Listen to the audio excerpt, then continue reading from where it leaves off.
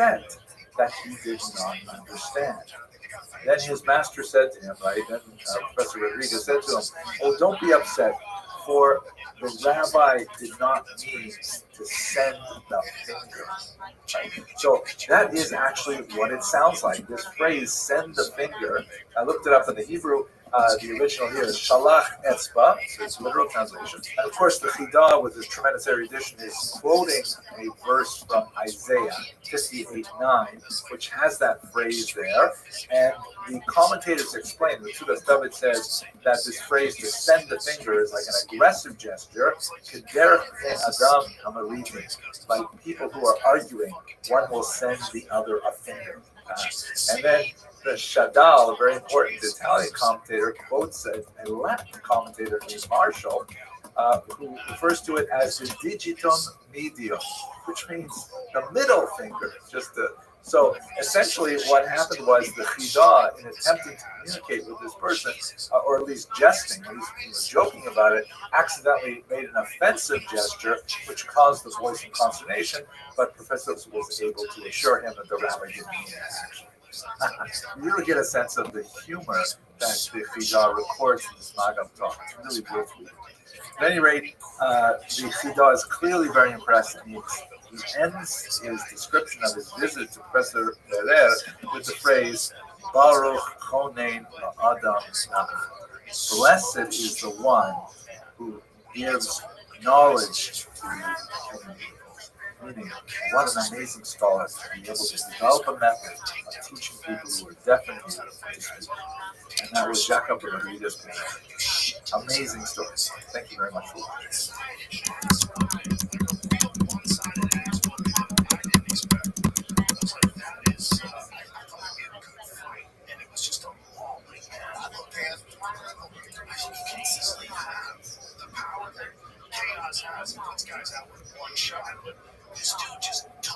Hello, fellow students of Jewish history.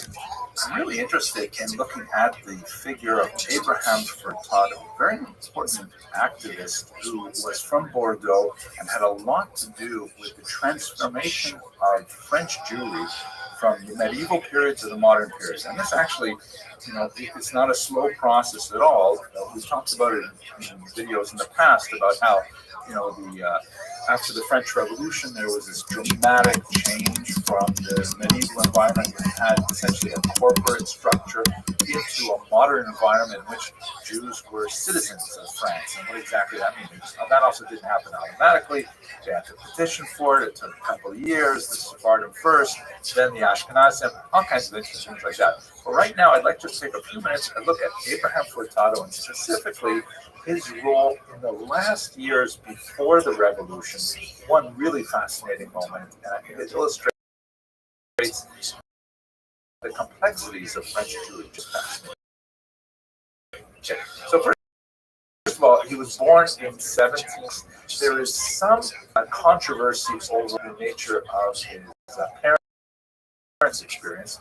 But the story goes that at least his mother, possibly mother, left Lisbon, where they were natives, after the tremendous earthquake that happened on November 1st, 1755. This was an important earthquake only because of the tremendous damage.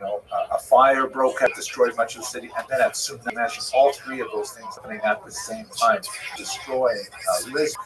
It allowed, however, for a new creative force to step in and not only reorganize the city and lay it out with modern principles, this is middle of the 18th century, but also there was a kind of a mood in Lisbon that, we should just get rid of all of this old stuff. And the Marquis de Pombal, in particular, very, very important political figure, who was one of the major reformist activists who led the country at that time, and in fact got rid of some of the most noxious aspects of the Spanish Inquisition. At any rate, focusing on Furtado, however, according to many accounts, including very reliable historical accounts, his father was killed in that earthquake. His mother moved to London, and he was born on the 30th of July of 1756. Now, This is kind of confusing because if his father died in the earthquake and he was born 9 months later, it's an incredibly tragic moment. His father would have died shortly after conceiving his son. However, Francis Molino, who was definitely the greatest authority on the Jews of Bordeaux, especially the Sephardi Jews of Bordeaux, wrote this great book. She argues that no, the couple left together after the earthquake to London. So it's possible that the accounts are mistaken. At any rate, our protagonist, Abraham, is born in London, and then when he gets married at age 19, he moves to Bordeaux, where he becomes very successful, like many other Jews of Bordeaux at this time, in the maritime trade, working in insurance for that international commerce that's just burgeoning in the 18th century. Now, let's just recall what's going on with French Jewry at this time. Remember that as of 1306, and then later confirmed in 1394, there are no Jews officially in France. And of course, there are Jews unofficially in France in a couple of different ways. And they're distinct populations with very different rights and privileges, even though they're all technically illegal as Jews. There are, of course, the Sephardim, who are largely from Portugal, who are living in the Bordeaux region and also in neighboring Bayonne. These are Jews who are technically Christians as well, because the Bordeaux experiences, they were largely populated from Jews who were forcibly converted a few hundred years earlier in Portugal, and then they made their way up to France, where they were slowly adopting their Jewish identities, openly or otherwise, by the time we get to the 18th century, as we've discussed in a few videos now. Then you also have an interesting population of Provençal Jews who live at the mouth of the Rhone River in regions that were originally under papal control. Here, Jews were allowed to live quite a bit longer. You have the important communities of Carpentras, for example. Avignon is an extremely important place, and sometimes these are called the Avignonese population of Jews. Many of them later actually moved to the Bordeaux region, so they're also living in Bordeaux. They're not the same as Sephardim. They have their own right, the Provençal right, which has largely been lost, but they were never converted to Christianity like the Portuguese Jews. And then, of course, you have on the eastern part of France, neighboring Germany, you have a mass of Ashkenazi Jews. And they are very, very different. Again, like the Provençal Jews, they have never been converted to Christianity. And certainly, unlike the Sephardic Jews, they have largely no interest in adapting to non-Jewish culture. This would be changing over the 18th and especially the 19th century, where there would be a lot more assimilationist pressures brought to bear on the Ashkenazi Jews. But in the medieval period, they're highly distinct. They speak a different language, Yiddish, which is very close to German, not at all close to French. They dress distinctively. They tend to be much more pious, much more scrupulous about observance of traditional Judaism. So they're a very different population and largely considered an undigestible mass in France. And again, all of these populations as Jews are technically illegal, but this is a medieval state on the cusp of modernity. They don't really know how to deal with it. A lot was changing in the 18th century, and a lot of the change was a result of the work of this man, whose name I will now attempt to slowly pronounce, Guillaume Chrétien de Magnon de Malesherbes. That's really hard to pronounce. And I know some French, but that's really hard. Malesherbes is how I'll refer to him now. He wrote a really important essay that ultimately resulted in a 1787 edict giving Protestant civil rights. Because although we're focused on the history of the Jews here, the Protestants posed a much larger problem for technically Catholic France. And they persecuted them at one point, and they discriminated against them later, but they didn't go away, and they constituted a massive population in France, and they had to somehow come to terms with them. So ultimately, in 1787, with this Edict of Tolerance, they said, okay, fine, you'll have civil rights as Protestants. France will still be technically a Catholic country. This is before the Revolution, but we're going to stop, like, for example, not registering your marriages. When you get married, okay, that will be marriage, even though you're not getting married in the Catholic Church, for example. And so this essay and this edict that came out in 1787 caused the Jews to say, hey, what about us? Should we be emancipated too? So it turned out that the state responded, no, we weren't thinking about Jews, although Malazar himself may have actually been thinking of Jews. But this sparked a whole feverish activity in the last years before the revolution, trying to figure out what should be the position of the Jews, or specifically, what should be the position of the various communities, because they were all so very different.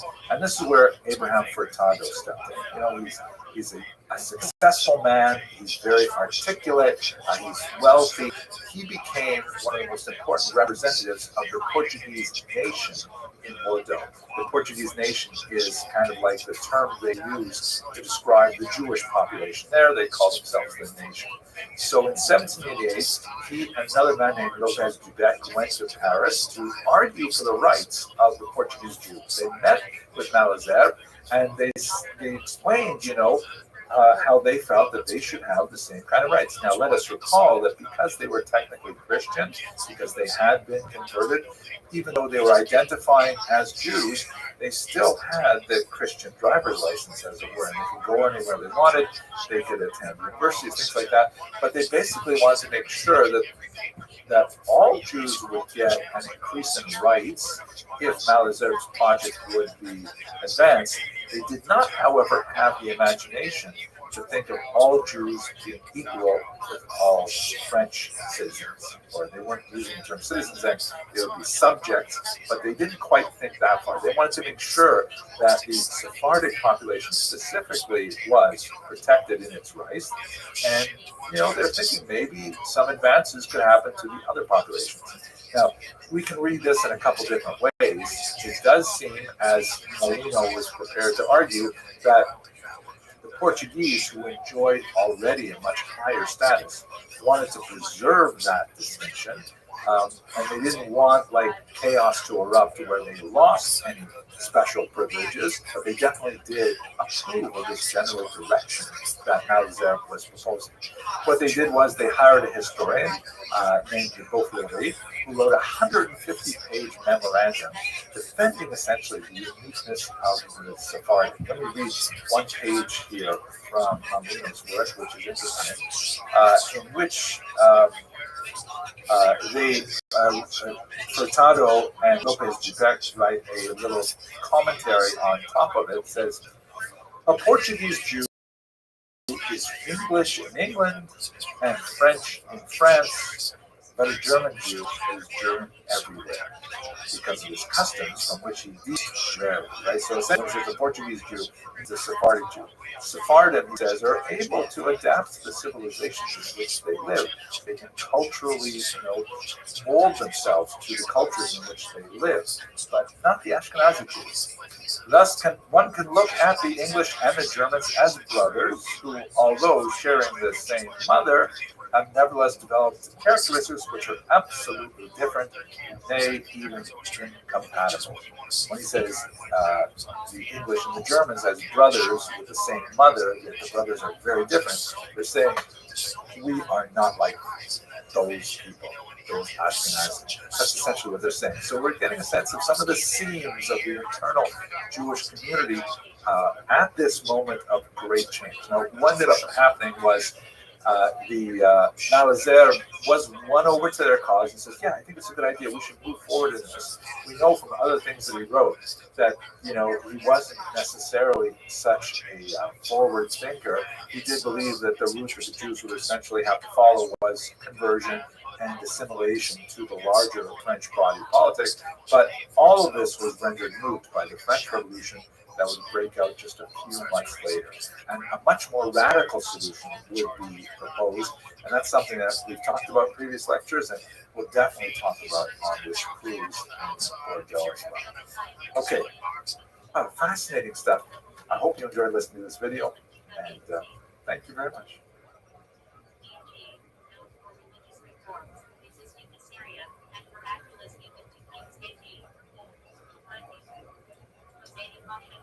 Hello, fellow students of Jewish history. One of the reasons why I'm so fascinated with Bordeaux. And I can't wait to go visit that place with Kosher River Cruises this I didn't year realize this because Bordeaux is right at the very beating heart of the changes that affected the Jewish community of Europe and brought them into modernity at the turn of the 19th century. I'm speaking specifically about the movement towards emancipation, which occurs primarily in Paris. That's where most of the debates and discussions were held, and the great Sanhedrin, which I'll talk about in a second, was convened and so on. But the transition from pre-modern state, really a medieval state, to a modern state is so crucial for the development of modern Jewry all around the world. In many ways, American Jews, Canadian Jews, Australian Jews, all have to look back to what happened in Paris and in Bordeaux in those few decades that traversed the turn of the 19th century to really understand how did we get to where we are right now.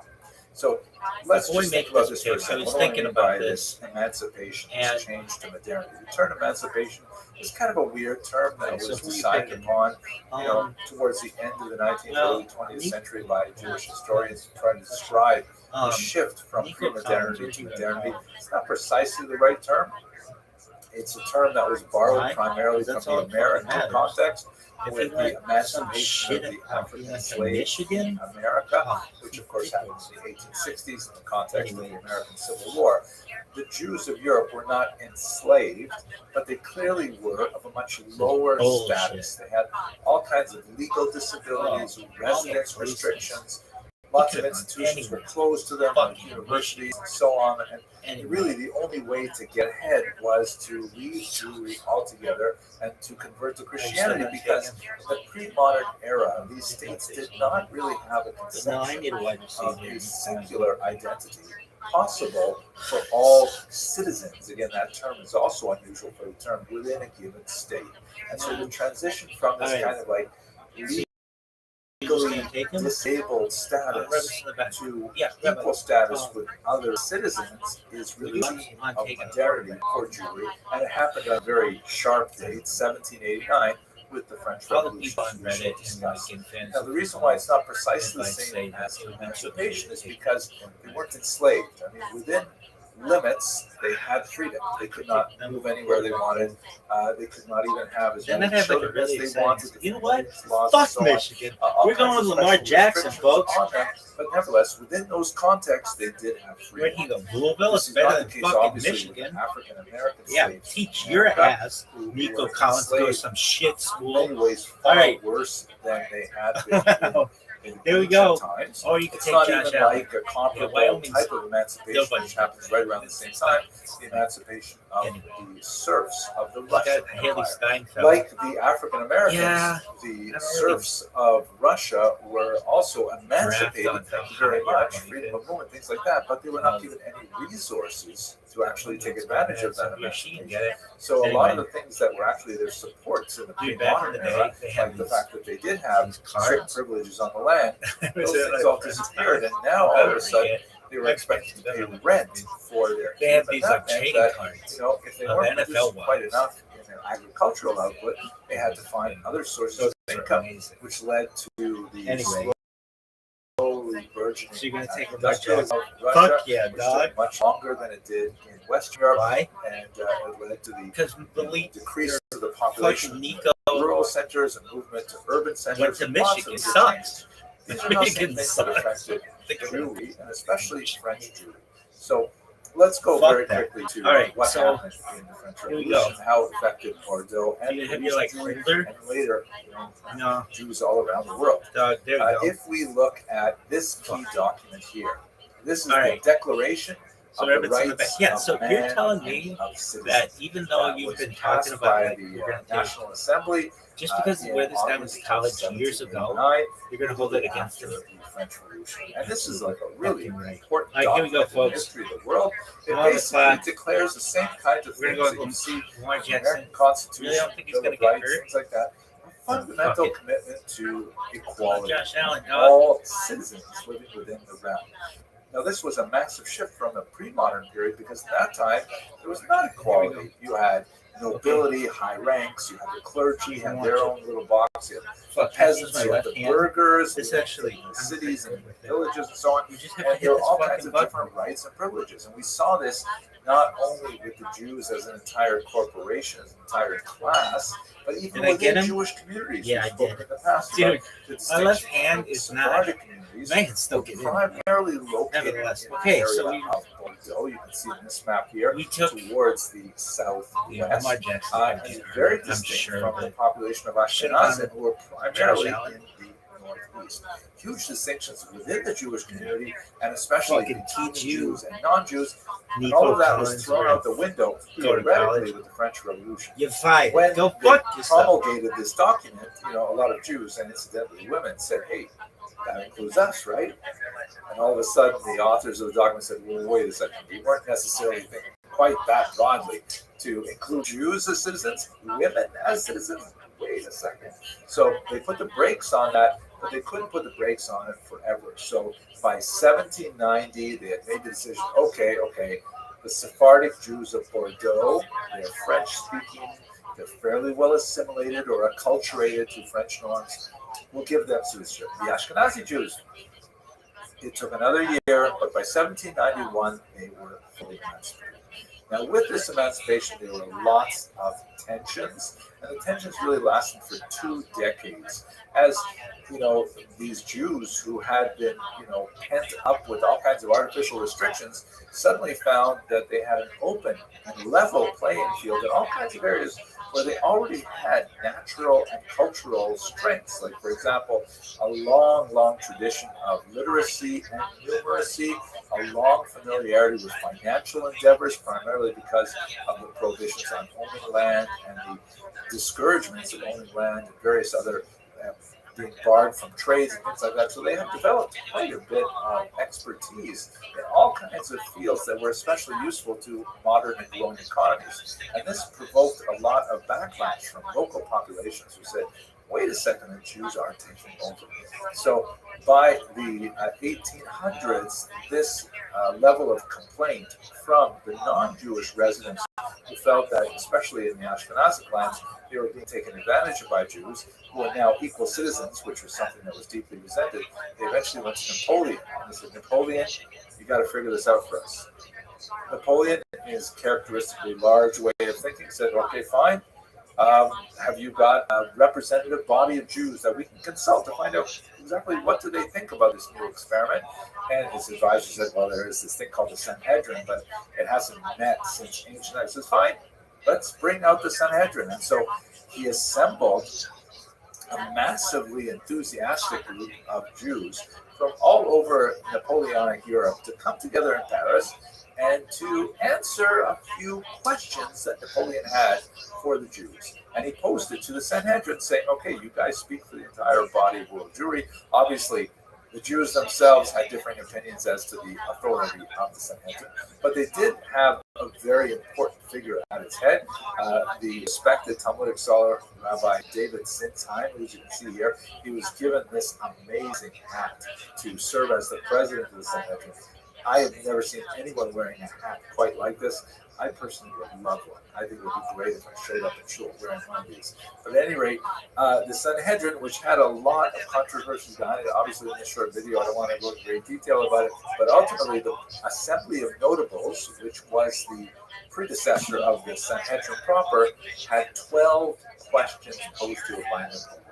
And these are they. First of all, do Jews believe in polygamy? Are Jews allowed to marry more than one wife? And that was a pretty easy question for the Jews to answer. I think it's more interesting to think about why is Napoleon asking this question in the first place. I think the reason is probably because he wanted to kind of assess, and he wanted the Jews to sort of reflect on just how prepared are Jews to accommodate themselves to French realities. Now, in the Jewish tradition, of course, if you have any familiarity with the Bible, as Napoleon would have, you would know that Abraham had 2 wives, that Jacob had 4 wives, and so on. And he was wondering, like, what are Jews doing today? It's interesting to note the degree of his ignorance of the Jewish community, because since the year 1000, more or less, the Jewish community of Europe, the Ashkenazim in particular, had already banned polygamy, and it disappeared for about 800 years by that point. Polygamy was still practiced in African Jewish communities, Middle Eastern Jewish communities, but not at all in European Jewish communities. So they could with confidence no polygamy. And then he asked a question about divorce. The Catholic Church did not permit divorce. They had something called annulment, which has some common features, but he wanted to know how closely Jews to this idea. Jews do permit divorce. He asked about, do Jews intermarry with non-Jews? That was probably one of the questions that the Sanhedrin had the most difficulty answering straight up. And they basically kind of fudged the answer and said, well, wow, look at the time. It's already, and try to really extract Napoleon's representatives from the answer, which is that basically Judaism forbids intermarriage, but if it happens, the Jews and the Jewish community don't really have a lot of tools to prevent it. And of course, this was important to Napoleon because he's thinking, okay, how long am I going to have this problem? How long am I going to have this assimilable mass of people living in France who don't necessarily regard themselves as French? So then he goes to the heart of the question, are Frenchmen considered brethren or strangers? The assembly knew what kind of answer. He said, of course we consider Frenchmen our brothers, not strangers. Is there a double standard? Same kind of question. They said, no. Do Jews born in France consider this their country? Will they defend it? Will its laws? This is especially because the Ashkenazi Jews live right up against Germany, with more Ashkenazi Jews as well. What would happen if France went over with Germany, which they did with some regularity? So would French Jews side with Nazi Jews in Germany? So they're concerned about this. And he delves into the last 6 questions, which really focus on the Jews organizing themselves. Like question 7 is, who appoints the rabbis? And do rabbis have police? And 9, are Jews bound to obey the rabbis? Meaning Napoleon wants to know, am I setting myself up to have a state within a state where the Jews have their own legal system and police system and manage themselves? What happens if their laws don't correspond to French laws? What are we going to do about that? So the rabbis, this is really where you see a lot of the break between pre-modernity, where the Jews essentially did have their own legal system. They did have their own enforcement system, which was typically supported by the state. But in France, in a modern citizen-based democracy, you can't have 2 different legal systems, 2 different police systems for different populations. The police is for everybody, the law is for everybody, and so on. So they found answers that satisfied Napoleon. Then he asked some economic questions about, are Jews required to engage in usury, which is, of course, kind of like a negative term for money lending? Are Jews forced to engage in that? What happens if they want to pursue a different occupation, like, I don't know, medicine or accounting or ping pong, whatever it is? And of course, they gave the answers, yes, Jews are free to pursue all kinds of occupations as long as there are no barriers set up for them and so on. The bottom line of all these questions was, we wanted to know, are you prepared to become French citizens and take on for yourselves the burdens of equality? Or do you want to try and retain some kind of distinctiveness within our society that would be unacceptable to our way of life? That's essentially the gist of it. The Jews of the Sanhedrin and its predecessor, really the Assembly of Notables, when these first questions were posed, they answered, yes, we want equality. We will figure out how to deal with the ways in which Jewish particularism does not fit with universalism. We want in this society as a whole. And those decisions were essentially the ones that affected modern Jewry for the next 250 odd years. Now, it's really interesting to try and think back on what was the thinking of the Jews when they gave these answers. And it's, did they give the right answers? Did they sacrifice too much, perhaps? The enthusiasm with Napoleon's support was so significant, they were soon disappointed by some of the decisions he laid out later, which reimposed certain restrictions on them. So if you want to get a sense for the somewhat slavish admiration that many of these Jews had for modernity. Again, not shared universally. Many of the Jews in Eastern Europe were quite hesitant to endorse this venture. But have a look at this remarkable medallion, which was coined by the Jewish community to specifically celebrate the achievements of Napoleon's son. And of course, you see the profile of Napoleon himself. It says in French, the emperor and king, and then you see Napoleon actually delivering the 10 Commandments to an obsequious, genuflecting Jew, which essentially is placing Napoleon in the position of Moses. I mean, what a mind-boggling piece of coinage, right? That's a quick talk on this. There's so much more to say about it, but I don't want to take too much of your time. I really appreciate your watching, and I hope some of you will be able to join us on this cruise. And if not, I really look forward to sharing some of the things I see while I'm there in Bordeaux. Thank you very much for watching.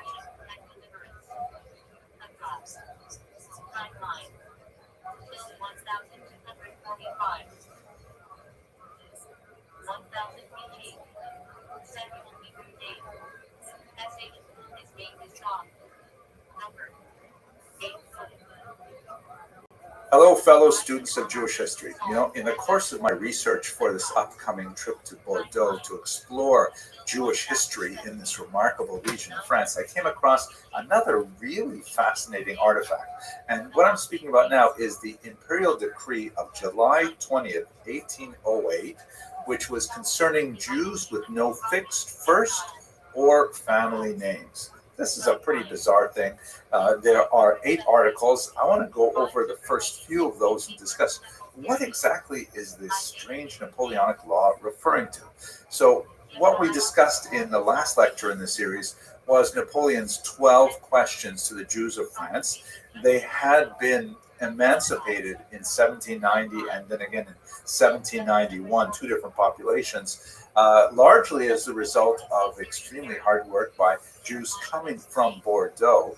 And then when Jews had been emancipated, there was still a backlash in larger society. And Napoleon had this really strange kind of difficult challenge of threading the needle with allowing the Jews into a rapidly modernized society, which was something that he cared about very deeply, but at the same time, curbing the ridiculous excesses of the terror of the period immediately following the revolution, which had a huge backlash as well. And so we wanted to establish some kind of calming devices, speed bumps, as it were, along the road to a new France. And one of those areas, which was kind of like a test case for so much of the revolution, was what do you do with the Jews? The Jews are, an unusual population, potentially very helpful to the society, especially those Jews in Bordeaux and Bayonne who had been adapted to French life because they had their strange status as Portuguese citizens or Portuguese subjects.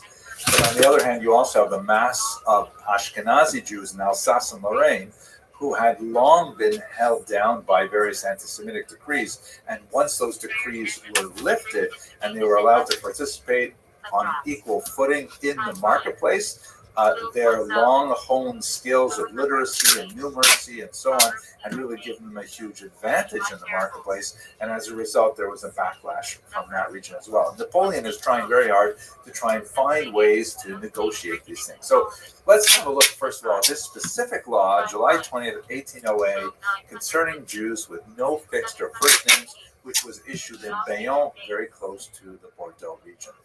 So here's Article 1. I'll just read the translation. Those amongst our subjects who follow the Hebrew religion and who, up to the present, have not had fixed surnames or last names, shall be ordered to adopt one in the 3 months following the publication of this, our present decree, and to make a declaration of the fact before the civil status officer in the commune where they live.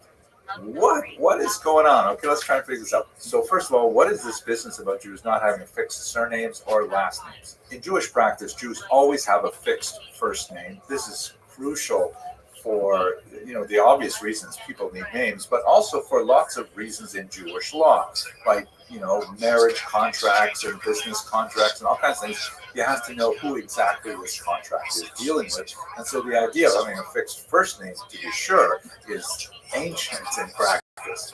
The surname is a little more complicated, however. Jews historically used to have always a patronymic and a matronymic, meaning they would be named son of or daughter of their father for a whole host of reasons, specifically contractual agreements. They would always be, let's say, Reuven, the son of Levi, marries Leah, the daughter of Shimon. And it would always be the patronymic used in that case, that a woman be the daughter of her father. In other cases, particularly in certain ritual situations, like for example, if you're praying for the mercy or healing of a person who's sick, then you would use the matronymic. So you would say, may Reuven, the son of Leah, have a refuah shalema, a complete recovery, that kind of thing. And so, generally speaking, that you would either use the patronymic for most legal purposes, the matronymic for other purposes. And those are not surnames, but they were universal and, fixed. However, the idea of a family name that every member of that family, every generation would possess, that is only applied sporadically in Jewish history, and it depends on region, it depends on the local culture. Sometimes a particular family would get a surname that was used, but it's not necessarily fixed, and that's basically the practice for European Jews up until late 18th and early 19th century. So what Jews would use for surnames were much more casual. Like, for example, if a person came from a particular village to a different place. Let's say a person came from, Paris and moved to Bordeaux. They might call him Reuven Paris because he's the Reuven who came from Paris. You might also have a surname that's based on, a profession of a father or a grandfather or something else. Reuven Schuster, Reuven the shoemaker, for example. So and these things, of course, could change because there was no real reason to fix them into law until Napoleon. So Napoleon wanted to put an end to that, and he says, okay, that's it. All Jews have to have a fixed surname. All Jews have to have a fixed first name, which of course they already had, and they've got to declare these within 3 months. And this also applied Article 2 to non-French Jews who came to the empire, which has a lot of interesting things about immigration rules, and people just show up, and you see how porous the borders are, but let's leave that aside because I want to concentrate on the names. Now, Article 3, I think, is so fascinating because Article 3 says names from the Old Testament, which you would think as being a pretty popular choice in Jews, and names of towns are expressly forbidden, authorized by the law of the 11th Germinal of the year 11. What is this article? What are we talking about here? So it happens that only article was abandoned, at least the Old Testament part of it was abandoned, because Jews would take names from the Old Testament, especially for their first names. It's unclear exactly why the names of towns were forbidden. Perhaps this was a sense of the, wanting to make things a little bit more full. But to really understand Article 3, we have to go back and say, well, what is this strange law of 11 Germinal of year 11? Let us recall that after the revolution, there was a huge surge of changing everything. Not only are we changing the government, we're going to change every way we measure things, the metric system. We're going to even change the way we measure time. And so a new calendar, a Republican calendar, which was metric in the sense that it had 10 months and it had 10 days in the week, which wreaked havoc, of course, on any Sabbath service. And all of the names of the month were changed and things like that. So this law of the 11th of Germinal of year 11 refers to actually in the Gregorian calendar April 1st, 1803. And in case you're wondering, yes, the French abandoned that Republican calendar because it was just crazy and impossible to use. So on April 1st, 1803, I know it sounds like April Fool's, but at any rate, this new law came out. This law of 11 Germinal has outlawed all unusual names for French people. the law of 11 Germinal restricted the choices of names that French people could give their children to names that were recognized from antiquity, like ancient Roman Greek period, and also names that had been enshrined in the Christian calendar of saints and things like that. But they could not use, for example, very popular names that had been adopted during the revolutionary period, like names of particular heroes from that revolution who may later have been discredited, or names of particular battles, or even the names of the months of the year under the Republican calendar. All of those names were considered way too strange, and Napoleon said, no more using those names, you got to focus only on a list of names, which apparently was never actually published. And the idea was that by giving people names that people recognize, this would develop stability. This would develop kind of like a flow through from the pre-revolutionary past and things like that. But it left a gap, because what about the Jews? The Jews are not going to typically choose names of Christian saints for their children. How do we deal with that?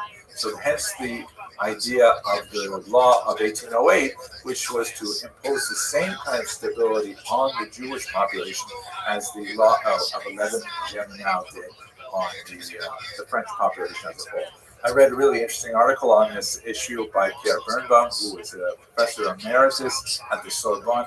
And he says that unfortunately there's never been any good study done of how this law was implemented. Apparently, many of its provisions were abandoned shortly thereafter, but there definitely was a transformation that was effected on the Jewish population.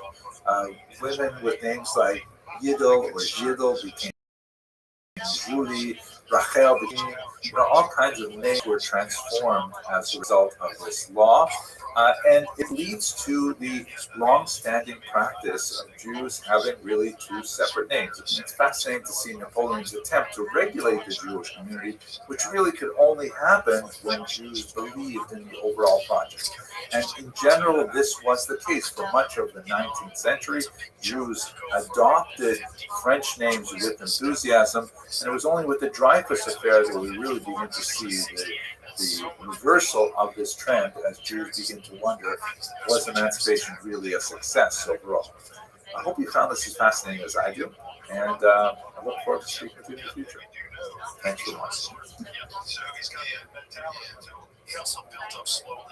Hello, fellow students of Jewish history. As you know, Kosher River Cruises is going to Bordeaux this fall. I'm really excited to see this place. It has such an interesting role in Jewish history. But of course, a good part of what we'll be doing there is learning about French wine, and specifically the wine of the region of Bordeaux. So I figured I got to learn a little bit about it myself. I'm not a wine connoisseur, but here's something about the history of Jews and wine, and then we'll look a little bit at Bordeaux specifically. First of all, we should be aware that wine is an important part of Jewish ritual. In fact, I had my first taste of wine when I was only 8 days old as part of the traditional initiation rite into Judaism. I don't remember it very well, but I'm sure I enjoyed the wine very much, as I can judge from my own sons. There's not an extensive history of Jews as wine producers in the ancient world. It's not unheard of. We actually know a little bit more about Jews as beer distillers in Babylonia.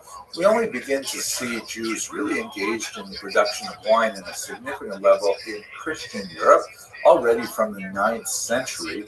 And this, by the way, is another example of the widespread fallacy that Jews were not allowed to own land. The reality is that Jews were allowed to own land in lots of parts of Europe. The only challenge is that, especially after the Crusades and the blood libel and the host desecration, which is like 11th, 12th, 13th century onward, owning land actually became a very poor investment, because if you were expelled from your region as a result of anti-Semitic activity, then you would lose your investment. So Jews started to invest far less in land by the time you get to the High Middle Ages. But before that, you have lots of Jewish vintners. And it's also interesting because they apparently were such popular producers of it that they would sell their wine to non-Jews as well. In fact, there's significant evidence that Jews were making wine that was very popular, not only for Christians, but for the church as well. This is something that Agobard of Lyon complained about in around 825, and Pope Innocent III was complaining about it still in the early 13th century, saying that churches are using specifically Jewish-made wine for communion. I guess it must have been especially tasty.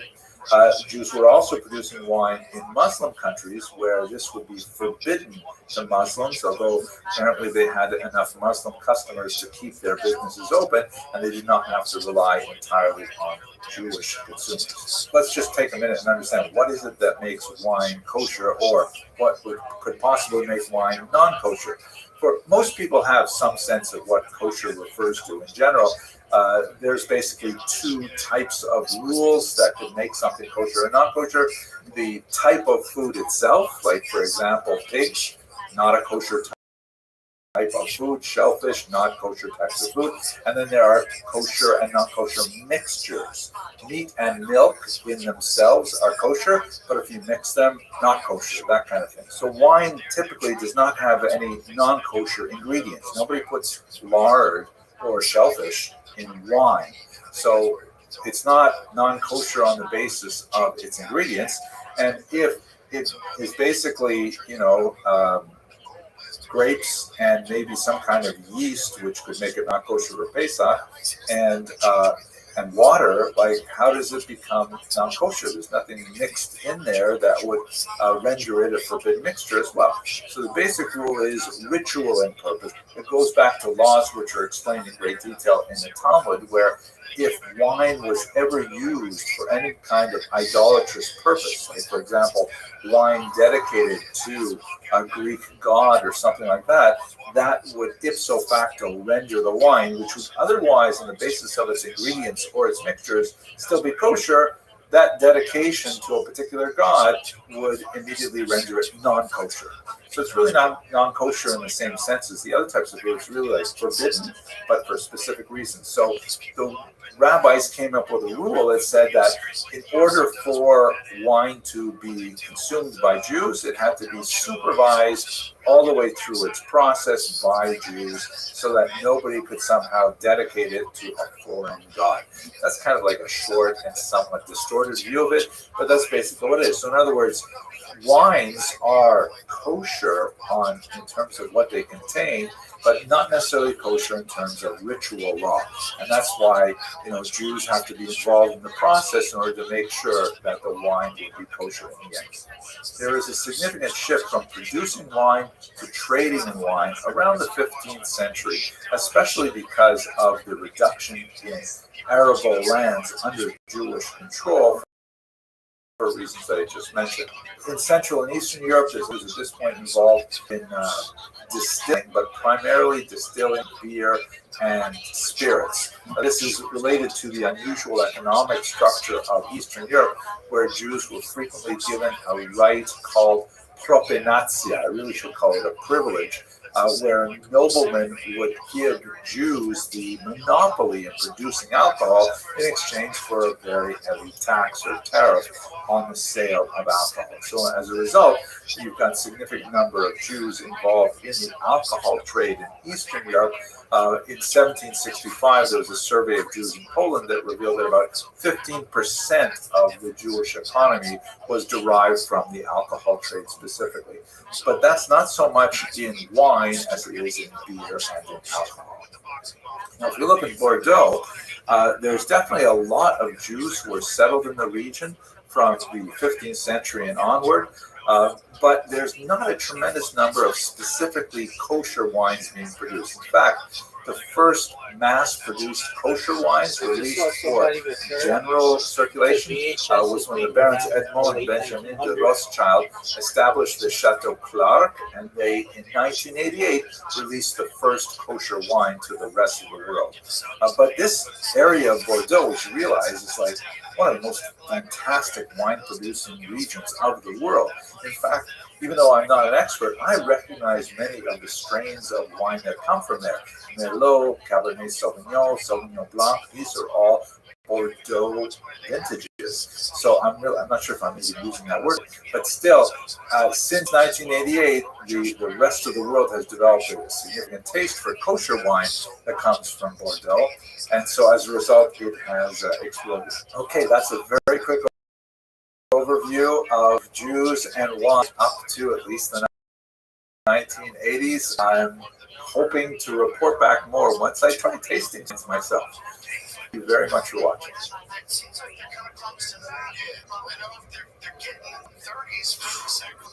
Hello, fellow students of Jewish history. One of the most fascinating aspects of the history of the Jews of Bordeaux is its influence on modern Jewish history. And today I'd like to look at something I really didn't understand until I started delving much more deeply into the sources, in particular Gerard Napon's amazing book, Jews and Judaism in Bordeaux, which has a fantastic section on this. Specifically, the role that Bordeaux Jews played in founding the Alliance Israélite Universelle, which is the most important and longest lasting, and I believe first, international Jewish organizations defend specifically Jewish rights all around the world. So let's have a look at this story. It's actually an amazing thing. Alliance Israélite Universelle, which let's just call it Alliance, the translation is just like it sounds in French. The Alliance of Israelites that is universal, the Universal Israelite Alliance. And Israelite is like sort of like another term for Jew. In some languages, particularly in the late 19th century, the term Jew was considered slightly derogatory. I don't know why. And so they preferred other words like Israelite or Hebrew. We see that, for example, in Russian, the term Jewish is definitely derogatory, not necessarily so in Polish or in Ukrainian. And so they preferred the term Yashrei, which means like Hebrew.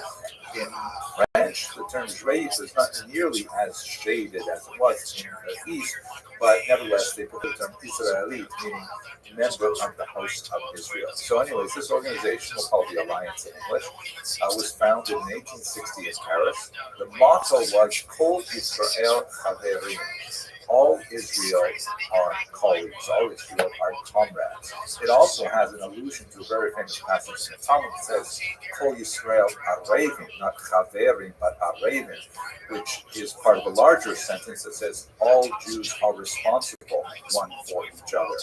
And this really encapsulates the idea of this particular organization, which, as I mentioned, is, I believe, the oldest international organization currently still in existence that is dedicated to Jewish causes worldwide. Its principal activities are Jewish education, vocational training, things like that, and it had some diplomatic efforts, especially up until the Second World War, when it was severely depleted by, of course, the Holocaust. And its roots are in Bordeaux.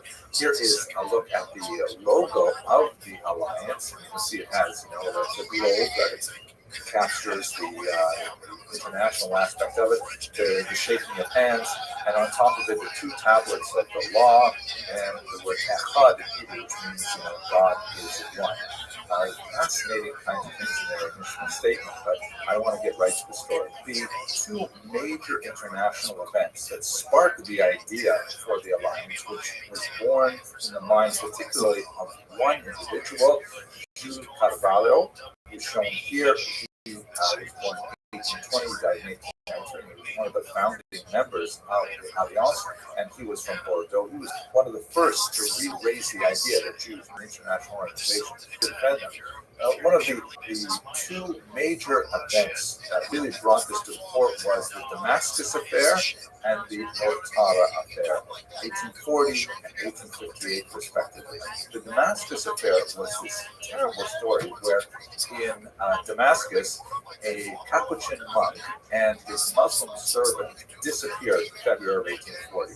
And this crazy idea circulated that somehow the Jews of Damascus were responsible for their disappearance as a recrudescence of that bizarre medieval myth called the Blood River. This is something that had first appeared in England in the 12th century and then rapidly spread throughout Europe, this insane notion that Jews somehow needed to consume the blood of Christian children for various ritual purposes. Absolutely ridiculous libel lie that had been perpetrated through much of medieval history and has no basis whatsoever to it. But nevertheless, it's stuck in the popular mind. It's very hard to let go of this thing. The Nazis made a big deal of it and so on.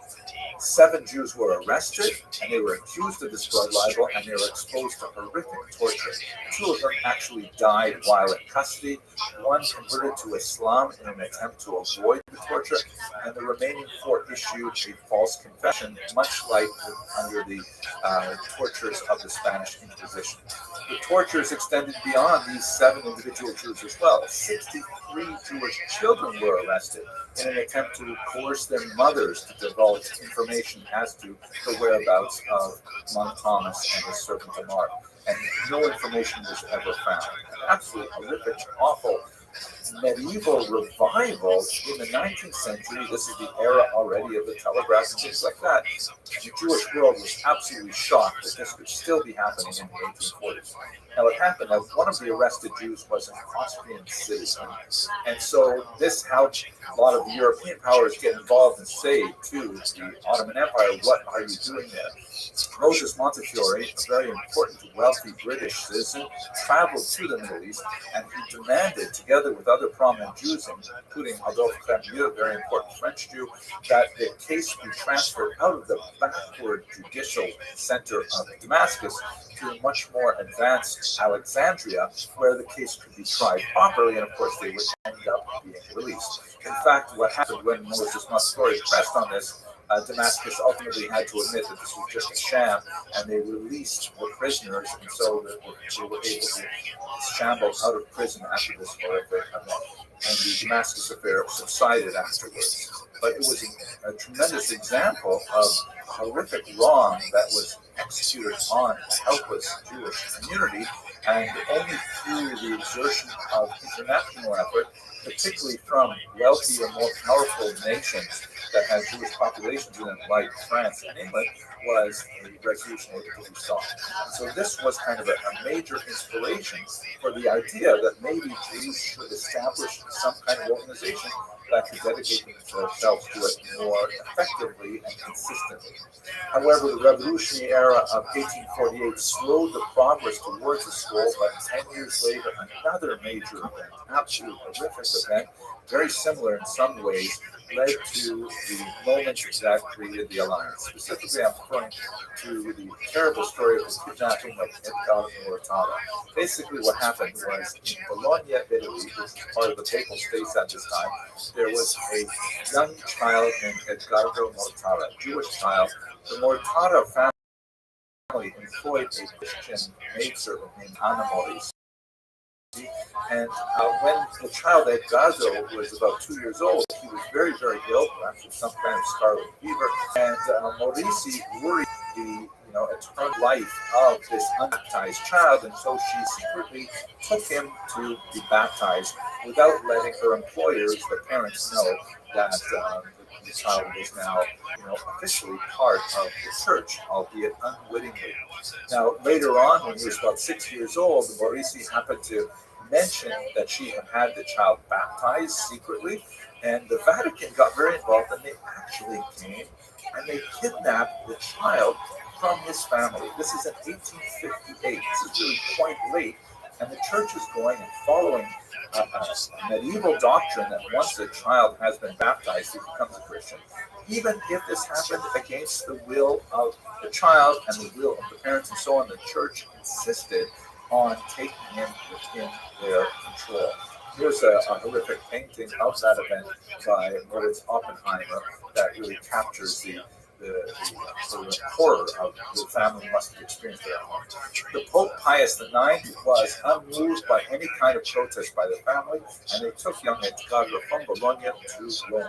And despite the protests of Jews worldwide, including in New York at this time, and including the prodigious efforts of Moses Montefiore, the hero of the Damascus affair, Pope Pius IX refused to release the child back to his family. An incomprehensible tragedy. The young Edgardo ended up growing up and becoming a priest. He specifically dedicated his life afterwards to proselytizing among the Jews, and only as an adult was he finally reunited with his family, as you can see him here on the right, with his mother and his brother. You can imagine what kind of a family reunion that would have been. Montaldo lived the rest of his life as a priest and ultimately died in Belgium just shortly before the Nazis invaded. The Nazis would have certainly considered him a Jew, regardless of his baptism and Christian heritage. Nevertheless, this example of the incredible power wielded by the church and the helplessness of the Jews led specifically to the foundation of the alliance. A gathering was held in Paris in 1860. Paris, of course, being the capital of France, was the logical place for the alliance to be founded, and it was its principal center of activity. Of the 6 founding members, 2 of them were from Bordeaux. Most prominently, Jules Carvalho, who is shown here. He was the elder statesman who was the first one to begin to really express the idea of this should be created. And also Elie Aristide Astruc, who was a rabbinic figure. He studied in the rabbinical seminary in Metz, very, very prominent, in particular in drafting a lot of the key statements of the alliance at this early period. The 6 charter members, including Carvalho and Astruc, developed 3 main goals for the alliance.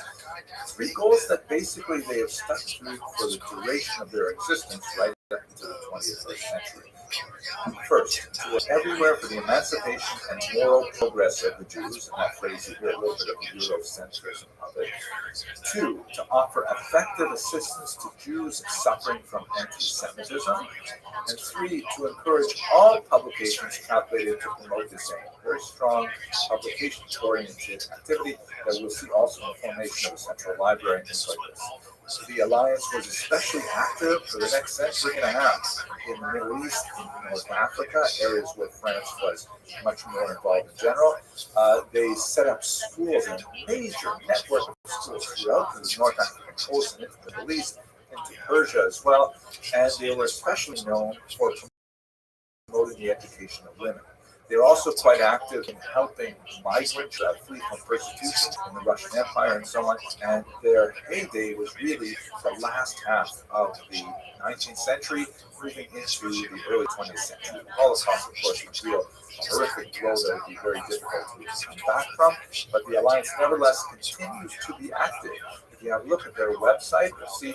Although it does offer an English option, it doesn't seem like it's very much translated into English on the website, but they have a relatively active YouTube channel, specifically interviewing people who visit the library and things like that. They remain in this unusual space where they are promoting an understanding of Judaism that is faithful to tradition, but is tolerant and open to the modern world, and they continue to do a lot of really tremendous things all around the world.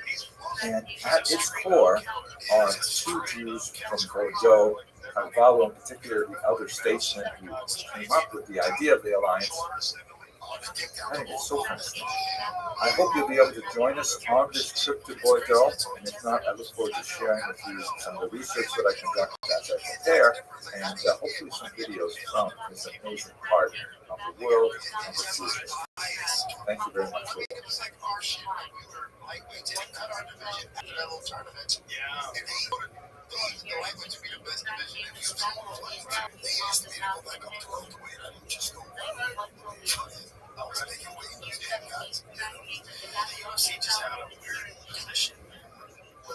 This morning, we're docked in Libourne in the region of Bordeaux. Beautiful, much more rural area than the city of Bordeaux, which we left last night. And we're going to be visiting a vineyard in this region of Saint-Emilion. This is the beautiful river as it empties into the Gironde estuary. And you can see the city or really a town of Libourne. It's rush hour now, morning rush hour, so you can see quite a few trucks and cars and things on the road. And we're going to head up to the synagogue, which is up by the church. It's not at all uncommon to have synagogues near the churches, sometimes cathedrals in large cities, because of the settlement of Jews typically is in the oldest parts of the city, since they tend to be the oldest residents. I think this particular town is especially fascinating to illustrate a widespread phenomenon that we don't study very much, because we tend to focus our energies on larger centers where you have a lot of Jews concentrating, and you tend to have like great minds involved in creating something amazing. But the truth is, after the Hispanic expulsion of 1492, there's a huge influx of Spanish Jewish refugees into this part of Bordeaux, where they spread out into a lot of the smaller villages and smaller settlements. And it's fascinating that they retained their identity for so long here. We're going to go visit the synagogue of Libourne, which is still functioning. It's absolutely amazing, and I'm really looking forward to seeing it later today. Here we are, coming up to the synagogue of Libourne, a really great example. Okay, so you have this hallway here, which is really cool. And look at this, they got a sukkah here in the courtyard. It's so nice. A beautiful sukkah here in the courtyard. And then check this out. This is great. It says, "Let us go to the house of God with feeling." 1847, very important date. It's very typical kind of architecture with the in-your courtyard, like protecting it from the street. There's just a fairly, quiet gate up front. And we come into the synagogue itself. Walking in for the first time, this is the whole synagogue. Very, very excellent example of a tiny little provincial synagogue for a community that we know in 1840 numbered less than 100 individuals. They got the women's section up there. Wow, just fascinating. Look at this. What an amazing thing.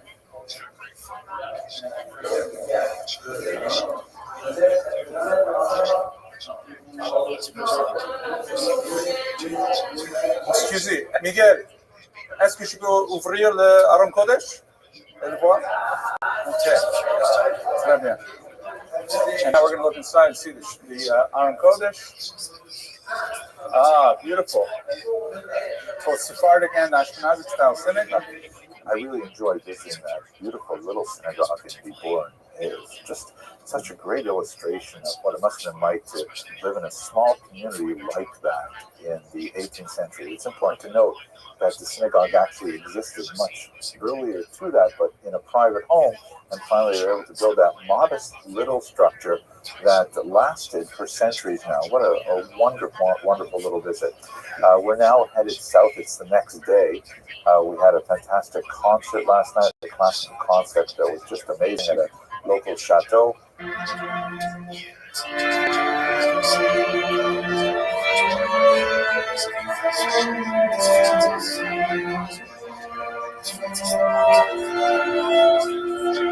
And now we are headed to Bordeaux, where we're going to see a synagogue that contrasts tremendously with that tiny little sort of like French steeple. Now we're going to see the grand synagogue, the phenomenal expression of the cultural might and power of the Jews of Bordeaux.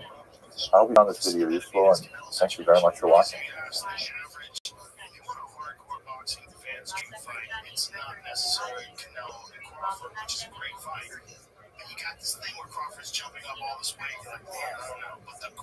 Here we are at the gorgeous, massive edifice of the Bordeaux synagogue. Really interesting looking sort of menorah right in the middle there. This building was originally constructed not on this particular design in the, I think it was 1812, and then it was burned in a fire in 1873, reconstructed in 1882. And then, unfortunately, during World War II, was used to intern the Jews by the Nazis before they were deported to the death camps. And then after the war, it was renovated and rededicated. And with the great influx in the 1960s of Jews from North Africa, it was repopulated as well. I'm so grateful to be here with Kosher River Cruises and Rabbi Moshe Tayeb from this amazing Bordeaux synagogue. And he speaks English, so he's going to share a few words with you about the history and so on, and whatever it is he would like to say about the nature of Bordeaux Jewry. I'm very pleased to receive all the group and the people in the synagogue today in Bordeaux. and in a few minutes when the group will come, they will try to explain the history and the particularity of the Jewish community of Bordeaux. All right. If you would like to say one thing to 100,000 followers of Jews around the world watching these videos, what would you like to say to them? I say then that we are very pleased to receive all people, of Jewish people or not Jewish people, to see our synagogue and to come in Bordeaux to see and to learn about the history of the community and the history of the Judaism and of the Jewish people in the city in Bordeaux. Thank you very much. Okay, très bien. So this is the entrance here, and there are beautiful mosaics and so on. And as we come into the main entrance, it's just gorgeous. Wow. And look at, there's that motif of that gorgeous menorah again. Wow. Beautiful synagogue. Here I am at the top of the bima in the amazing Bordeaux synagogue. The smell inside is just gorgeous. It smells like old wood polished for decades and decades, coming from the pews here, the seats. You can see there's a massive menorah right in the center. It's evoking the menorah that's on the exterior wall. And here is the Ner Tamid. This is a really interesting Aron Kodesh, because these huge theatrical light curtains that go up. It looks like about 4 stories worth. And there's a skylight bringing natural light in over the Aron. And you can see that the Aron itself has decorative elements of the 12 tribes, and then the stones on the breastplate of Kohen Gadol. And then they have a full statement of the, not the abbreviated text, of the 10 Commandments. They're all spelled out as per the biblical text. Just gorgeous. They have a large women's section on the top, and it looks like they have, it goes all the way around the back as well. Beautiful acoustics, gorgeous. And look at this, there is a massive organ here. Now, I have to get into the history a little bit to find out what they did with the organ on Shabbos. That was a huge bone of contention in 19th century Europe. Do you use the organ, not use the organ? Because it is possible to play an organ without electricity using the hydraulics, for example, and compressed air. But the question is it appropriate on Shabbos? It was a hallmark of reform to use them. Orthodoxy was really quite hesitant. This looks like the Kisei Eliyahu, the chair of Elijah that is used for circumcisions. The Sandek, the godfather, as it were, who holds the baby on his lap, would sit there. And there's a spot here for his feet. It's like the Bordeaux synagogue is just a tremendous statement of the status that the Jews had achieved after so many hundreds of years of living, first secretly as Portuguese merchants in this region, and only in the 18th century beginning to assert their Jewish identity, which had long been artificially submerged. And then ultimately, by the time you get to the 19th century, when they built this great edifice, they'd come of age. They had pioneered the emancipation of Jews, not only in France, but also of all of Europe, and by extension, North America, where a lot of the articulations of how Jews were to exist in modern society were finally expressed in a contemporary society where people's membership in a state is based on citizenship rather than on membership in a community, which has its upsides and downsides. We've discussed that in other lectures. It's really amazing to be here in Bordeaux with Kosher River Cruise and actually see artifacts like this, great architectural artifacts like this in real life. Okay, I'm going to go up into the women's section right now. Nice curving stairs here. And check it out. Very grand kind of approach to the top. And it looks like you can enter into the center section or to the left section. Let's go to the center section and see if it's open. Yes. Here we go. Okay, you've got these banked seats, kind of like, sort of leisure style. Not terribly big, but this is 19th century. People, as you can see, it's actually used. People need a sitter here, and look at that. Actually, it looks like this sitter is with the photograph from Bordeaux itself. sign here says, please don't forget to put your books back on the shelf. And this synagogue is active. They have a minyan. We just saw them coming out this morning. As I don't think they probably don't pray in this large room here. They probably use a smaller room somewhere else during the week. But on Shabbat and holidays, they have quite a crowd here. If you want to take pictures of the synagogue, of the art, of the... That's beautiful. Here is the law that Moses gave to the children of Israel.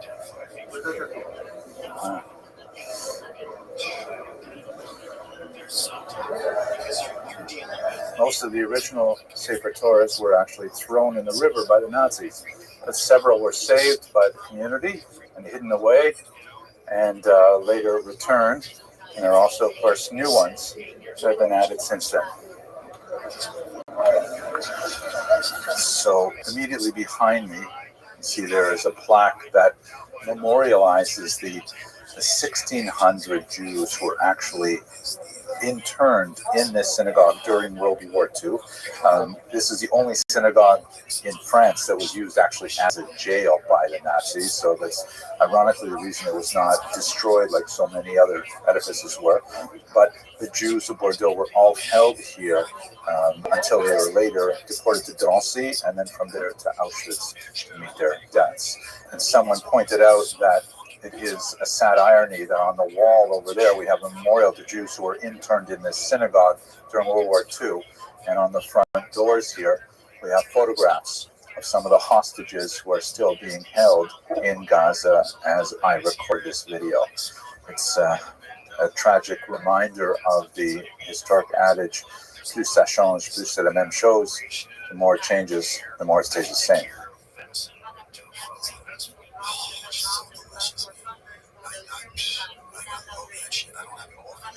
Hello, fellow students of history. I'm very happy to have something special to offer you today. I'm working with Touro University Berlin and some of their esteemed faculty on a new project. We're going to spend 20 brief videos discussing this remarkable book on tyranny by Professor Timothy Snyder.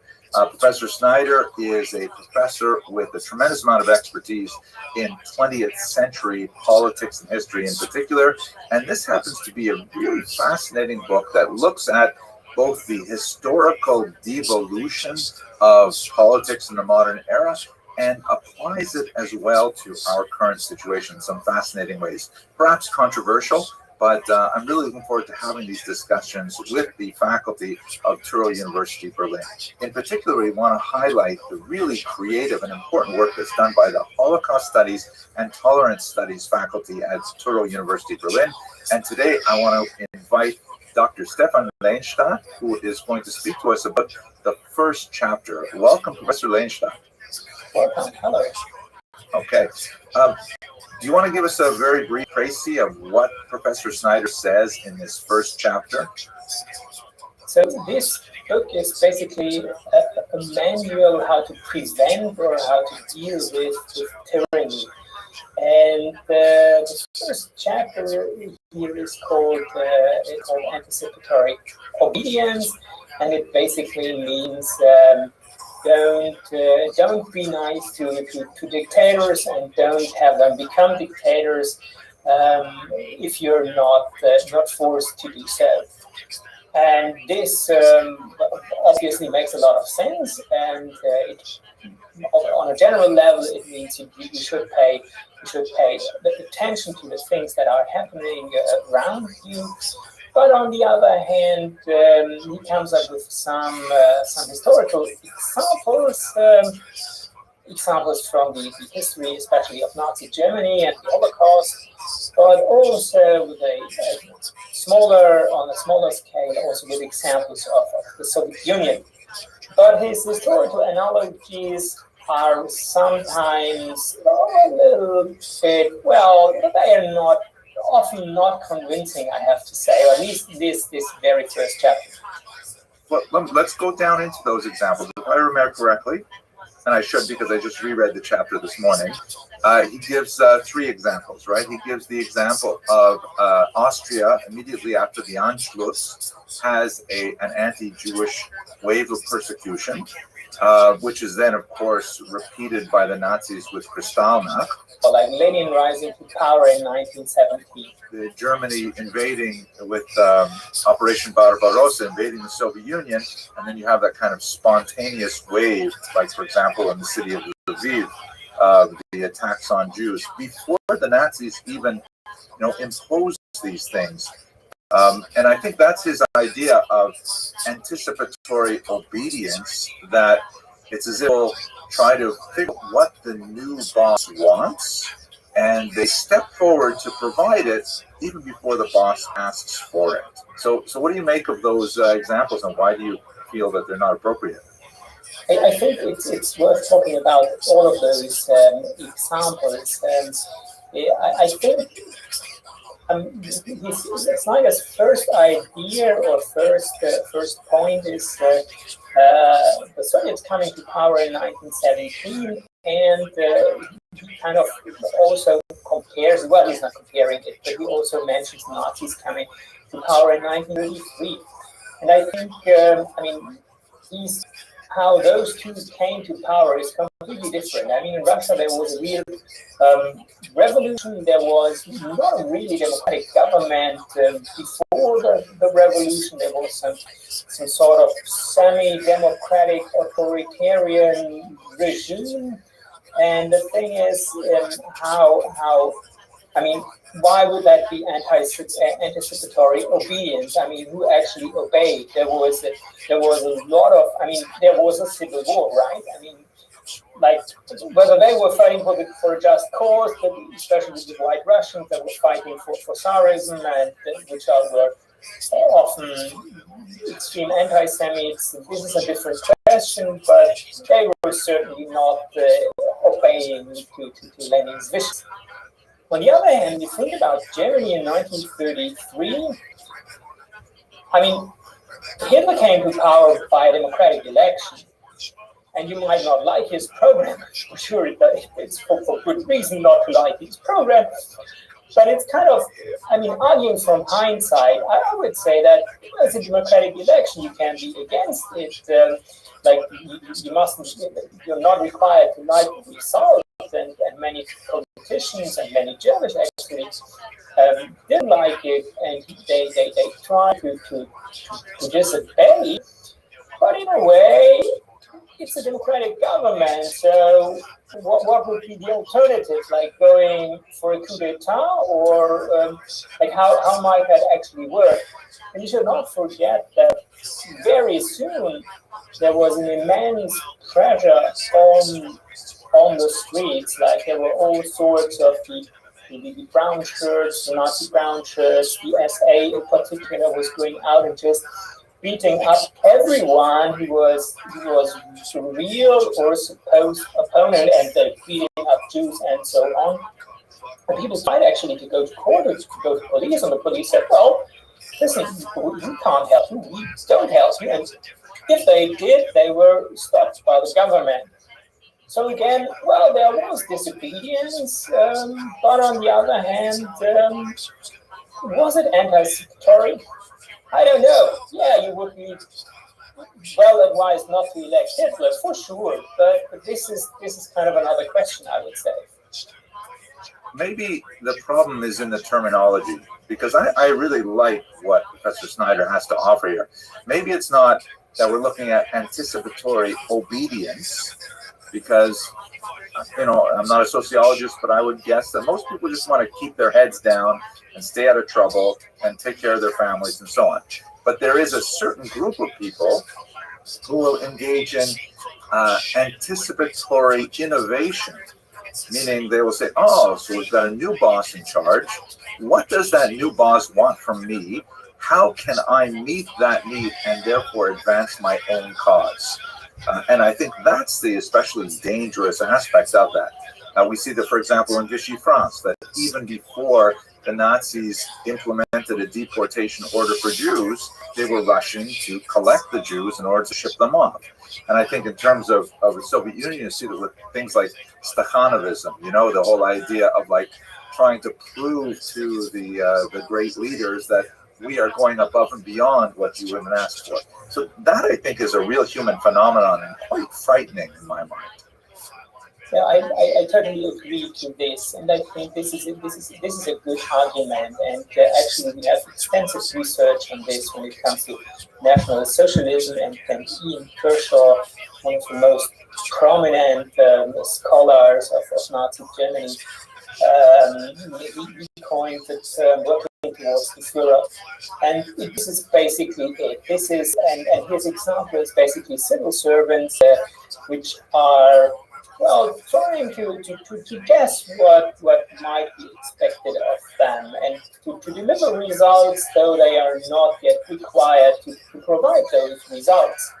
And it's not always actually is that because they're actually pushing for a career like optimism, but it's just because they suppose that's kind of their self-understanding, like being a good servant to the state, and hey, we have a new government, so we try to work for that government.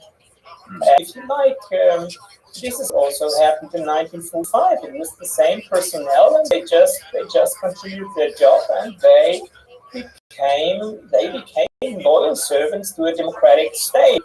Maybe not Democrats by heart, but by understanding, and they actually. I mean, this is how Western Germany, in the end, became a successful and stable democracy. It's with all the old personnel, despite them not being like persecuted for their crimes and so on. But these people actually continuing their loyal service to the state, even if it's regardless of whether it's a democratic state or whether it's a dictatorial totalitarian state. So this is a fascinating thing. Yeah, I agree. Let me switch a little bit to the contemporary period. I mean, one of the things I like about this book as well is that it inspires me to think about today. And, you know, I have young undergraduates who are sort of exploring their emerging adulthood. Many of them have just got the franchise, able to vote for the first time, and able to engage in civil society. And I think that Professor Snyder offers us some sort of cautionary message here. What would you say that cautionary message is for average citizens in Western democracies today? I mean, what is very obvious is that you should always reflect what you're actually requested, or maybe not even requested, but what you're going to do. So think about whether it's really like that. What you're doing is actually, well, it's to say good for the people is maybe a bit pathetic, but it's not. It doesn't do any harm. And this is something what really needs critical thinking. And I think this is something what students really are interested. I mean, many of our graduates they then move on to work at memorials and they become educators, but not teachers, but educators, like for grown-ups. And they are interested in this kind of stuff, and that's kind of their motivation. How can we get people to critically reflect what they are actually doing and thinking and how they are behaving? I'm really glad you specifically mentioned that, because I wanted to get an opportunity to promote the amazing work that you do at Tura University Berlin. Do you want to just take a second in our conclusion to say something about why your program is so unique and so valuable? Yeah, I mean, what we actually do, what our students then often do, is that they actually curate exhibitions. So it's not just about theoretically reflecting also things we were just discussing here, but also trying to get an actual outreach, like the practical relevance of history, and see that the lessons that history teaches us, and history can teach us a lot of lessons. The question is whether these lessons are actually learned, and that you can transfer them in a way that it's understandable, and it's not a book on academic writing or so, but well, an exhibition can also be an online exhibition, but that is accessible, it's understandable, it reaches the audience, and we do this together with Berlin Memorial. So actually, this means the exhibitions, they are not just on campus, but they are really out there. And they actually, I mean, some of them are prevalent. I had an exhibition that my students did, and it was actually shown by the United Nations in New York. So a huge success. That's fascinating. I hope that we'll have an opportunity over the course of these 20 short videos to speak maybe with some of your students. And of course, I'm looking forward to speaking to some of the other faculty at Touro University Berlin. But with that, I just want to give a quick thanks to Dr. Leinstadt for participating in this conversation. And I hope all of you will join us for the next few discussions that we have on Timothy Steiner and his remarkable book on tyranny. Thank you very much for watching. Thanks for having me.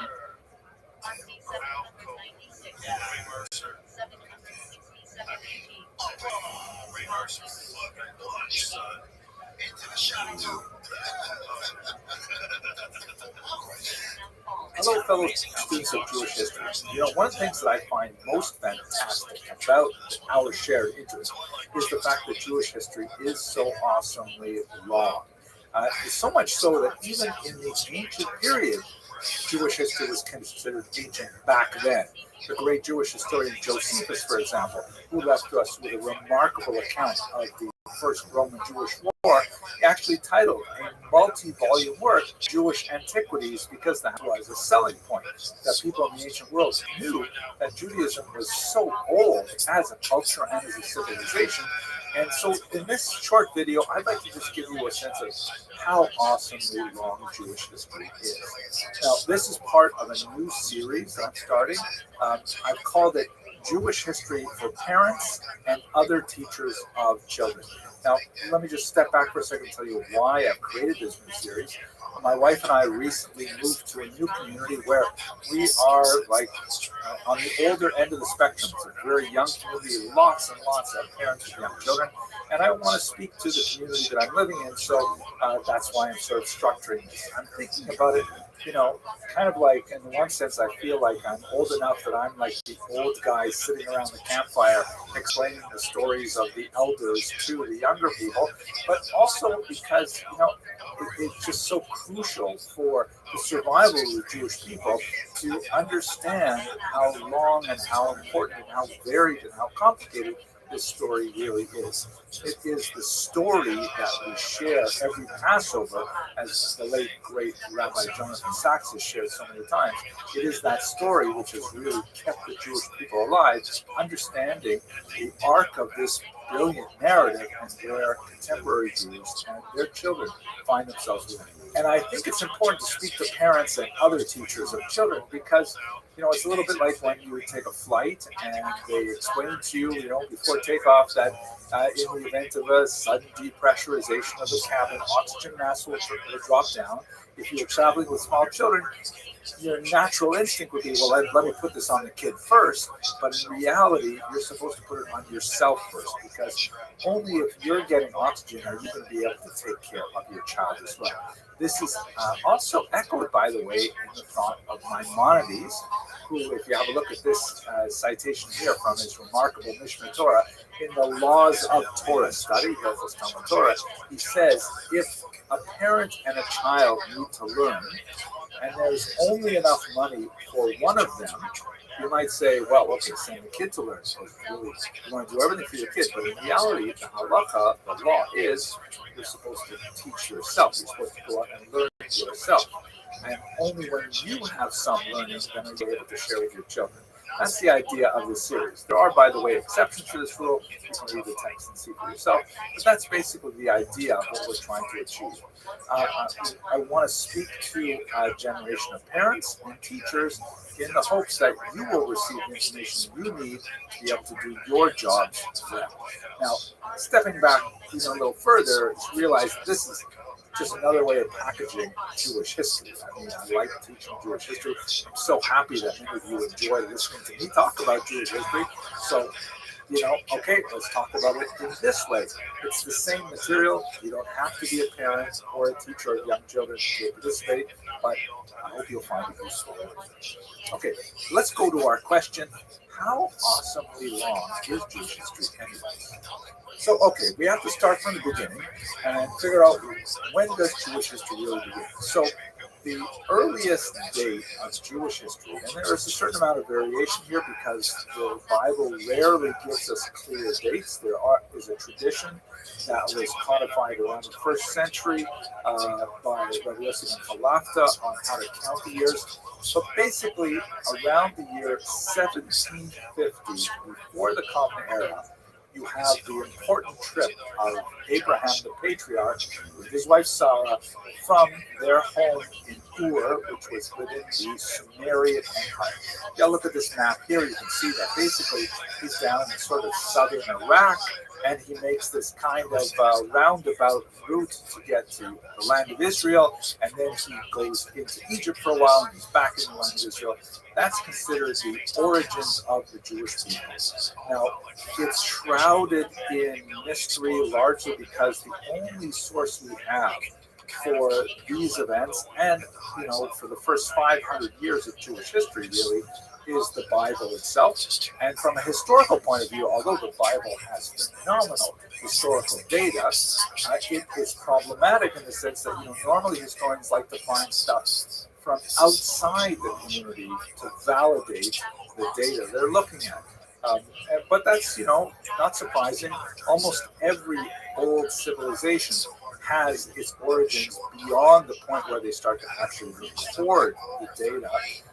The Bible, however you want to look at it, was not given to the Jewish people until hundreds of years after the events described in Genesis. So those 400 years are large, kind of like in that hazy realm of what do we know about it from outside sources. The first time we have a reference to the Jewish people in any form is the Menefta stele, as shown here, which dates from about the year 1209.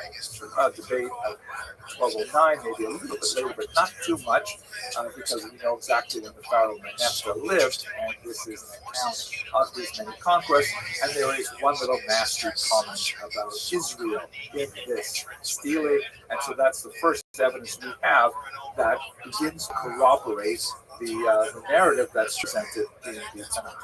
Obviously, there's a lot more to say about how to understand the Bible as a historical source, and hopefully we'll speak about it more in future classes. But looking at it the way the Jewish people understand their history, they would date their origins back to about the year 1750 BCE, give or take a century or so. Let me also mention one small point. Those of you who are watching who are more familiar with the years BC and AD, it is not a scholarly convention today to use those terms because they are distinctly religious, specifically Christian. The word BC obviously stands for before Christ, and although that may be the actual year we're working with, it has an internal inaccuracy built in because there's some debate about the actual year of his birth. And secondly, the term AD is offensive to non-Christians because it stands for Anno Domini, the year of our Lord. And so therefore, a non-Christian who does not consider the founder of Christianity to be his or her Lord would prefer not to use that term AD. So the scholarly convention, which is secular in nature, is to use the letters BCE, meaning before the Common Era, for dates before the year 1. I like to joke about the year 0, but there was no year 0. And the term CE, Common Era, to use the years after that time. Okay, so sorry if you're offended by that. Sorry, you can leave a nasty comment in the comment box. Most people do. So go ahead. At any rate, so here we have this early start, about the year 1750 BCE, which means that Jewish culture is roughly 3,750 years old. If you want to start from the earliest extra-biblical evidence, the Menefta stele, that's still 3,250 years long, which is a really, really long time. And I have to say, as a historian, it's really good for me because we get paid by the year, right? So Jewish history is like full of opportunity. I want to leave that as a small public service announcement for those of you who are considering Jewish history as a career. Great. Very few other histories have this long period of duration.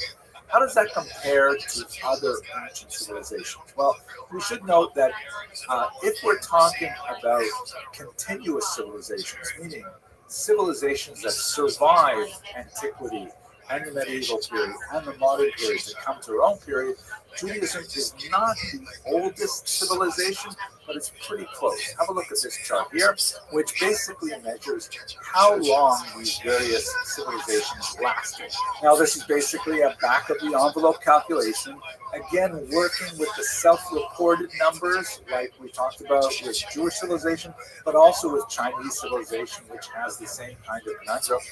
It appears that the Jewish civilization is pretty much the second oldest continuous civilization in existence. The Chinese is older.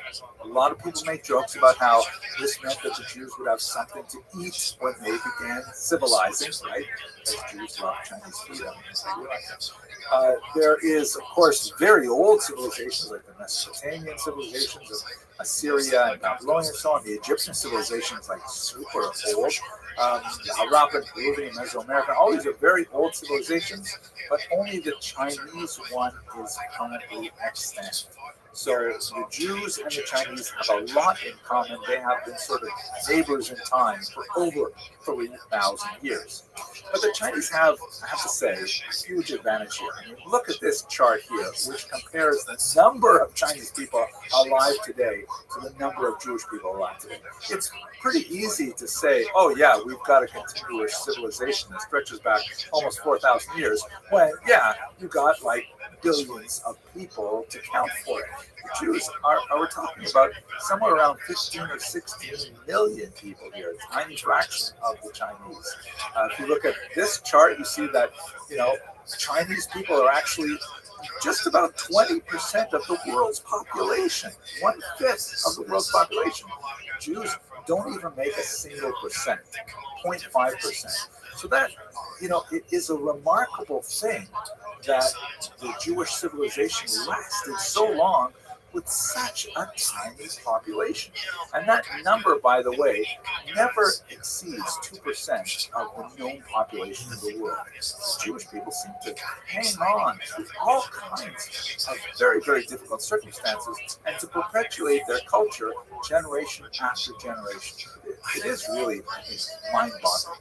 Another factor besides the sheer number of people is the fact that, unlike the Jewish people, who were exiled several times in antiquity, and especially after the destruction of the temple in the year 70 by the Romans, Jews were exiled around the world, living in even smaller concentrations. Whereas if you look at this comparison map, you can see the size of the historical land of Israel is just so tiny within the geographic scope of the country of contemporary China. And as this map indicates, Israel is 437 times smaller than China. So again, it boggles the mind that Jews are still here, that they have survived so much with a tiny little territory from which they have been separated for the last 2,000 years until 1948, when it was reconstituted as a modern state, and they're still perpetuating the same civilization. It really is, what can I say? I don't know how to understand it myself, even though I spent so much of my own time studying this. Okay, so that describes the ancient civilizations that were around when the Jewish people emerged onto the historical scene. If we were to look at empires that fell since then, we would see that there are so many of them. I mean, the Jewish people have witnessed the rise and fall of so many empires, including the Assyrians, Babylonians, the Persians, although Zoroastrianism, the faith of ancient Persia is still around. The Greeks, still around, but they're very different from the ancient Greeks of the period of the Periclean age, Socrates and Plato and Aristotle. The language is modified significantly, and of course they're largely Christian now. They're not things of that era. Roman Empire, of course, is very significant in terms of Jewish history as well. And this is the same thing that's true of empires outside of the land of Israel as well, like the Harappan civilization in northwest India, or the Peruvian civilizations, the Nazca peoples, the Mesoamerican peoples, like the Aztecs and so on. They're all gone. All these empires rose and fell. Rome itself, which destroyed the temple and much of Jewish sovereignty in the first century, it falls just a few hundred years later, and then the Jews see the rise and fall of three Muslim empires: the Safavid, the Umayyad, and Ottoman. I should also add, by the way, the Mughal Empire, also Muslim, and a whole slew of European kingdoms fall during the modern period, including France and England and Germany. Russia even falls twice, not counting the Mongols. I mean, the Jews have gone through all of this. It really is something astounding. And if I were to deliver a single message about Jewish history to my children and my students, I would really emphasize how Judaism has proved its ability to last through such vagaries of the human condition, historical circumstances, different cultures, different languages, and Jews are still here celebrating pretty much the same kinds of things that they've been doing for centuries, engaging in conversation with rabbis who left their thoughts 1,000 years ago, 2,000 years ago, 3,000 years ago.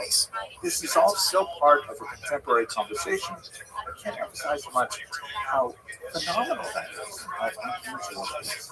So if we look at it sort of in a timeline, so just get a graphic view of this. The green bar here represents Jewish history. This is a very schematic thing. Basically, I took an Excel spreadsheet and I used each box to represent 500 years more.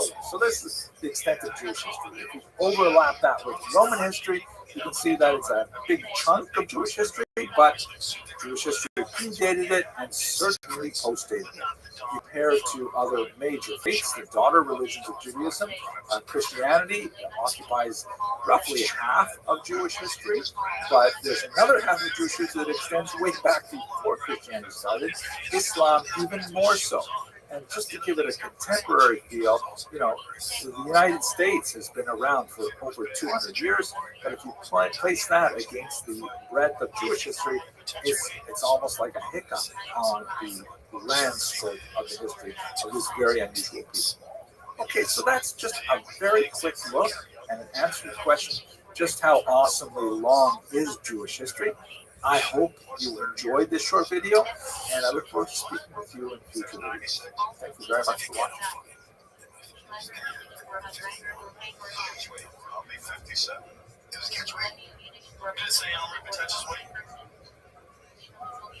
Hello and welcome to another episode of Jewish History for Parents and Other Teachers of Children. One of the things that I find most incredibly valuable about Jewish history is not only that it gives me personally a sense of my place in space, like in my community with my family and so on, but also my place in time. With just a minimum of historical awareness, I have a sense of like where my family comes from, going back a ridiculously long time. We've already spoken in the previous lecture about how awesomely old Jewish history is.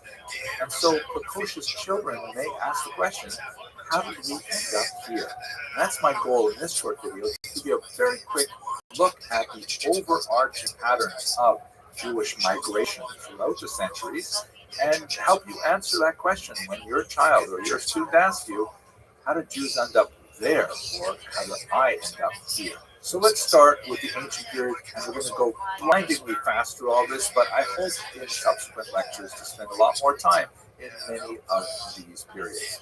The very beginnings, as we discussed last week, begin in what would be southern Iraq, as is described in the book of Genesis, when Abraham takes his family and makes this roundabout journey up the Euphrates River, and then makes a sharp left down into the land of Israel with a very short stay in Egypt. That stay in Egypt, of course, would be extended under later generations, and that's the whole Passover story. That's not for our topic today. But the end result is that the Jews settle the land of Israel. Here's a map that shows you how the Bible describes the distribution of land according to the tribes, and ultimately they come together as a monarchy. And this exists under the kings Saul and David, and then later Solomon, where it's expanded considerably. Unfortunately, this doesn't last.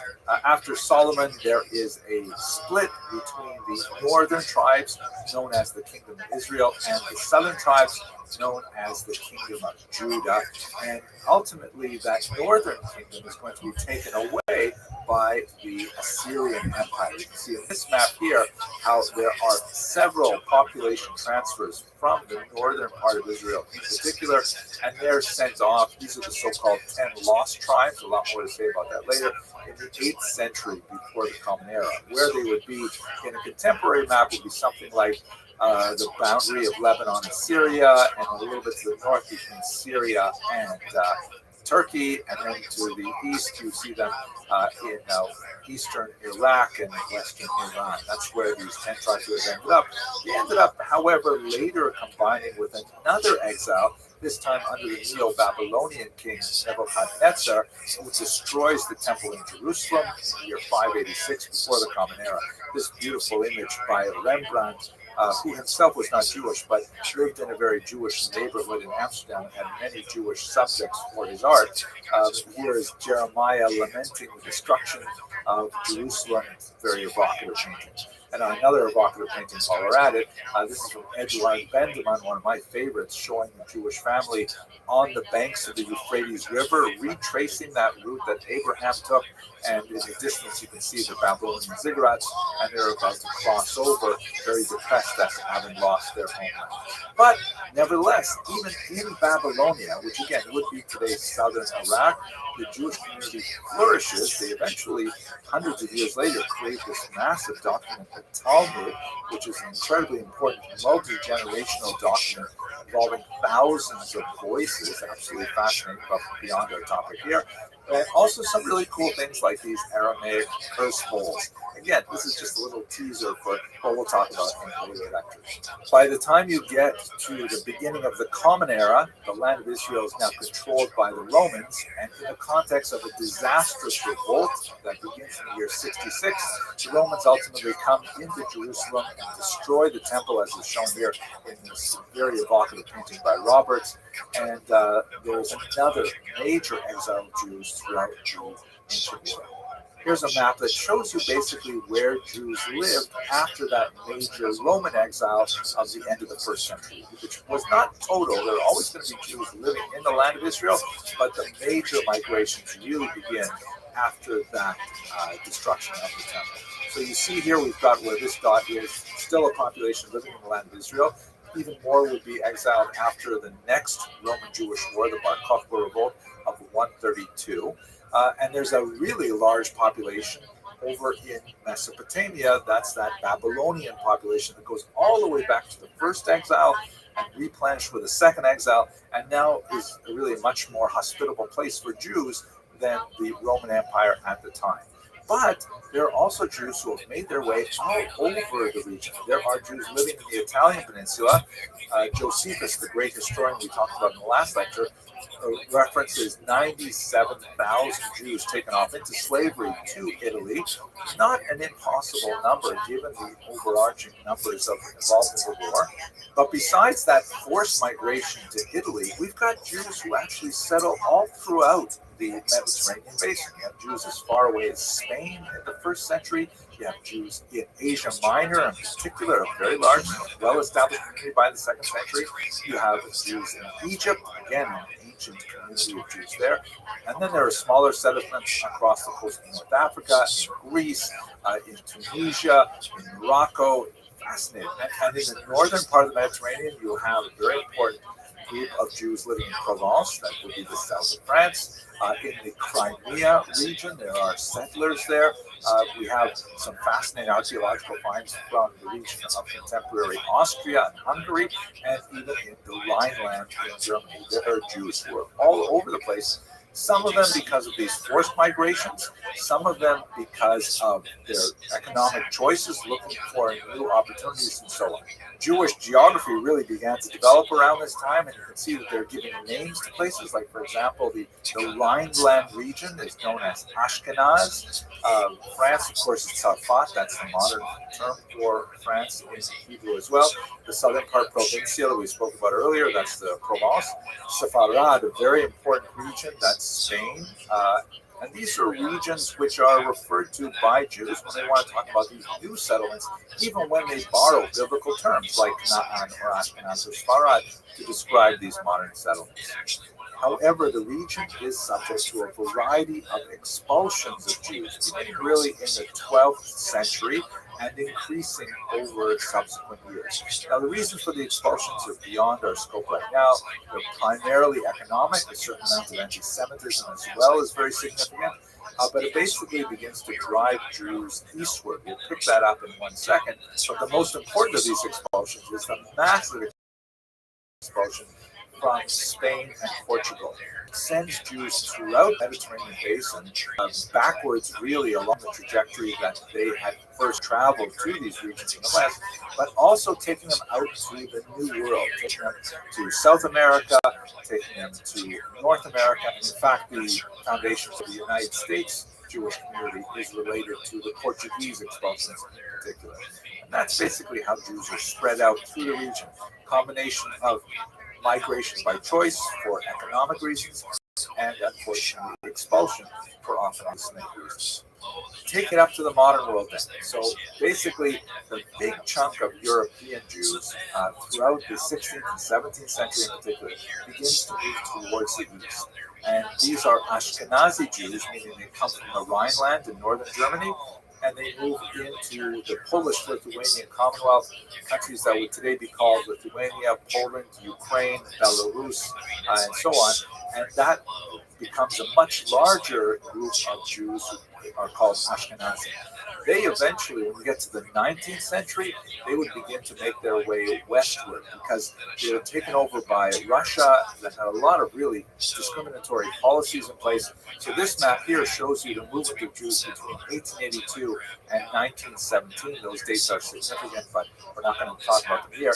And you can see that from that red section there, 250,000 moved to Western Europe, 1.750 million moved to the United States, 70,000 to Canada, smaller numbers to the land of Israel, 45,000, the same number to South Africa, and tiny numbers to places like Australia. By the way, I haven't talked very much about movements within the Middle Eastern world or North Africa, the so-called Mizrahi Jews, sometimes they're referred to. Sometimes they're called Sephardic, which is true especially for those Jews who were exiled from Spain, but later are identified with Jews such as Syrian Jews, for example, who were never in Spain, but nevertheless the communities began to emerge. The population movements there were similar in type and in nature, but were much smaller in scale than, for example, the huge population shifts in Europe. With the major exception of after World War II, there is a huge exodus of Jews from Arab countries, sometimes a forced expulsion, even in the 20th century, to the land of Israel, sometimes a voluntary migration to the land of Israel, which of course is now established as a state in 1948. So you have a massive concentration of Jews in the land of Israel from these North African and Middle Eastern territories. This is something that really it's huge scope, and it altered the trajectory of Jewish communities that had been living, let's say, in Iran and Iraq for 2,500 years. Suddenly those populations were reduced to a fraction of their original size as most of the Jews made their way to the land of Israel. And even today, in this very short video, I've given you a very quick overview, but it's impossible to categorize all of the migrations of Jews to all the places in the world, and it's still happening to this very day. In fact, it's accelerating.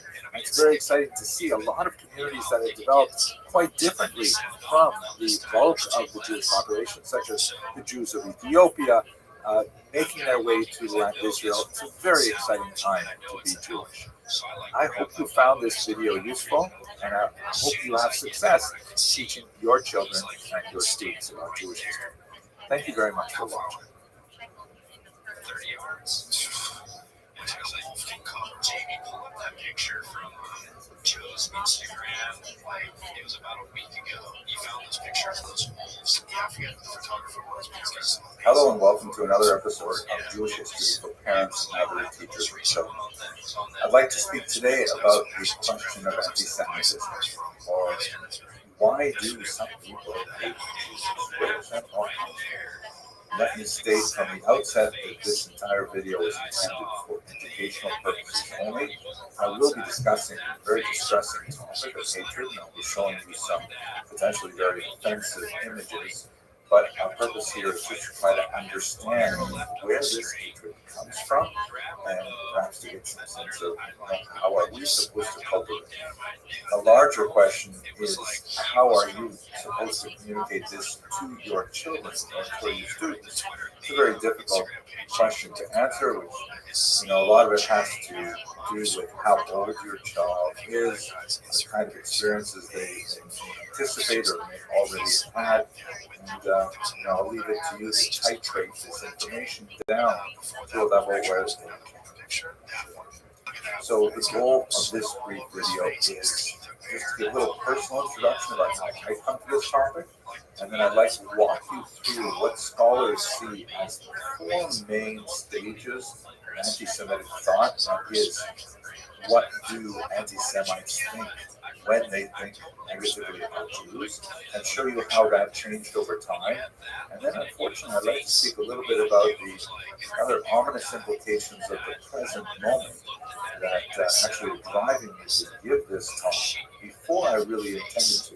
Now, since this series is really directed at parents and teachers of children, I was thinking of talking about a lot more positive aspects of Judaism, uplifting aspects of the Jewish experience and history before we got to this particular topic. But events have overtaken us, and it seems that we really have to deal with it now. Let us just remember, however, that this is not the central way in which Jews mediate their experience of the world. It is an important element of the Jewish experience. It is kind of like an abiding background noise, an ambient noise that sometimes influences the decisions that Jews make and the choices that are forced upon them. But nevertheless, it is a secondary, if nagging aspect of Judaism. Judaism and Jewish civilization is very life-affirming. Just to give you one example, when we toast, we don't say, to your health or to your wealth. Those are nice things, but we say l'chaim, to life. Life itself is something very precious, and hatred is the antithesis of that impetus, and that's why it's very unfortunate to have to talk about it now. The way in which you present this to your children or to your students is very complex. You'll have to think a lot about how old they are, how well they can absorb this information without being damaged by it, and I leave it up to you to titrate this information down to a level which is acceptable for the specifics of your children or your students. But I guess this is what the African American community is the talk when we come to explain the realities of the world to them, and I hope that this short video will be helpful. So, let me start with my own personal experience of this. I grew up in a very rural northern community in Canada. We were the only Jewish family, and I lived there really quite happily, playing with my Anglophone and Francophone friends until I was 10 years old, at which point my parents decided I needed to move to a larger community so I could get something of a Jewish education, which they did. My mother went down and lived with me in Toronto for 4 years so I could get a little bit of a Jewish education, could have my bar mitzvah, and then I went back up with my mother to live full-time with my father. During this time, my father commuted every 2 weeks to be part of the time with us and part of the time managing his business in northern Canada. So what happened to me when I came back was really amazing, because when I left when I was 10 years old, they had lots of friends, and played hockey and skied and all kinds of things like that, like a normal 10-year-old kid from Northern Ontario. But when I came back, I was really amazed that a significant number of those kids that I played with had suddenly become anti-Semites in my absence. It was like, wow. They called me awful names because I was Jewish. They called me Dirty Jew or Mosri Shrift. And I had lots of fights in school. And, I just couldn't understand it. Where did this all come from? I didn't do anything different. I was gone for a few years and then I came back. But these were kids I played with in the street. And it really bothered me. This experience was deeply troubling and contributed to the difficulties of being an adolescent in the first place, but it sparked in me a really deep-seated wonder of the nature of the human condition, the nature of hatred that has not departed from my academic agenda ever since. And I had good fortune to study the history of anti-Semitism formally at the University of Toronto with Alan Davies, who's a great scholar of it, and wrote a couple books and things like that.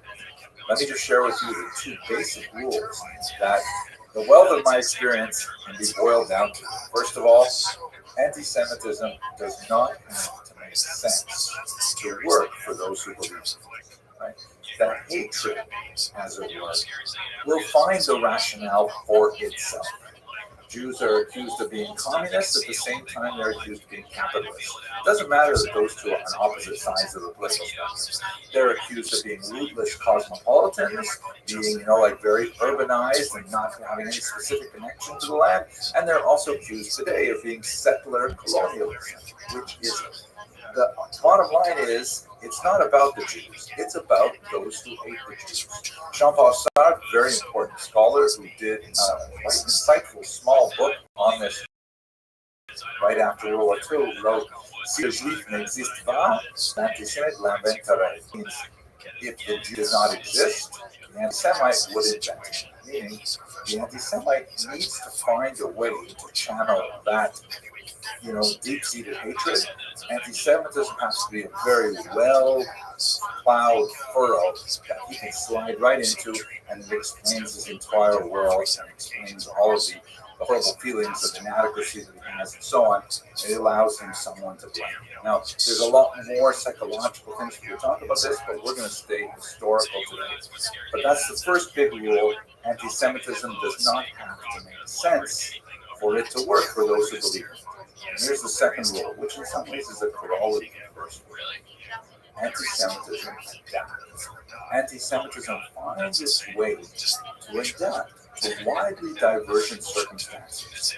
Historical circumstances, to be sure, but also the religious atmosphere, the political atmosphere, the social atmosphere, the economic atmosphere. Anti-Semitism finds a way, like a virus, to kind of trim here and expand there until it becomes relevant to the anti-Semite, no matter where he or she may live, in place or in time. It's one of the most frightening aspects of this hatred, in that it finds a way to express itself in so many different climates. So with that said, I'm going to go over the four basic periods of anti-Jewish hatred very briefly. I have a lot of videos on my channel that goes into greater detail in each of these periods. But right now, let's just skim over them because I want to focus on the most recent period, which may be, in fact, a new period. So, the earliest traces of anti-Semitism that we have in the historical record are primarily from the Greco-Roman world. We have, of course, biblical accounts of Egyptian servitude and things like that, but let us focus ourselves primarily on those sources that come from with that. We don't have, until the Hellenistic period, for example, Egyptian sources on how they feel about the Jews. A couple of minor exceptions, but we have a lot of writings from the Greek and the Roman authors. And when they say negative things about the Jews, which is, perhaps pervasive would be too strong a word, but there are definitely some very negative things said about Jews in the ancient world, it's primarily because Romans and Greeks are trying to come to terms with a society that is very unlike their own. it's really a kind of xenophobia, meaning a fear of strangers. For example, Jews are accused of clannish behavior because in order to become a Jew, you had to be circumcised if you were male, and that they would only eat kosher food, so that precluded their participation in other rites. They were accused of being atheistic, ironically, because they refused to participate in basic acts of civil religion at the time, bowing down to idols, offering sacrifices to statues, things like that, which were anathema to the Jewish faith. They were accused of being lazy because they took off one day a week to rest, right? The Sabbath. So these are, kind of distortions of the ways in which Romans and Greeks understood the Jews, but they were actually observations of actual Jewish behavior. So it was more of a normal interest, kind of like two cultures bumping up against each other, not necessarily getting along, and expressing it in writing, where you might see it, for example, in a graphic format. Here you see a picture of the great Arch of Titus, which was a commemorative arch constructed in Rome after the defeat of Judea in the Great Revolt of 66 to 74, when ultimately the Romans were able to reassert their authority over the rebellious Judean provinces.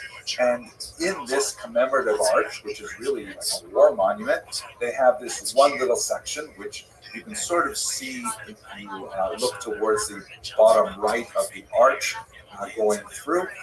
Here's a larger image of it. It shows Jewish captives carrying away spoils from the temple. The menorah, most famously, the trumpets, the ritual table, things like that. Now, although some have interpreted this as anti-Jewish anti-Romans and some kind of anti-Semitism, it's definitely not, a complimentary portrayal of Jews, but it is something that we can understand as a war monument. That when one country beats another one, they will put up various, public edifices that proclaim their victory, and that's, we don't like it maybe, but it's basically normal. It's not a pathological kind of thing. So that's basically the character of the anti-Jewish hatred or antipathy that you see primarily in the ancient world. It's kind of cultures bumping up against each other, not necessarily liking each other, sometimes fighting each other, but not the kind of cruel sadism that we will see to the same degree in the modern era. When we move to late antiquity through, let's say, the high Middle Ages, ending around the year 1300, let's say, we really see a very different characteristic of anti-Jewish antipathy that is specifically related to the birth of Christianity. Unlike the regular Romans and Greeks, who were pagans and who were of a different ethnos, they were different people than the Jews, Christians had a funny relation vis-a-vis Jews. First of all, the earliest Christians were themselves all Jews, but then Christianity grew much larger, adopted many non-Jewish peoples within its orbit, while still retaining the consciousness of Christianity as a daughter religion to Judaism. There's a lot more to say about how that played out theologically, but basically for a good 1,000 years, and one might say much longer than that as well, Christianity strove to articulate a position that preserved that connection on the one hand. I mean, after all, if you pick up the Christian Bible, the first massive chunk of it, about 5/6 of it, is the same as the Jewish Bible, and the section at the end called the New Testament is the Christian Bible. So they want to preserve that connection, but at the same time, they also want to distinguish themselves from it. They also want to say that we are something new, something improved, something better. God's chosen has now devolved on the Christian people rather than on the Jews. Things like that. It's a kind of a mother-daughter conflict. And we see it primarily in the writings of church fathers and decrees of popes over these. Where you can see graphically, I'm going to show you some images which are a little bit later in the period, but project this attitude backwards. You see, for example, at the cathedral at Notre Dame, one of the most common depictions of this in Christian art is the dual forms of ecclesia and synagoga, which means church and synagogue. And they're contrasted very often in manuscripts, but even more importantly on monumental architecture outside cathedrals, things like that, which is especially useful when you want to explain complex theological ideas to an illiterate audience. And you'll have typically on the left, you have a representation of the church. You can see here the churches, standing upright with a crown, indicating royalty, holding a staff, indicating power. Whereas synagogue on the right, which is the less favored religion, God has abandoned synagogue for ecclesia. She's got no crown. Her staff is broken. She's holding on to the Ten Commandments, inappropriately. They're falling from her hands. Her very posture is bowed in decline, and she's wearing a blindfold. She's blind to the truth of Christianity. That's the kind of opposition of Christianity and Judaism that's set up by these. You see it over and over again in manuscripts. This particular one, 13th century, is especially interesting because the synagogue, you can see on the right there, is shown with a kind of blindfold, but it is a transparent blindfold. They claim to be blind, but they actually can see, which makes the whole situation even worse. We'd spend a lot more time talking about these. There are hundreds and hundreds of examples of ecclesia and synagogue, artistically very different, but mainly containing these essential themes. So, as you see, this is quite different from the Roman and Greek pagan antiquity of the Jews, which is more like cultures bumping up against each other. This is a special relationship of two cultures that were intimate and then split, and that involves a very different kind of dynamic to their relationship. However, it's still basically an argument between a priest and a rabbi. It's still theological. It's mainly in the realm of ideas, and is rarely expressed in actual popular violence. That happens much more as you begin to move into the later Middle Ages. And we see it especially with this extremely noxious charge that is first born in the 12th century, the idea of blood libel. The idea that Jews, because they hate Christians, which is part of that separation that we earlier, Judaism is turning away from Christianity. Because the argument goes they hate Christianity, they must want to reenact the passion of Jesus, the crucifixion of Jesus, which is also another element of this story, the charge of deicide, that Jews are accused of killing Jesus, killing God. So the argument of blood libel says, well, they must want to reenact this. How do they reenact it? Typically around the holiday of Easter, which falls right around Passover time. And so beginning in the 12th century, you begin to see charges that Jews kidnapped a Christian child, tortured and mutilated him, and then ultimately crucified him in a kind of mock crucifixion of Jesus. This idea, which is just shows up in the 12th century, just spreads like wildfire throughout Europe. It has like a unique hold on the mind of the medieval Christian, and it actually has reverberations right up until the 21st century. This is a horrific depiction, for example, of the martyrdom of Simon of Trent, which is a late 15th century example of it. You can see the Jews here are all so labeled by the artist with the ruel, the round badge that they were forced to wear from the 13th century onward. And of course, young Simon is in the center of this, and he's being bled to death and circumcised and so on. I'm sorry I even have to say this, but there was no truth to any of this. There were some of the occasions where, in fact, there was no missing child reported. There was no body found, and yet there was a whole blood libel incident that blew up out of it, for example, in Iran in the 12th century. But this is when anti-Semitism really goes off the rails. It has some religious elements to it, like we saw in the earlier period, but it is deeply, deeply pathological. It's almost pornographic in its intent and its expression. It has a slightly different version of that of host desecration. The charge of host desecration is about 100 years younger than the charge of blood libel, in which if Jews want to torture Jesus, that's the whole reason behind this, and certainly they want to torture the wafers which are used in the Catholic communion ritual, And so there are all these charges that Jews go into churches, steal the communion wafer, they bring it back home, they torture it like in this medieval image, and it miraculously bleeds. And then, of course, it results in an uprising, sometimes a pogrom, and Jews are hung or burned alive, and things like that.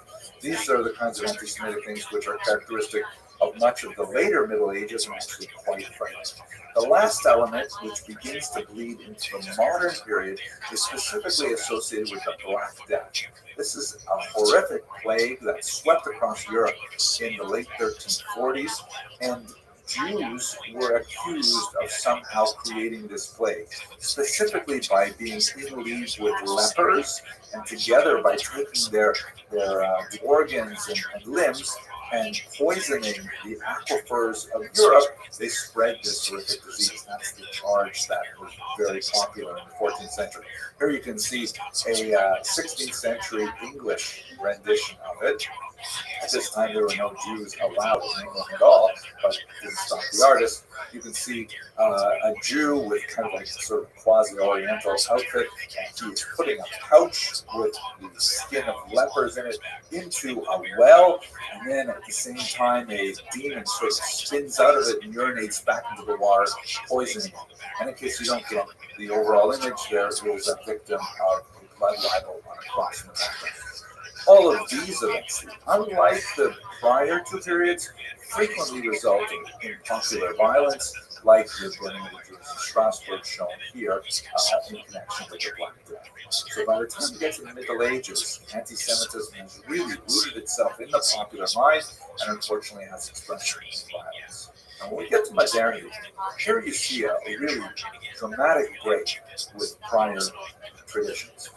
Notice that the pagan tradition of xenophobia was not religious at all, not in a monistic sense. Then you get some kind of religious ideology coming out of the attempt of Christianity to distinguish, and then certain elements of that religious tradition are passed into the medieval period. But by the time you get to the modern period, and you have a general decline in religiosity throughout Europe as a whole, then anti-Semites sort of abandon the whole religious argument and really focus on two basic ideas, which are essentially secular. The first is this notion that Jews are a race, that all Jews are bound together by some kind of racial characteristics. Later, that will become more of like a genetic characteristic. And what is it that they do together as a race? They are engaged in a conspiracy to dominate the world. The classic text that explicates this is a document known as the Protocols of the Elders of Zion. It's a turn of the 20th century forgery composed by a Russian monk named Sergei Milos, in which he claims to have discovered the minutes of the world Jewish government, who are doing all kinds of things like building these secret subway tunnels that connect to various capitals of the world, and are engaged in a plan to dominate Christendom. Here's a 1930 cover of an edition of the Protocols of the Elders of Zion, published in Mexico, and the text reads, "The invisible world government, a Jewish program to subjugate the world." You can see certain racial characteristics in the stereotypic iconography of the Jew, with a large nose and the fleshy lips, and he's overweight. He's got like this capitalist sort of look with the watch fob and so on, and he's got these claw-like hands squeezing the world of his blood as he gleefully smiles at the Jew.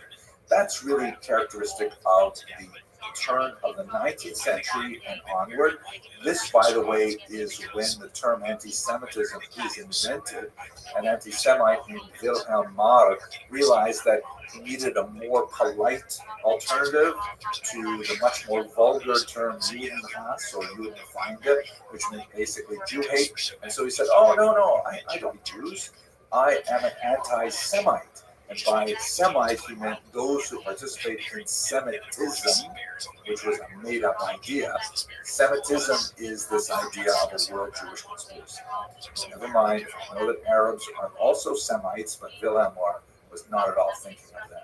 But that's where we get the term anti-Semitism. It was invented by an anti-Semite to try and cast a positive light on his hatred. It has later been transvalued, and now it becomes a negative term again. People speak about it with the appropriate sort of control.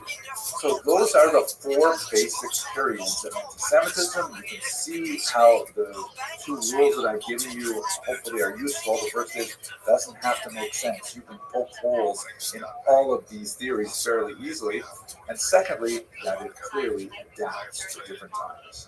Now let's go to our present moment and why I feel especially constrained to talk about anti-Semitism now, so early in the series. The reason is because I think we may be on the cusp of a new devolution of anti-Semitism.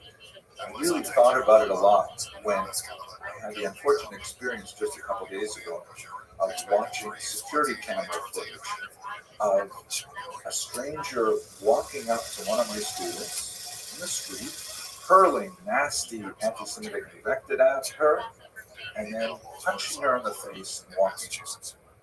And it was just such a horrific, bizarre, unprovoked attack on a person who looked Jewish, I guess. She was just walking down the street daytime. It made me think that, we may be at the beginning of a new period.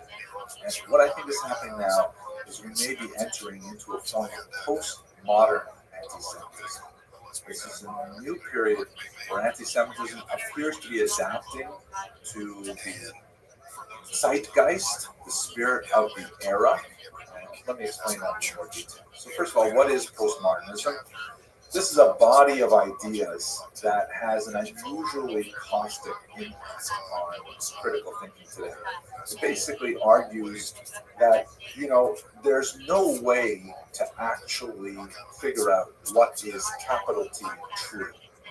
Logic, argumentation, reason, none of those things are free from the coloration of individual bias that is kind of baked into our consciousness. That's why people talk about, well, that's your truth, and this is his truth, and that's her truth, as if there are different kinds of truths. We could spend more time talking about what postmodernism is, but it is clear that this idea has really made a huge impact on academia, particularly in the humanities, and it has an especially nasty impact on young students, on Generation Z. How that adapts to Middle Eastern conflicts that we are seeing today is perhaps the most horrific expression of postmodernism, as it has provided a host environment for anti-Semitism. The accusation that is at the basis of this is something I mentioned earlier, that Jews are somehow settler colonialists. What exactly does that mean? So it's such a silly idea. It doesn't really deserve deep. I guess we have to do it anyways. The conflict right now is over the territory of the land of Israel. Jews are, without doubt, the descendants of people who lived on that piece of land as far back by non-Jewish sources as the 13th century before the Common Era, and by Jewish sources like the Bible way back into the Bronze Age. If anyone has a pedigree of being the original inhabitants, refugees from those well-documented exiles under the Babylonians and under the Romans, it is the Jews. It's hard to imagine anyone being called a secular colonialist in the sense of being like some kind of foreign import to the land if you're talking about the Jews. Let me just step back for 1 second and remind you that our goal in this video is really to track the nature of anti-Jewish hatred.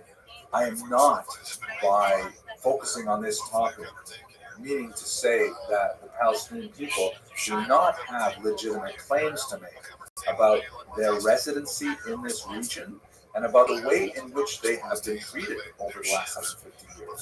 They can point definitely, without question, to many injustices over the last century and a half, and this complex series of problems, which has found expression in many wars and also in many peace negotiations, is not something that can be easily solved with a monolithic, absolutist kind of approach. In fact, I would be extremely wary of anyone who proposes to solve the great problem with a simple general measure, and especially if it involves violence, I think those are the kind of people we need to listen to less and focus more on the actual history and facts and come to terms with our common humanity as we try to work towards peace. Let's get back to our main topic.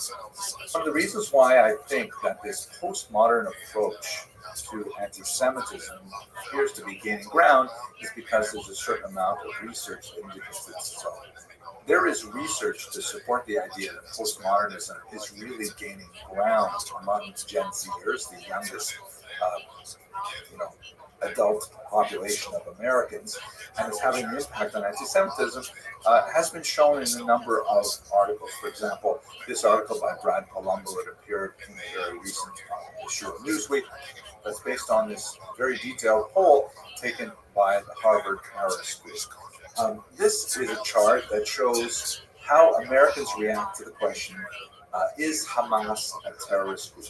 And as you can see, all Americans overwhelmingly say yes, Hamas is a terrorist group.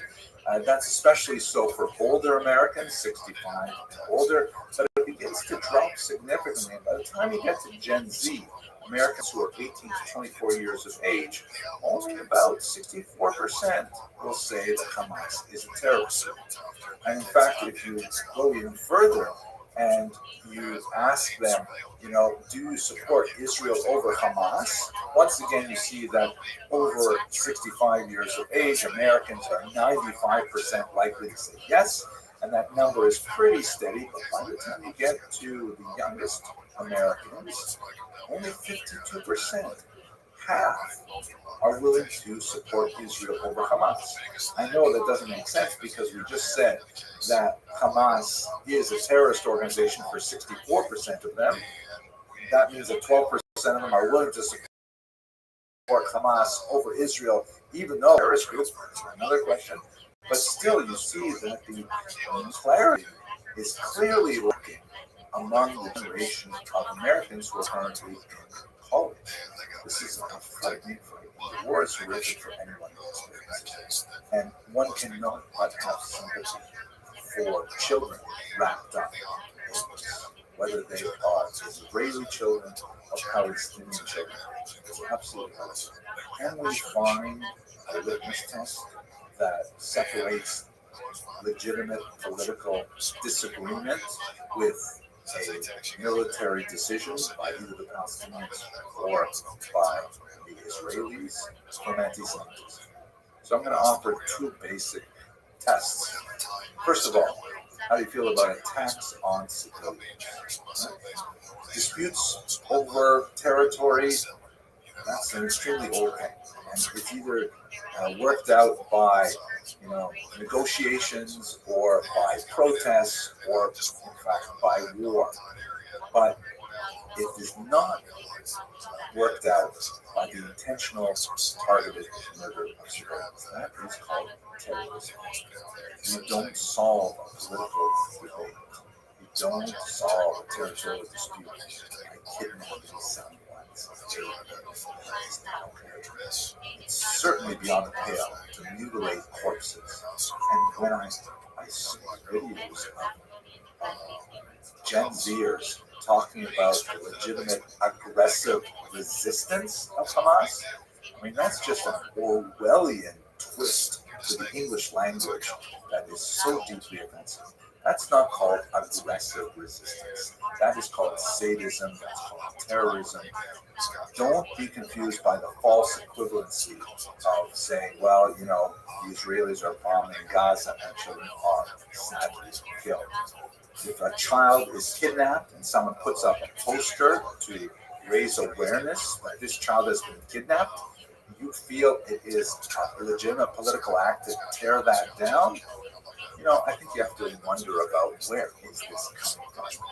That's a little test. Second, attacks on Jews. If your political leanings suggest to you that it is okay to attack Jews who are not specifically connected to the military efforts in Israel, that is absolutely anti-Semitic. My student walking down the street, she should be punched in the face because of something happening on the other side of the world. A mob in Dagestan that recently stormed the airport looking for Jews who were on a flight from Tel Aviv. The incredible offensive anti-Semitism that we're seeing in the universities right now, there's no justification. That's really straight up anti-Semitism. That is straight up hatred, and it is not a legitimate expression of one's political feelings over the dispute in Gaza today. By way of conclusion, I've stepped uncomfortably close to political commentary, which is something that I try to avoid because I'm a historian. I prefer to look backwards rather than look in front of me what's going on. I do want to say, however, that I do not have the temerity to suggest that I know how to solve the current crisis. The horrible fate of the hostages being held by Hamas, the suffering of their families, or the suffering of the people of Gaza as they're struggling to come out from underneath the grip of Hamas. But thinking about the global implications and the reverberations of this conflict in terms of the history of anti-Semitism, I cannot help but see that we may be on the cusp of a horrible new period in the history of this dark age. Let me just finally say that, the Talmud says that blessing requires a vessel. If you want to receive blessing, you have to have something to hold it. And there is no vessel that is more properly suited to receive blessing than that of shalom, peace. If you don't have peace, it's very hard to receive any blessing. Let us hope that the region is soon blanketed in peace so that we may prosper all peoples will live together. Thank you very much for your attention. Hello, fellow students of Jewish history.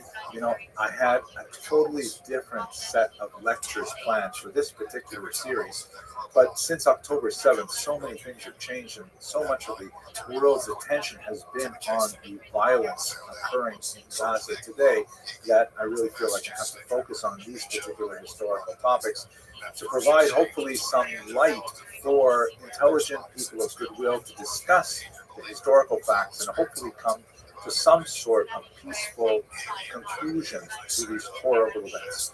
To that end, I'd like to begin with the discussion of the Jews of Palestine before the Muslim invasion of 638.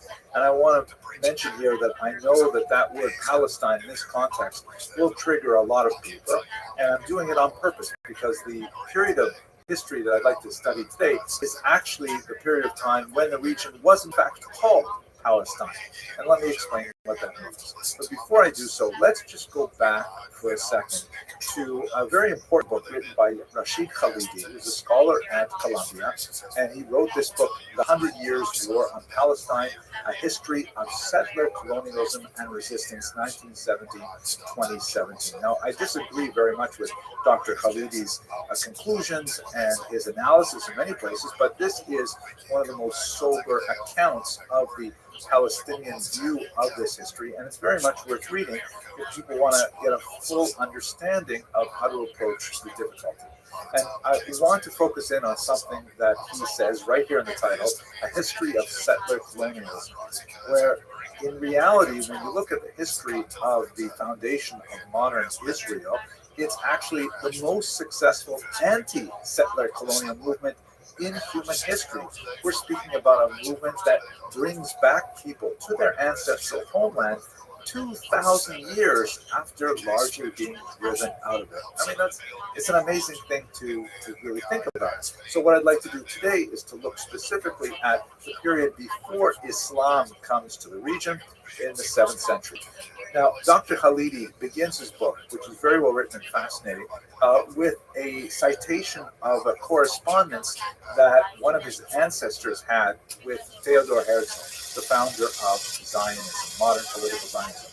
The ancestor is Yusuf al-Din Pasha al-Khalidi, and he's a very important individual, very distinguished, very much involved in Palestinian politics of the era, which of course was part of the Ottoman Empire at the time.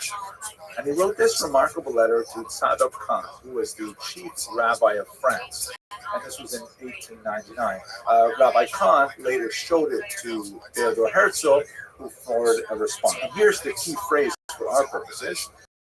He writes, the idea of Zionism, right? This is al-Khalidi writing. The idea of Zionism is totally natural, beautiful, and just. Who can contest the rights of the Jews to Palestine? My God, historically, it's certainly your country, right? This is the money statement here. Mon Dieu, historiquement, c'est bien votre pays. So that's an amazing statement. And he goes on to say, and what a full sight it would be if the Jews are able to reconstitute themselves as a nation, independent, respected, and happy, able to render impoverished humanity services in the region as in the past. Now, Mr. al-Khalidi was not going to defend Zionism. In fact, the point of the letter is primarily to protest against the large-scale immigration of Jews to the region. But nevertheless, he offers a very salient historical point. For his part, Herzl writes back also a very polite reply. I wish politicians, it's hard to imagine politicians in the region of the Middle East would communicate with each other with such deference, but he writes back to him, he addresses him as Excellency, and he writes, you see another difficulty, Excellency, regarding the existence of a non-Jewish population in Palestine. But who would think to remove them, right? This is Herzl, the Zionist writer. It is their own well-being, their own individual wealth that we will improve by bringing our own. Do you think that an Arab who owns land or a house in Palestine with a value of 3,000 or 4,000 francs would be very angry to see the price of this land increased in short time and to see it increased 5 or 10 times in value perhaps in a few months? That will certainly happen with the arrival of the Jews. Now, what I think is especially fascinating about this little exchange is that they're speaking beyond each other. Al-Khalidi's objections are not financial in nature. It's not about material gain. And Theodor Herzl thinks that material improvement, prosperity, will solve all the problems. In my humble opinion, I think, for the next 10 decades, this would be one of the major problems that Israelis and Zionists would have with Palestinians, is that they're not speaking directly to each other's concerns. But nevertheless, this is the exchange that I wanted to share, and in particular, the recognition of al-Khalidi that, in fact, this is traditionally Jewish land. So where does the term Palestine come from, after all? Let's just do some very quick history. Obviously, the land of Israel was the national homeland of the Jews, as described in the Bible. There are biblical references, of course, that go way back to like the 18th century before the Common Era, the Bronze Age, but extra biblical references date from the 13th century, the Meneptah, Staley, and others that speak about some entity called Israel living in the region. The presence of the Jews in this region is very, very well documented for the next millennium. By the time you get to the first century of the Common Era, that's when, of course, you have these major Roman Jewish wars. The first one, which lasts from about 66 to about the year 74, results in the destruction of the temple in Jerusalem and much of the dispersal of many of the Jews, the rebels at this point, to Italy as slaves and elsewhere throughout the region. However, contrary to popular misconceptions, this was not the complete exile of all the Jews in the land, not at all. There definitely was a diaspora that pre-existed this destruction in the year 70, but there were lots of Jews who were simply displaced within the land of Israel. I'm going to speak about that.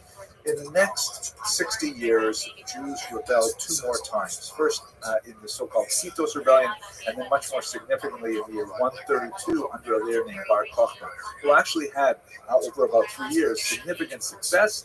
They even minted coins like this, which portrayed the temple on the left, a little stop representing Bar Kokhba, and text on the right that talks about freedom for Jerusalem and so on. But that rebellion was crushed mercilessly by Emperor Hadrian, who really had to put a tremendous amount of effort, bring in soldiers from far away as England to put down the Jewish rebellion. And at that point, Hadrian had had enough.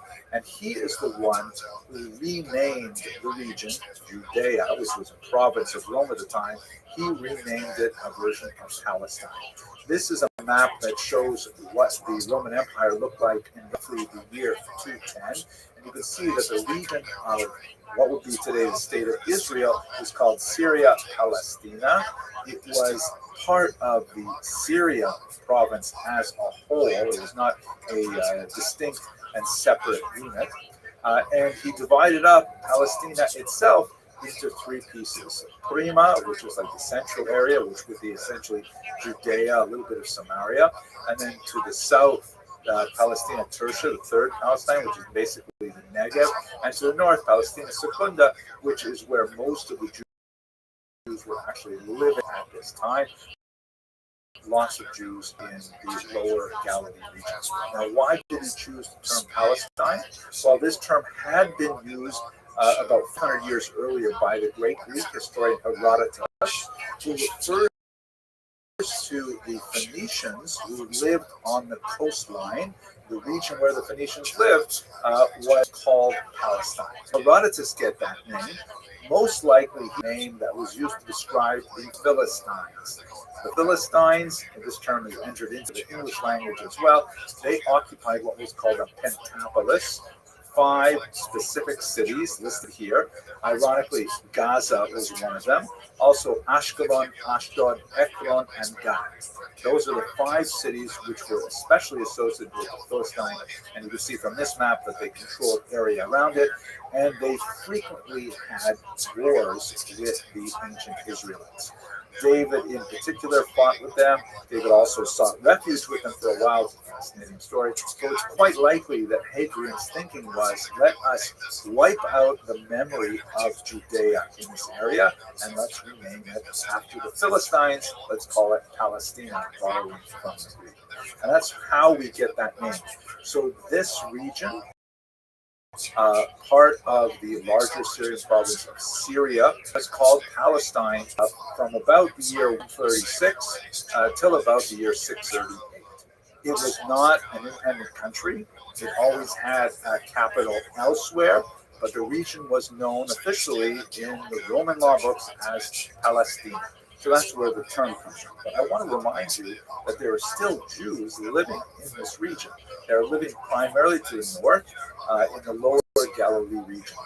There, they have successfully transplanted the core of what would be their future religious leadership in particular, with the body known as the Sanhedrin, which was their great court of 71 judges. They had a leader called the Nasi, or the Patriarch. One of the most famous of them is Rabbi Yehuda HaNasi, who lived at the turn of the 3rd century. And these rabbis, centered in the city of Tiberias, which was founded in the year 19, were especially concerned with trying to figure out how they can cement the future of the Jewish people after having gone through these 3 disastrous revolts, the loss of statehood, and so on. They came up with several really crucial elements. One of them is the document known as the Mishnah, which is essentially a large corpus of Jewish law, stated in a very unusual way that sort of invites debate. And then following that up with a document called the Talmud. There are actually 2 Talmuds. They are both commentaries on the Mishnah. The earlier one was written in the land of Israel in the 4th century, and it's called the Jerusalem Talmud. That's a bit of a misnomer. It's also known, ironically, as the Palestinian Talmud, but it is really written primarily in Tiberias and also a little bit on the coast. Jerusalem was actually off limits to Jews for quite a bit of the early period after the Emperor Hadrian. So really, that's what's going on for the next few centuries. The Patriarch is very busy. He has a lot of rabbis surrounding him. They're trying to figure out how can we make Judaism survive this post-temple, post-disastrous revolt age. And ultimately, they succeeded. Jews did survive, albeit increasingly in the diaspora. Here's a look at the Jewish diaspora around this time. Boundaries of the Roman Empire are that kind of purplish line, and you can see that the concentration of Jews is still quite significant in the land of Israel. But you've got lots of Jews along the coast of North Africa, in what would be Egypt, Libya, also in Morocco, in Algeria, and you have Jews beginning to make way into the Iberian Peninsula, certainly the Italian Peninsula, which is a major center, the Balkans, the Greek Peloponnesus, and of course Asia Minor, which was a major concentration of Jews. Moving to the east, you have the fantastically large and important communities in Mesopotamia, which would later write the Babylonian times. But nevertheless, Jerusalem remains the sort of spiritual center of the Jews in this far-flung diaspora existence. These kind of stars, by the way, I'm not sure I would have designed the map exactly like this, but they represent major Christian communities, and I think the starburst is kind of like alluding to the evangelizing effect, but at any rate, you get a sense of where Jews are living during this period of time. Things change dramatically in the early 4th century as the Roman Empire becomes Christian. That changes things dramatically for the Jews all over the Roman Empire, and particularly in the Byzantine Empire. We'll speak about that perhaps in another lecture. Another thing that tells us about the nature of Jewish civilization in Israel before the Muslim invasion is that they're building synagogues. We have some fantastic examples of synagogues from late antiquity. One of the things that's for sure true about these synagogues is, like today, they had plaques. If you've ever been in a synagogue today, you'll know that plaques are a big phenomenon. You always have to thank the donors. This is one of the oldest of the plaques that has survived, the so-called Theodosius inscription, which is actually from Jerusalem. You've got these amazing, decorated floors like this mosaic at Hamat Tiberia. Tiberia is Tiberias, right? This is by the hot springs just outside that town. They have these gorgeous mosaics, descriptions of the idealized temple, and this was built, about 300 years after the destruction of the temple. So they're still looking back to the golden age of that temple. They frequently have a lot of zodiacs, like here, for example, is the Hamat Tiberia zodiac, and another one at the Beit Alpha. And one of my favorites here is this remarkable depiction in a Beit Alpha synagogue of the binding of Isaac. You can see that there's Sarah there on the left, and there's the ram, and there's Abraham with the knife, and Isaac, who's portrayed here as a little boy, and the names are represented in Hebrew letters. I mean, it's kind of a primitive-looking piece of art, but it's quite fascinating. Jewish civilization is still thriving, albeit in a far reduced state by the time you get to the 7th century with the spread of Islam. Islam spreads dramatically from the Arabian Peninsula through the entire eastern Mediterranean, coming to Jerusalem in the year 638, and then spreading across North Africa into the Iberian Peninsula, way out to the east as well, as far as Pakistan, and that really begins a totally new chapter in the history of the Jews in the land of Israel. But the point that I really want to make is that Jews are always living in the land of Israel in a small number as a minority, but continuously since their biblical placement in the land. I want to add one last appendix here. I learn a lot from a lot of the comments I receive on my YouTube videos, and I really appreciate those of you who say nice things, and I'm especially grateful for those of you who offer useful correctives. I'm not so enthusiastic about the people who say nasty things about me or my religion or my people and so on, but it's worth it for the positive comments. And one of the things that I've noticed in some of the comments is that people want to go back to the genetic history of the people in the land of Israel. Like, who exactly is entitled to live there on a genetic basis? So the short answer to this is it's really the wrong question, because nowhere else in the world do we determine citizenship on the basis of a DNA test. But since you're asking, we can't point to the fact that, amazingly, after 2,000 years, even the Jews of Europe are connected back to the land of Israel. Analysis of the DNA of Ashkenazim from Eastern Europe, where a good portion of the early 20th century Zionists came from, clearly indicates that they have a strong component of Middle Eastern DNA, clearly heavily intermixed with Italian DNA in particular. You can make a lot of jokes about their choice in cuisine at this point, but nevertheless, they are genetically linked to the people who originally lived in the land of Israel. And that's only talking about the Zionists who came from Europe, which are actually a minority of the Jews who live in the land of Israel today. Besides the 20% of Israelis who are of Arab background, either Muslims or Christians, there are more than half of the Israelis in the land today come from Arab countries. They come from the North African and Middle Eastern countries, many of whom were the descendants of those who were expelled after Israel was established in 1948.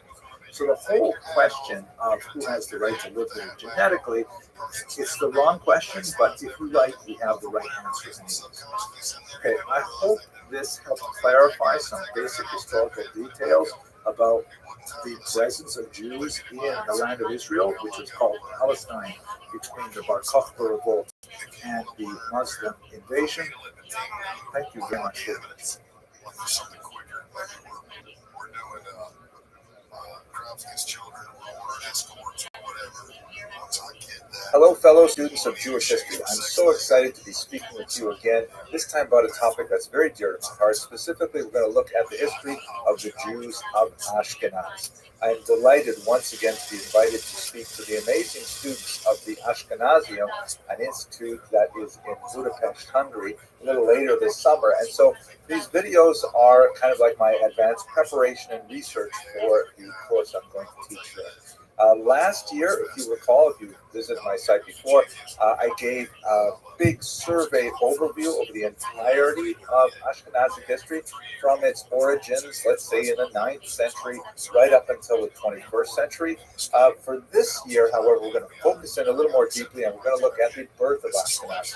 We're going to look at its rise from its very, very humble beginnings in the 8th and 9th century and take it right through its heyday until its decline in the 13th and 14th century, when the Jews of the traditional core region of Ashkenaz would make their way primarily to the east, to the regions of Poland and Lithuania and Ukraine.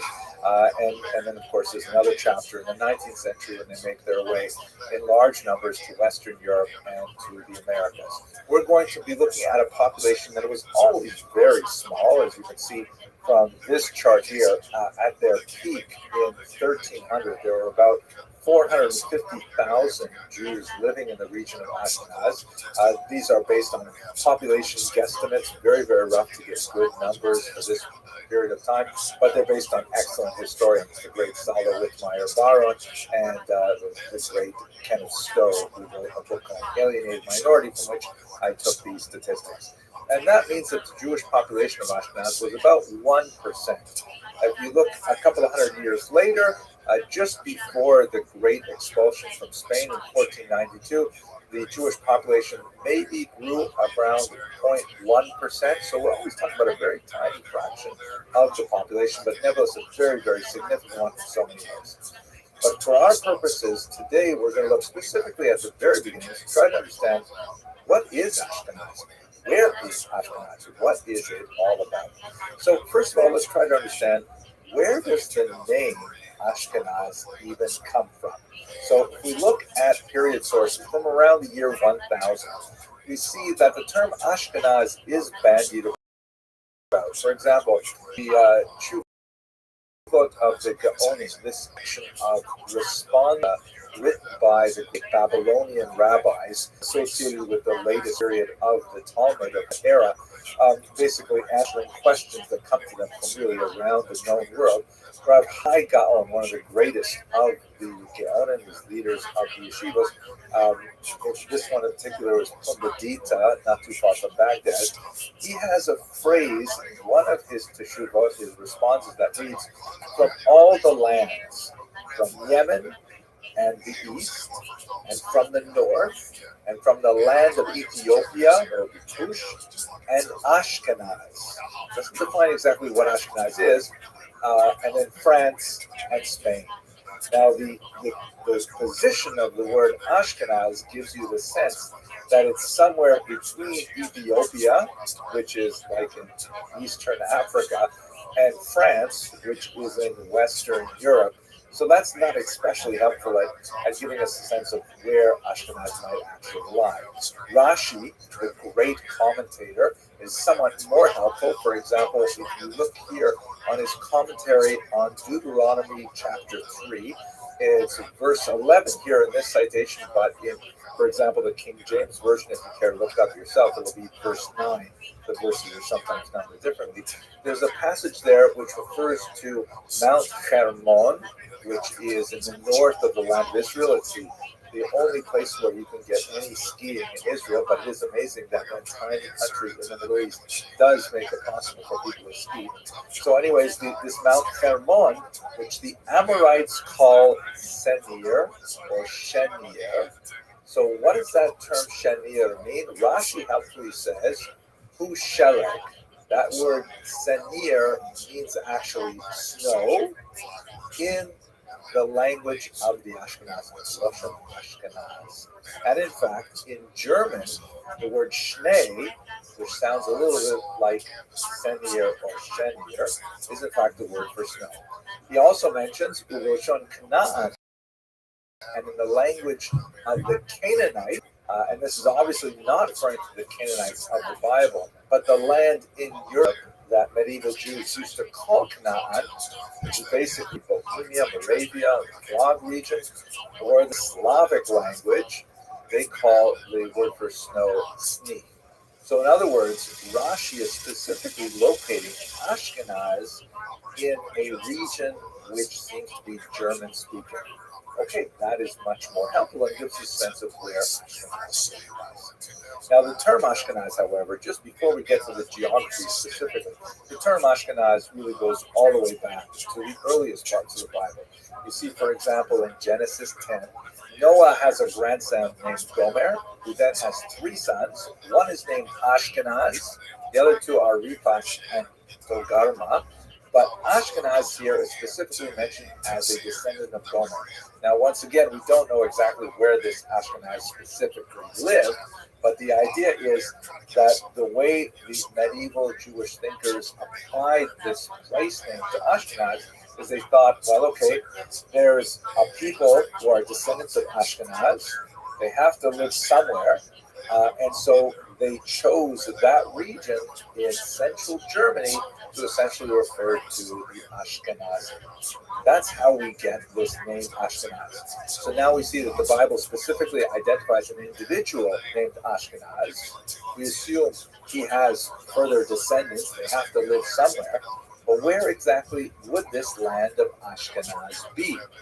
So one more hint also from the Bible, this time from the book of Jeremiah. There's a discussion in verse 27 of chapter 51 that says, assemble kingdoms against her, Ararat, Mini, and Ashkenaz. So we don't know exactly where Mini is, but Ararat, of course, is the famous mountain upon which Noah's ark landed. And that's usually identified as being somewhere in Asia Minor or contemporary Turkey. So that would mean that Ashkenaz, if it's somehow located near Ararat because of its proximity in that particular verse, it would be located somewhere as shown in this particular map here. Now, many other biblical scholars have opined different places in the Caucasus region, further north, and so on, but we really don't know exactly where the biblical land of Ashkenaz actually exists. However, what we can say is what Jews later defined as the land of Ashkenaz, not necessarily connecting it to those specific peoples. Ashkenaz refers specifically to the central German region of the Rhineland in particular. This is the region where we will see, beginning really in the 9th century, although there's some much earlier evidence of Jews living in that region, we're going to see the rise of a unique Jewish civilization that would derive very heavily from Italian origins, and before that from Middle Eastern origins. And then they would grow to a significant size of some 500,000. Then later in the 14th century, the population would largely move to the east as a result of both pressures driving them out of Germany and France as well. A number of expulsions, rising anti-Semitism associated with the blood libel, post-desperation, and then riots after the Black Death of 47, 49. And they will essentially move to the east where there is a vacuum, an economic vacuum drawing them in because their skills with finance and commerce in particular are very much valued by the Polish-Lithuanian Commonwealth, and they will find significant homes there where they will flourish. Later, when you get to the modern period, they will eventually make their way not only to the land of Israel, of course, in the late 19th and 20th century, but also to Western Europe and to the Americas. That is really what Ashkenazi is. Ashkenaz refers to a people. It's a sub-ethnic group of Jews, and they end up in the Middle Ages ultimately becoming the dominant population of Jews worldwide. But it would be a mistake to think of Ashkenaz as a specific place or locale. Ashkenaz really is a way of living. It is an imagined country to which millions of Jews have belonged over the centuries. And it's going to be my privilege over the course of several videos and then to a live audience in Budapest later this year, God willing, to discuss the birth of this unique and fascinating community and to tell their story. Thank you very much for watching.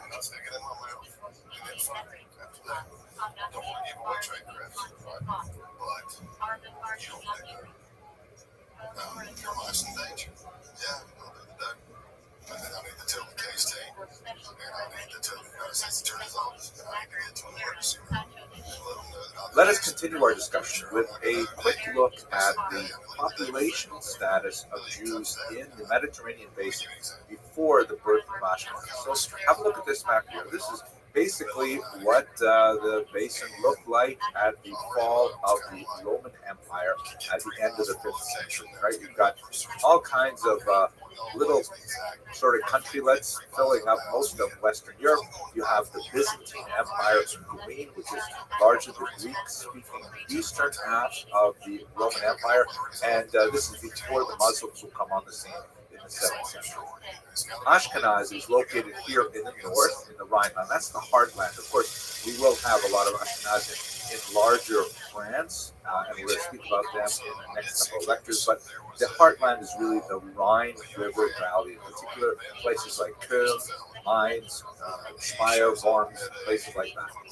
Now, there were Jews in this region in the ancient period.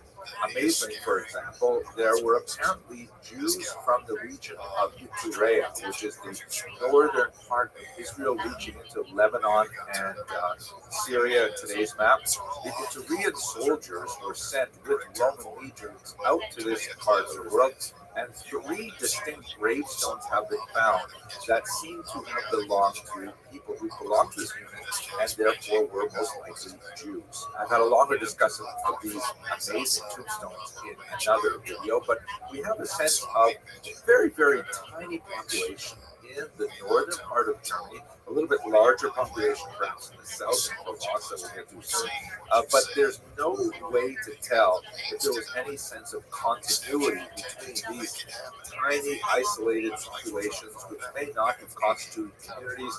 They were probably attached to Roman settlements, and we simply don't know if there's continuity between the Jews living in the region in the 1st, 2nd, 4th centuries up until we get to the rise of Ashkenaz, really in the 8th century. So, and it's really important to note that Ashkenaz was like Yehovahsville, to use the Shalom Aleichem term, was so far away from everything. The great centers of Jewish population were primarily way off in the east, in what was Persia, the Mesopotamian region between the Tigris and Euphrates rivers, places like Baghdad, the great yeshivas of Surah and Pokozita. That's really where most of this is happening. There's also a small Jewish population in the land of Israel, and of course there are a lot of Jews in the Greek-speaking part of the Roman Empire, the Byzantine Empire. And there are Jews who are living in the Italian peninsula since the 2nd century before the Common Era. So that's really where we've got lots of larger sections of Jews living. And then we have this trickle of Jewish migration that goes across the coast of North Africa, setting up in many places, of course, in Egypt, but also in Libya, in what will be today's Tunisia, and then all the way up in into Spain. We don't know a lot about the sizes of these populations because the Jews left very, very few records of their presence there in the world, particularly in Spain. If we were to judge, however, from church records, Jews were like everywhere. We'll talk about that in another lecture. But basically, this is where we have a scattering of Jews throughout Europe. One really important place, however, deserves more of our attention, and that is the region of Provence. You can see that Provence is located here at the south of France. It's where the Rhone River meets the Mediterranean, and it's right at the border in the 5th century of the Visigothic kingdom and the Burgundian kingdom. This is extremely important because the Visigoths, I have another whole lecture dedicated to them, and we will have to return to them on a number of occasions. But these are basically a population of Romans who were originally Arian Christians, Arian, and they eventually converted to Catholicism in the late 6th century. And with that conversion came a ridiculous number of anti-Semitic decrees. For about 120 odd years, the Jews in the Visigothic kingdom were incredibly persecuted, were chased from town to town, suffered all kinds of forced conversions, which was going on with tremendous frequency in the region.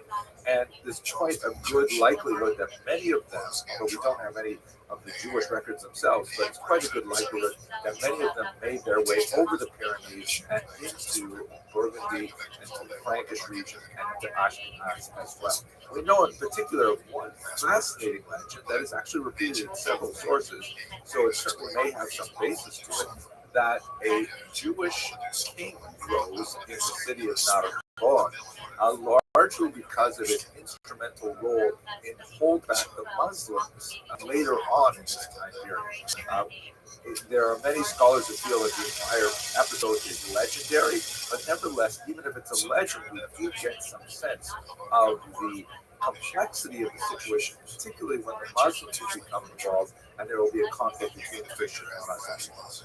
So anyways, this is where Jews live, basically, by the time we get to the birth of Ashkenaz, and that's what we're going to look at in the next video. Where did these Ashkenazi Jews actually come from? Thank you very much for watching.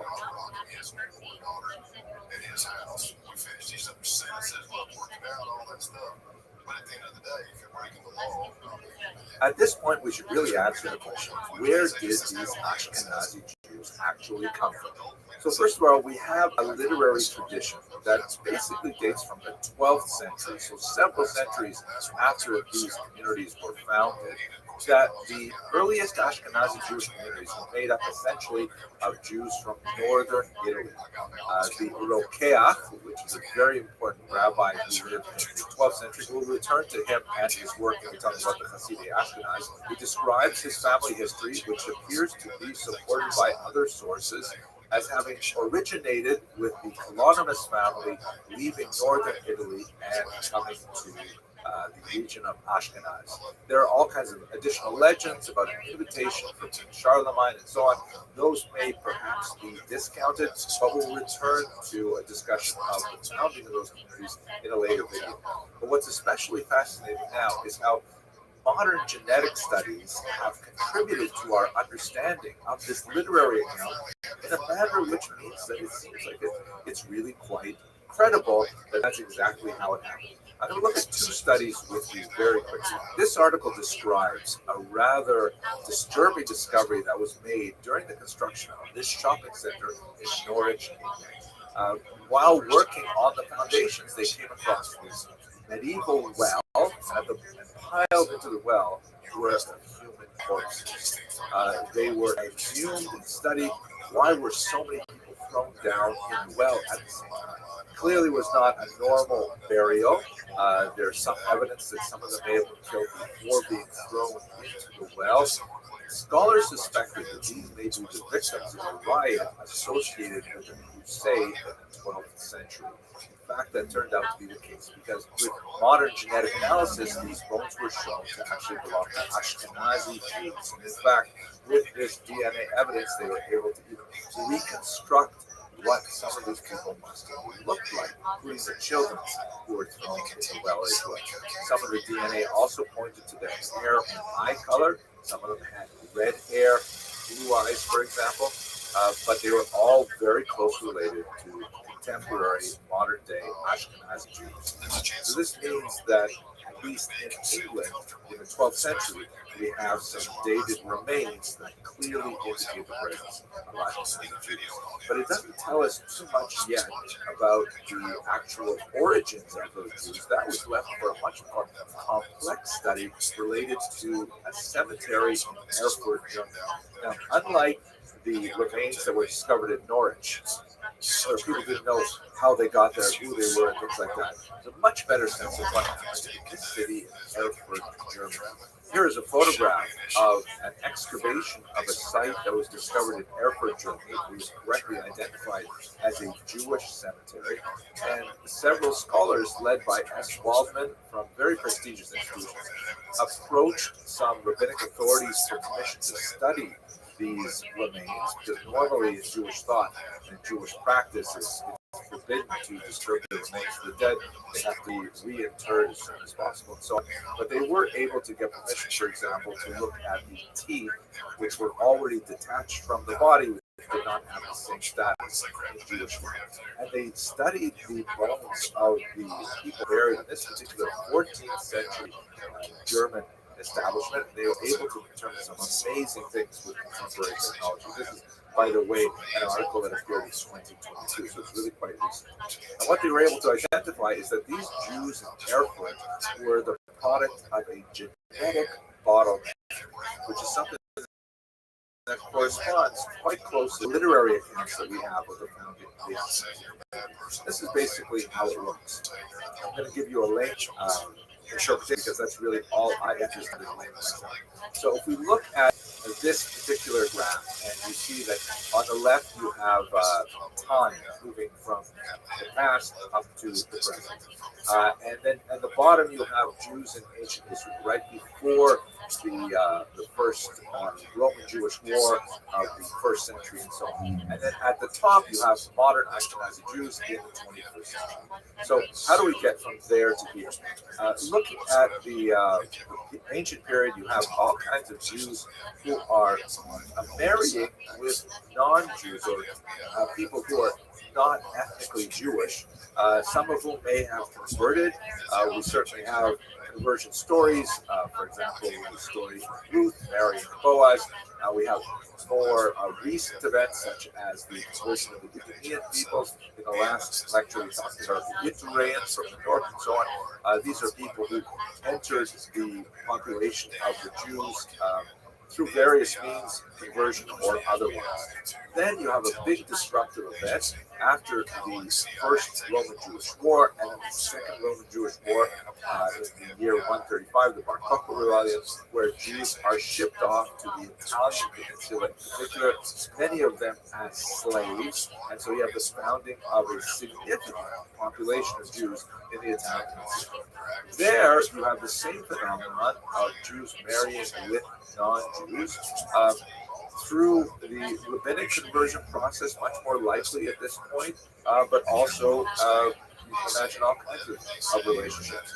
And so they're mixing with first South Italians, where there was a very large Jewish population, and later North Italians.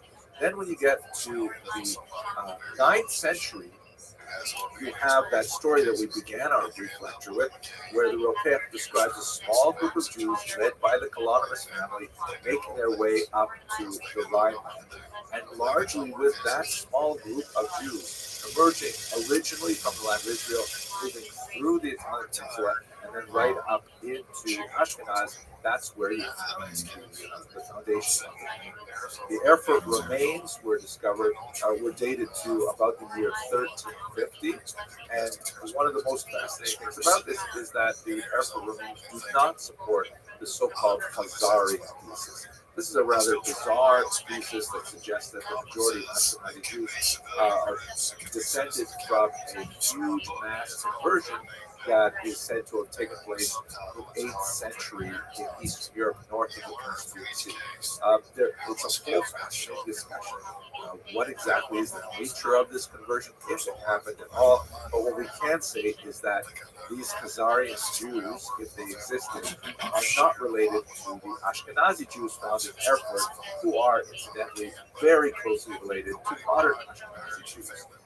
So if you look at it on a map, it looks something like this. This is also, by the way, a genetic map that shows the migration patterns of Jews. It looks a lot like what we saw in the previous video.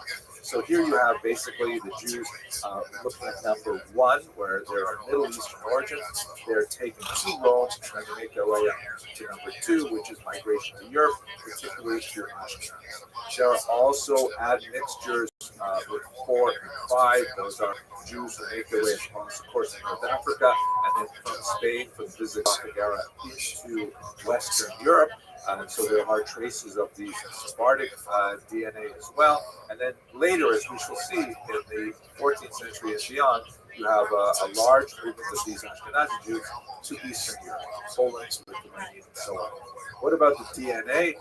The status of the DNA in the Erfurt remains shows that they have Middle Eastern DNA of about 15 to 45%, and about 45 to 70% of their DNA is actually Italian.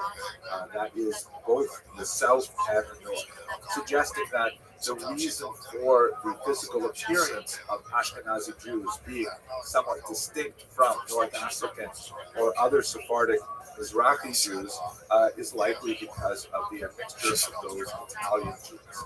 So that's basically the story of how the Jews got to Ashkenaz, where they came from. We're going to continue with some more discussions of their status, legally, their economy, and so on. Thank you very much for listening. If you've enjoyed this video, then please subscribe and comment for more topics you'd like us to cover in the series. Hello, fellow students of Jewish history. Let us continue our discussion of the Jews of Ashkenaz by looking at something called Jewry law. Now, what exactly is Jewry law? This is a term that I believe was coined by Guido Kish. We'll look at him in a few short lectures from now. To distinguish it from Jewish law.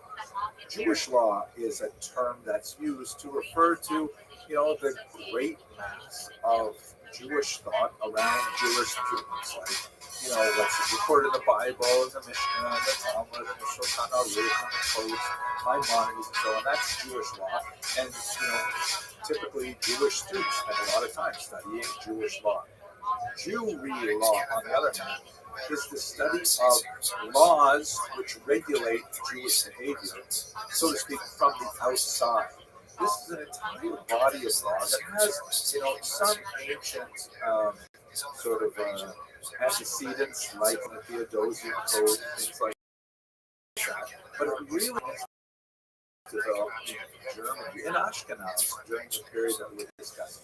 So we're going to spend the next few lectures looking at Jewish law and trying to understand how this should take a little bit of time to break ourselves out of our 21st century mindset, which is especially prevalent for those of us who live in democratic societies, which are, generally speaking, what we call a Rechtsstaat, or a society which is governed by law.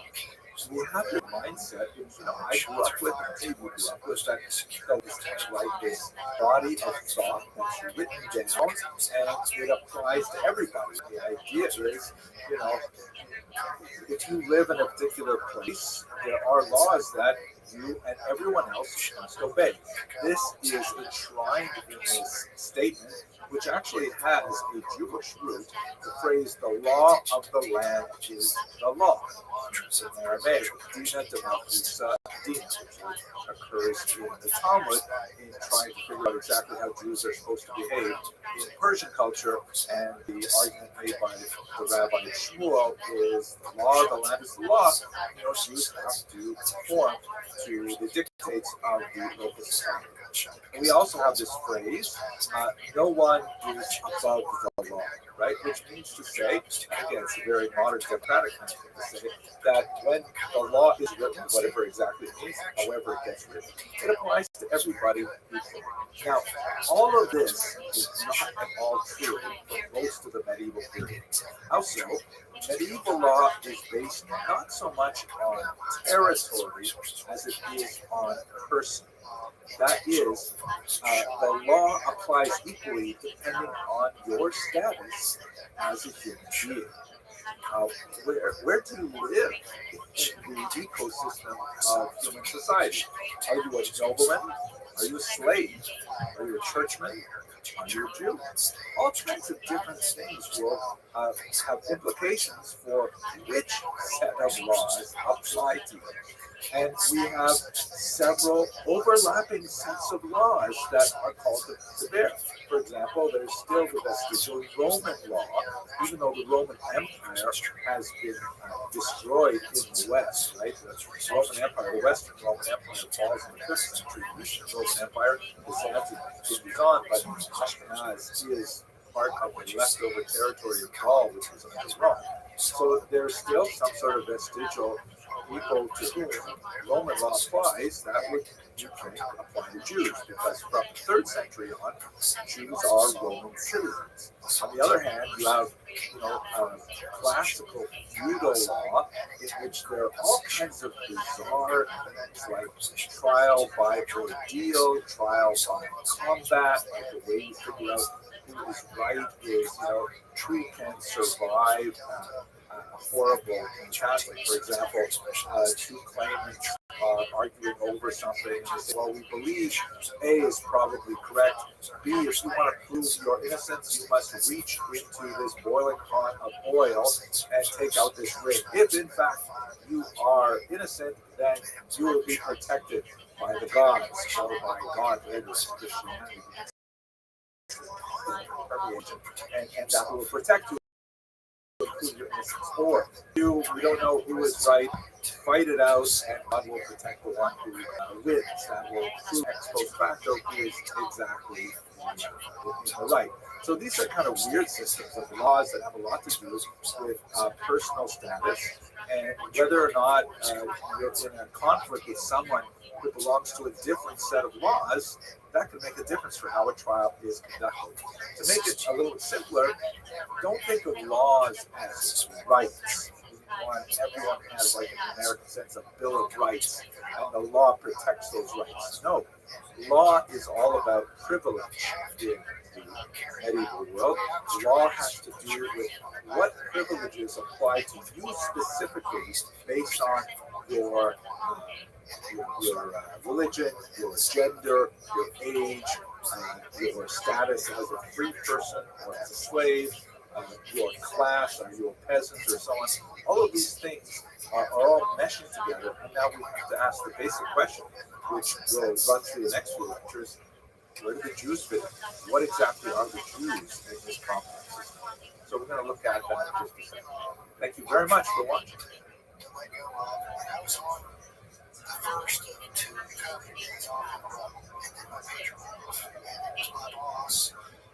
One of the most important things to understand about medieval society, to understand the role of the Jews in Ashkenaz, is the notion that medieval society was corporate in nature. Another word we could use to describe this is feudal in nature. And it describes people not as individuals reporting to a general authority. The king doesn't reach down and get involved with every individual citizen, just like in modern society, the president can say, hey, what's Abrams' social security number? He can tap it into the computer himself and he'll see my dental records, right? That's kind of how we deal with these things in a modern society where there's no space between the president of the society and the individual citizen, theoretically. But in medieval society, it was not like this. People were organized into groups, sort of like castes, sort of like classes, but not exactly. And they had mutual relationships with each other, mutual responsibilities and privileges vis-a-vis each other. So let's look at a very rough, sort of primitive schematic map of how it was.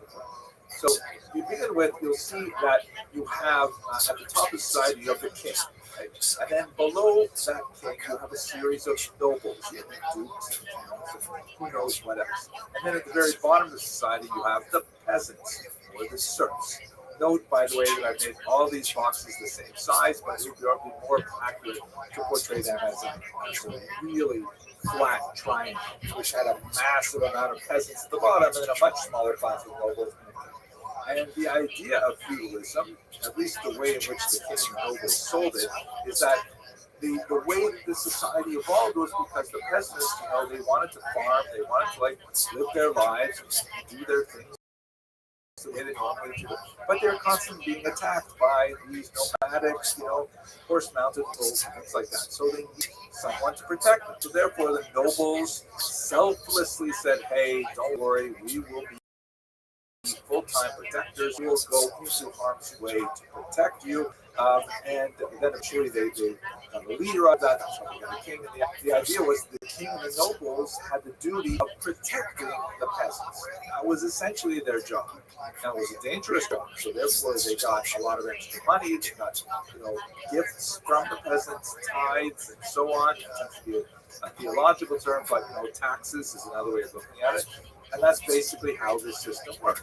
The protection, so to speak, flowed from the top down low, and the money flowed from the bottom on up. As we shall see when we talk about the Crusades, what happens when the society becomes a little too top heavy and there are too many people demanding taxes when there aren't enough taxes to go around. Well, we'll get to that when we talk about the Crusades. But that's basically the idea of how feudalism works from a secular perspective. It is mirrored somewhat in the organization of the church, which has, at this point, we're talking about the Catholic Church, of course, this is well before the Reformation. You have the Pope, who is at the head in kind of king-like fashion.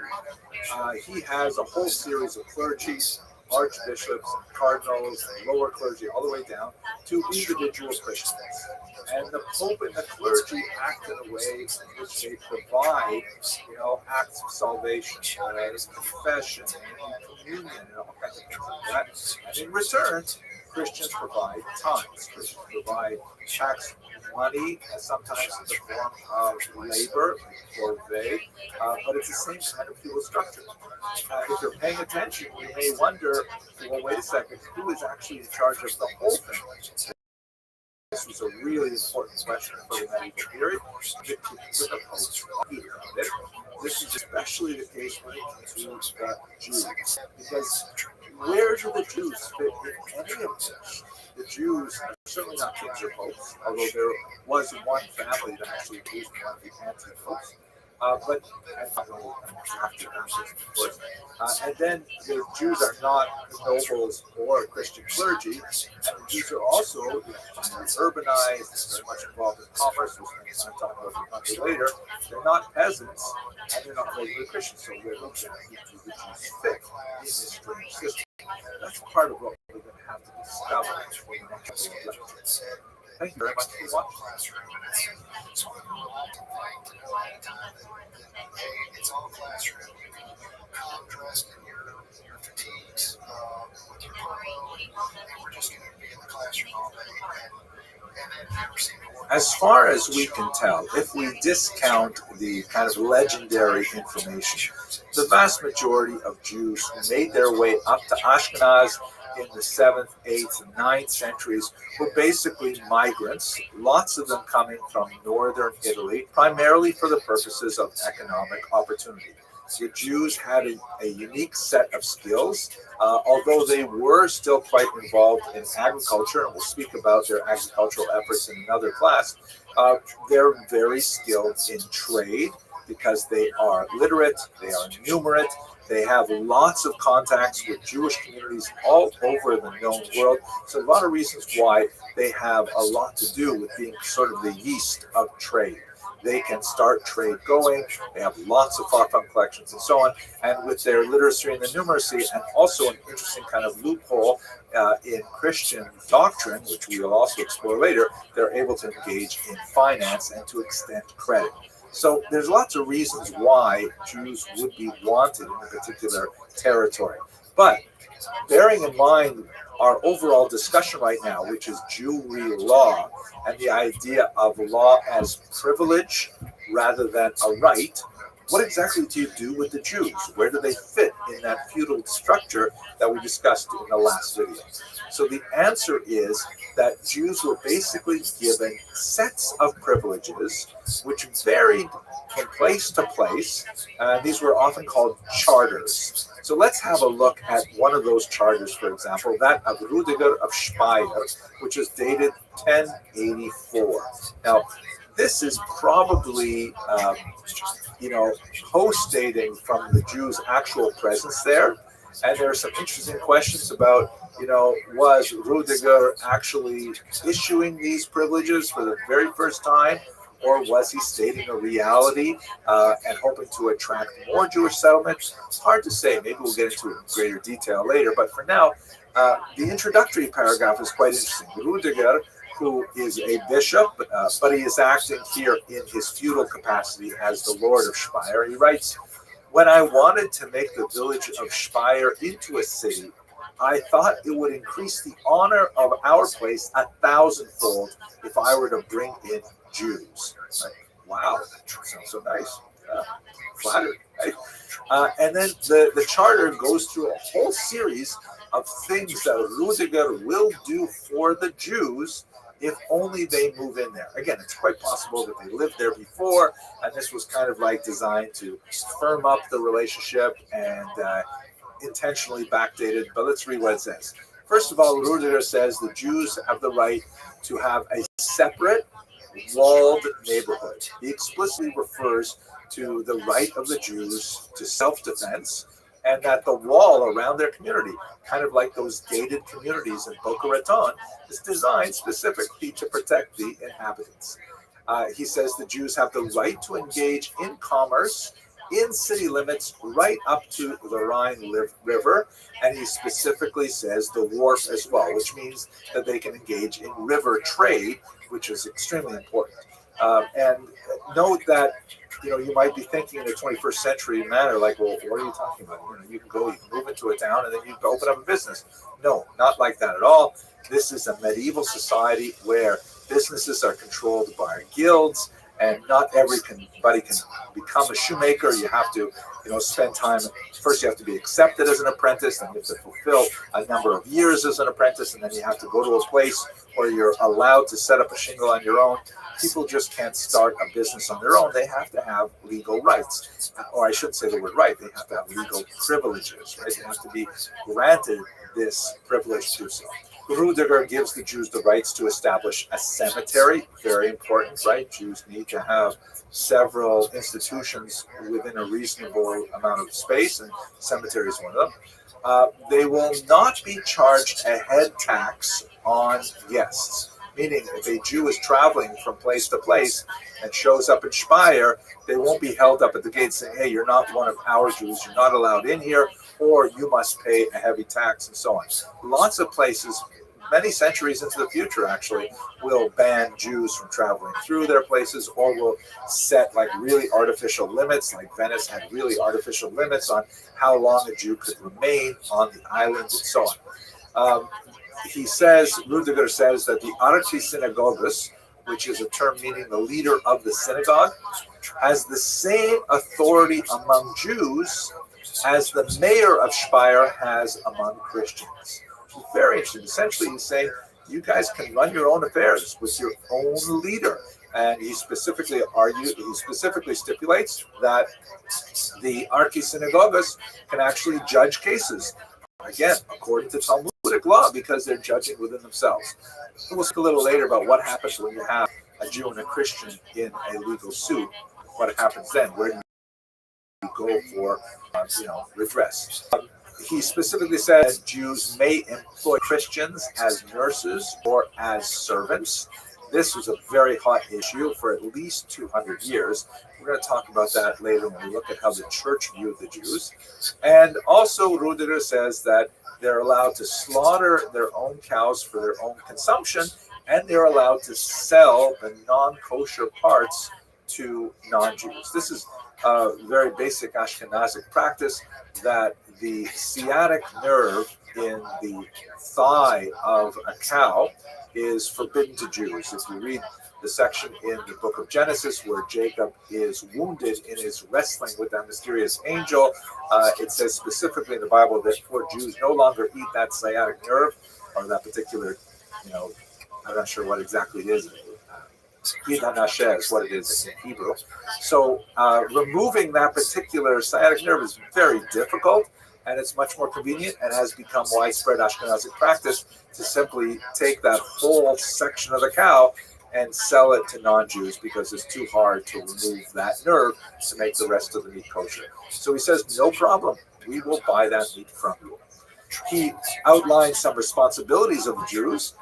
They have to, for example, pay a certain amount of money, coined in Speyer currency, to compensate the church for some of the land that was used for the cemetery in particular. And they are in charge of guarding their own walls, so the burden of protecting them does not fall on the city as a whole. But when you look at the entirety of this charter, it's actually pretty attractive, and you can see why Jews would say, hey, this for us here, we have a nice carved out niche for our privileges, we can live and work here in security. And in fact, this is, during the period of the golden age of Ashkenaz, certainly before the Crusades, at which point things begin to go downhill. But for now, I hope you enjoyed watching this video, and thank you very much for watching.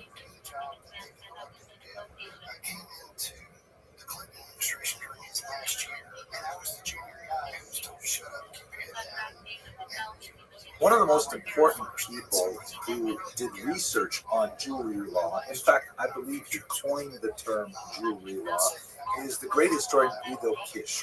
Fascinating individual. He was born in Prague, and he taught at the University of Halle until the Nazis forced him out in 1933. He taught for a little while at the Jewish Theological Seminary in Breslau, but eventually he left Europe for the United States of America in 1935, and that's, of course, how he survived the war. He did tremendous studies of jewelry law in Germany, and we're going to look in particular at something called the Sachsenspiegel, which is basically a 12th century sort of codification of customary law in Germany, which was his life's work for about 20 years. He ended up, when he came here, he published in 1949 a remarkable book, The Jews in Medieval Germany. This is it. It's a brick of a book. It's really, quite dense and absolutely fascinating. But I want to point out to you one fascinating thing that I just came across. On page 66, he buries this. And it helps me, think about the heroism of previous generations of historians. We really got to just look at this for a second. So what exactly did Kish do? The thing about medieval law is that, you didn't have like a single code that was like repeated over and over and over again, and people said, well, here's our central code. You did have some of this in the Roman period. We have the Theodosian Codex and things like that. But what you do have is a very important collection called this Sachsenspiegel, of which there are other versions of it. And it was written in the 12th century, in which this writer basically tried to collect what he knew about the customary law of the 12th century in certain parts of what would be today Germany.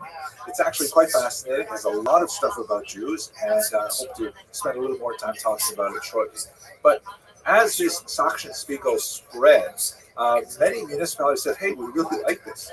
Let's incorporate it. Oh, let's change this a little bit. Let's change that a little bit, but we'll basically keep it. And so it sort of reverberated throughout the regions. Perhaps the most famous iteration of it is something known as the Magdeburg Recht, the law of Magdeburg, which was a particular city that established a version of the laws that were codified in Sachsenspiegel. Now, and this had lots of implications for Jews, as we shall see in a while. So what Guido Kish did in the 1910s and 1920s is he went all over Germany and went into local archives, local town halls, said, show me your oldest records. And he painstakingly went through all of these old court cases, thousands upon thousands of them, and noted how they were related to the Sachsenspiegel, to be able to write up a massive compendium of how law spread throughout Germany. Huge amount of effort.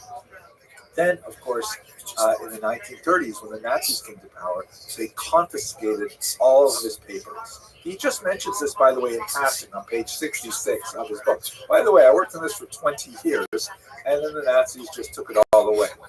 After the war, he writes, because this book was published in 1949, he tried to hack some of his documents, but it's all gone. He did know, however, that the Nazis did publish 2 volumes based entirely on his research without any attribution to him, because, of course, he was a Jew. So what goes around comes around, however. The entire institute that had stolen all his materials was heavily damaged in the last months of the war, and everything was lost, the entire institute, all of their papers and things like that.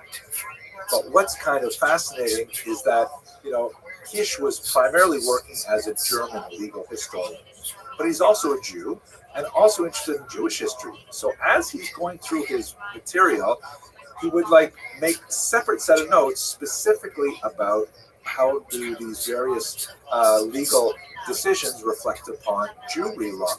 And he ended up collecting a tremendous amount of material, which he didn't turn over for publication because, he was working, this was his side gig, so to speak. But he was able to save those side notes and then come up with this massive book, The Jews in Medieval Germany, a study of their legal and social status, which has proved to be an incredible resource for students of medieval law and the Jews. Absolutely fascinating. Thank you very much for watching.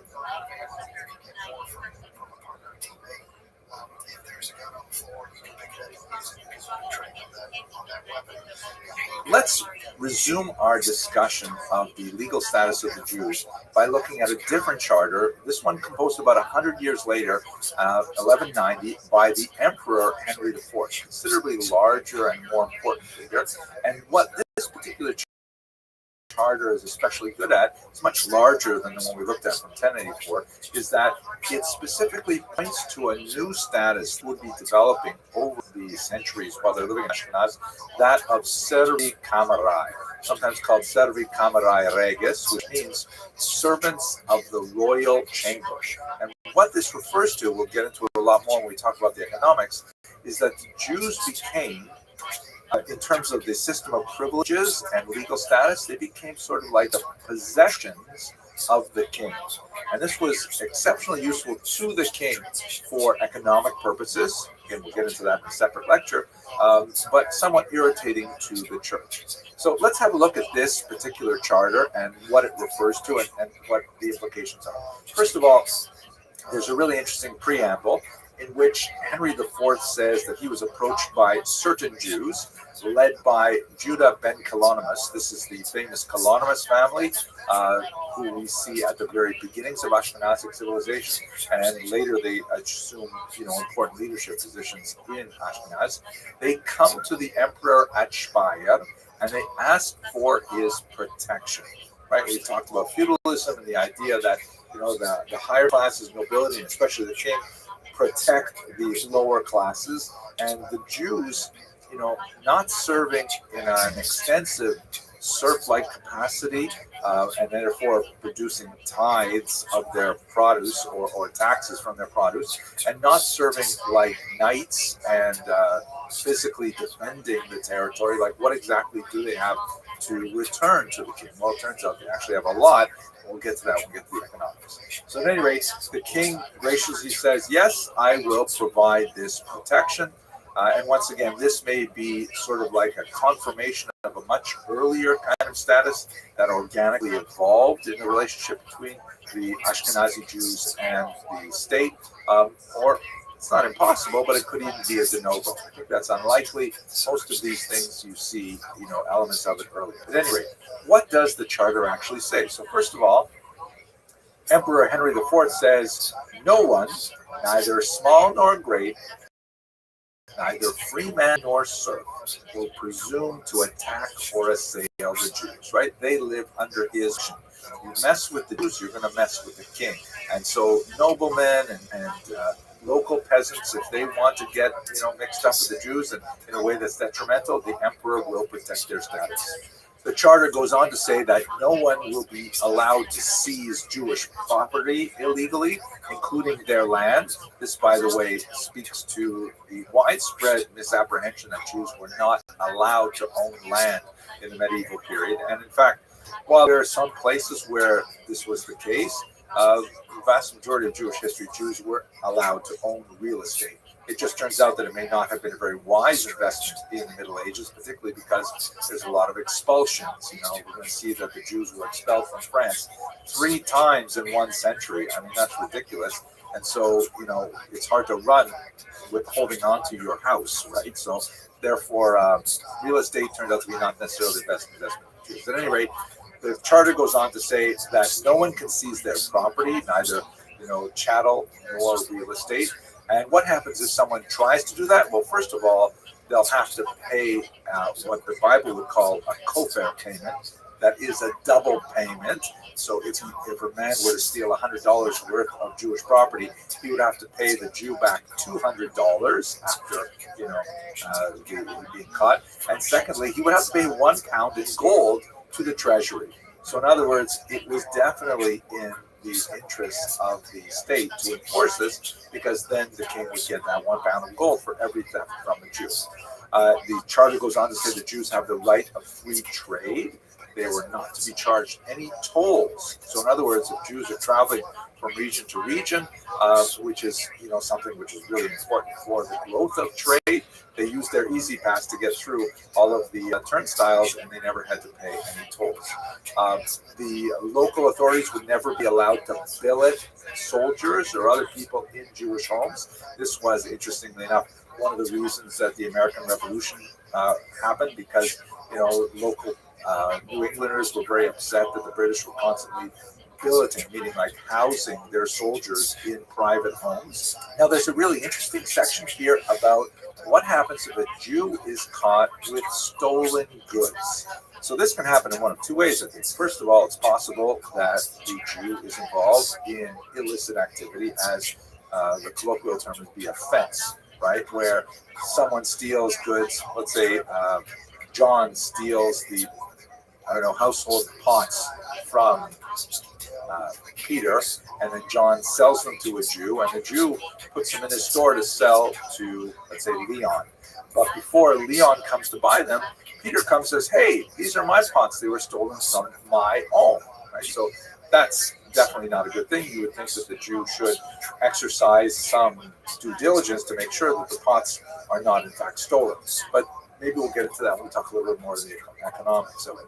At any rate, if he bought it in good faith, meaning John said, "These are in fact my pots. I did not steal them from anyone," and the Jew pays for them in that case. So Peter has the right to take back his pots. But here the Jew, I should give the Jew a name, right? Let's call him Abraham.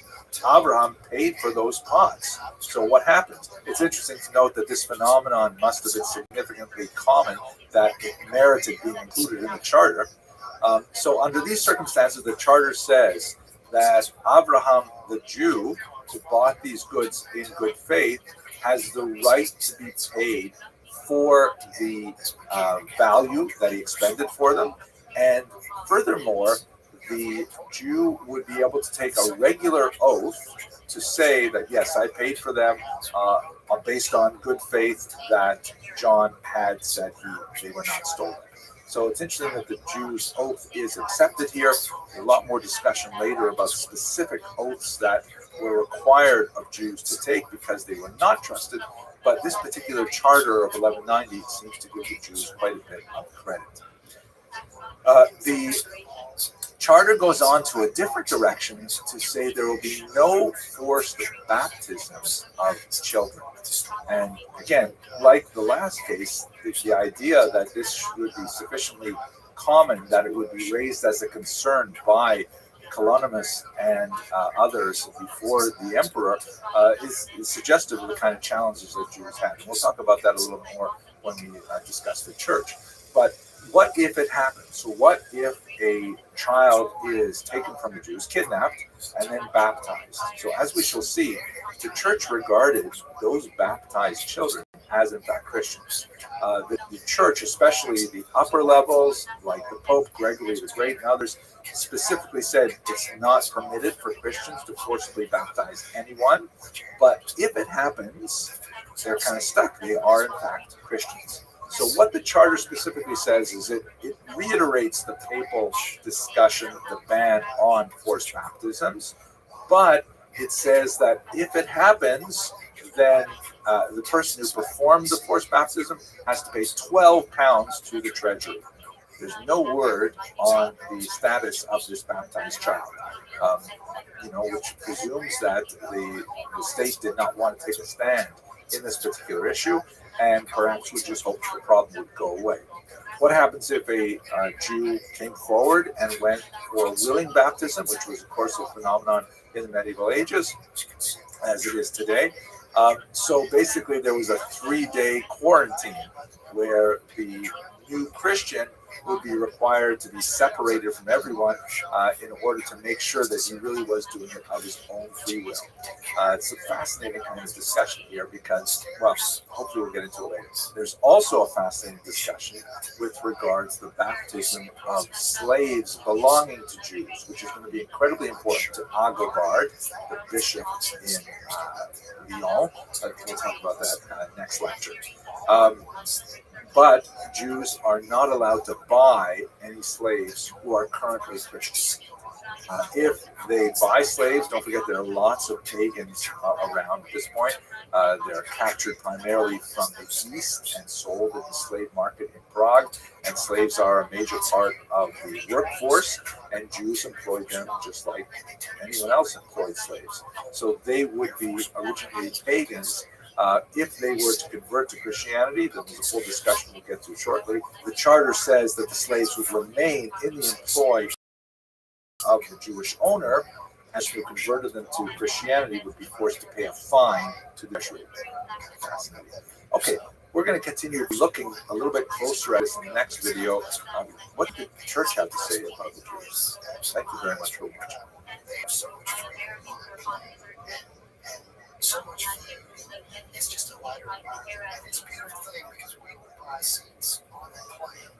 When we discuss the legal status of the Jews, note that until now we have largely confined our discussion to how the state treated the Jews, specifically the king. We talked about the charters, law code called the Saxon, and what that had to say about the evolution of the status of the Jews within Ashkenazic medieval society. Note, however, that there's a parallel structure that will achieve tremendous heights at the end of the 11th and especially in the 13th century, which is the church, right? The church was kind of like a parallel structure that in many ways was competing with the state for authority. How did the church regard the Jews? So we will come back to some of the theological discussions a little bit later when we look more at antipathies to the Jews. But I think it's very important to note that while there certainly was a significant amount of anti-Judaic slant coming from the medieval church, as one of my teachers once pointed out, the reality is that the church also preserved the Jews for about 1,500 years. How so? Specifically because early on, one of the church fathers, St. Augustine, developed this idea, which became known as the doctrine of witness. This is a fascinating doctrine, which basically states that the Jews must be preserved in society until the second coming of the founder of Christianity in order to testify or witness that he is in fact the Messiah. If all the Jews are wiped out, God forbid, or even all expelled, then there's not going to be anyone around who will be able to say, you were right all along. Since the Jews were there originally, since the Jews possess the ancestral tradition, then the only way that new tradition of Christianity can be validated is if its originators were able to say, yes, in fact, we were wrong, you were right, let's move on to this new faith. This is a complex kind of theological relationship that is really baked into Christianity. It's not really as strong in Islam. Islam developed the couple of notions that allowed Muslims to regard Jews who are kind of like their intellectual grandparents rather than their spiritual parents. And so there's more of a distance with the Jews. There are similarities, but it's very important to Christianity. And in fact, it colors much of Catholic relationships with Jews and with the state of Israel through the present day. But for now, how is that expressed in reality? So according to St. Augustine, basically, the doctrine of witness says that Jews must be preserved, but they should not be preserved in an elevated state. In other words, if the whole idea is to keep the Jews around in order to reinforce Christian belief and to validate the credibility of Christianity, then it doesn't make sense if the Jews are, obviously engaged in a lot of consumption that is conspicuous before their neighbors. If you have a Christian peasant walking down the street and he sees, 12th century, a Jew driving by in a Bentley or something, he says, wait a second, how come I live in a mud hut and this guy drives a Bentley, right? So the idea is that the Jews have to be sort of, repressed so that their success in the material realm is not expressed to the outside world. This is seen in many different pieces of legislation. The requirement of Jews to wear a distinctive humiliating badge, restrictions on their movement, their settlement, their economic activity, and so on, much of which is really antithetical to what the king and the state is trying to do, which is to expand Jewish privileges because they bring in a lot of money. The economics are going to be discussed very soon. So this is something that's sort of like built into Christianity, and we see it repeated several times throughout medieval legislation from the church canon law. Now, where this is perhaps most strongly seen in canon law with regards to Jews is a whole bunch of legislation that specifically bans fraternization between Jews and Christians. We see it in the Council of Elvira in Spain in the 4th century, where the Jews and Christians are specifically banned from, conducting meals together and to drink wine together, things like that. Note that Jews, by the way, are also engaged in pretty similar kind of legislation that emerges from the Talmud. For example, the ban on drinking wine touched by non-Jews, whole discussion about that. So the idea was to try and keep them separate in order that both the Jews and Christians could maintain their distinct traditions. The Christian legislation seems to be very concerned that Jews will, in fact, affect Christian beliefs and would erode it in a very significant way. So we see a lot of these kinds of things. It's also fascinating, by the way, to note that they have to pass laws like Christians are forbidden to attend Jewish religious ceremonies in synagogue, something that apparently was quite popular in St. John Chrysostom's Antioch and elsewhere. Now, but when we move to medieval Europe in particular, besides the fraternization issues, which will receive a lot of attention in the 12th century and the 13th century as the church grows stronger, one of the things in the early period that is especially important, as we discussed in our last video, is the idea of slave ownership, and specifically slaves who become Christians. One of the most important voices on this is a bishop named Agobard, who was based in Lyon, which is on the Rhone River in France. And Agobard was absolutely furious with the notion that Jews, who are supposed to be like in a demeaned state, according to the Doctrine of Witness, should own Christian slaves. Now, Agobard was not against slavery per se. Everyone owned slaves. He wasn't trying to change the institution of slavery. What he really objected to is the idea that Jews who should be in a lowly state should own Christians, and they should, Christians should be forced to do what Jews tell them to do. Not in a regular employment arrangement, but in a slavery engagement. So he offered, for example, to compensate Jews for any Christian slaves that they might own, which threatened the social order. We see that Emperor Henry IV's charter specifically forbade this because slaves could say, hey, I'm just going to get myself baptized Agobard will pay off my debt to the Jew, and then I'll be free. I mean, it's a great way out. So the state specifically wanted to stop that because they wanted to keep the social order the way it was. They wanted to keep the Jews making lots of money, and losing their slaves at a moment's notice could make a huge difference. And we should also note that Agobard's offer was not quite as generous as it sounds, because the currency had been devalued in his lifetime, and he was offering to pay the old value when the current value of slaves was actually far higher. So at any rate, Agobard wrote a lot of things. His disciples wrote even more things, which tended to be increasingly anti-Semitic, and slavery was one of the main issues that they treated. But it's also important to note that there's another phenomenon going on that is especially expressed in the strange story of a church deacon named Bodo. I'd like to talk about him a little bit because he's just so fascinating. The story is he was born in 814 to an aristocratic family. He was educated from his childhood in a monastery, and then he showed some talent, so he was moved to the imperial court. Very scholarly, groomed for high office, and then something weird happened. He asked for permission to go on a pilgrimage to Rome.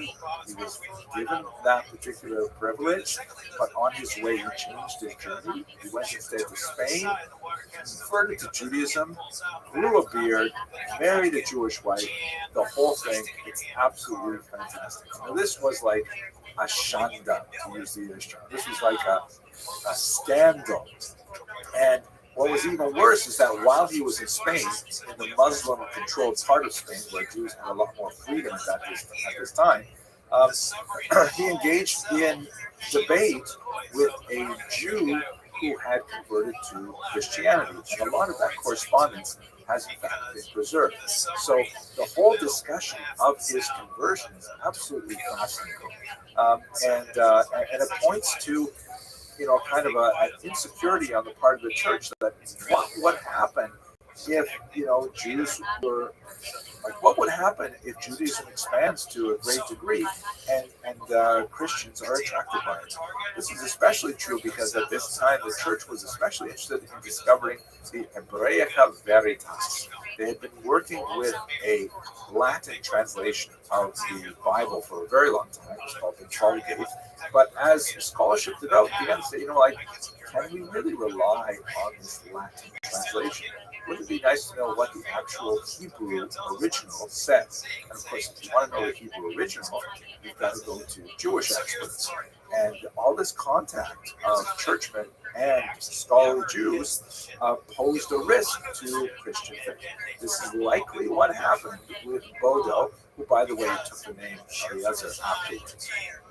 So, at any rate, he engages in this, extensive debate with this individual named Alvaro, who was apparently a Jewish convert to Christianity, and this was an explosive debate that had a tremendous amount of impact on the society as well.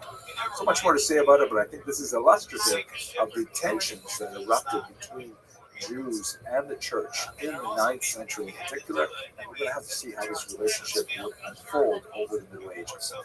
Thank you very much for watching.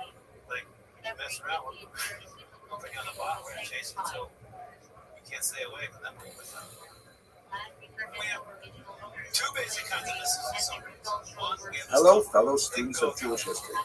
So one of the most important aspects of the development of early Ashkenaz is the remarkable attention that was devoted by these migrants to northern Germany to the construction of the social order of the Kehillah. The word Kehillah comes from the Hebrew root kahal, which means to gather together, to congregate. But it was a term that was used, synonymous with the term kahal, to refer to the social structure of the Jewish community in Ashkenaz and then beyond. And since they were basically like pioneers in this region to the far north of anywhere where Jews had ever settled before, they basically had to make these things up as they went along. Certainly they relied on earlier precedents that were set, for example, in the diaspora in Babylonia and elsewhere, but they didn't have these large, moderating, centralized institutions like the yeshivas in Sura and Composita that characterize the development of the Babylonian community. So they basically have to figure out, well, how are we going to organize ourselves? And this structure of the Kehillah was something that really got them through the next 1,000 years of diaspora in a very profound way and continues to affect the way that Jews organize themselves in the modern period. But before we approach the medieval understanding and the function of the Kehillah, we have to realize where we stand today in the 21st century. We now are, 250 years out from the French Revolution, which marked a dramatic change in the structure of the Jewish community and the relationship of individual Jews, not only to their communal organization, but to the society beyond it. Let's just have a quick moment to look at France and understand what that change was so we can go back and try to understand what the Ashkenazic Kehillah really was like. So in 1789, one of the major changes of the French Revolution was a way of looking at the Jews who lived in France as actual French citizens rather than sort of like temporary residents, people who were passing through for hundreds of years, living in exile from Israel. How were they to be dealt with in this modern nation state? So it didn't happen right away. The revolution occurred in 1789, but the founding principles of that revolution basically argued for the equality of all citizens of France, at least all men, at least all white men. But that begged the question, were we going to consider French women as citizens? They said initially no. Were we to consider French Jews as citizens? And that took a little bit more debate. But basically, in 1790, the French extended full emancipation to the Jews of Bordeaux and Bayonne, the Sephardic Jews who were living closer to the Spanish border. And that's largely because they were far more adapted to French culture. They were much more likely to be French-speaking, to live in less tightly concentrated units, to have a broader demographic profile, especially an economic profile, and so on. But the Jews of Alsace-Lorraine on the eastern border with Germany, they were a much harder case because they spoke Yiddish, they tended to dress very differently, they were Ashkenazic, and so on. But after a year, in 1791, they were also admitted. This resulted in a certain level of outcry from the non-Jewish populations of that region because all of the anti-Semitic regulations, which had restrained Jewish economic activity in particular, were lifted, and suddenly there was a rush of Jews into all parts of the economy that many other non-Jews felt threatened by. And so they appealed to Napoleon. Napoleon, in his characteristic way, said, well, why don't we ask the Jews themselves what their intentions are here? What's the major deliberative body of the Jews? There must be some kind of like pope, or must be some sort of Vatican for the Jews. And his advisors said, well, there isn't, at least not in the last 1,800 years since the Sanhedrin met. The Sanhedrin, of course, is the great court of the Jews that was destroyed with the Roman Jewish wars.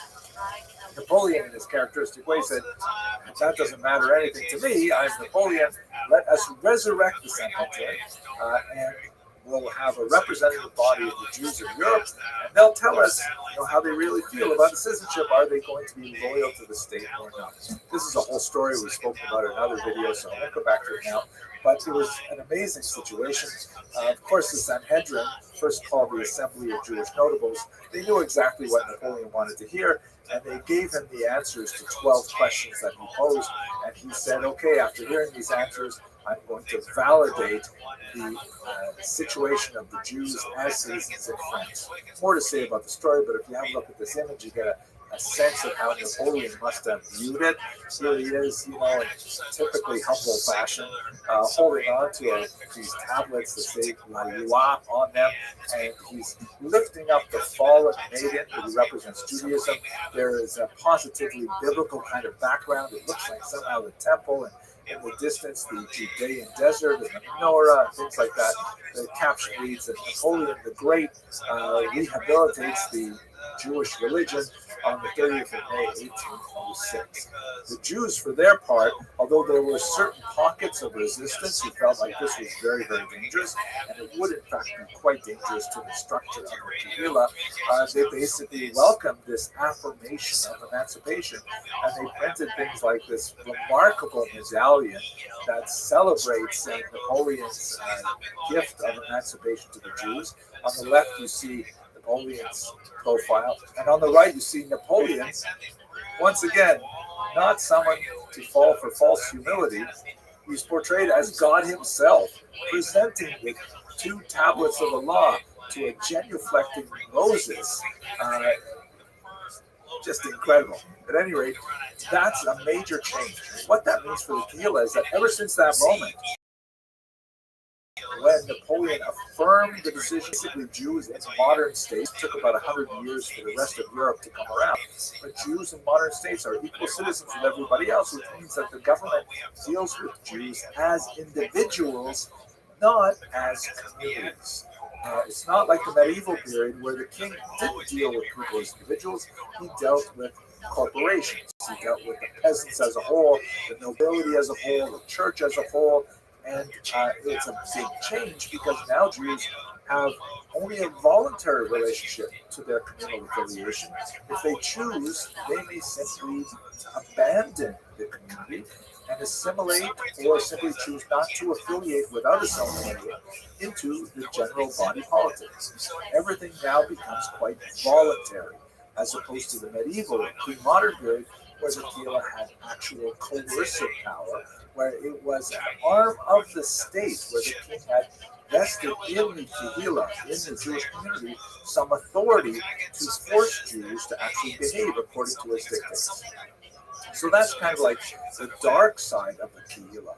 On the one hand, it's quite coercive, and Jews were forced to essentially behave according to its dictates.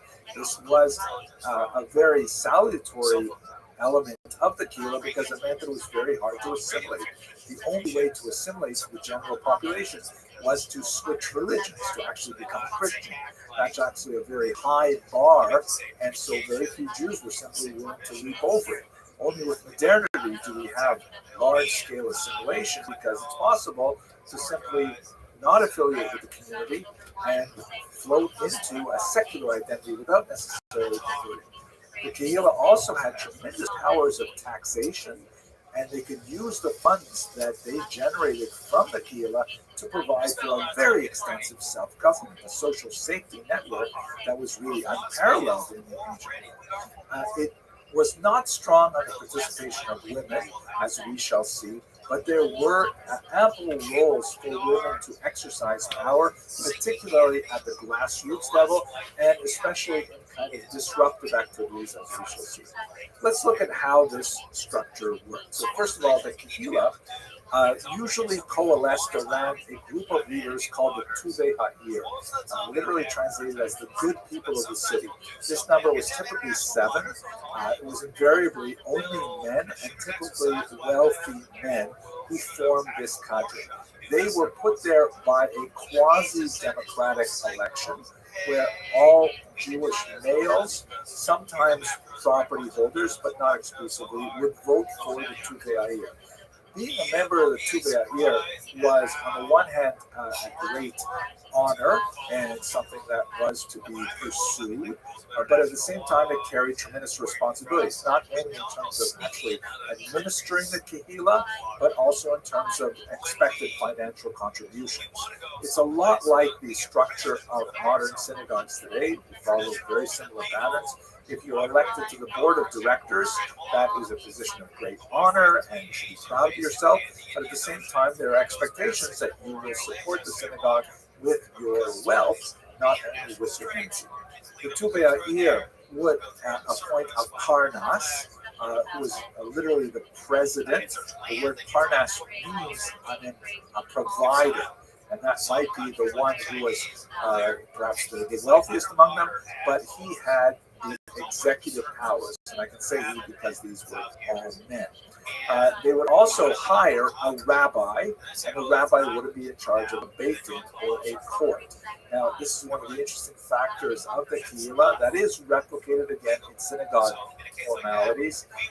The rabbi is, on the one hand, an employee of the Tuvei and he can be dismissed. But on the other hand, he represents rabbinic authority that undergirds all of this system. And so sometimes the Tuvei and the rabbi are locked in a kind of a dynamic where the rabbi will exercise a check on the Tuvei and the Tuvei, because they write his checks, they will exercise a sort of balancing against the rabbi as well. The rabbi tends to be the most charismatic and populist individual in Jewish leadership, but he is nevertheless dependent upon the Tuvei for his financial well-being, and so the two groups tend to have a kind of a dynamic relationship between the two of them, which is not always cordial, but nevertheless stable. So under these groups, you have the Parnas and the rabbi both control Gabayim. This term Gabai, that's a singular, is used in modern synagogues today, and it's sort of like what's sometimes translated as a bido, which sounds a funny word. Basically, a synagogue functionary who chooses who is given what synagogue honors in the daily services and things like that. In modern parlance, the Gabai seems to be a fairly low-level person, but in the Kehillah, Gabai literally means a collector or an enforcer. Both the Tuvei through the Parnas and the rabbi through the Beit Din could enforce their regulation. For example, a person, disagreed with his tax assessment. Too bad. The Gabayim would come and they would collect it. If a person insisted on refusing to appear before the Beit Din, so the Gabayim would come out there, then they would arrest him. They could actually impose corporal punishment on him for repeatedly refusing to appear before the Beit Din. So they actually had real muscle, and this muscle was backed up by the king, because the king wanted the Jewish community to function effectively and to be able to hand over reliably the tax revenues that they generated by the various economic activities that the king had authorized, as we discussed in previous classes. So they had real power. It was a coercive organization in many ways. But here's the upside. The Parnas would set up a whole network of chevrot. A chevra basically means an association, a group of friends. The word chaver means friend or colleague or comrade in Hebrew. And the chevrot were essentially, social service agencies that could serve a wide variety of purposes for the Kiyot. This is the amazing thing, that the Jews essentially set up their own localized municipal social service networks that represented a huge level of self-help that allowed the Jews, especially the poorer Jews, to rely on their community for support through difficult times. A few examples of the Chevrot. Every community would have a Chevra Kadisha, literally the holy society. This was the most important of the Chevras, and essentially this dealt with Jewish burial, the preparation of the dead for burial, the wrapping in shrouds and so on. This particular Chevra was considered the most elevated of all of them, and belonging to the Chevra Kadisha was the greatest honor. It also represented a very difficult task of working with corpses to prepare them for burial, but it was considered something that was reserved for people of high dignity and authority, and was considered very important. Below that, you would have, for example, a Chevra Shas, which would be a committee dedicated to education, or the Chevra Bikur Cholim, that would deal with health and visiting the sick and so on. The Chevra Tomchei Shabbos, which would be a food bank. Sometimes these names would change from community to community, but all of them exist in well-organized Orthodox communities, to be sure, even to this day. The committee for Ozer Dalin, poor relief, for Hachnasas Kala, the preparation of weddings for poor brides, Minat Tzedek, for people who are traveling through, hospitality, Chevra Tehillim, for purely religious purposes, like reading Psalms and so on. And all of these Chevras, vary from community to community. The density of the Hebrews, unlike the higher levels of Kehillah leadership, tend to be dominated by women, tend to form a high degree of volunteeristic tasks associated with the supporting the community, and they would receive funds from the taxation that was executed by the Tuva year in order to make sure that their functions continue to progress.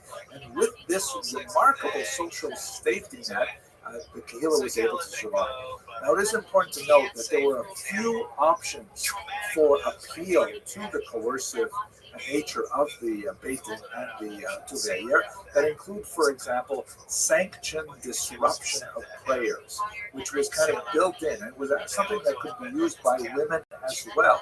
That, for example, during the daily prayers, if a woman felt that her claim had not been adequately addressed by the Tuva or by the Beit Din, she could go show up in shul, could walk into the men's section, stand on the bima, and refuse to allow the service to continue until she received assurances that she would be heard. This, of course, was subject to a certain degree of abuse. It was a fairly extreme form of sanctioned disruption that nevertheless did allow many elements of society that did not have conventional power to be able to nevertheless make sure that their causes were heard. And by and large, this Kehillah structure really functioned very well right up until Napoleon basically destroyed it with the destruction of the corporate nature of Jewish society. A lot more to say about what that actually meant and how it fell apart in other countries like in Germany and in Russia. But even in today's American society, the Kehillah has a huge influence on admittedly voluntaristic organizations like the modern synagogue. Okay, we'll have a lot more to say about the Jewish community, but for now, I hope you enjoyed watching this video. Thank you very much for watching. So I graduated from high school in 1977. About 4 weeks later, right after July 4th, I reported to the Naval Academy as a plea. You're in the Navy at that point. The day you show up, cut your hair. Let us continue our discussion of the early Ashkenazi community by looking a little more closely at family life and at women's experience in particular. So one of the most fascinating sources we have for the demographics of family life in early Ashkenaz are the Crusade martyrologies that date from the very late 11th century and the early 12th century. The Crusades, which we'll hopefully discuss a little bit later, extremely important event in the development of early Ashkenaz. There were a series of very horrific massacres in the Rhineland, which were memorialized by Jewish writers in a series of chronicles, which list in great detail the horrific nature of the violence and their tributes to the victims. Really. That's why they're martyrology. Incidentally, we also have Christian accounts of these crusades that corroborate a lot of the horrific details of these massacres. But if we look at these martyrologies, specifically for the family data, the vital statistics of the families that are represented there, we get a lot more interesting information about how the Jews organized themselves as families. Again, it's kind of a weird data set because it's looking at lists of victims, of families, and obviously this is not the purpose for which it was recorded, but nevertheless we can glean some data from it. And I'm borrowing from the great work of Kenneth Stowe here, who wrote about this in his monograph, Alienated Minority. So if we look at mines, for example, the chronologies list 168 groups of people, 122 of them broken down into families, and 46 are solitaries, meaning individuals who were killed by the Crusaders who were probably students or orphans not connected to other family members. So, and we have very similar data from Worms and Köln that seem to be following the same sort of patterns. We don't have any kind of data like this for contemporary Christian families, which makes it difficult to compare Jews to Christians, of course, but nevertheless we can see some internal comparisons. So what do we see from those? First of all, the marriage rate is close to 100%. Very high stress placed on marriage. That, this is something that is an ideal for people who come of age. Surprisingly, however, the average family size is somewhat small. One would think perhaps based on looking at contemporary modern Orthodox families, I don't mean modern Orthodox, but modern Orthodox families, which tend to be fairly large.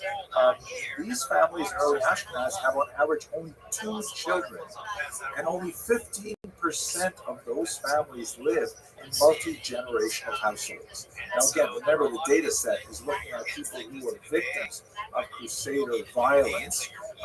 Maybe there is some special reason why certain groups were able to avoid that violence and are not listed in the martyrologies. But if we assume that it had nothing to do with the size of the family or the generational quality of family, this seems to be a reasonable assumption about the nature of all Jewish families, not just those who were killed by the Crusaders. It might have a lot to do with urbanization and with the economics of family size in urban environments. Whenever Jews become urbanized, like all people, when they become urbanized, they tend to have smaller numbers of children, as opposed to rural economies, which are based on having more hands out in the field, and having larger families is like much more of an economic benefit. And it also probably relates to the use of birth control, which is discussed among the scholars at the time, specifically something called a wealth, which Tosfos will discuss. We'll talk about Tosfos in a later class. So the fascinating kind of insights, I think, that the family size was actually surprisingly small, average of 2 children, and that these households were not multi-generational. If we look a little bit at the lives of women in the medieval period, there's so much to say here. I'm going to try and compress it into a very short space of time. There's one really important thing that really comes from the nature of how Judaism traditionally regards the activity of women. And this requires kind of a chart to explain it. I think an easy way to understand how men and women experience Judaism from a very different perspective, a gender perspective, a sex perspective. The easiest way to look at it is to consider how the commandments are considered from the perspective of men versus women. And they are viewed differently. Basically, we can divide all of the commandments in the Torah and the rabbinic tradition, of which there are 613 according to the Jewish count. You can divide them into positive commandments and negative commandments. That is, those commandments which are thou shalt do, go out and do something, and those which are thou shalt not, refrain from doing something.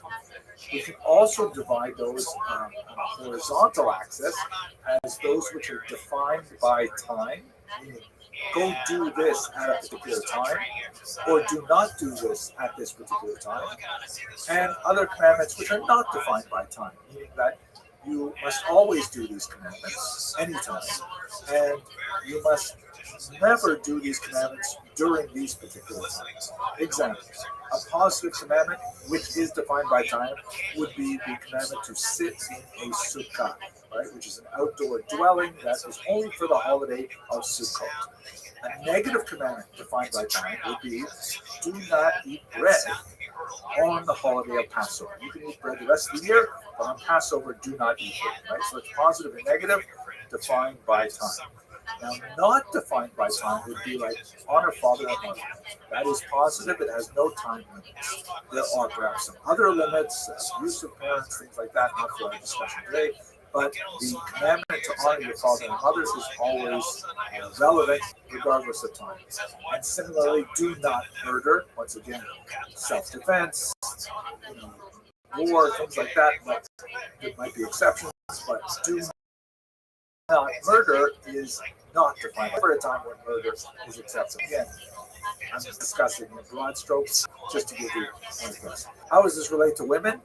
Key distinction for women is that women are from one category of commandments in Judaism, those which are positive and defined by time, which means that a whole host of activities, such as, for example, going to synagogue to pray with a minion is something which is positive and defined by time, because it's the morning prayer, the afternoon prayer, the evening prayer. Women are exempt. Women still have the obligation to pray, but they don't have to be locked into a communal time structure.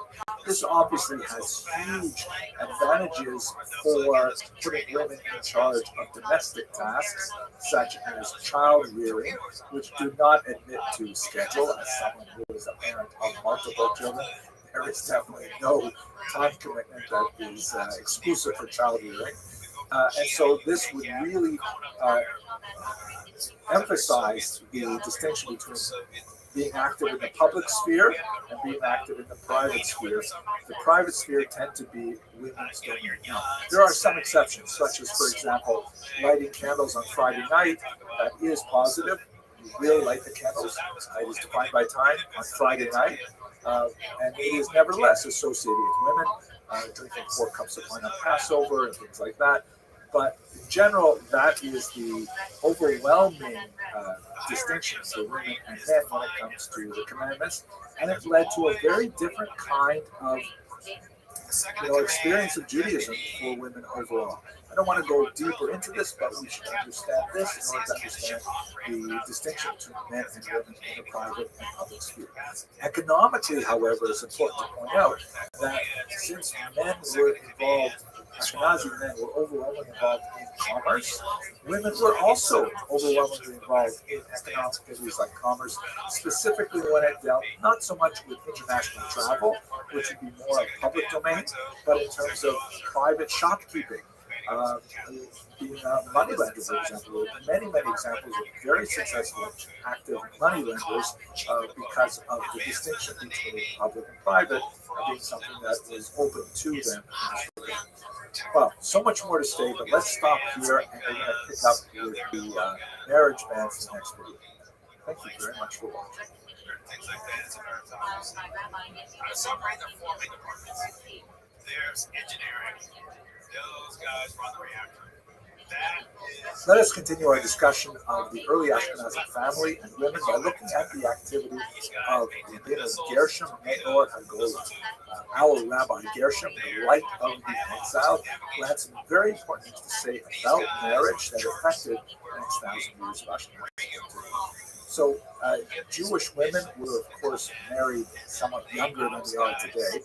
It was not at all uncommon to have child betrothals, even in the single digits, although actual marriage tended to be limited to the ages of 12 and up. I know that's shocking by modern standards, but by medieval standards, not at all. There will be a tremendous amount of emphasis placed on observing the so-called laws of family purity, which involve the visitation of a ritual bath once a month in order to maintain regular family relations. And then marriage, as we saw in the demographic results from the martyrologies and crusades, was considered a highly cherished state of being and was pursued by the vast majority of Ashkenazim. Now, we see just some examples of this, by the way. Some of the most amazing artwork that comes from the Erfurt hoard that we looked at a few weeks ago. This is the one of the marriage rings that was, it's hard to imagine exactly how this ring would have been used. Hard to imagine a single person who owns this. It looks like maybe it was used for like communal marriages and shared. I don't know, but absolutely fantastic piece of art dating from 14th century Germany. Here you can see the underside. Look at how the hands are clasped in the bottom. Absolutely gorgeous artwork. Really, it puts to shame modern some of these designs, but who am I to judge these aesthetics? I just think it's fascinating. At any rate, what did Rabbeinu Gershom have to contribute to this discussion? So he came originally from Metz. Later he established an important yeshiva in Mainz, and his influence on early Ashkenazim was huge. He educated a whole generation of teachers, and that generation taught another great student, Rashi himself, Rabbi Shlomo Yitzchaki, who famously gave Rabbeinu Gershom the term Meor Hagolah, As in this quote, Rabbeinu Gershom made the memory of the and holy be for a blessing, who enlightened the eyes of the exile. This is about referring to Rabbeinu Gershom and his huge influence on Ashkenazi culture.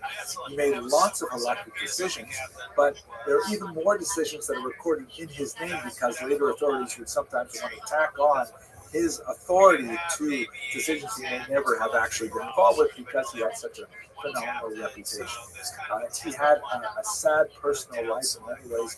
His son Eliezer was forcibly converted and later possibly killed in the context of the 1012 persecutions. We know that he himself was married twice, and his ketubah for his second wife was actually extant. Now, the most important thing that Rabbeinu Gershom contributed was he issued one of the many takanot. We discussed this very briefly a few weeks ago.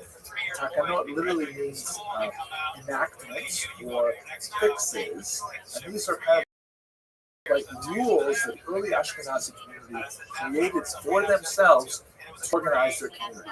As an influential rabbi, he placed an extremely important takana on the Ashkenazi communities, banning polygamy.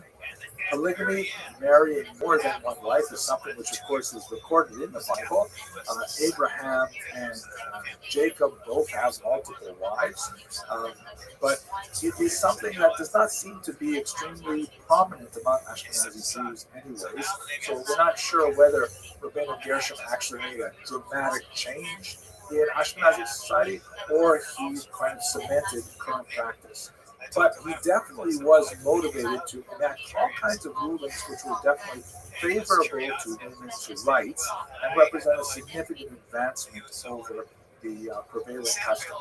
He enacted, for example, a ban on divorcing a woman against her will, which is one of the problems that's inherent in the way that Jewish law is structured, at least as we see today within our social constraints, that according to the Bible itself, a man has complete control over the dissolution of his marriage, which means that he could simply, if he followed simply the biblical precedent, he could simply say, I want to divorce my wife, no fault divorce, whatever reason it is, and send her away. The ancient rabbis instituted a marriage contract as mandatory and binding that said that if a man wanted to divorce his wife, he would have to pay her a settlement. That in itself represented a huge leap forward. That document is called the ketubah. But there was nothing in place to prevent a man from precipitously simply saying, well, I'm going to pay the ketubah and divorce my wife without any grounds for it.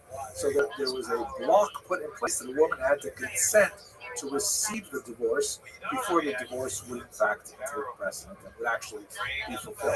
There's a lot to say, by the way, about the modern situation with divorce, which is far beyond the scope of our discussion here, but it is a significant problem in contemporary Jewish practice.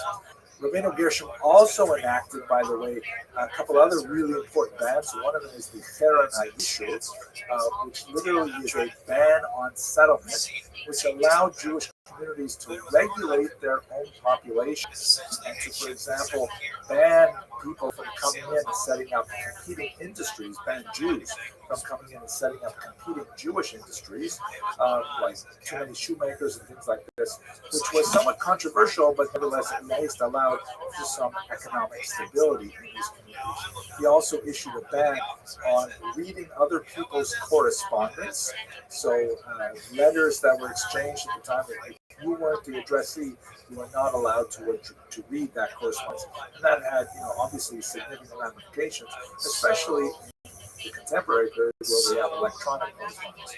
But nevertheless, Rabbeinu Gershom made these bans on polygamy that had a huge impact, as well as many other takanot that related to the time. I want to say there's so much more to say about women in general, views such as I've given on this topic we like, but I would like to just focus on one last, specifically Ashkenazi aspect of the treatment of women, and that would be the very unusual zoomorphic representations of women that we have in some of the things that came out of the Hasidic Ashkenaz culture. We're going to talk more about the Hasidic Ashkenaz in a future lecture, so I don't want to jump too far ahead of myself. But basically, this is a movement very, very prominent in Ashkenaz in the 12th and 13th centuries.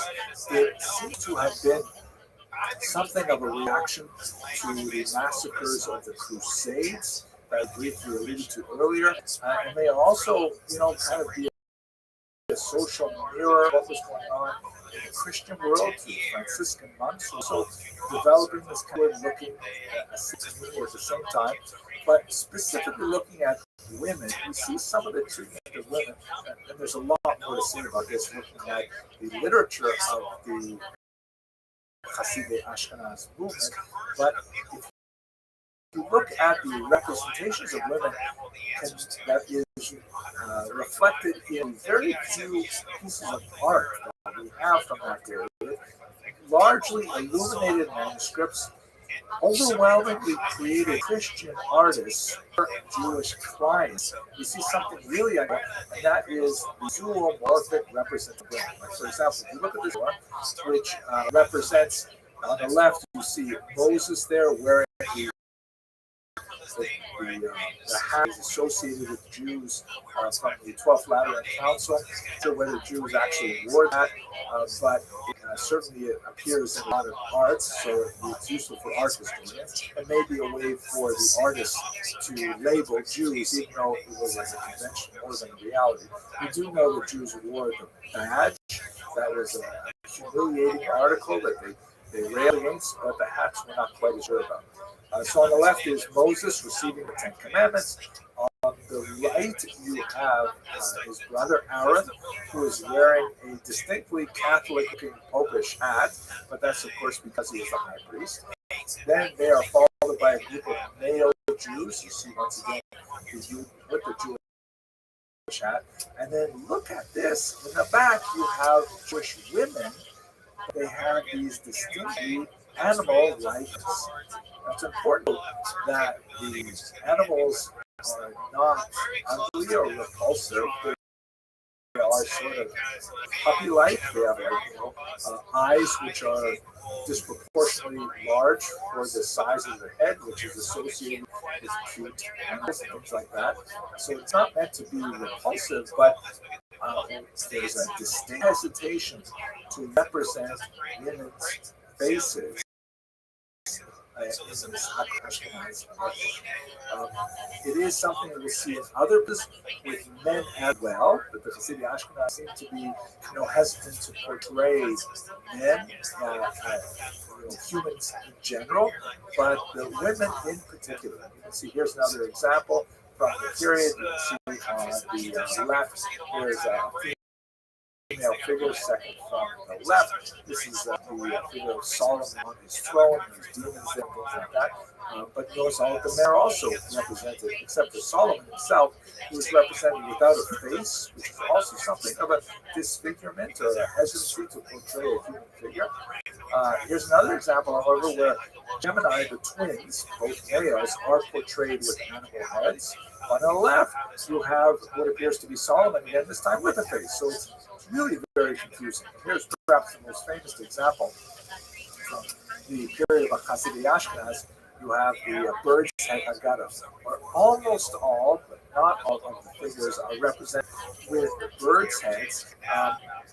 These appear to, this is a scene at a bakery where on the left is a Jewish man, at the center appears to be a Jewish woman who is kneading, preparing the matzahs. On the right appears to be a Jewish boy who is poking holes in the matzahs so they bake properly. On the left, the figure holding up the matzah, I always think of them as saying something like, "What? $50 a pound? You got to be kidding me!" But at any rate, this is another example of the Hasidei Ashkenaz and their hesitancy to portray the human form. Okay, so much to say, but I've got to move on. I want to thank you, Joe, very much for watching this video. So, this united front to maintain a healthy workforce. Now we see the rise again of bad actors. Hello, fellow students of Jewish history. So we've had a chance to look at the community structure of the early Ashkenazi community, and then we looked a little bit about the family structure and gender in Ashkenazi society. Let's now look at the internal intellectual, spiritual, religious life of Jews in Ashkenaz in the High Middle East. So in order to do that, let's first place it into its larger context. One of the most basic ideas of Jewish intellectual history, traditionally speaking, is this notion of the decline of the generations. Theologically, there is this concept that there was a high moment of sensitivity and closeness to God at the revelation at Sinai, and then every subsequent generation represents kind of like a step down as we move in time away from that great event. And for the purposes of rabbis have tended to divide these generations into kind of big chunks that corresponds more or less with the major works that they engaged in during their lifetimes and the major kind of activities that they did. So let's look at them, for example. You have a very important generation called the Tanaim, who say basically from about the year 200 before the Common Era to about 200 of the Common Era, and principal product is Mishnah. Really important compilation of oral law that is based on oral traditions that go back much further, but is a really important foundation for the Talmud. Then you have, of course, the scholars of the Talmud itself, the so-called Amoraim. The word Tana means like teacher, Amora means like sayer or speaker, and they're active primarily in the years, and they're kind of like ballpark numbers, 200 and 500, not only in the land of Israel, but also in Babylonia. You have a couple of other generations out, Samoraim and Geonim. When I say generation, of course, I mean like groups of generations. And these are basically people who are building on the Talmud as in codified. Then you get to our period in Ashkenaz, that's a period the Rishonim. Rishonim means the first ones, and their years are basically from about the year 1000 to about the year 1500. Really important at the end point is when printing becomes a very important technology of information transfer, and there's a lot of fascinating things to say about how that changes, but not for today's lecture. We're going to focus on the earlier part before printing while we're still in manuscript culture. So there's the first ones, they're followed, by the way, by the Acharonim, the later ones, and they're basically up until 1900. I'm not exactly sure what we call people after 1900, post-Acharonim, maybe late Acharonim, but at any rate, let's focus on the Rishonim. What primarily were these Rishonim, who were very heavily invested not only in Ashkenaz, but also in Spain and Italy? What exactly were they doing? So there's three basic categories of activity that correspond to the activity of the Rishonim. First, there were those who were commentators. The greatest of all of them was certainly Rashi, who lived in the 11th century, and he is a commentator par excellence who basically goes to the text of the Bible. He also wrote a massive commentary on the Talmud, and he tries to sort of help you through it. There are two main things that he does. First is he explains difficult passage in a very beautiful, pithy prose, very, very compact, and it's studied by children, not just commentary, because it is fairly accessible. And secondly, especially in his commentary on the Torah, he integrates the oral Torah with the written Torah, brings in Midrashim, kind of like an anthologizer sort of function. Very, very important. Really, you can't go anywhere without Rashi. People say that you need to learn the Torah with two fingers, one in the text of the Torah itself, and one in the commentary of Rashi. That's why he's so equipped. But there are many other commentators besides Rashi, although he is famous inter pares, first among equals as well.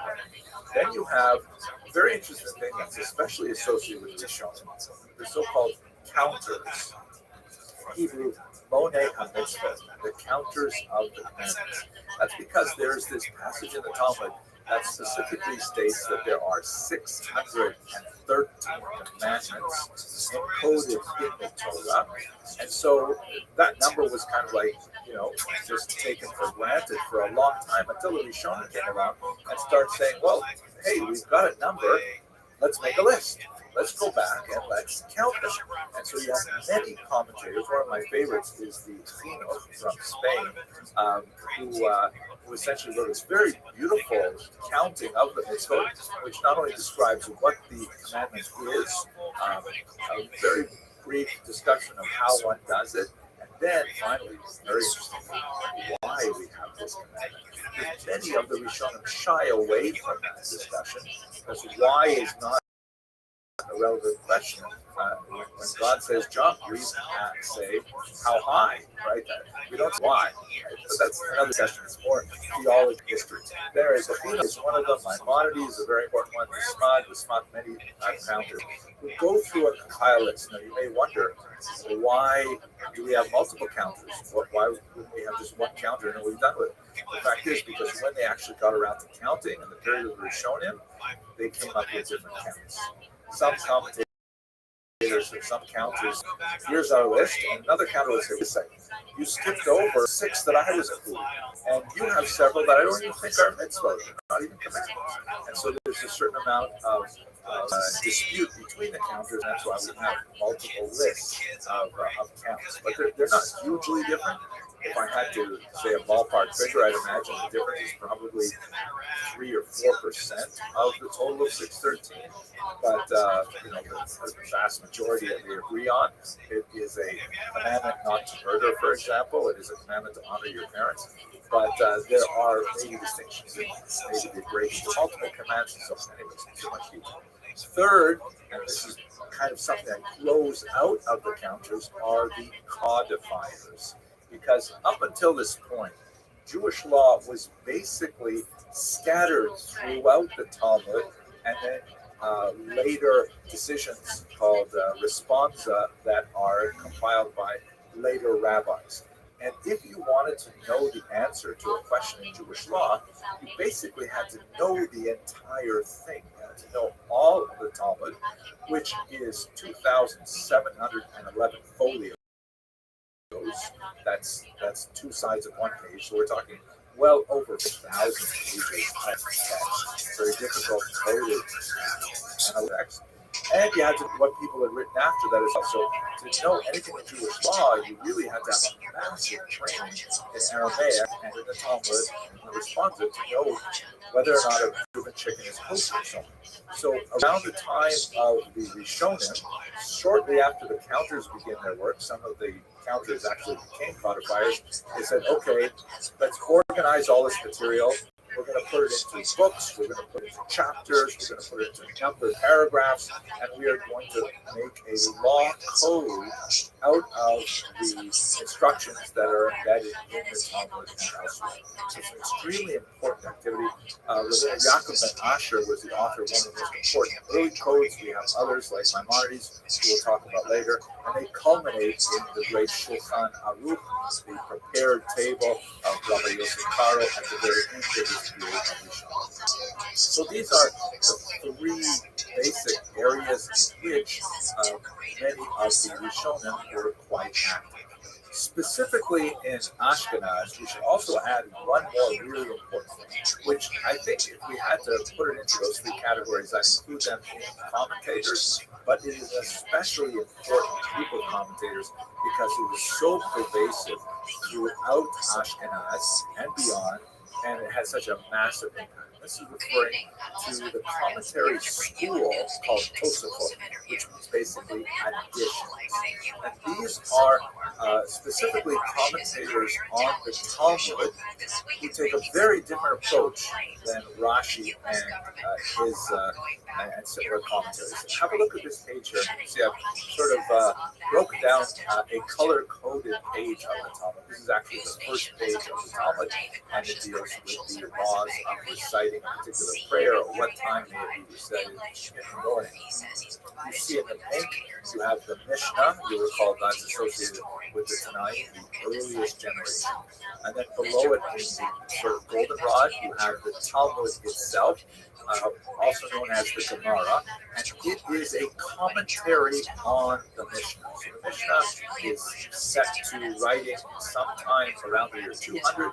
The Talmud takes another 300 odd years, and it is a commentary on the Mishnah. So basically, you turn the page, and you're always having to censor either a bit of Mishnah or more likely a long discussion of that Mishnah that is the Talmud.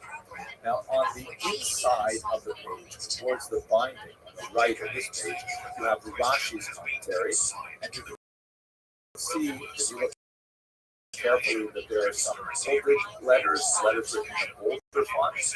Those are the opening words quoting Talmud, and then in the lighter font, that's Rashi sort of helping you through the text. This is what this means, this is what this means, and so on. That's kind of like the basic commentary.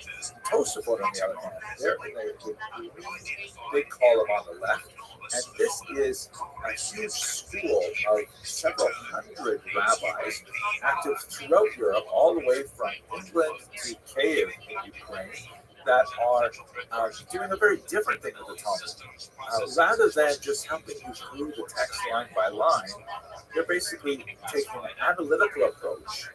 By the way, this includes Rashi's grandchildren, who are some of the most prominent Tosafot, and they're not afraid to disagree with Zaidi either. They will say, Zaidi, we don't understand what Zaidi was saying here because it appears to be quite the opposite. But what does Tosafot do that's so unusual?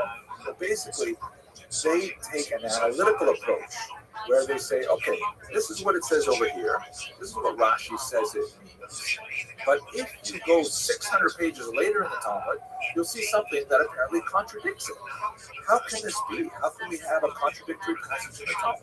And so they will endeavor to try and reconcile them, or discuss that perhaps they're referring to different situations. So basically, they take a very holistic, analytical, critical approach that was exceptionally important in advancing the intellectual life of Ashkenazi Jewry, because it took the Talmud from basically a kind of a text that you would read and slowly absorb it to something which was, really subject to searing investigation and held up to a very high standard of analytical rigor, and I think it had a major impact on the Ashkenazi mind.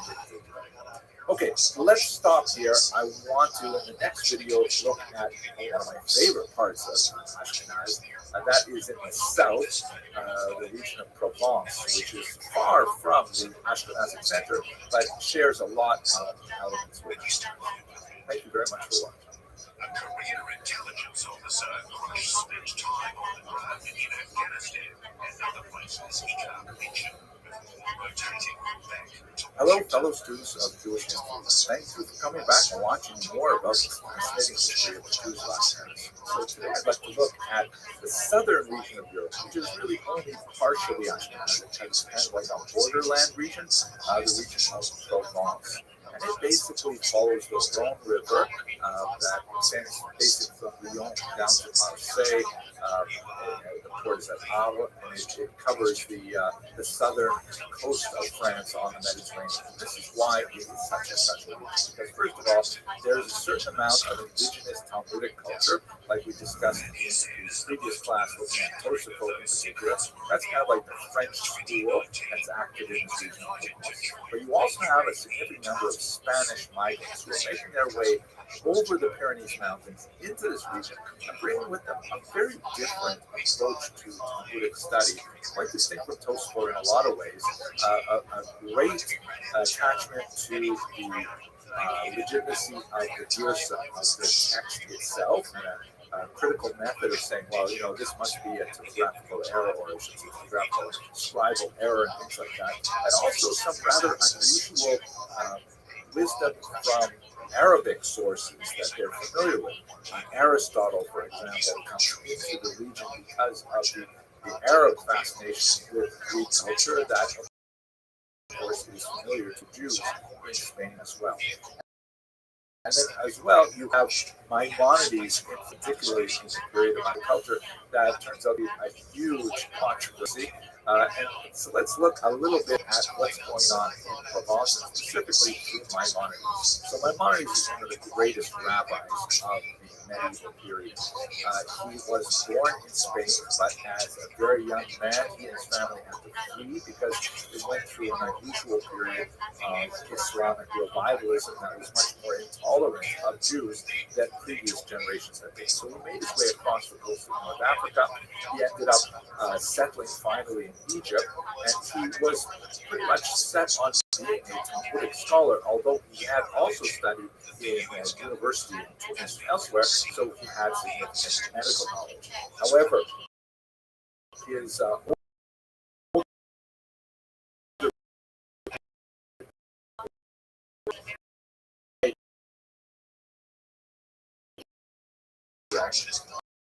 losing all of the family wealth and leaving Maimonides and his mother alone. So Maimonides had to say, okay, well, that's it. I've got to go into some kind of business. So he turned to his mind to medicine, where he ended up becoming an extremely successful physician. He was actually the chief pediatrician of the harem, and very much involved in royal Cairo, in nearby Fustat, and he's a fascinating bishop. He's paradigmatic in the sense that he represents one of the greatest figures of Spanish Jewish culture, being both fantastic as a scholar in Judaism and being very active in his chosen field of activity, in this case medicine. That's something that happens quite a bit with Jewish figures, much with American figures. They disagree with lots of other rabbis, which sometimes got him difficulty in his right. He wrote several times. First of all, he wrote a very valuable commentary classes ago. He also significantly in Arabic, lots of people in study today. He wrote many letters to far-flung Jewish communities, giving them instruction, because early on he was recognized as really the leader of the Arabic-speaking Jewish world. And then he wrote a very fascinating philosophical text called The Guide for the Perplexed. We're going to go into a little bit more detail about that in a second. But what's especially fascinating for our purposes is he wrote a massive work called the Mishnah Torah. To follow the lectures, we just had a couple of episodes ago, we talked about the codifiers. So he was an early counter and a codifier. He counted all the mitzvot in his Sefer HaMitzvot, the Book of the Commandments, and then he codified all of them on a much larger scale than most other codifiers in this huge book called the Mishnah Torah, massive compendium. And this became a huge hit. He wrote it in Hebrew, a fairly accessible Hebrew, unlike his Guide for the Perplexed, which was written in Judeo-Arabic and very philosophical in nature. The Mishnah Torah is really written at about middle school level, so it's quite widely studied to this day.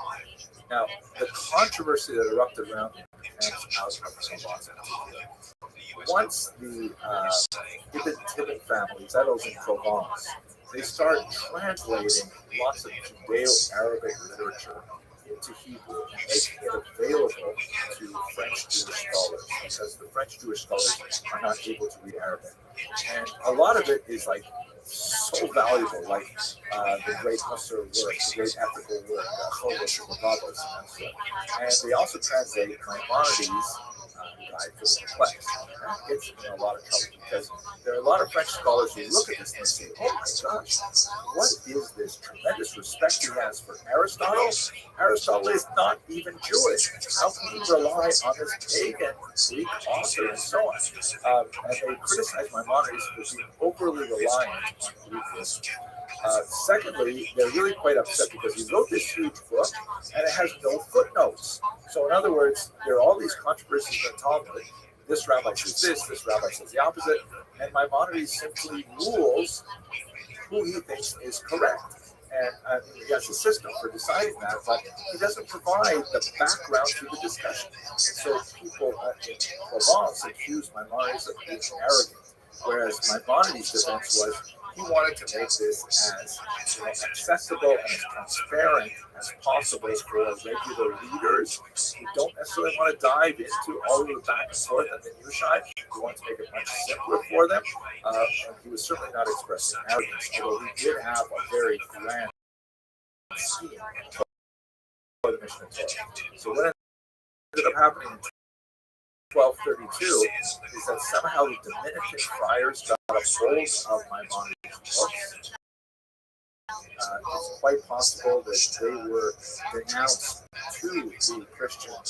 They were burned as the books of Maimonides. 10 years later, of course, the church would find that burning Jewish books is actually a positive thing, and there will be a much larger, high-impact burning of wagon loads of Talmuds, precious manuscript versions of Talmuds in the year 1242.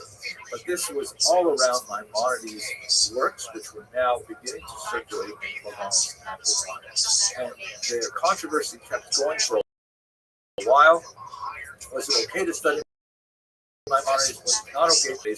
And eventually, rabbis came to a compromise where they placed a ban on studying philosophy until a person reaches the age of 25. That was considered a minimum level of maturity before a person would study these things like Aristotle or Plato without being, turned aside from traditional Jewish knowledge. So that's basically the controversy that swirled around Maimonides in Clovis.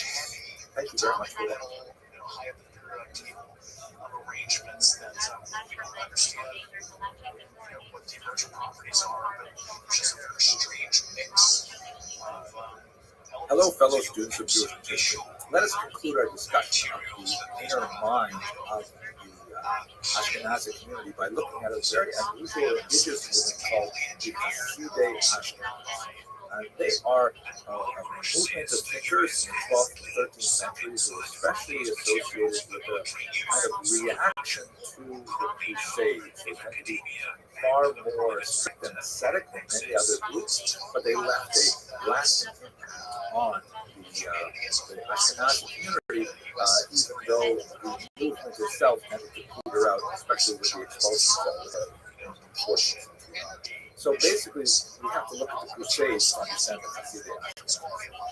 The Crusades were a movement that was initiated by Pope Urban II, you see his image here, that said that we have to come to the assistance of our Byzantine church neighbors and allow Christian pilgrims to gain access to the holy sites which were controlled by the Muslims. The patriarchs had claimed that this was not happening, and so Pope Urban II took advantage really of a unique economic moment in Northern Europe to proclaim these great sort of like military parades to Jerusalem called the Crusades after the word cross. And they turned out to be a massive initial success. You can see in this map here, there were several crusades that went along several different routes. And in fact, they were at least initially successful in driving out the Muslims from Jerusalem, and they established some footholds in Israel.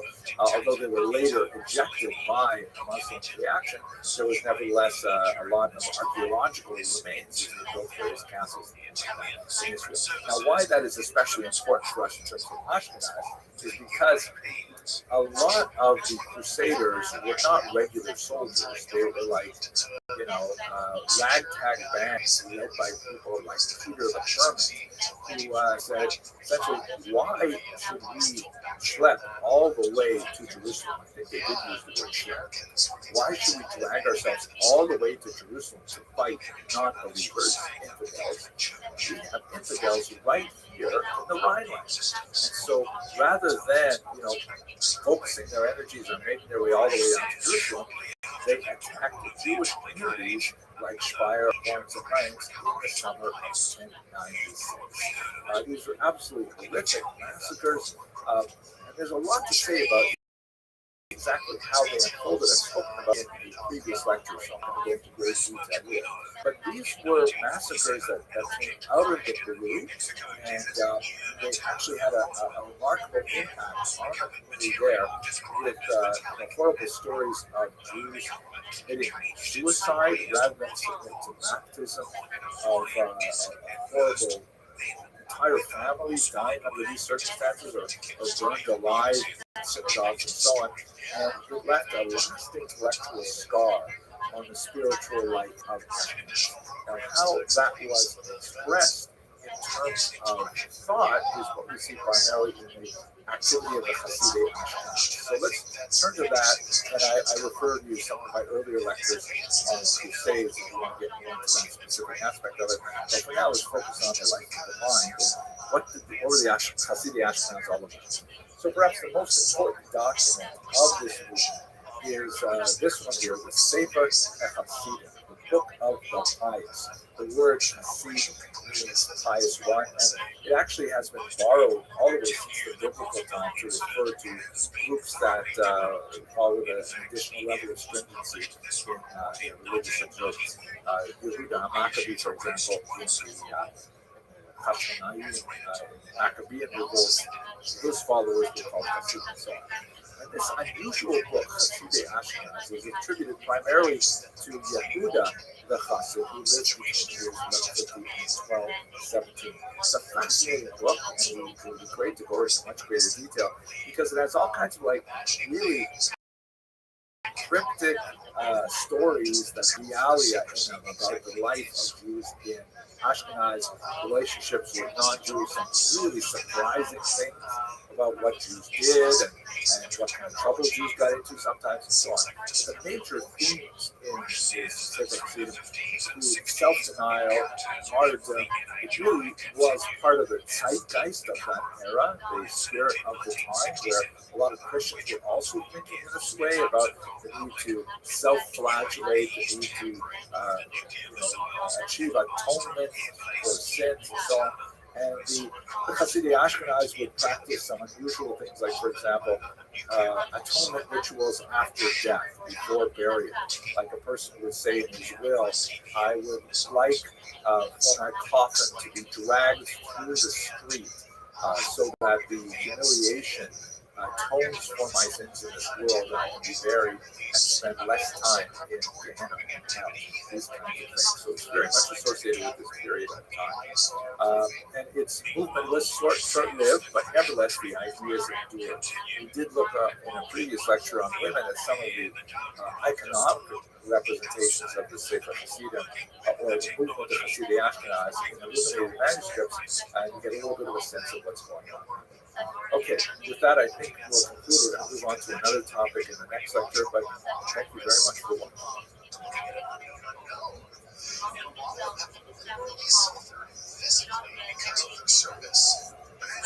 Hello, fellow students of Jewish history. Let us continue our discussion of the history of the Jews of Ashkenaz by looking at the impact of the church, particularly in the crucial 13th century. This is a period when the church was ascendant in its conflict with temporal powers and their jockeying for power. The church begins to really get a major leg up in the 13th century. The Crusades were a major step forward for the church's authority and power and its ability to unite all of Europe under a single cause. Of course, that's all of Christian Europe, which is basically all of Europe. The Jews were not necessarily so thrilled with the Crusades, and then there would be others as well. But for the most part, the notion that the church should have authority over kings was something that really showed its peak in the 13th century. How does that relate to Jews? Well, let's just have a look at a couple of pieces of art to illustrate this, and then we're going to look a little bit of theology and specifically look at the reign of Innocent III, somewhat ironically named Pope of the early 13th century. This is a classic representation of what's called the Ecclesia et Synagoga depiction, the church and synagogue. This is an example from the Notre Dame Cathedral before it was burned down, I wonder what it looked like when they restored it. But basically, this is a piece of monumental architecture, which was essentially a kind of visual text for illiterate peasants who would be able to come to the cathedral and would be able to understand something about the nature of the church and its relationship to Jews and Judaism. This was in many ways a kind of a visual expression of something called the doctrine of witness that we've discussed in previous classes, but let's go into a little bit more detail today. So you have two female figures, symbolic representing on the left the church and on the right the synagogue. The reason why the church is always on the left, which is normally the weaker side in Western thought, is because these images are often placed in the context of a view of the crucifixion, the passion scene. So the crucifixion happens in the center, and the church, which is on our left, is actually on the right of Jesus, and the synagogue would be on the left. So that's why the left represents weaker and so on. So here you can see on the left the church, and there's a few key features. She has, for example, her crown is on her head, properly installed. She's holding on to the chalice.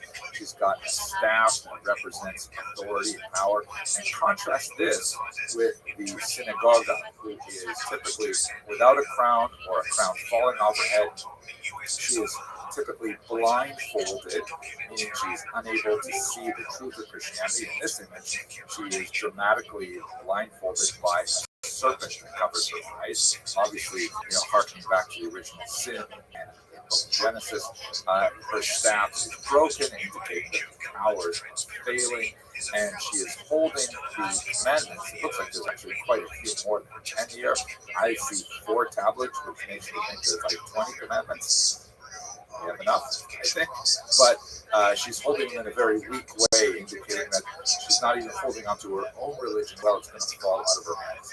And there are literally hundreds of examples of this ecclesia at synagoga in medieval art. You see a lot of it in the 13th century onward, when the church is especially strong and is broadcasting this message to say, in general, that the church is favored.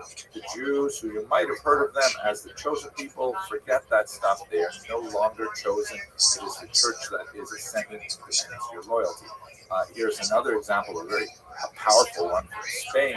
Here's one that shows a very beautiful, clear-eyed, visionary woman on the left representing the church, and on the right, a haggard old crone, once again blindfolded with claw-like hands holding onto the tablet. It's meant to be one of appeal for the church and disdain for the synagogue. Here is one that is up in Strasbourg, that is one of the most famous. Sometimes these are called the Strasbourg Sisters. And it's interesting because the church is shown here kind of like looking daggers at her sister. And I think it's a rather appealing kind of image.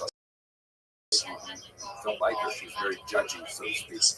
And synagogue is a much more graceful kind of, but it is an attitude and a posture of decline. She's literally falling away from the rock, which indicates the collapse, decline of Judaism. All these things, I think, give a very consistent message. Here's one that's just shocking. It's a stained glass window from Verben, Germany. Here you can see the full crucifixion scene, and on our left you see the church sitting on a tetramorph, the 4-headed animal, which is kind of like evocative of Ezekiel, and a hand descends from heaven and places a throne on her head. The synagogue, a donkey, mule, a sterile animal, holding onto a ram's horn, which is on the one hand, a reference to the binding of Isaac, but in this context, it's viewed as a sign of the carnal nature of the Jews being trapped in the whole cycle of sacrifices of blood and things like that. It's meant as a criticism, and the usual symbols like the blindfold and the broken staff and the crown knocked off the head. But I think what's most dramatic is there, whereas the church gets a hand descending from heaven and placing a crown on the head of the church, the synagogue gets a sword driven through the top of the skull, which is pretty nasty and hard to mistake. So these images are really a medieval expression of doctrines that were developed hundreds of years earlier, starting perhaps with Justin Martyr, shown in this image as Justin the philosopher, who was in the 2nd century, and he has some dialogues with a rabbi named Triple. It's not the Tarfon that is mentioned in Persealos. And there you see some of the basic themes of a carnal Israel, Christians as the true Israel, that the Jews are not the Jews, the Christians are now the Jews, that why don't the Jews convert to Christianity? Well, they're obdurate, they refuse, they're stubborn, and so on.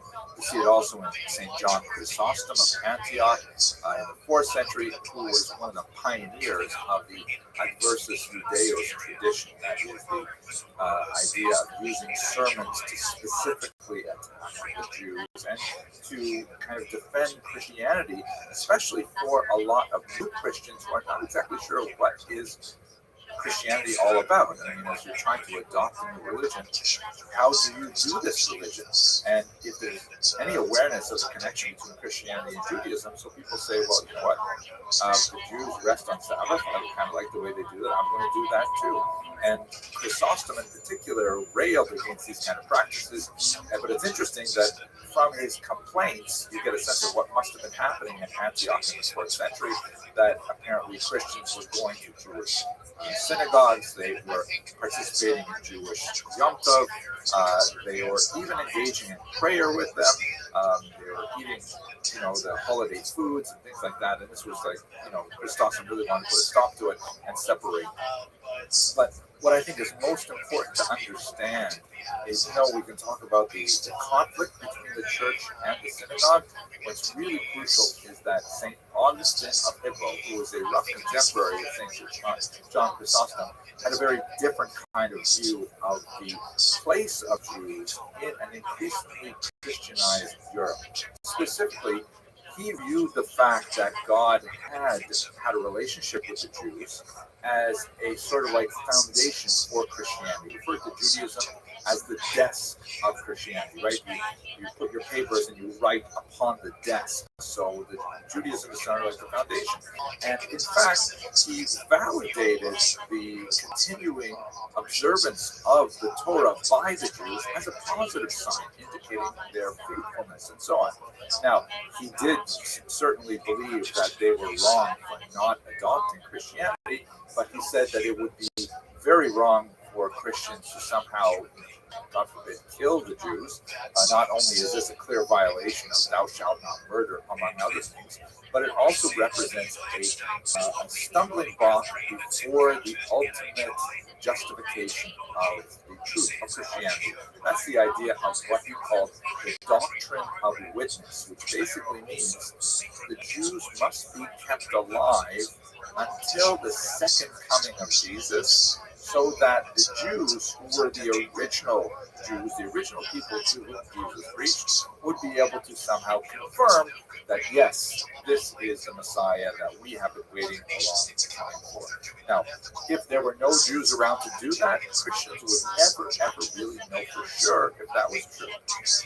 I've talked about this in many other classes, so I don't want to go into more detail here, but it's kind of like, if you think of it like here, I'm an iPhone user. I like my iPhone a lot, and I use it all the time. I've been an iPhone user for many, many years. If someone were to give me a Samsung, and I were to say, wow, this is so much better than my iPhone, I'm never going back, that would be a huge win for Samsung. But if, on the other hand, I was already a Samsung user, and then you gave me a new Samsung, I would say, okay, yeah, this is definitely an improvement. I don't really know if it's better than me. The only way I know is if I was originally an iPhone user and then I switched, then I could validate the Samsung choices. So that's essentially how St. Augustine envisioned this doctrine of witness. But there was a big downside to it, and we see this very clearly in the 13th century. The downside is that the whole system only works if the Jews are in a slightly degraded state, meaning if the Jews are successful and profitable and prosperous and happy and all kinds of things like that, then their constant presence while Christians would wait for the second coming is corrosive to Christian faith. And people would say, well, wait a second, why are we doing, why aren't we eating, meat during Lent? I mean, the Jews are eating meat and they look pretty happy, So all kinds of things like that. And it only works, the whole doctrine of witness only works if the Jews are socioeconomically on a lower status, and that Christians see that, they're being continually punished for their obduracy, for their refusal to accept Christianity, and then when the Messiah comes, then they'll be able to confirm his status. Now, this is actually not so bad in many ways. As one of my teachers, Professor Alan Davies of the University of Toronto, says, in many ways, the church preserved the Jews for 1,500 years because this allowed them a space in Augustinian doctrine to exist in Europe as a minority. It made it difficult for them to excel, and anti-Semitic legislation held them back as a result, but they were allowed to exist, and in fact, it was considered a crime to harm them beyond that ill-defined boundary. This brings us up to the 13th century, and we'll conclude with a discussion of Innocent III. He reigned from the years 1198 to 1216. He represents in many ways the high point of medieval church power. One of the ways in which he expressed his power was through the Fourth Lateran Council that met in 1215 that issued a whole slew of anti-Jewish regulation because he felt that the Augustinian doctrine of witness had kind of like ignored the prosperity of the Jews. And he felt that the Jews had to be put back in their place, and he instituted all kinds of anti-Jewish legislation in the church. Perhaps the most significant of which was the imposition of the Jewish badge, in order to prevent the communication of Jews with non-Jews and the development of a civic society in which they are all relatively equal. He said Christians have to always be aware that Jews are separate, and he demanded that they wear some kind of indication of their separateness on their clothing. In some places, this was a round badge called a ruel, that was a sort of a reference to the coin that Judas received for betraying Jesus. The name Judas and the name Jews sound very similar. It's easy to kind of associate them in that way. But in other places, different symbols were used. Sometimes it was in the shape of tablets of the law, sometimes in the shape of the drawing of a pig on it. And there's a significant amount of debate over the possibility of the use of a Jewish hat. We know for sure that the Jews in medieval art were depicted with these strange sort of triangular hats, but it's not clear if this was simply a convention of art and artists as a way of labeling people as Jewish, or whether it was actually something that Jews were required to wear. At any rate, this is the period of Innocent III, and relates very much to the next subject we're going to discuss, which is unfortunately the advance of very significant Jew hatred in the 13th century. Thank you very much for watching.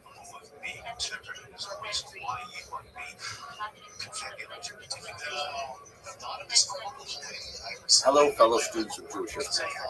It would be totally inappropriate for us to discuss the history of medieval Ashkenaz without looking at the subject of medieval anti-Semitism, or it would be a more appropriate term for this period, medieval Jew hatred.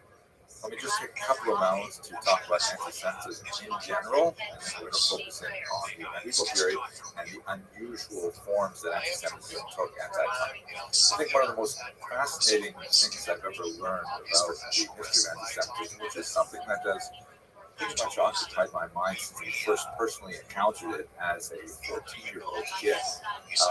And that is this quote from Jean-Paul Sartre, who immediately after the war published this very important small book called Réflexions sur la question juive, Reflections on the Jewish Question. He wrote, Si les Juifs n'existaient pas, l'antisémite l'inventerait.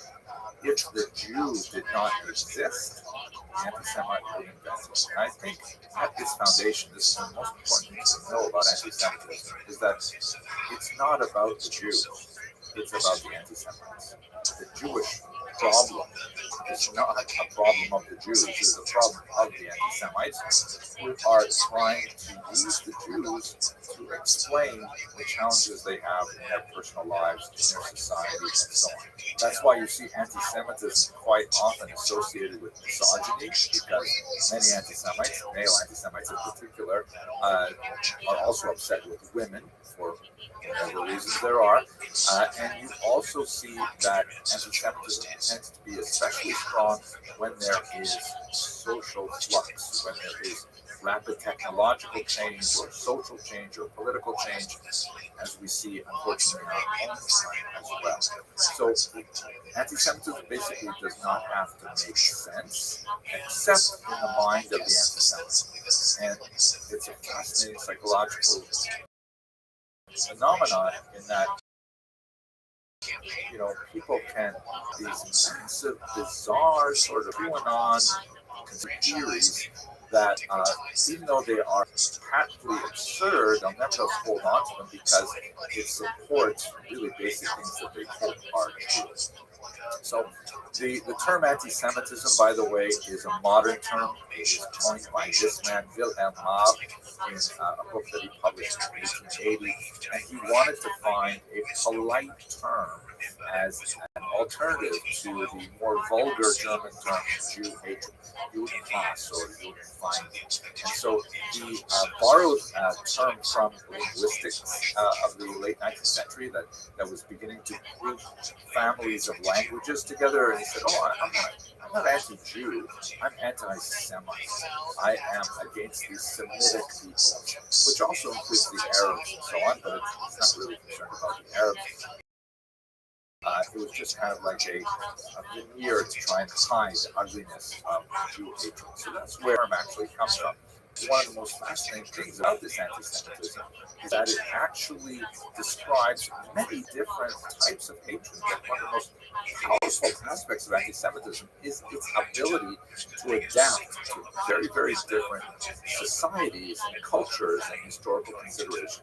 Many scholars believe there are four distinct periods of anti-Semitism. Let's go through the first two very quickly, then we're going to focus on the medieval period. So classical xenophobia is the first stage. This is basically when the Jews are hated, distrusted because they are different.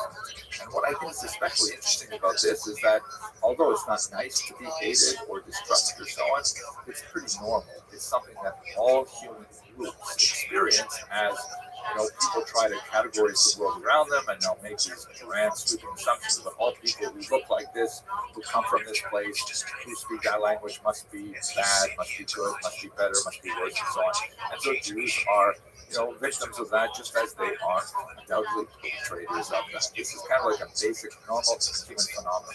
You see it, for example, in the Arch of Titus, which was a big memorial arch that the Romans erected to celebrate their victory over Judea in the First Roman-Jewish War, and it depicts Roman soldiers carrying off spoils from the temple. So, it's not nice, it's not really complimentary to Jews, but it's not really like a pathological kind of hatred. It's, all societies, when they win a war, tend to create monuments to celebrate their victory, and the losers simply have to put up with it.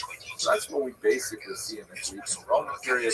There's a lot of distrust of the Jews observing the Sabbath, of not eating pork, of requiring circumcision, things like that.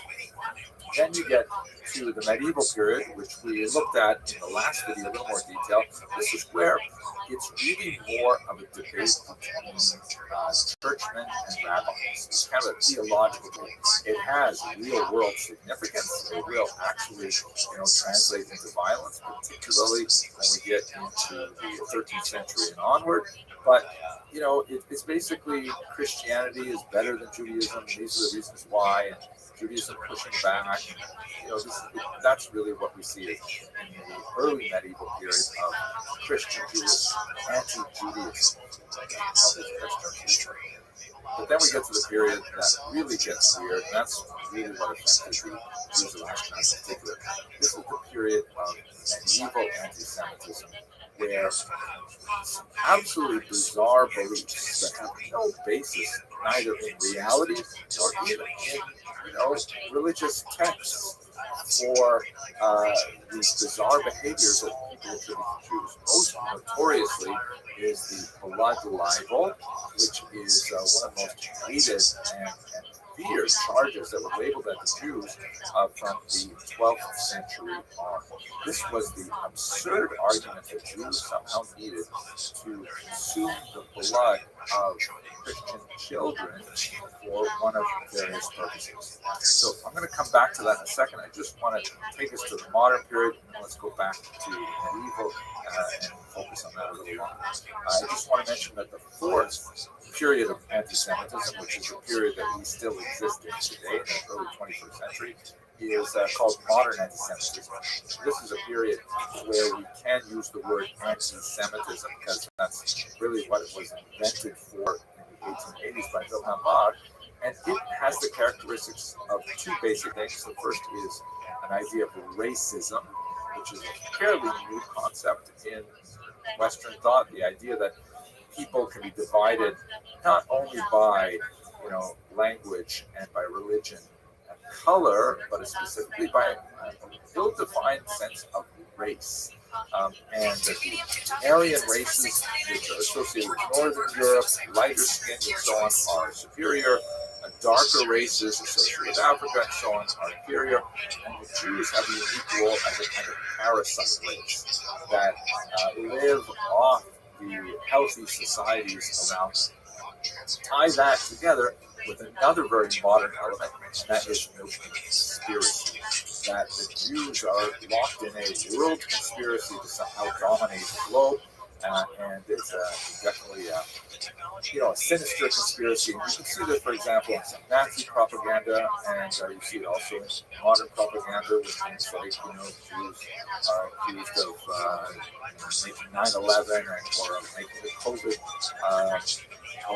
crisis. Either they make the tumor or they make the vaccine. It doesn't really matter as long as it fits the mind of that society. So that's really what we are in today in modern civilization. Let us return now to the medieval period, which is associated with the period of Auschwitz. And there are two really crucial aspects of it. The first is the notion of the blood libel. This originates first in Norwich in the 11th century, 1144. And like many of these blood libels, there's typically, it begins with the discovery of a body of a child that is sadly, horribly murdered, abused. Now, this is something that occurs in our times as well. This is something that happens in all societies. Unfortunately, there are people who are predators who attack children, the population will find the body of a child.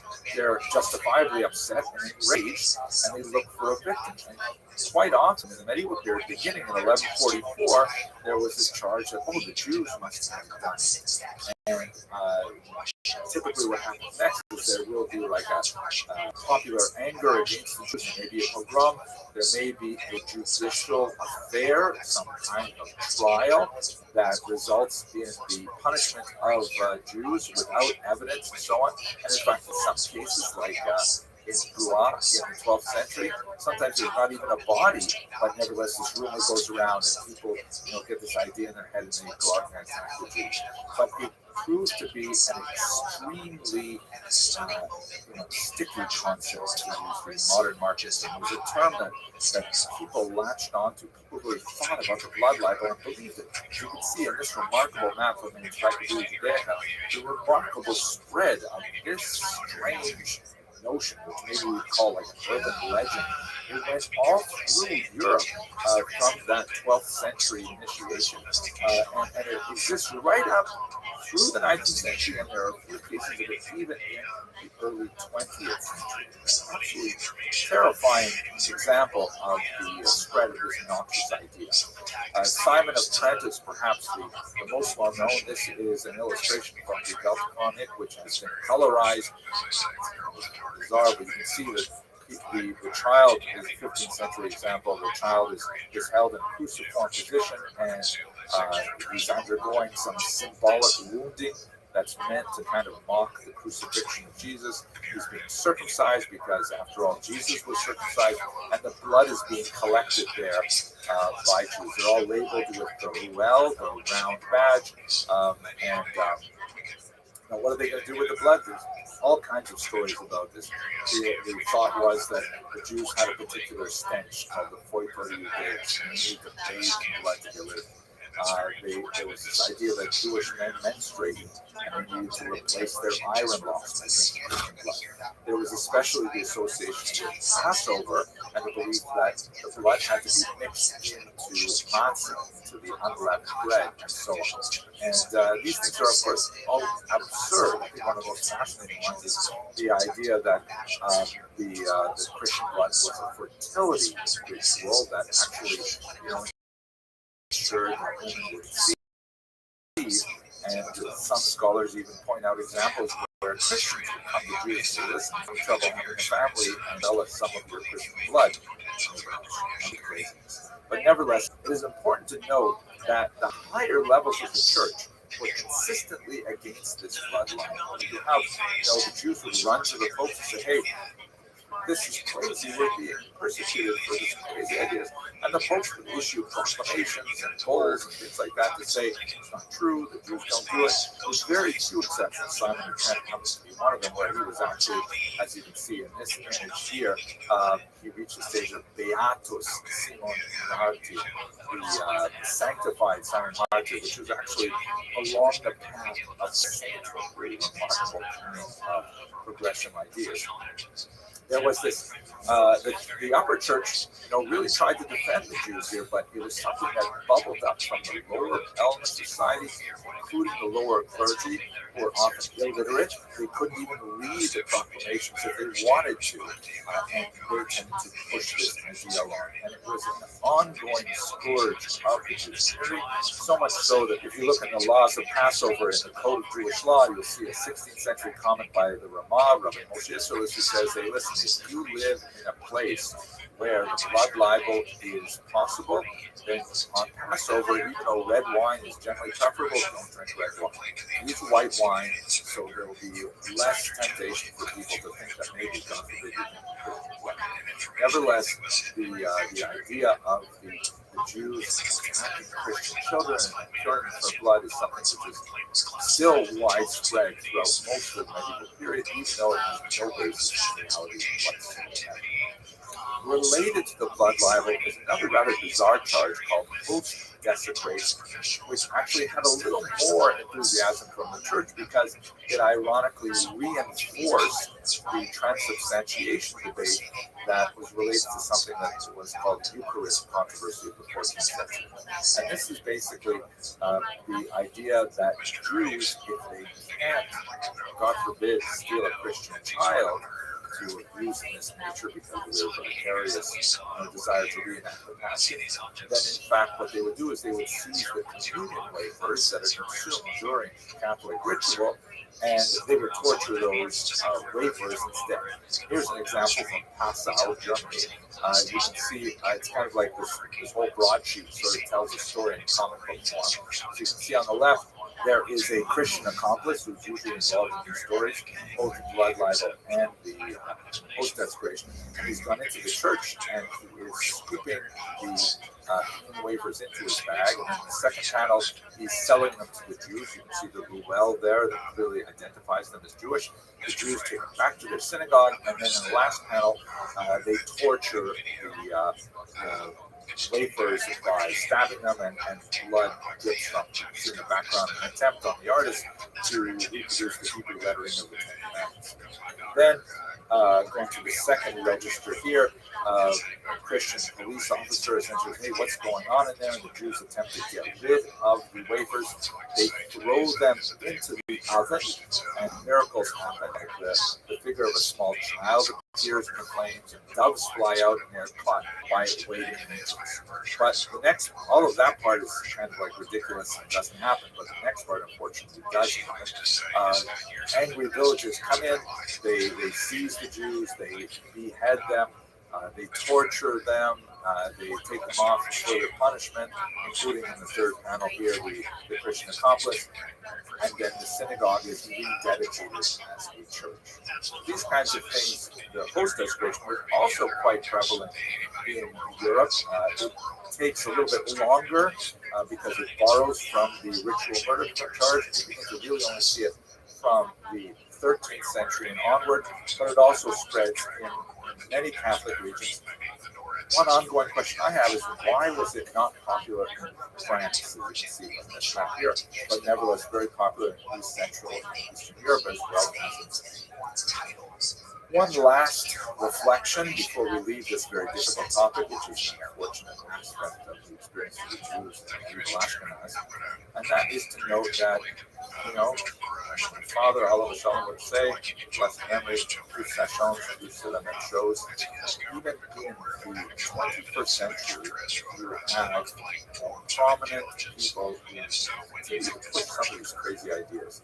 This is a work by the Italian artist Giovanni Gasparo that is a modern, hyper-realistic representation of the story of Simon the Trent that we saw in earlier images.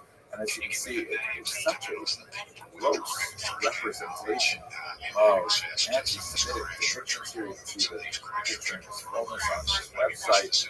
There's like these angels that are crying and above when you see this horrible thing happening. Here's these awful Jews that are represented with really, actually modern faces, like, modern Hasidic style, peyotes and forelocks and so on, and horrible elements of torture and so on. It's so hard to understand why people are seized with this hatred today, but unfortunately that is part of the Jewish tradition. Okay, sorry to take you through this difficult period. Now lots more happy things to discuss once we get past the explosion. Oh, and the black people. Thank you very much. I do know the names. Once again, I can't discuss that publicly and how they've evaded oversight. In a closed setting, I can tell you the specific trademark use. Hello, fellow students of Jewish history. So, as we near the end of our discussion of early Ashkenaz, the main feature that characterizes the 14th century and on is the movement of Jews from Ashkenaz primarily to the east. This is partially a negative phenomenon as Jews are driven out through the rise of anti-Semitic motifs that we saw in the last lecture, and the Black Death in particular. But it's also a kind of a positive movement in that Jews are welcomed, invited into Poland, and we discussed that in the last. If you can see from this map here, there are repeated expulsions of Jews from many regions. Look at France, 1182, 1306, the largest expulsion, 1321, and then 1394, very large one as well. You might ask the question, wait a second, why are you expelling people twice? Once you expel them once, obviously what happens is they are invited back because their role in the economy is so crucial that they are actually invited back, sometimes on a limited basis, sometimes on a larger basis, because the economy simply cannot move without having the flow of credit that Jews are largely responsible for. So this is something, a phenomenon that really proceeds apace in the 14th century in particular. Now, I wonder what changed. Why is this different? Why did this such happen? So here's a remarkable depiction of the expulsion from France in 1182. You see the Jews who were identified by the Ruel there are worried expressions on their faces as they make their way to the east. And on the left, you can see the king there was kind of like this evocative gesture. Please run along now, but this represents in particular the 12th century expulsion from France, which really set a tone that will be followed for the rest of the century. What changed? Why expel them now? Why didn't they have expulsions before, but now all of a sudden we have an increasing number of them? One reason is certainly the influence of the church, which expands dramatically over the 13th century, in particular as we saw under Innocent III. Secondly, one of the ways of dealing with a debt load, particularly if it is the nobles who are borrowing money from the Jews, is simply to get rid of those who they owe the money to. We see this happening, for example, in England with expulsion of Jews and so on. It represents a one-time payout because all of a sudden that debt is discharged. But on the other hand, more and more income as a result of taxes generated by the Jews who are involved in money lending lower parts of society. And third, you have the popular hostility that is accelerated by the spread of ideas like blood libel and host desecration. So these kinds of things are coming together and increasing the pressure and the attractiveness to nobles who are indebted to Jews to simply get rid of them. We also see a kind of a larger phenomenon that's especially clear in the major expulsion of Jews from Spain in the 15th century, of this kind of like drive for purity, drive for the phrase in Spain, the purity of the blood. We should have a homogeneous society. We should not tolerate pockets of minorities of people who believe differently than we do. It's a very frightening idea that will not only affect Jews, but will affect dissident Christians as well. The idea that Europe has to occupy a kind of monolithic peak of having no other faith other than this one particular faith. Something we see building in thought in these this is accelerated. This phenomenon is accelerated by the Black Death, which was a horrific plague, bubonic plague, that ravaged Europe in the middle of the 14th century. It took decades before it abated. You see it here, for example, in this terrifying retrospective by Peter Bruegel the Elder that's titled the Triumph of Death.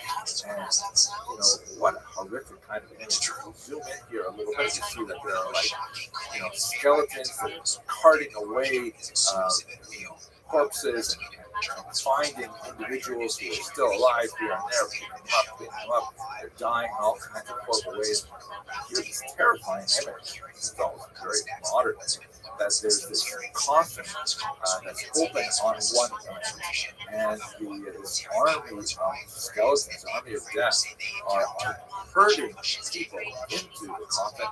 Whereas you can see on either side of the coffin, there are other armies of the dead that are preventing people from escaping. A horrific kind of the terror that must have been experienced by Europeans, as like some places a third to almost half of their population was carried on. And we see this also expressed in more anti-Semitism, in the sense that people were looking for, who do you blame for this death? You have all kinds of interesting Christian movements, self-flagellants, for example, who were walking around literally whipping themselves, thinking that God wanted their atonement through pain, and that would take away the Black Death and so on. But of course, it's always very easy to blame the Jews. So here's an interesting example of one of the legends that was very prominent at the time. This is from also a 16th century representation, and it's in English, so it's especially valuable for us. This is a depiction on the left of a Jew, and this is printed around the time of Shakespeare. There have been no Jews in England since they were expelled in 1290, so he doesn't even know what a Jew would dress like, but so he's sort of given him this kind of turban-like outfit, which is not historically accurate at all. And what he's done is, as this particular English depiction is described, he's made a pact with lepers to collect some of their diseased skin that's been shed through their Hansen's disease. And then he has gone to the aquifers of Europe and has dumped this poison mixed with other things usually into the well. And that poison is drinking water, which of course has nothing to do with bubonic plague, is spread by a particular kind of bacillus that was on a flea, that was on a rat that spread throughout Europe. But anyway, as he dumps it into the water, then spitting up out of the well comes this demon that urinates back into the water, and that creates the poison. And of course, part of the basis of the concoction that we created is the blood of a Christian. As you can see on the cross there is a Christian child. Let's look at the next page here. We'll actually read some of this here. It's quite fascinating. If you look at the top line, we can read it together here, and you can see the shoulder note says a great infection throughout all Europe by reason the water in their wells was poisoned. So in the top line it says they allied themselves in concert with the diverse lepers by whose succors and means they made an ointment. That's from the spelling, but the 16th century. With a confection of the blood of man's brine, posed with certain venomous herbs, wrapped within a little linen cloth, tying a stone to the same to make it sink to the bottom. They nightly cast in the said infection into all the fountains and wells of the Christians, whereupon this corruption engendered such contagious diseases in all Europe that there died well nigh the third person throughout the same. Roughly 1/3 of the population died. So this is, you can imagine if you're living in the middle of 14th century, these horrible deaths happening all around you, and you look for something to blame, and you hear a legend like this, in the medieval mind, there's a certain amount of credibility that is associated with such an absurd statement, especially if you build it on top of the blood libel and the post-integration charges. In fact, what we see frequently throughout the period are collections of Jews, as in this one in Strasbourg, for example, and their public burning and seeking vengeance for the deaths of Jews. Horrible, horrible period. This is when you have an accelerated movement of Jews away from Western Europe and towards Eastern Europe. That will be the final chapter of this particular series on early Ashkenaz. It's actually a positive chapter, but for now I want to say thank you very much for questions answered, whether it's about funding, programs happening, and what's out there. Hello, fellow students of Jewish history. So we've come to the end of this particular series of classes on early Ashkenaz.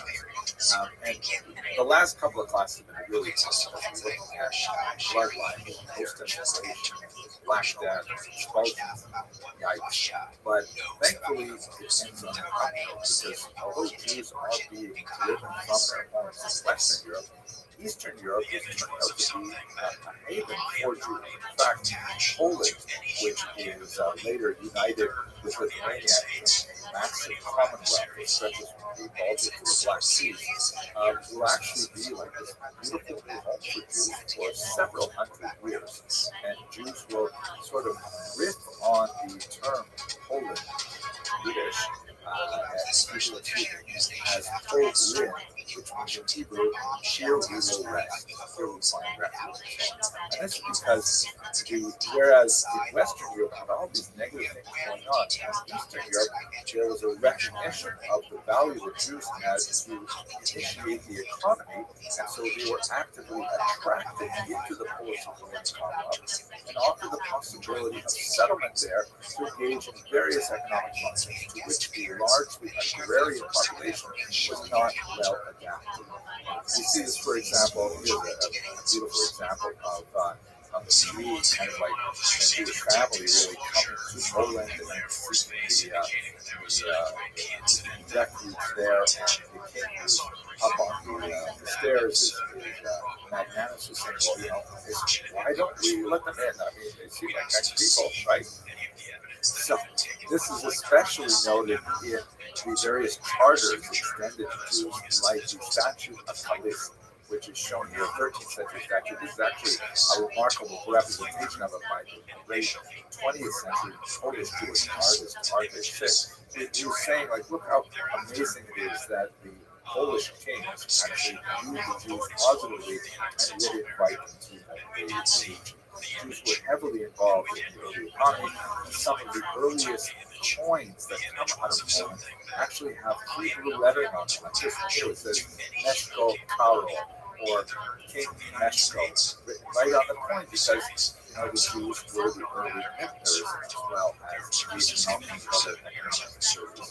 And so by the time you get to the 18th century, you see in this map here, large populations of Jews throughout Poland, and it would constitute really the bulk of Ashkenazic Jewry going into the modern period. Although Jews in Poland would still retain the definition of themselves as Ashkenazic, which harkens back to Germany, they would nevertheless be overwhelmingly concentrated in the East, far more than they would be in Western European countries. And at the pinnacle of their activity there, which goes beyond the time frame that I've really set for this mini course up until about the year 1400, they would create something absolutely fantastic called the Council of Lands, sometimes called the Council of Forelands. And this was basically a uniting of all of the kehilot, all of the communities, the municipalities of Jews throughout the Polish-Lithuanian Commonwealth in a single coordinating body, which in many ways allowed the Jews to function on a meta level, almost on a state within a state level, making sure that they regulated their internal behavior according to Talmudic law, that was particularly occupied with things like commercial law and marriage law, and ensured that men who did not give their wives a get were still under the authority of the overarching Council of Lands. This is a page of minutes from the Council of Lands. And according to many historians, following the thought of Shimon Dubno here, a great historian from Eastern Europe, this represented really a high point of Jewish civilization as a whole, because the Jews had sort of evolved to a point where they could exist as a society, fully participating within the diaspora environment without having to have a state of their own. Dubno, of course, was non-Zionist. He lived at the time when Zionism proved to be an extremely powerful phenomenon, and most Jews actually supported Zionism. But he felt that Zionism actually was a step backwards for the Jews, that the Jews had already evolved past the need for a state, that they could maintain their communal existence without connection to a state. Sadly, Dubno himself was killed by Nazis, along with most of the people who did not see the value in having a Jewish state, at the very least, as a refuge for Jews in the face of anti-Semitism. But nevertheless, it's fascinating to think about what the Jews could achieve within their diaspora environment under the Council of Lands. And that takes us to the end of this particular section of classes. I hope you found this mini-series useful, and I wish you tremendous success in discovering Jewish history. Thank you very much for watching. Either above the surface or below the surface does have a perceived consequence to these people, and that is a culture we must change if we want to get to the truth. So, Eric Post. It is so wonderful to see everyone, and hopefully you'll see me as well. Many of your coaches who are back from vacation, who are members, we are so happy that you joined this procedure. Thank you so much. And a special thank you to our presenters, Dr. Henry Agency. This is getting to that point about just Habakkuk. We have now three phenomenal things that we've been able to learn from you. And really appreciate you staying up late. I know it's later for you than it is for us, but the opportunity for those of you has been set up in listening so far, and looking forward to wonderful things going forward. I want to express our appreciation to Jacob, to Jerry, Madeline, and Eisenberg, about the wedding in your family, but tonight, and this series is being sponsored by Madeline, remember the thank our dear friend and member, even in fact, I can know about Yakuda, who passed away on the 5th night of Hanukkah. And those of us that can believe that we have such a community of such fond memories of her, both as a constant presence of life, and beauty and grace, and the disability which she held for very many years. But also of a lifelong learner, someone who was always a present and my personal hero and the hero that brought the light so alive through the we also honored the upcoming Bar Mitzvah. The grandson here now is Aaron Shayako and Eisenberg, and that's Hanukkah was celebrated this month. And special appointments for Dr. Museum community is also this brand new, heretofore unused medium that we just learned over the last several years. We've been Torah and learned Torah for the tremendous person, really from across the globe. Here for our community. I want to just offer a quick introduction to Dr. Henry Agency. Here at Dr. we feel like you're one of the family, even from afar, in the theorem and the history that you shared with us. And this particular topic, not only this time is so important because the nature of our city is really fascinating. And net activity, different backgrounds, and so many different identities come together to assist unity of the Jewish people. Understanding where we come from, understanding the foundation of birth as that multifaceted community. We couldn't be more pleased and appreciative that we have the chance to be able to learn from Dr. Agency about the nature of that multifaceted community. With that, I again appreciate the late night for you, and just express appreciation for the chance to be able to gather at our meeting. Thank you very much for that kind introduction, Rabbi Posey. I'm really grateful that I recorded it because this will give me an opportunity to play it for my mother later this month, especially get Naka's from it. And this has been a really tough last couple of weeks, I have to say. There's been a lot of news about the Jews in the, in the internet and public discourse, and not always in a positive way. In fact, I noted that yesterday the phrase "Blood Jews" was actually the top trending item on Twitter. And that just can't be a good thing.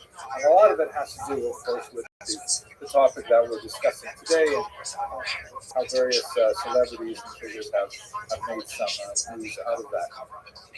Our original topic, which we discussed many, many months ago, Rabbi Posey and I, was we were going to look at the topic of views of exotic communities. That was kind of like an innocent title that thinking that we go to different parts of the globe and look at communities that were perhaps less Ashkenazic, meaning like less conforming to the expectations and standards of Ashkenazic society, which happens to be for the last 200 years or so the dominant Jewish community, but by no means the only Jewish community. And then as the political and social environment began to change over the last few weeks, we decided to shift this a little bit, and we're going to look specifically at the core issue that seems to be affecting so many people in a negative way in recent weeks, and that's the issue of color. I'm going to avoid the term race because I feel that it's not a helpful term. It has very little scientific merit. There's remarkably little difference between the races other than what we perceive on an exterior level. But we do perceive differences in skin color, and unfortunately we translate that often into some negative attitudes that are quite harmful. And I'd like to look at the issue of views of color, the history, the long and really important history of multiple communities of views of color. Today, we're going to start with the dominant society, actually, and we're going to look at the fact that Ashkenazi Jews have a color, and it happens to be in our society a fairly valuable color. It's white eligible, at least it has been since about the 1940s, and hopefully we'll explore exactly what that means over the course of this lecture. But it is by no means the only color, and it is probably not the original color. As one of my colleagues at the university, a very inspirational view of color that I interviewed to get some sense of what is your experience like? How should I go into the stock? She said to me, "You're going to have a very hard time explaining to Ashkenazi that Jews weren't necessarily always Ashkenazi, and that's the material that we're going to look at today. And then the plan is that we are going to obviously touch on the issue of Jews of color in contrast to Ashkenazi today. But next week we're going to focus on the Jews of Africa in particular, and the week after that, in the final lecture, we're going to look at the Jews of Asia. All fascinating, very old communities with remarkable histories, and I hope that you'll enjoy. So let me start with the first question: why is this being developed? And I'd like to point you to a passage in the remarkable itinerary of Benjamin of Tudela. This is a 12th century traveler who, as you can see from this map here, started out in northern Spain, the city of Tudela, made his way over the top of the Mediterranean to Provence, and then down through Italy, all the way through the major cities of the eastern Mediterranean. Spent a lot of time in Israel, and we're not exactly sure of his itinerary, but he may even have rounded the entire Arabian Peninsula. And everywhere he went, he recorded details of what he saw. Specifically, he's interested in the Jewish community, so he talked about how big the Jewish community is in these places. He talks about, the famous personalities who lived there. He describes some fascinating people in Provence, for example, great translators, people taken, and then he talks about the false Messiah, David Alwell, and some amazing stories that for a long time he was the only source, but he also says a lot about local trade and ethnography, and in fact, in many ways, he is the only source we have for all information worldwide. It was a remarkable, the kind of journey that really only Jew to date at this time because he was able to travel in the post-Crusade era through Christian and Muslim lands relatively unmolested, and it is an absolutely remarkable document. It was valued as soon as it came out, and it was translated into multiple European languages. Unfortunately, the earliest versions of the manuscripts we have are somewhat corrupted. They were probably edited by various handlers for things that were important to them at that time, but nevertheless, it remains an absolutely remarkable source.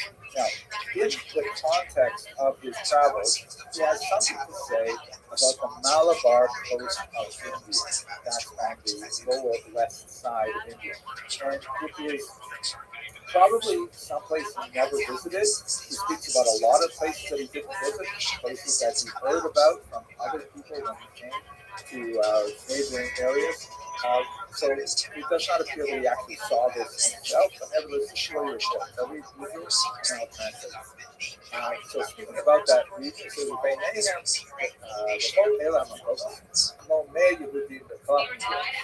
in those areas, there are about 100 Jews living there. The full country origin story. Everybody there is black. Judah, and the Jews too. Their name Yehudim Tobin, Bali Mitzvahs, their name Torah, Moshe, and they're very good Jews, and they perform commandments, and they have the Torah of Moses and the prophets, the Dabar Ruach, the Talmud, the Halacha. And they also have something of the Talmud and of the Halacha. So here it is in English. Basically, he's talking about a recorded speech about a place he probably didn't visit, but he heard it. Isn't that fascinating? Everybody there is black, usually traveling in more heterogeneous zones, or maybe he's not traveling too heavily in African zones. And he says, you know what, the Jews are black there too. And the next thing he says is, like he says about every single Jew he visits, what's the quality of their Torah study, how observant are they, and he just puts them in the same kind of categories as everyone else. Like their blackness just needs to be an incidental factor, much like if they were left-handed. Like if you were to say, just by the way, isn't it fascinating? This community is so unusual because most of them are left-handed. Wow. And now that I've told you that fun fact, I'm going to tell you all kinds of important things about them, like they are good Jews and so on and so forth. By the way, I happen to look it up. Left-handedness is not pronounced in the Jewish population any more than the general population. Although that may have not been the case throughout much of the medieval period, because unlike many cultures, Judaism is not considered left-handedness to be a disability.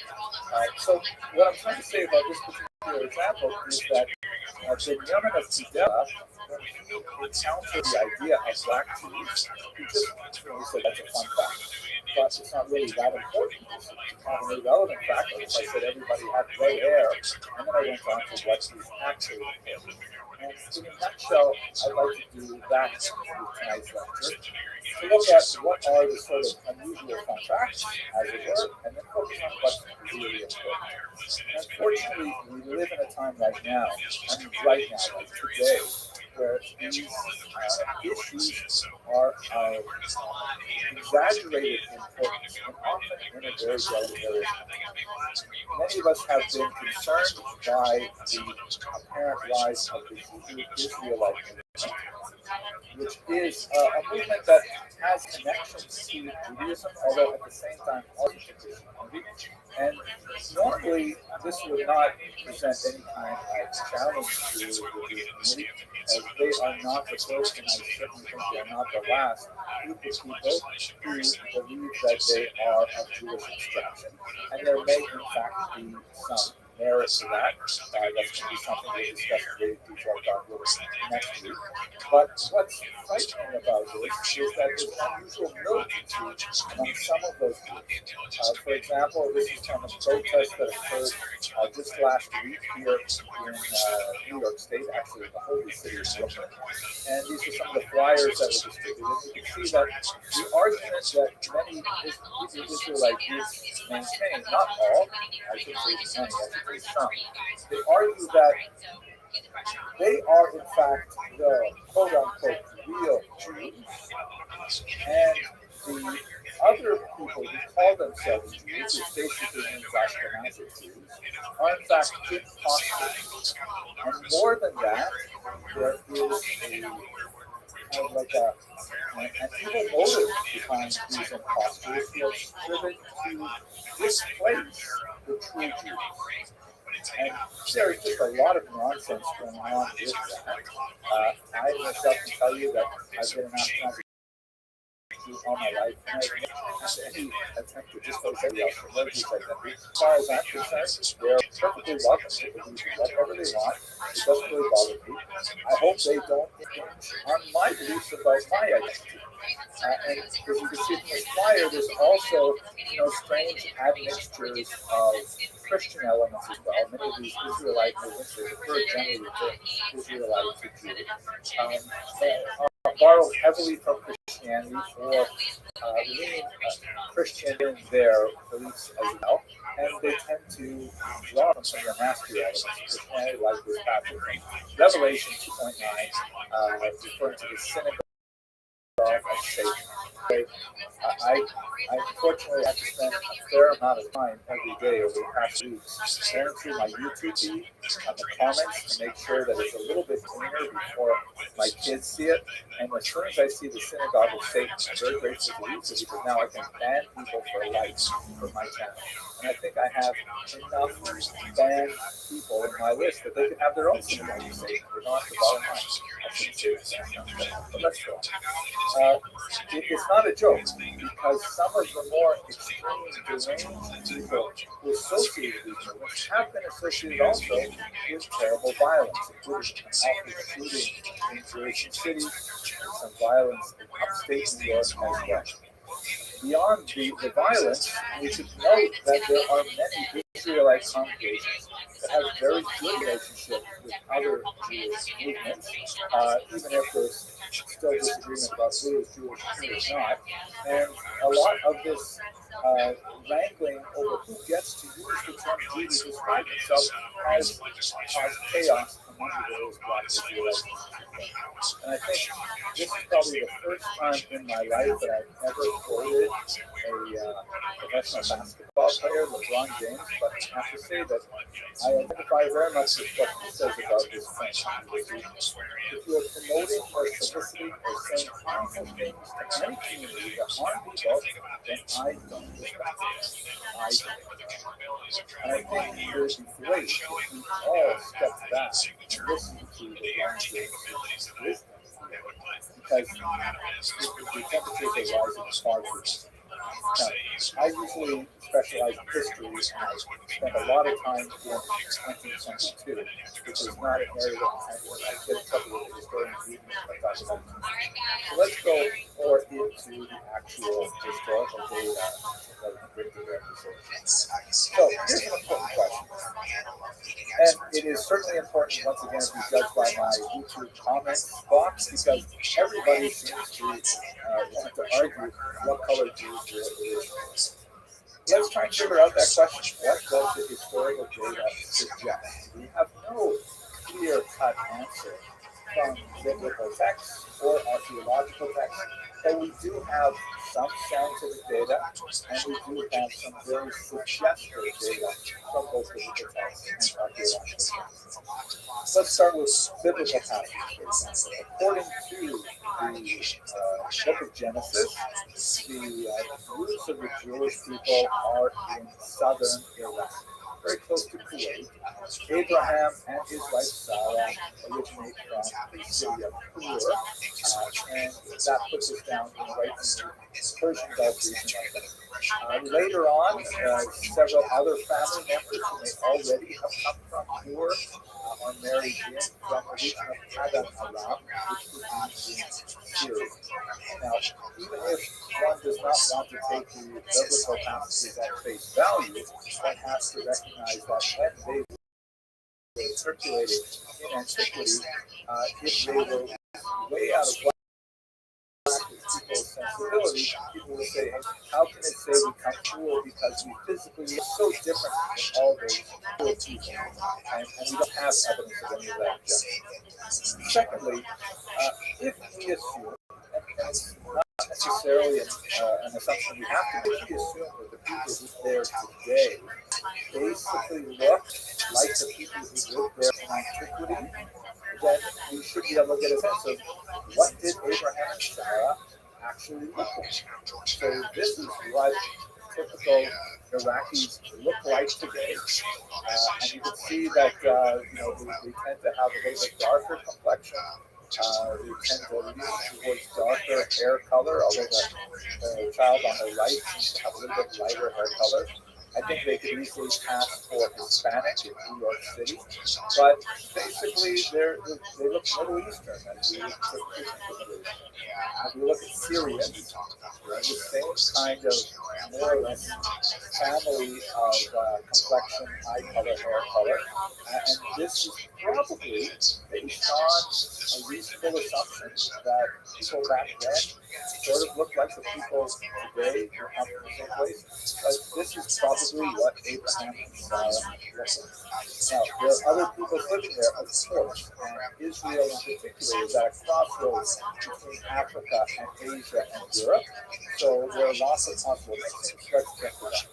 But let's look also at some artwork that we have from history as well. Here is a really interesting painting.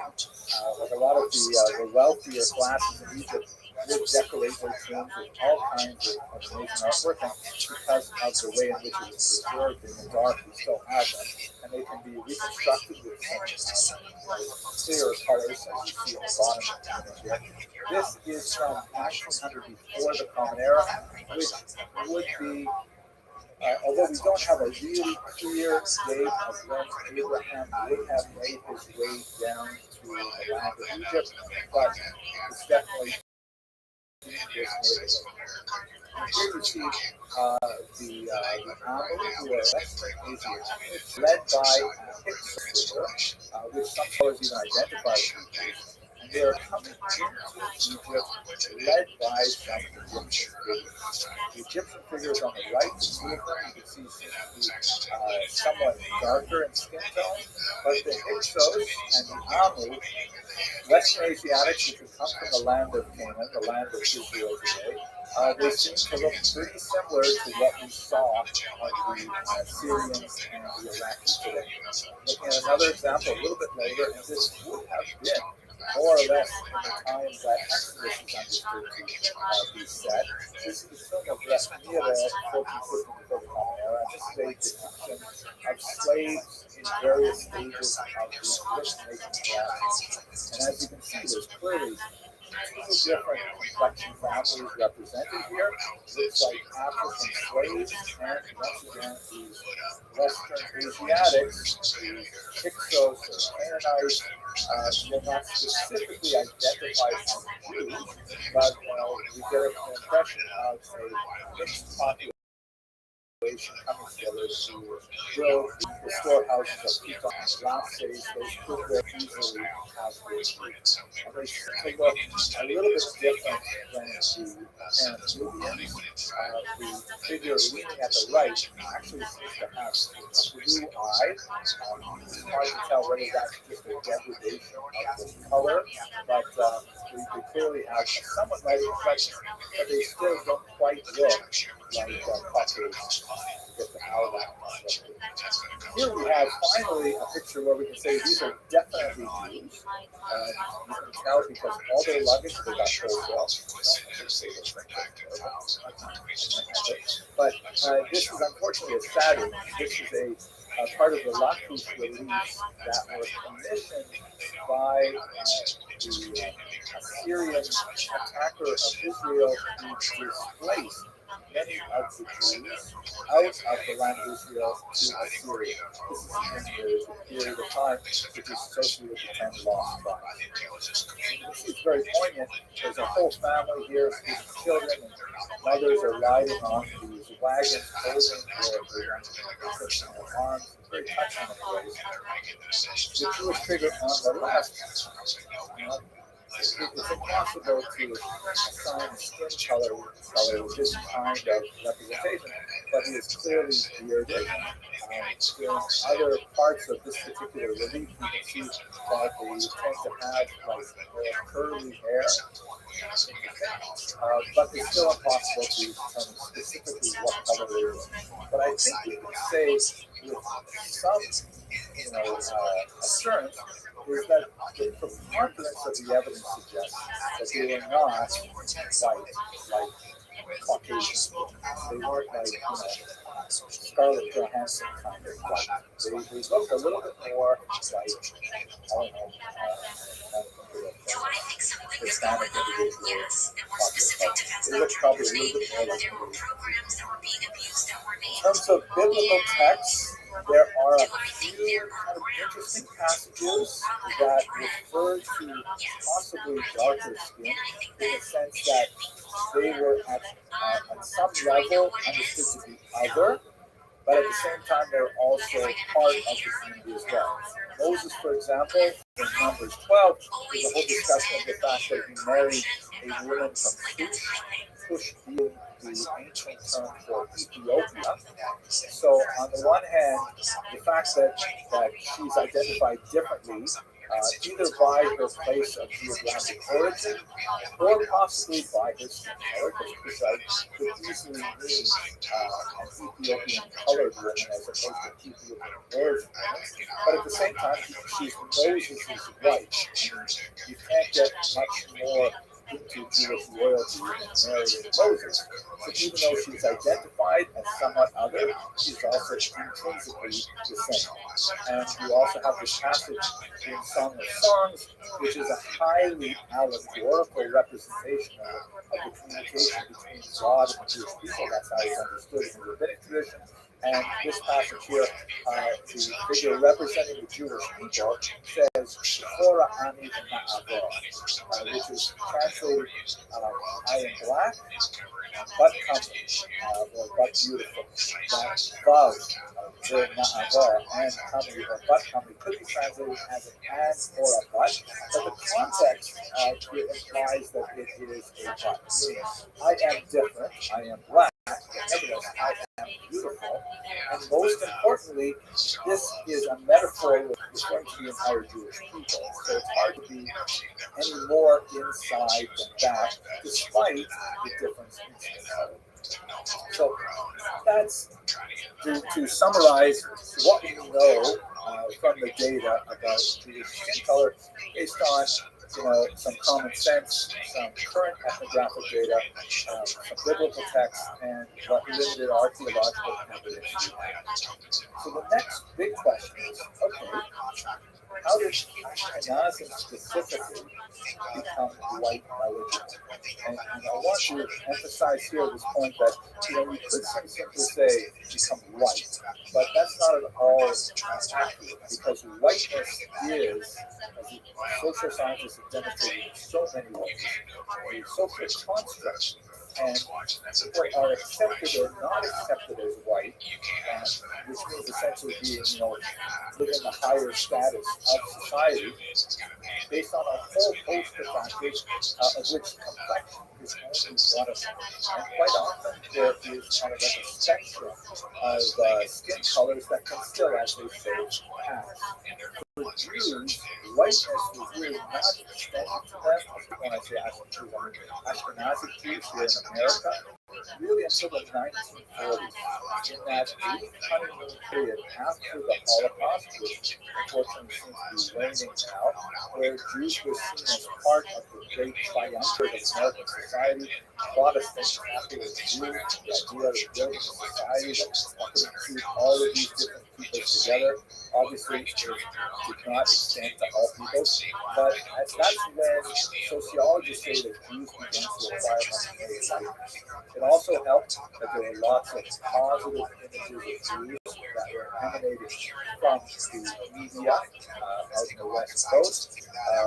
Everything from Baby Loves Rosie to various permutations of Jews being accepted in society and acting as comedians and things like that. So Jews were whitened primarily in the 1940s. Irish people also had to be whitened. That occurred at the end of the 19th century into the 20th century. Italians also, around the same time as Jews a little bit earlier were also white and became, so to speak, white elderly. There is a certain point, however, where a skin tone is too dark, easily, extend whiteness to them. And I'm not saying that as a positive thing, but that's simply how it works. So let's get to the more simple question. Okay, we know a little bit about how Jews became white eligible and how they're considered white in American society in particular, but how did they get this specific skin tone? And how did you take a picture and it looks sort of like this? An article, scientific article, it's preprint. It's going to be appearing in a very prestigious scientific journal that is based on a study of graves that were uncovered in Erfurt, Germany. Here is a photograph of the site where the graves were uncovered, just outside the old city wall. You can see the top picture. There's a big kind of like granary there, and on the right there's the old city wall. And immediately below the granary, they found these graves. The article is by S. Waldman et al. There's about 30 people listed as authors. And it's genome-wide data from medieval German Jews show that the Ashkenazi founder event predated the 14th century. I'm going to unpack this very important title for you. Basically, what they did was, here is a rare moment where you have an opportunity to study the DNA of individuals at a specific moment in time and look at the unfolding of the genetic history of a people. And that's exactly what they did. They did so with great respect. That's Waldman and others at Hebrew University. Many of them are at respected institutions, but they went to halachic authorities to ask, like, how are we allowed to study these bones? Because we have lots of questions that we can ask these bones, but there's a lot of halachic ramifications around disturbing graves at all. So they received permission to study the teeth that were already dislodged from the skulls of their own. Teeth in that matter are not considered part of the dead body. They aren't like intrinsic to it. They've already fallen off of the skull, so to speak. So they lovingly took these teeth and they analyzed DNA from there. They also did some fascinating things with analyzing the enamel of the teeth. They were able to figure out some great things about the diet and the water supply and so on. But let's focus on the genetic material. The graveyard was dated fairly accurately to right about 1350.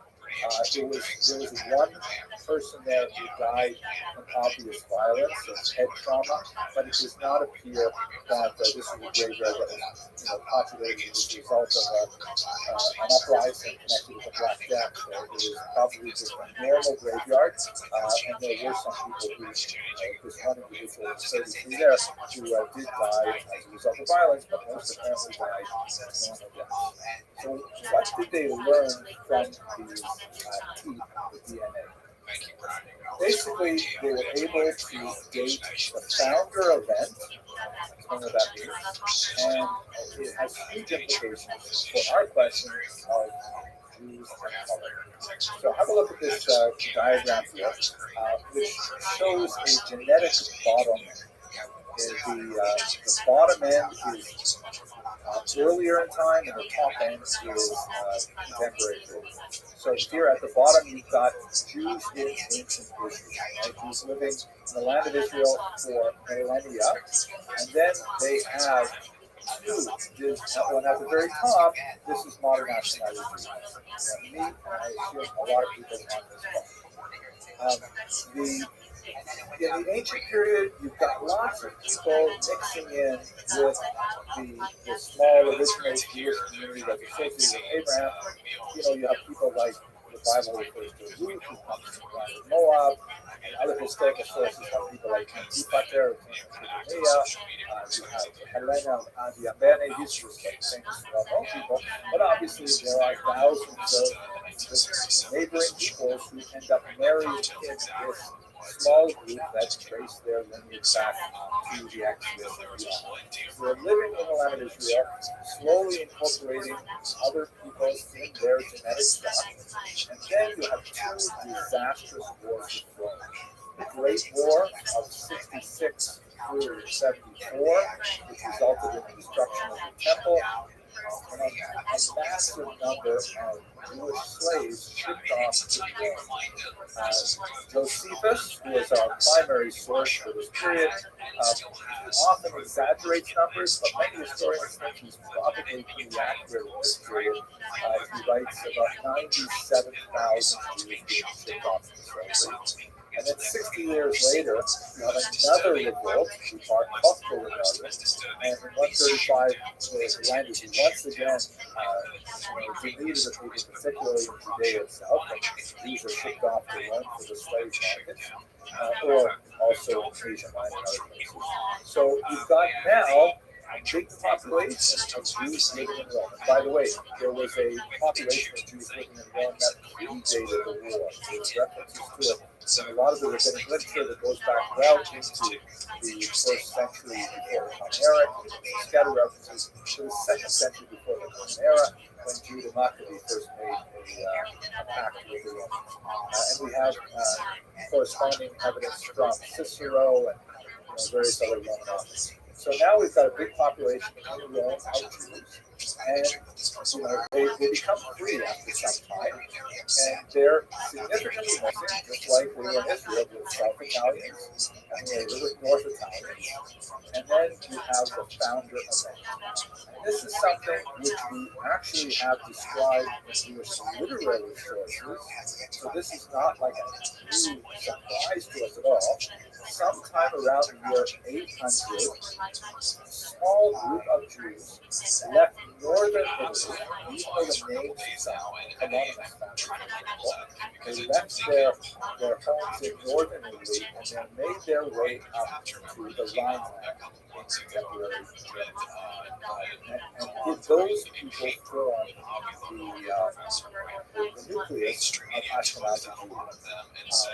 This is attested not only in the literary record that we have of the origins of Ashkenazim, but we also have some interesting DNA evidence that predates this particular study from Erfurt that even shows that roughly half of Levites who come from Ashkenaz are descended from just 4 women.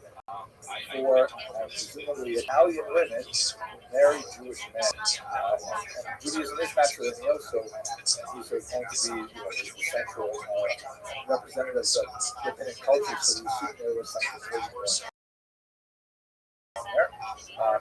But where we are, the founder of Ecton around 800 CE, and the remains that were studied in this particular paper come from Erfurt, a good 500 years later, and by studying the DNA of these teeth, they're able to draw connections backwards that specifically choose this point that they all descend from a small group of northern Italian.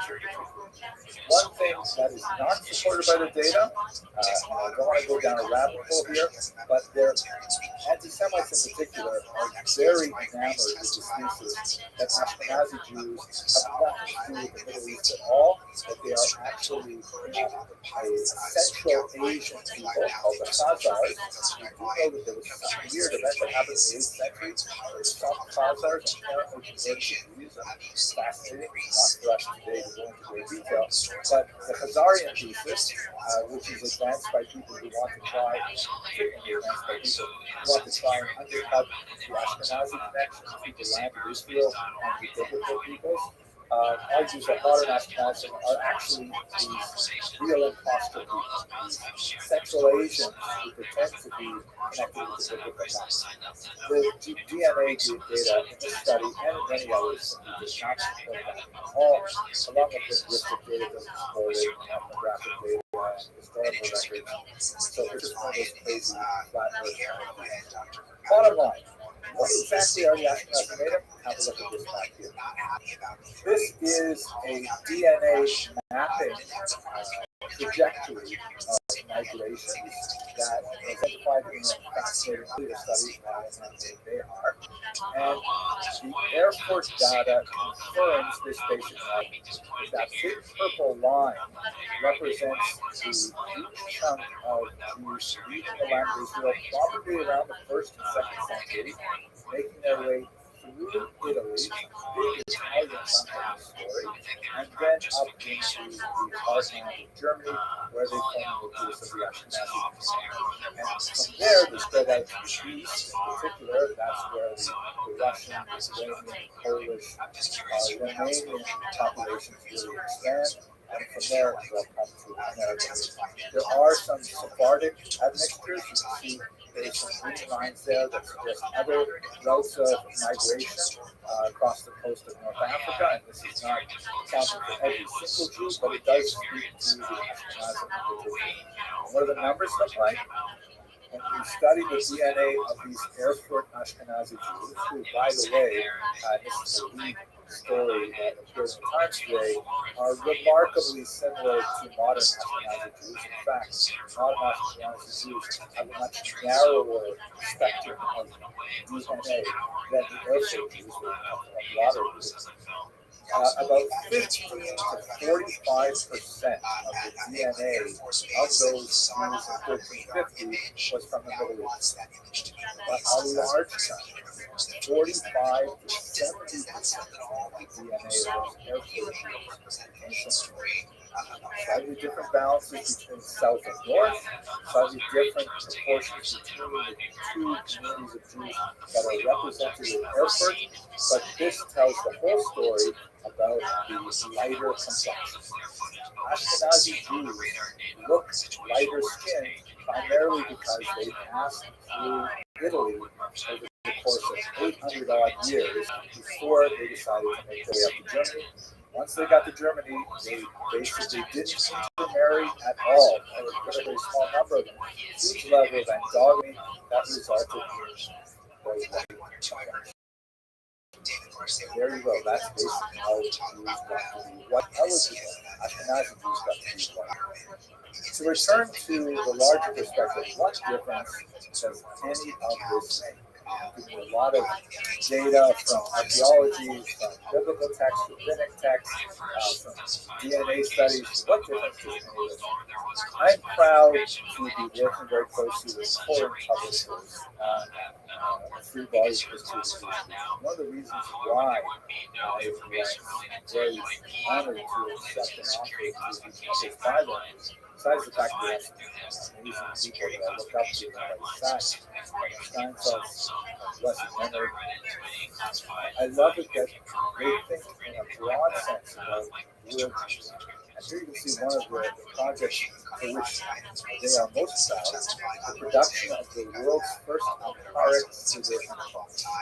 That is, this is the first printed volume in Amharic, one of the languages used by Ethiopian Jews, to allow them to pray in a native language and have that facing Hebrew translation so that they can make access to the Hebrew original, to which they were largely shut out for many hundreds of years. Theirs is a message of inclusion.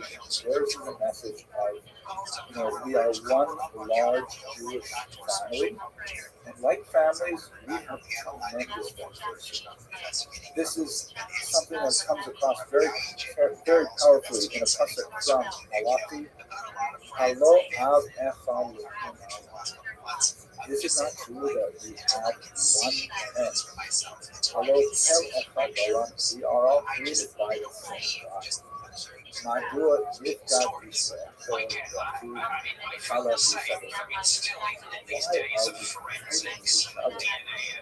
Arguing over and somehow, in my humble opinion, I don't think that's what Hashem really wants us to be doing.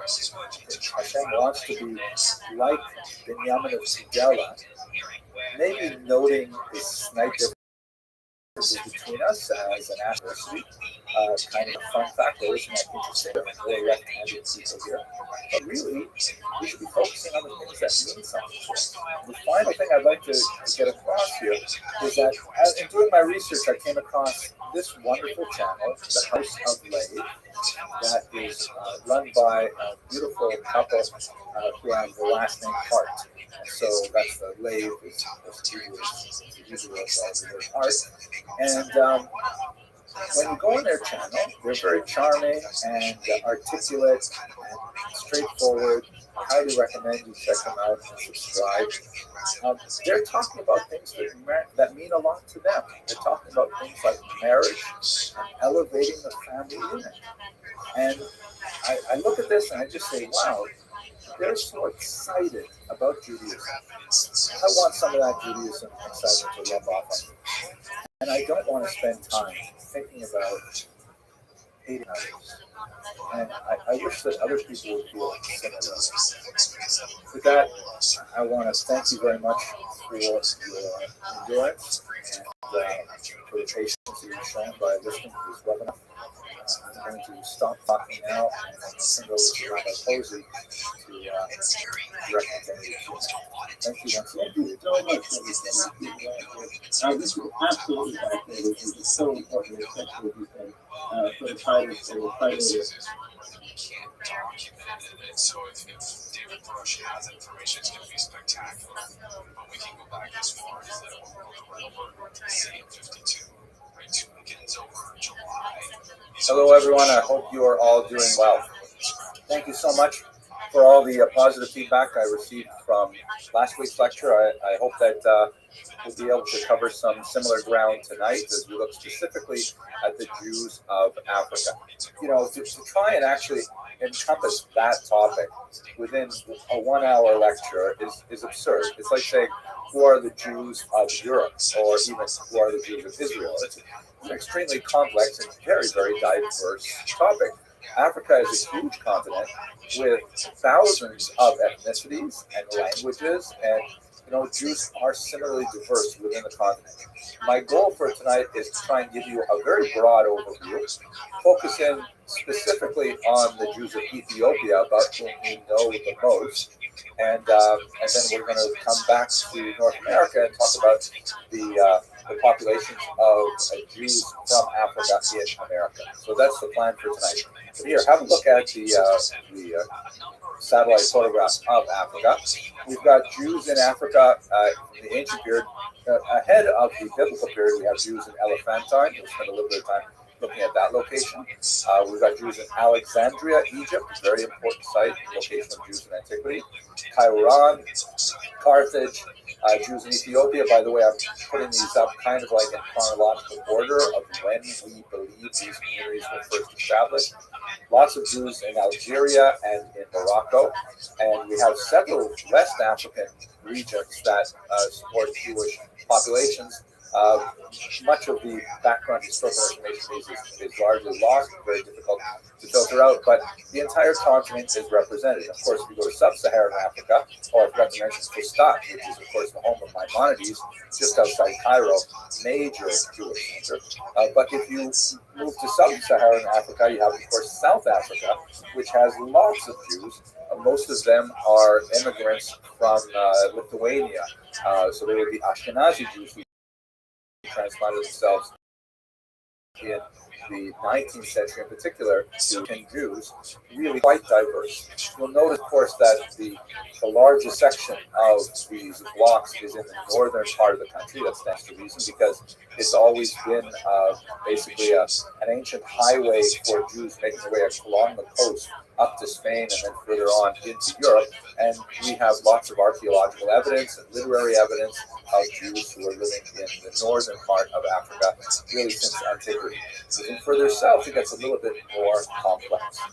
Now, before we actually look at some of these populations, I want to touch on a few things that are important for us to bear in mind as we explore the history of the Jews of Africa. The first is something that came up in last week's talk, and lots of people sent me this reference from the Mishnah, which was very helpful. Thank you very much for sending it to me. Please don't send it anymore, because now I have it. But I had overlooked this important Mishnah, which really would have supported a lot of the argument that we had discussing, like, what exactly did the ancient Jews probably look like? So this text is from the Mishnah, which would date from about the year 200 at the latest. It probably goes back far earlier. And it's speaking about the skin diseases and how they are treated in the Bible. This is a whole discussion in the book of Leviticus. And this is like a very clinical discussion for experts on how are you supposed to deal with these kinds of skin diseases and so on. And notice that in Jewish thought, these skin diseases are of a spiritual nature, and they specifically affect Jews for various transgressions like character assassination and things like that. So we're talking now about Jews. Look at the first line, look at the English here. The bright spot in a German appears as dull white. So the Hebrew term is Germani. Of course, the country Germany doesn't exist in the 2nd century, but the region that we would associate today with Germany and with northern France and so on, that was known as Germania or Germania, and it's so referred to in the Talmud as well. So a German person, here we're talking about a German Jewish person. If you had a Jewish person who came all the way from Germania, if they had a bright spot on their arm, which would require some kind of purification ritual, it would appear as dull white. However, because the skin tone of an Ethiopian is quite different from a German, it would look different. And the dull white, the text reads, spot in an Ethiopian appears as bright white. Right? Basically, this is sort of an antique scientific document, a diagnostic manual to help specialists try to figure out how to diagnose this Sarah spot on people of various ethnicities with different skin tones. Then the text continues. Rabbi Ishmael says the children of Israel, and then kind of like a pious phrase, may I be an atonement for them, are like boxwood, neither black nor white, but of an intermediate shade. So this is an interesting thing. He actually gives us a marker to try and determine what did the skin tone of ancient Israelites, at least from the 2nd century, look like. This is what boxwood looks like. It looks a little bit more olivey than my skin as I'm looking on my screen here. And here's a few different tones that would happen if it's sealed or if you look at the end grain. But I think that basically comports with the image that we had prior, that the Jews of antiquity probably had skin tones somewhere in this family. But please note, very importantly, that Mishnah is talking about all Jews of a variety of skin tones. The Mishnah specifically outlines those Jews who are, of the same lineage as Abraham, Isaac, and Jacob, so on and so forth. But that there are also Jews who are Germans and are Ethiopians as well. Big Tent Judaism, which I think is important for our discussion. One of the negative aspects of this overall story, however, is something known as the Hamitic myth. And this comes from a rather bizarre story that occurs in the book of Genesis, where Noah, who is shown here in the Nuremberg Chronicle, he looks like he's passed out. They land the ark somewhere around Mount Ararat in Turkey. He gets out and immediately he plants vines and he drinks the fruit of the vine, which gets him drunk and he passes out naked. His sons, Shem and Ham and Japhet, discover him. And Shem and Japhet, although Japhet here, is showing he's covering his eyes, doesn't want to see his father's nakedness. Shem is covering him up. Ham, and specifically his son Canaan, mock their father in this situation. There's like amplifications from Idris as well. And as a result, when Noah finally comes to, he places a curse on Canaan, the son of Ham. And that curse is associated in much of rabbinic literature with African servitude. And that's a very hard thing to sort of dislodge from much of the subsequent 2,000 years of the literary tradition.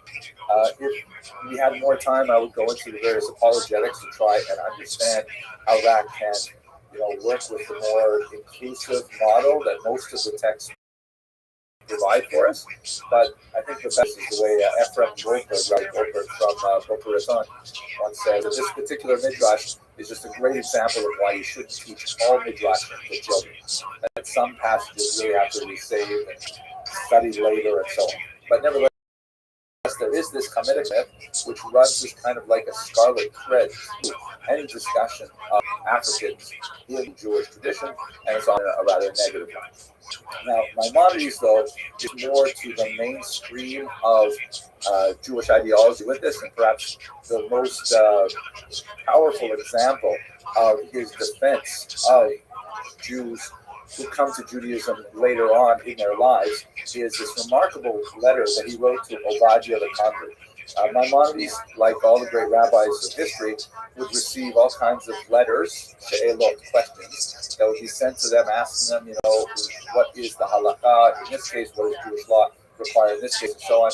And this one, Ovadia, wrote to Maimonides and told him that this is just an excerpt of part of his Maimonides' response. He said to him, where I live, there are people who tell me that because I converted to Judaism, I cannot read the same prayers as all the other Jews. I have to change the language so that it doesn't, when the verse says our God, I have to say essentially their God, because I'm not part of our. And especially phrases like God of our fathers, which is an extremely important phrase that occurs frequently in the text, Elokeinu, I will say, the God of our fathers. What do I do about this? I feel badly because my fathers were not Jewish, and yet, I want to pray with everyone else. And Maimonides says very clearly, second paragraph, yes, you may say all this in the prescribed order and not change it in the least. In the same way as every Jew by birth says his blessing and prayer, you too shall bless and pray alike, whether you are alone or pray in the congregation. And the letter goes on. I highly recommend you read the entire thing. It's quite a remarkable smackdown of those who would suggest that these converts to Judaism are any less Jewish than anyone else. Maimonides says they are firmly within the tradition. So now that we have established a little bit of the parameters of the question, is Judaism colorblind? I would like to argue that for the most part it is, but there are some disturbing passages to the contrary. We should answer the very big question: what exactly is a Jew when we're talking about? And Rabbi, don't worry, I'm not going to go into this deeply because this is one of the most complicated discussions in Jewish history and thought ever. As I mentioned briefly earlier, there are basically two ways to become a Jew. One is to be born of a Jewish mother, kind of like a tribal affiliation, although it's not really tribal because normally tribal status would be conferred to the father. But for the vast majority of the last 2,000 years, that has been the standard of admission to the Jewish people. If your mother is Jewish, regardless of who your father is. Now, true, when you read the Bible, there are lots of passages where it seems that Judaism is rather patrilineal, following after the father. And so there's a lot of discussion in the rabbinic literature and the Talmud and so on. How do we derive the idea of matrilineal descent exclusively? In another lecture, I discuss this in more detail, but I'm not going to go into it today. But until you get to the 20th century, specifically the 1980s, when the Reform movement instituted a decision patrilineal status, provokes a certain amount of consternation to this very day.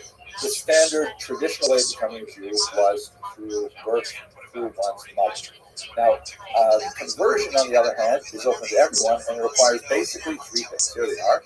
The first is circumcision, obviously for men only. If a man is already circumcised, as we shall see was relevant with Ethiopian Jews because they had been practicing circumcision, there is sometimes a symbolic taking of a drop of blood to symbolize the circumcision without actually removing the force. So that usually set a fairly high bar that kept most non-ethnic Jews from converting to Judaism in the ancient period as of today as well. Second thing, immersion in a mikvah is actually much easier. A mikvah is sometimes translated as ritualarium. It's basically kind of like a pool, sort of a spa-like pool that has special restrictions on where the water comes from. It can't be like tap water flowing from the city. It has to be water that comes from the rain or from the ocean without traveling through metal pipes and things like that. But basically, immersion in the mikvah, pretty easy. And the third one, which is the cause of most of the controversy then and now, is acceptance of the commandments. So, what exactly does acceptance mean? Since following the religion of Judaism involves a lifelong dedication to the study of the commandments, how can you accept them before you have studied them all? And furthermore, we are imperfect as human beings. We may accept them now, but what if we have a crisis of conscience? And what if we just eat a cheeseburger or something? Like, what happens to a person who converted and then, has a a moment of weakness. So this is where the rabbis get involved, and this is where I basically step off the train. But these are the three basic things that allow a person to come into the Jewish community, and as we shall see, it's especially relevant when we get to the Jews of Africa. Okay, so much for the kind of introductory material. African Jews in antiquity. We actually have quite a few African communities in antiquity. What we can say with some confidence is that they are not based on the so-called lost tribes, which is in itself sort of a misnomer. The Bible describes the population transfer policy of both the Assyrians and later the Babylonians that wreaked havoc on ancient Israel. The Assyrians, in particular, in the 8th century, removed huge swaths of Jews from the northern part of Israel and shipped them off to regions within their large empire, largely as a way of trying to control popular dissent. It was like essentially a divide and rule strategy, where if you take away especially the young males and you remove them from their homeland and you send them very, very far away, then there won't be anyone to rebel in this territory, and it will act as a break as well on uprisings far away, because they won't necessarily be able to have the same connection with the population where they moved to. The Assyrians also moved other peoples into the land of Israel. That's a whole discussion of where the Samaritans come from, for example. So where, by the way, the 10 tribes that were moving primarily to the north, it's a misnomer to think that the north was complete Jews. There were still Jews who remained in the area. Many of them fled south to bolster the populations there. But it's not like a modern operation where you can actually conceive of something like a Judenrein environment. This was a heavy population loss, and it was so much so that it deserved mention in the Bible, but it certainly does not mean a complete evacuation of all the Jews of North. We know where those Jews went from the biblical description, specifically in the region of Hamath, Gozan, and the Median Empire. And I've shown here with these three circles, these three red circles. If we put that into a modern map, most of those 10 tribes, or the people that were displaced, were sent to what would be the borderlands of Lebanon and Syria today, or northern Syria, perhaps the Kurdish areas, and then further east from Mesopotamia, northeast of Baghdad. And it's quite possible. We do have archaeological evidence of Jews in those areas, which is really quite fascinating. There is a long period where they do try to retain their Israelite identity and so on, but ultimately they just merge with the population as a whole. But that's where the 10 lost tribes end up, as best as we can tell. We don't have any indication of them making their way south to Egypt, but we do have lots of other Jewish populations in Egypt. One of the most fascinating ones, I think, is the Jewish population in Elephantine. You can see here on this map, it's in the Upper Nile. I know when you look at this map, the Upper Nile is in the lower part of the picture. That's because the Nile flows from south to north, so the higher elevation of the Nile is in the south. And there's this settlement there that was discovered in the 20th century that actually has a Jewish temple there. Amazingly, it was kind of like a rival temple to the temple in Jerusalem. And it's just tantalizing clues as to what the Jews were thinking in Elephantine to have a separate temple besides them. But we also have, the ruins of the temple have been excavated. We knew they had a lot of conflict with local Egyptians. The temple was ultimately destroyed by the followers of Num, another Egyptian religion. And we also have a significant number of documents, many of them stored right here in the holy city of Brooklyn, that are Aramaic documents of communications between the ancient city of Elephantine and Jerusalem. And it's fascinating to see how they communicate with each other. Where did this community come from? Most scholars believe that this was originally a military colony of Jews that was set up during the period when the Persians dominated the region in the 6th century before the Common Era. We're talking about a very, very long time ago, a very significant Jewish population in the Upper Nile region. And we don't know what happened to them after their temple was destroyed. Not impossible to imagine that they may have some lasting effects in the local population because it's not that far from Ethiopia, which will be a major part of our story.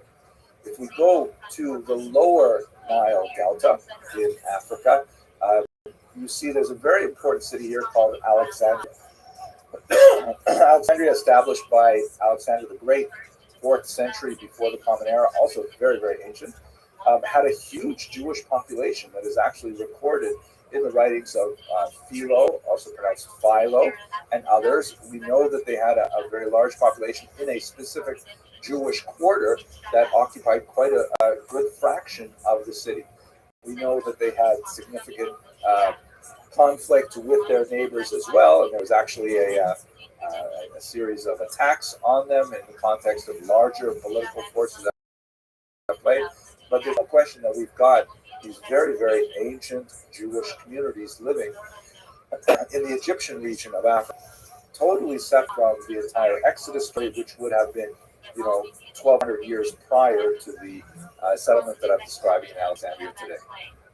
Okay, so this just gives you a sense of how Israel had a tremendous amount of interaction with its neighbor to the southwest, just on the African continent. And it's not surprising that they would leave some. Now, I mentioned many different Jewish groups, or many groups of people who identify Jewish origins in Africa. Some of them have some interesting support from DNA studies, but for the most part, they're completely bereft of any literature that describes what their presence in the African continent. A major exception to that rule is the famous Jewry of Ethiopia. We know for centuries that there was a Jewish community in Ethiopia, a living Jewish community in Ethiopia, not long gone like Elephantine or in Alexandria. But the real question is, because these Jews were largely illiterate, even the Torah that they have is different from ours. It's not written in Hebrew, it's written in Ge'ez, which is a local holy language, and today they speak primarily Amharic. So they don't have a strong literary tradition. What we know about, in terms of, I'll describe kind of like the legends that we have, some of which may have basis in reality, but we're unable as historians to determine that historicity. The Ethiopians themselves, both, by the way, the Jewish Ethiopians and the Christian Ethiopians, tie their presence in Africa to the marriage of King Solomon and the Queen of Sheba. That is the dominant thinking among Ethiopians. It's recorded in their holy book, the Kebra Nagast, which was written in the 14th century. And in fact, the Lion of Judah is something that the United Jewish Appeal shares with Ethiopia as their prime symbol.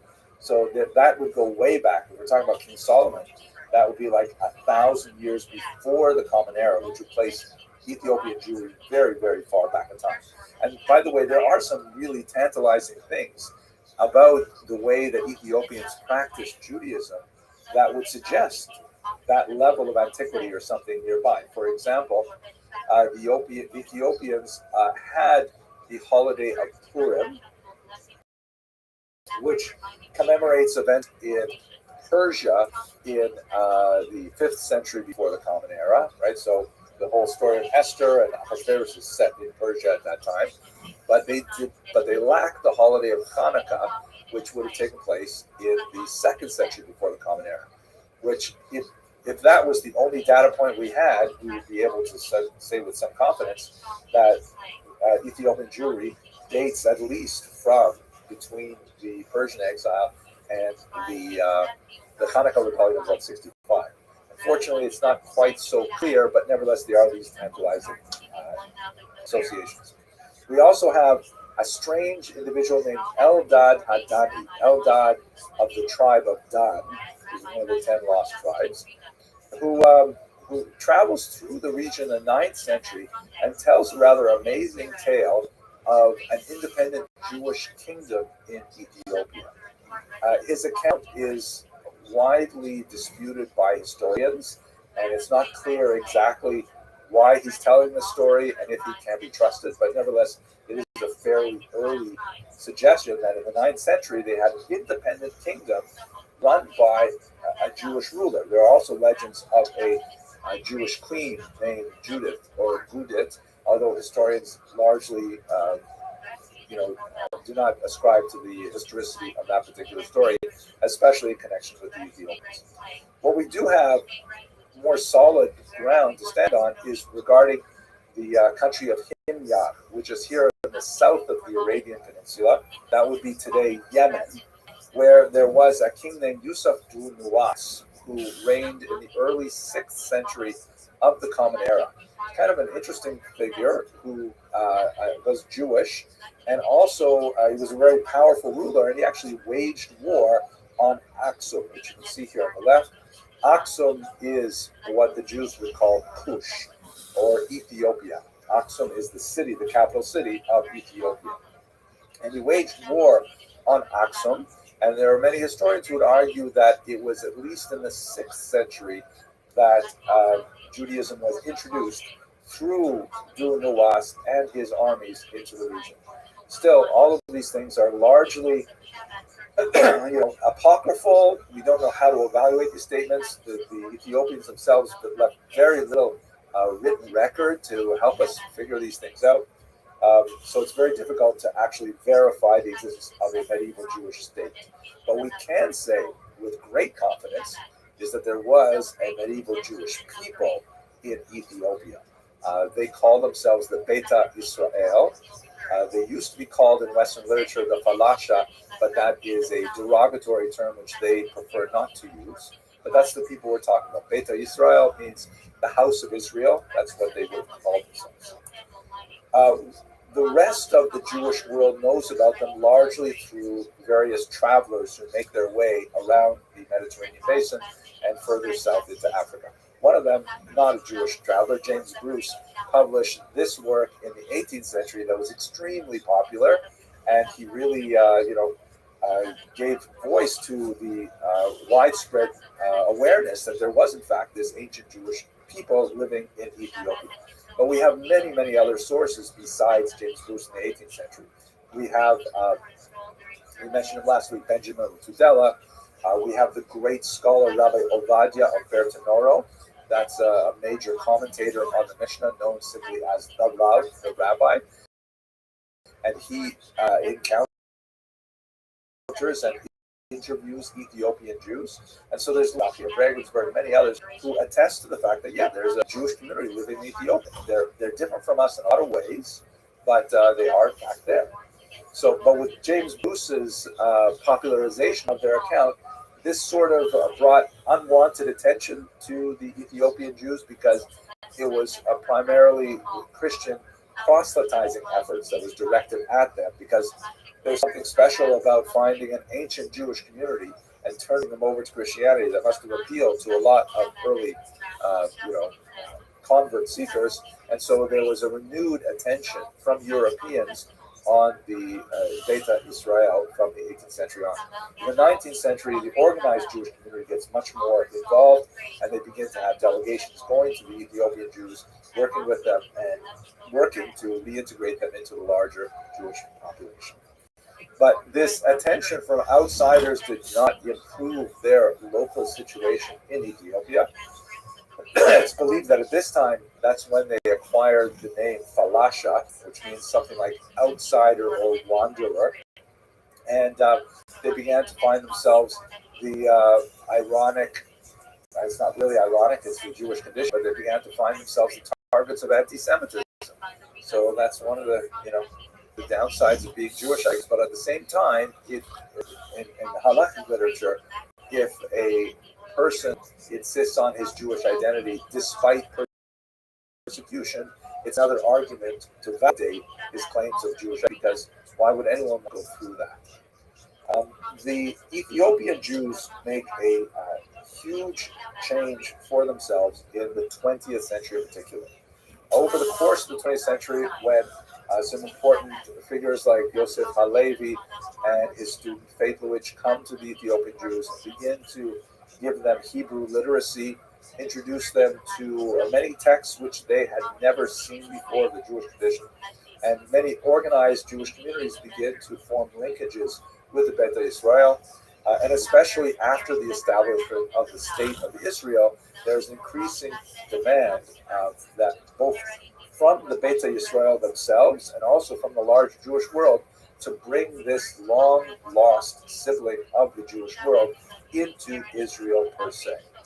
That eventually happens with tremendous success in the last decades of the 20th century. But let's understand a little bit of the roots of determining with absolute clarity that in fact they are Jewish. Perhaps the most important figure in this debate is Rabbi David ibn Zimra, known as the Radbaz, who's an extremely important rabbi who lived in Cairo at the turn of the 16th century. He interviewed Ethiopian Jews. Again, Cairo is not that far from Ethiopia. He interviewed them and he laid down a very important psak, or a very important decision, which reads as follows: those who come from the land of Kush, Ethiopia, are without of the tribe Dan, and because there are not among them scholars, masters of tradition, they seize unto themselves the literal meaning of Scripture. They are like children who were kidnapped and have been raised among non-Jews. So this is a huge statement that had tremendous ramifications for the Beta Israel. Even though it's dated from like the year 1500, nevertheless hugely influential later on as well. And many contemporary rabbis like the great Ovadia Yosef, the chief Sephardic rabbi, was completely in consonance with this idea. But the Radbaz alludes to the fact that they had largely lost the rabbinic tradition. Their holy books were limited to parts of the Tanakh, the Hebrew scriptures, including parts that we did not include in our holy scriptures, apocryphal books. That is, if you go to a Christian Bible, you'll find a whole bunch of them at the end. These are works of antiquity that were translated to Ge'ez, and then they were incorporated into the Ethiopian Bible at some point in the long history. They also lacked widespread literacy and placed a tremendous amount of emphasis on their leaders, their rabbinic leaders, who they call Kohanim, Kahanim, and they were the repositories of all knowledge. But since they were operating without the basic tools of Jewish literacy, many of the customs and practices of the Ethiopian Jews were quite foreign to modern Jews. So when the Radbaz was undoubtedly aware of these things, and that's why he adds this last part, that they're like children who were kidnapped. This is a technical term in the Talmud, tinokos shenishbu. Kidnapped children mean, they are fully Jewish, but since they lacked the upbringing that would accrue to a normal Jewish childhood and were able to absorb Jewish law normally, on an osmosis kind of basis, they can't be held culpable for the things that they do in contravention of Jewish law. So a tremendous amount of extra tolerance has to be paid to them in order to integrate them back into the rest of Jewish society.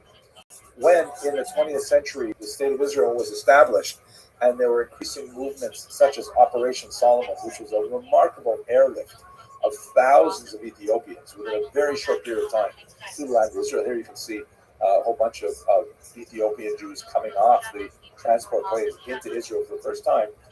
There were many calls for at least some kind of symbolic conversion, because even if we were to affirm the notion that they are all descended from original Jews, since they had lost many of the laws of marriage and the laws of inheritance, the laws of divorce, very important, then they could have all kinds of other statuses that would be untoward and make it difficult for them to marry other Jews. So the compromise that was effected, with a certain amount of controversy, this is after all the State of Israel, everything happens with controversy, they created something called a Chidush HaYahadut ceremony, which means a renewal of Judaism ceremony, commitment to Judaism, which was more or less like a formal declaration of an immersion in the mikvah to, without a tremendous amount of effort, but nevertheless a token amount that the Ethiopian Jews accepted at first. Later on, there was some argument about it. It was somewhat some people felt it was somewhat insulting that after the persecution that they had suffered for so many hundreds of years, they should be asked to renew their Judaism. But nevertheless, on the whole, the process worked, and society was able to accommodate them without too many challenges. There were, in fact, challenges. Ethiopian Jews do suffer a degree of discrimination in Israel, as one might expect, perhaps, for such a foreign Jew community coming into the land of Israel. But on the whole, their absorption has been successful. Today, there are about 160,000 Beta Yisrael that live in the land of Israel, about 2% of the overall population. And so that's kind of like a great story. Now, let us move to America, as I suggested we were going to bring this home to this country. Well, the American experience with Africa, of course, is heavily tainted by the experience of the disastrous, horrific transatlantic slave trade, which brought millions of Africans against their will to these shores and those of South America, and put them into forced servitude for the rest of their lives. It's impossible, especially in the space of a short lecture like this, to encompass the degree of human suffering that accompanied this kind of massive displacement. But I'd like to focus on one specific aspect of that, is that we should recall, as we mentioned at the beginning, Africa is a hugely diverse society, multiple languages, multiple peoples and ethnicities, and the slave traders couldn't care less. They simply shunted them all into these overcrowded boats, and those that managed to survive the transatlantic passage were brought into communities that had, no commonalities of language or place and so on. And they're left essentially to fend for themselves without the tremendous support of a cultural community. And that's one of the aspects that's really genocidal of the transatlantic slave trade, is the removal of the cultural glue that held together these peoples. And so in America, to a large degree, Africans, even after slavery ended in the late 19th century, there's still this legacy of, what are my origins? If they can't trace themselves back to a particular place in Africa, a particular language, a particular culture, they're kind of like historically separated from their roots. A horrific kind of eventuality, which thankfully Jews never deal with in the same way. Now, what about the question of Jews involved in the slave trade? I wish I could say to you that Jews were completely innocent of this gross crime against humanity. But we should bear in mind, well, first of all, they weren't. But we should bear in mind that in many ways it's not appropriate for us in the 21st century to expect people in the 16th and 17th and 18th century to have values that correspond to ours. Slavery was incredibly widespread, completely accepted, and to live slaves on moral grounds was something that was only when you get into the 18th and 19th century something that was looked upon with favor. Otherwise, it was considered simply part of European. But we acknowledge that fact that Jews did own slaves. Their role in the slave trade is highly exaggerated, often by people with anti-Semitic intent. It was minuscule. Let's look at just one number, for example. In 1830, the American South had about 45,000 people who were slaveholders that held 20 or more slaves, right? 45,000 people in America and the South had 20 or more slaves. Of that population, 120 of them were Jewish, which is less than 1%, 0.3% precisely. So yes, there were Jewish slave owners, but you have to put it in proportion and within the cultural moment. If we look at larger slave owners, you see that 12,000 people in the American South owned 50 or more slaves, and in the Jewish population, the number was 20, or 0.2%. So this is the real story about Jewish involvement in the slave trade. The real, I think, natural space for Jews historically with regards Africans, and especially Jewish Africans, begins to be apparent after 1903. That's when there was a horrible pogrom in the city of Kishinev, and it received widespread attention in the Western press. Many Jews were completely enraged that a pogrom of this nature. Pogrom, by the way, is like it's a somewhat spontaneous, say semi-spontaneous attack on a Jewish civilian population uh, by a combination of sometimes people in arms, sometimes gangs of hoodlums, sometimes the local population rising up. It's sort of a generic Russian term used to represent that kind of attack on a civilian defenseless population. So that particular pogrom in 1903 motivated a lot of American Jews to look beyond the narrow parochial nature of their Jewish concerns and to look to any other oppressed peoples. And of course, the greatest example that anyone can see in the United States of America were the Africans. So the NAACP was founded largely with very strong early Jewish organizational support. And this is just one of the many examples. This is really where Jews felt themselves at home over much of the 20th century.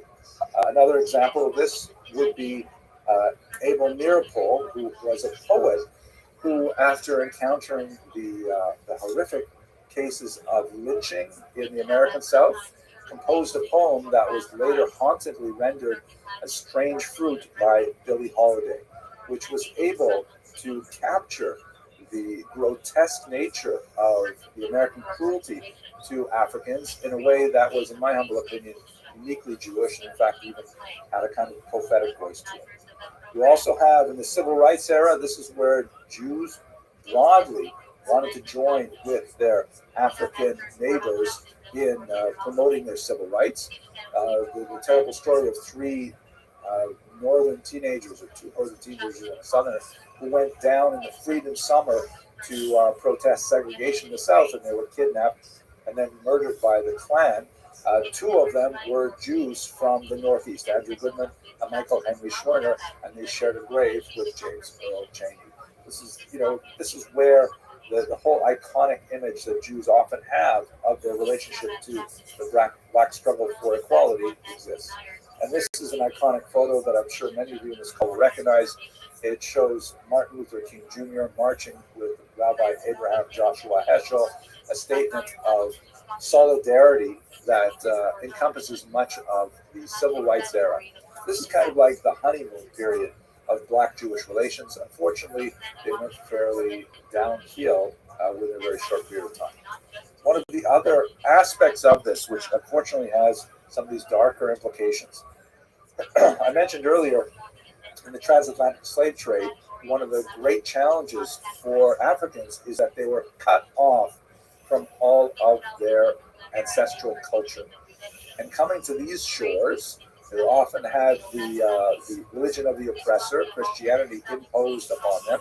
For some of them, the church was a refuge, and they were able to transform it into an institution that was able to express their desire for freedom, largely through re-exodus narrative for themselves.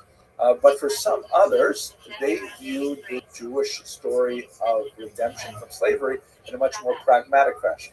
There are groups like the so-called Commandment Keepers, led by Rabbi Wentworth Arthur Matthew, who began to adopt a thesis that the Africans were in fact the descendants of the ancient Israelites. As I mentioned last week, they tend to prefer the term Israelite, which was associated with an earlier period in Jewish history, as opposed to the word Jew, which is more closely associated with the Persian period and especially the Roman period.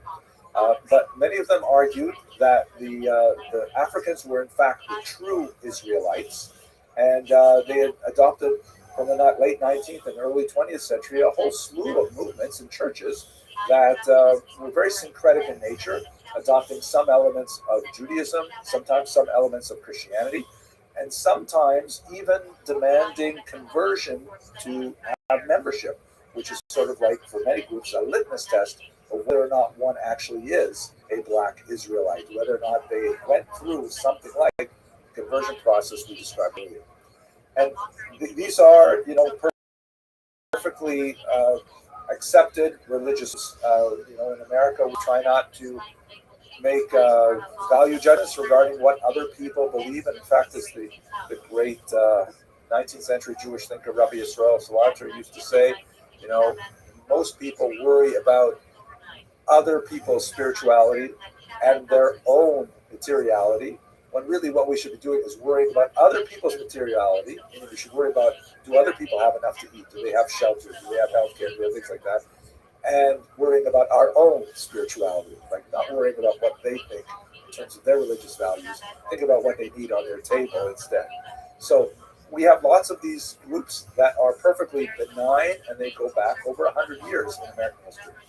However, there is a much darker version that especially gains traction in the 1960s and after the Crown Heights riot of 1991.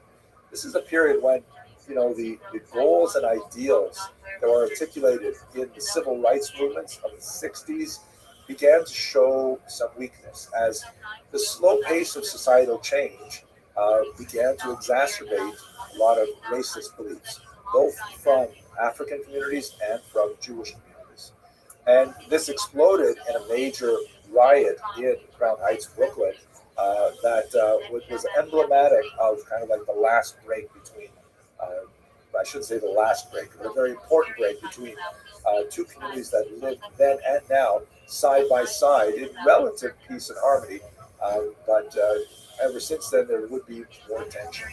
And one of the groups or a series of groups that contributes to that tension are groups that the Southern Poverty Law Center identifies as radical Hebrew Israelites. This is not a specific church, but the name of a movement. As you can see in the text here, they're distinguished from other Black Israelite churches who do not espouse the dangerous beliefs. But radical Hebrew Israelites take the view that, okay, the Africans are actually the real Jews. So who are those other people who are claiming to be Jews? Those must be imposters who are usurping our identity, who have stolen our patrimony, stolen our heritage, and so on. And this movement has given cause to a certain amount of consternation and concern among many people, because it can sometimes become violent, and that's beyond the pale of what's really acceptable for religious movement. If you spend any time at all on social media, you'll see people taking advantage of the current moment with certain celebrities saying outrageous things, to then go out and also say outrageous things and be captured on TikTok and things like that. And if any of those people are watching right now, and I want to say, I know that a lot of you watch my YouTube lectures because I get plenty of hate mail from you. But just ask yourself before you say something like Hitler should have killed all of you. What would your mother say about that? I've heard so many amazing things about the African American community and the power of its motherhood.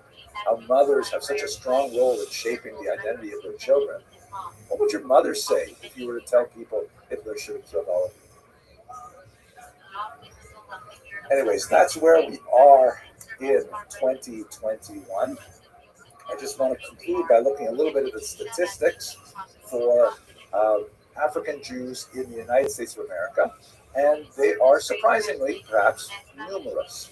This is the Pew Research Center's famous study of American Jews from 2020. And as you can see, depending on how you ask the question, at least 8% of Jews in America identify as Jews of color, either Hispanic, Black, Asian, or of a multiple race. If you change the question a little bit, that number can go up as high as 17%, which is really significant. And also, if you look at it broken out by age, here this chart shows you how they answer it depending on how old they are. You can see that the number is changing dramatically. Looking at those who will claim Hispanic, Black, Asian, or other race or multiracial, those 65 years of age and older, only 3% will identify like that. But those aged 18 to 29, 15% will identify as such. So in other words, the complexion, sorry, didn't mean to go there, but the the complexion of American Jewish society is changing, and we should, in my humble opinion, embrace the diversity and learn to absorb the wisdom of the many peoples that come together to make up the Jewish people. With that, I want to thank you so much for your attention, and we've got a few minutes for questions and answers.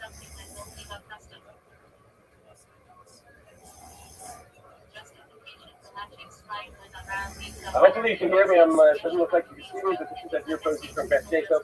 I want to thank everyone once again so much for joining and supporting our phenomenal series that comes to close this evening.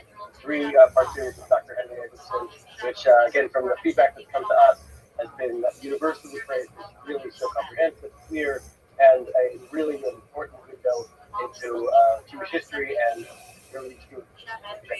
We want to thank also our sponsors from Beth Jacob, Jerry Madeline Eisenberg, who was commemorating the 10th birthday, Evelyn Sachs Goldstein, Esther Mel, Bobby Judah, Chaim Gittel, and the upcoming honoring the upcoming bar mitzvah of his grandson, Aaron Yeshaya Cohen Eisenberg, which will be on Shabbat Hanukkah. We want to also thank all the Beth Jacob members and community members who have come take part in this session and have been offering such valuable insight. And of course, last but not least, thank Dr. Abramson for this is our chazaka, 3 times of really top-notch programming. We appreciate it so much. I look forward to having our 3rd installment this evening. And for those of you on our mailing list, we'll be able to see the YouTube recording of all of the lectures.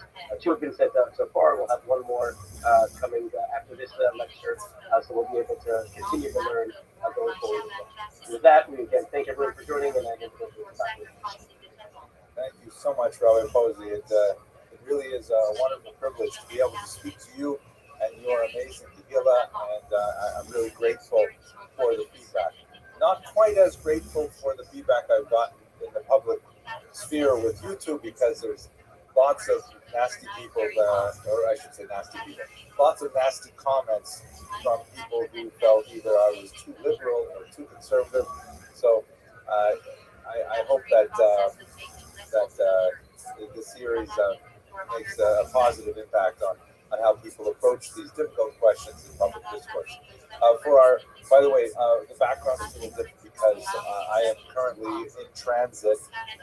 The Great Association for Jewish Studies Conference is taking place in Boston this weekend, or Sunday and onward, and I'm on my way to present a paper there on the Jews of Ukraine. So that's why I didn't bring my green screen with me, so that you're seeing the background of what we're telling. So here is the opening joke, which I think in many ways speaks to the deeper issues that we're looking at in terms of questions of Jewish identity in the last 2 lectures, and we'll continue with today as well. It's one of my favorite jokes because it has really a tremendous amount of depth to it that's expressed in a classically Jewish manner. So the joke goes like this. There's this Jewish out-of-work actor, young man, wants to make it big in Hollywood, can't quite figure out exactly how to get his big break onto the silver screen. And one day he's reading in the trade journals that there's an audition coming up for a gorilla impersonator. And, he's tired of waiting tables, and although it's not the kind of great role that he's always been hoping for, he thought, maybe this will be something anyways, better than working in a restaurant. So he goes to try out for this role, and he actually gets the part. And it appears that the Los Angeles Zoo had recently lost one of its beloved gorillas, and while they're waiting for another one to arrive from Africa, they need an impersonator to, take his place inside the gorilla enclosure so the zoo can keep attracting and pleasing its patrons. So, he takes the job and he goes into the gorilla enclosure, and he finds that at first, although it's somewhat humiliating, he starts getting into the role. He's a Stanislavski method actor, and he finds he thrills with delight when the children squeal at his antics, and he beats his chest, and the parents are smiling, and he's actually really enjoying his his new role as a gorilla impersonator. One day, when he's really deeply into the role, he's swinging from vine to vine in an unusually violent manner, and he accidentally finds that he swings right out of his enclosure and lands in the neighboring lion's den. And he gets himself up from the ground. He looks up into the face of a ferocious lion. And he realizes, oh my gosh, this is the end of my life. You know, I'm about to be devoured by this massive feline. So, because he is, after all, a good Jewish boy, and he remembers what he learned back in Cater, back at the end of a Jew's life, he or she is supposed to pronounce the great statement of God's unity. And so he covers his eyes and he says, Shema Yisrael, Hashem Elokeinu, Hashem Echad.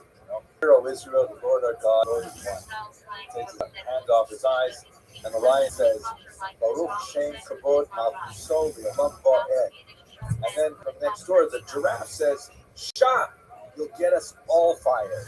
I hope you enjoy that joke. It's hard to tell because I'm speaking, in a hotel room through a laptop right now, and I realized I've never told this joke to a blank screen, so I'm hoping you're laughing on the other end.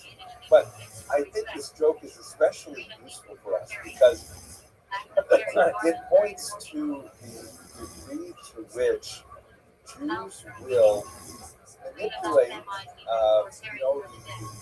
the parameters of identity to learn how to adapt to the varieties of societies in which they live. In this humorous example, this out-of-work actor, he impersonates a gorilla, and then he later realized the lion is also a Jew impersonating a lion, the giraffe is also a Jew impersonating a giraffe, and so on. And this is something about the Jewish condition. You should recall that, we are a minority people, with the exception of the land of Israel, and only in recent decades, since the beginning of the 20th century, in the middle of the 20th century, really, we've never been a majority in any land that we live in, with the exception, of course, of the ancient world. And, as a minority, you're always vulnerable. You're always at the whim of larger societal forces.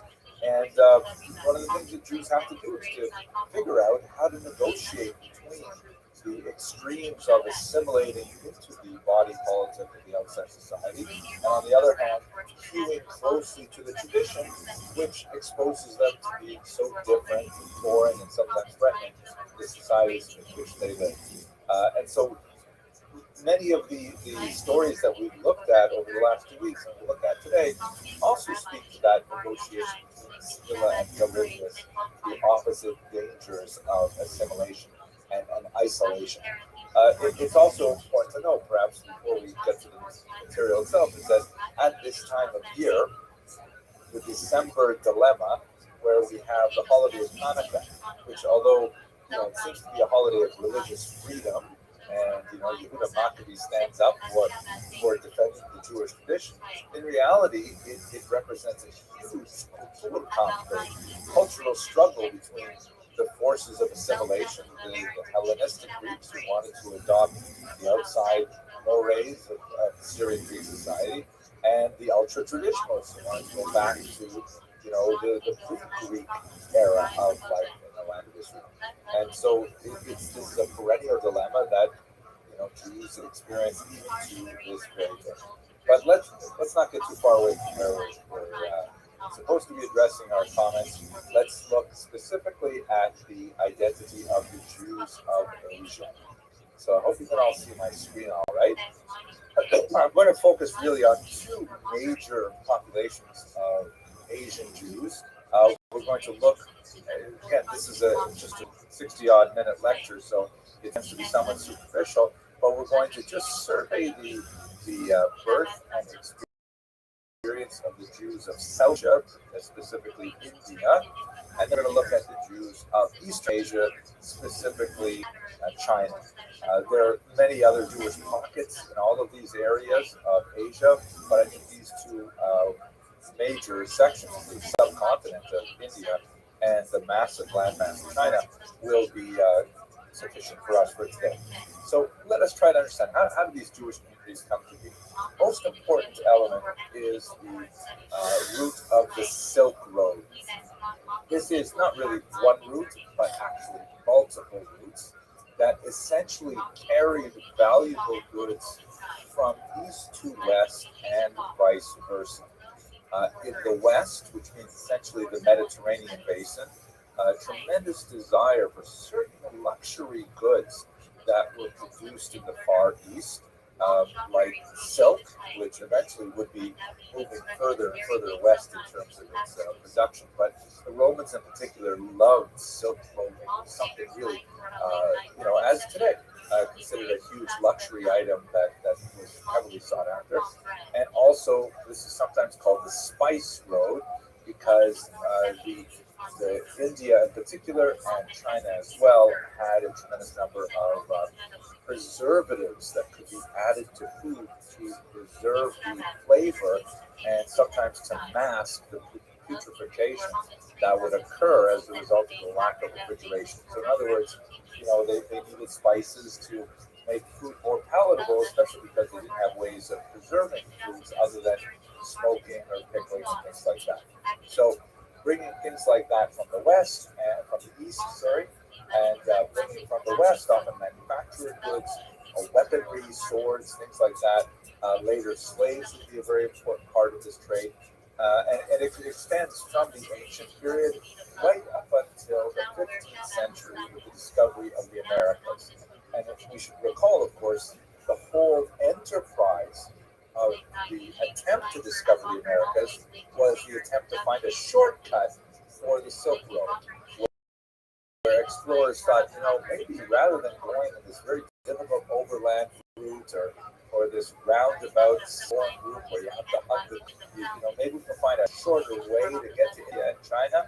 And that's in fact how they bumped into South America, Mesoamerica, North America, and the whole, everything changed after that.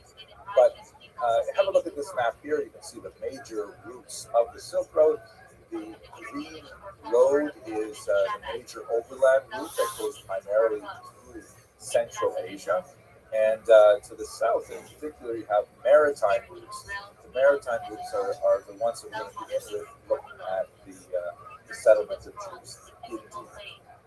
So, what do we know about Jews following these routes? We do know that Jews were heavily involved in this trade for a very long time. And in fact, we're not going to discuss this today, but in the 9th century, Jews were considered the masters of the Silk Road, a particular group called the Radhanites that were based in southern France along the Rhone River, which is called Rhodanus in Latin, hence the name Radhanites. And they followed all of these routes and even more, because by the time you get 800 years down the road, there's a lot more trade in Northern Europe and so on. So this is something that Jews have been doing for a very long time. The major settled population of Jews was where this circle is located. This would be centered, you can see, on the city of Ctesiphon, which is in Aramaic, Ephosa, one of the most important Talmudic cities. And this is the major center of Talmudic Babylonian Jewry.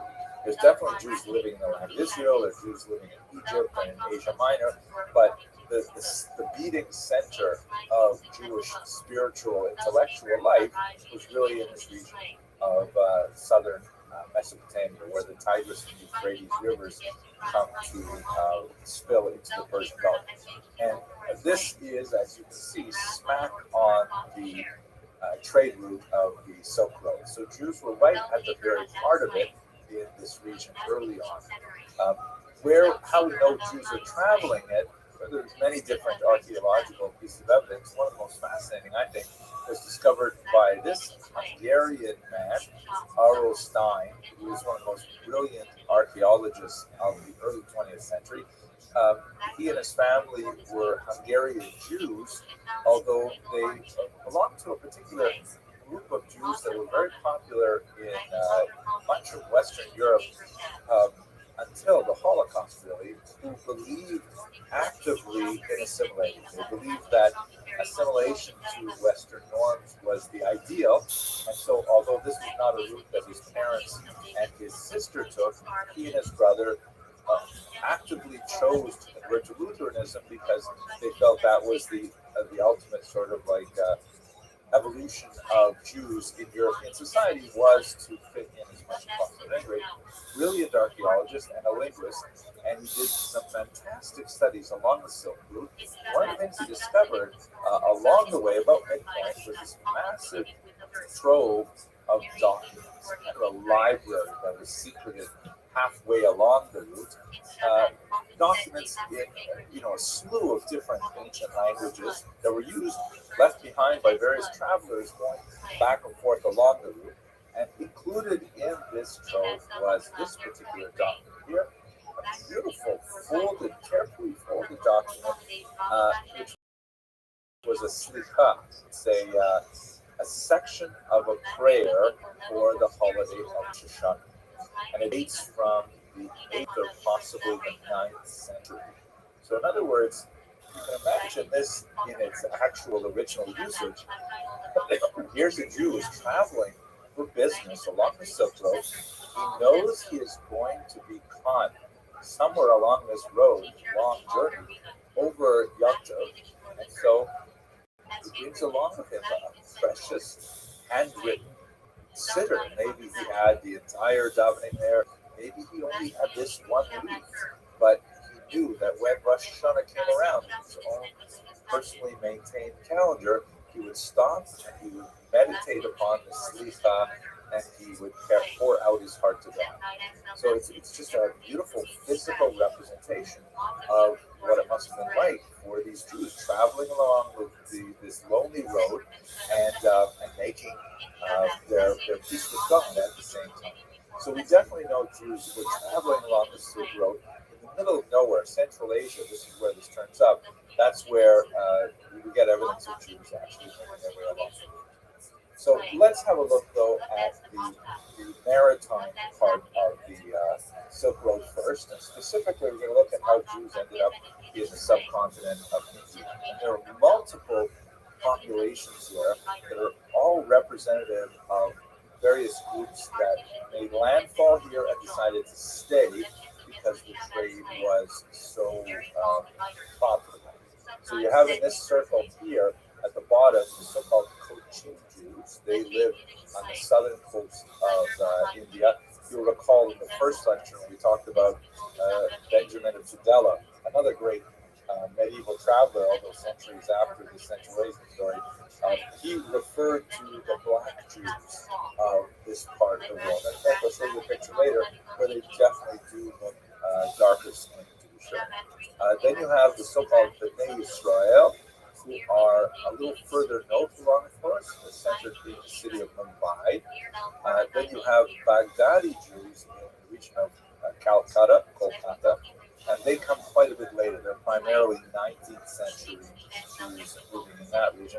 And you have also the Paradesi on the east coast of India. We won't get to those today, but we'll look very briefly at the Cochin Jews and at the Jews of Mumbai as well. So we don't have a really good sense of exactly when the Jews first appeared in Cochin. Legends, of course, place it back in the very distant past. Legends of Jews making it there after the destruction of the temple, the first Roman Jewish war, and so on. Very hard to date them with any degree of historical accuracy. We do know, however, some fascinating things, that there are Sanskrit and Tamil terms that come from India that are located in Tanakh. Various goods and spices and precious stones and things like that appear in the Hebrew Bible, and these are words that clearly were used in southern India at this time. So definitely there is long-standing trade between the region and the ancient land of Israel. Examples like Solomon's gold from Ophir. One opinion, one scholarly opinion holds that perhaps this mysterious location was in fact a place at the mouth of the Indus River, which would have been in the northwestern part of India. Quite fascinating. maybe more for more, beyond our point. And as I mentioned earlier, the Radhanite, it's not surprising because Jews would likely have been making landfall here with many other national traders, as they historically, and they would make, they would be distinguished for it as you get all the way into the 9th century. One of the most fascinating artifacts of the earliest period of Cochin jewelry is this remarkable looking copper plate, which exists intact. And I can't possibly read it. It is written in the Malayalam language, and to make it more difficult, in the Vatalutu script. Personally, I can never read anything in the Vatalutu script. I can only read it in the old, Times Roman script. But otherwise, I don't know if you're laughing. I'm enjoying this. But at any rate, what is this strange copper document? I mean, it's made on a sheet of copper. It purports to be a charter to the Cochin Jews from a local king. It's not dated, but it most likely comes from the 11th century.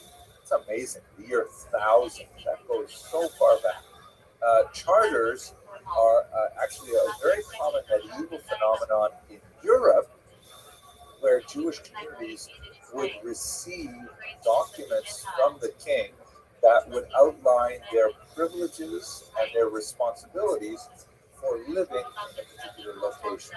And these things were meant with something called Magdeburg-Recht, where Jews would have the right to maintain certain monopolies, the right to protect themselves with a wall around their community, and all kinds of different things. And this appears to be in that same family of ideas.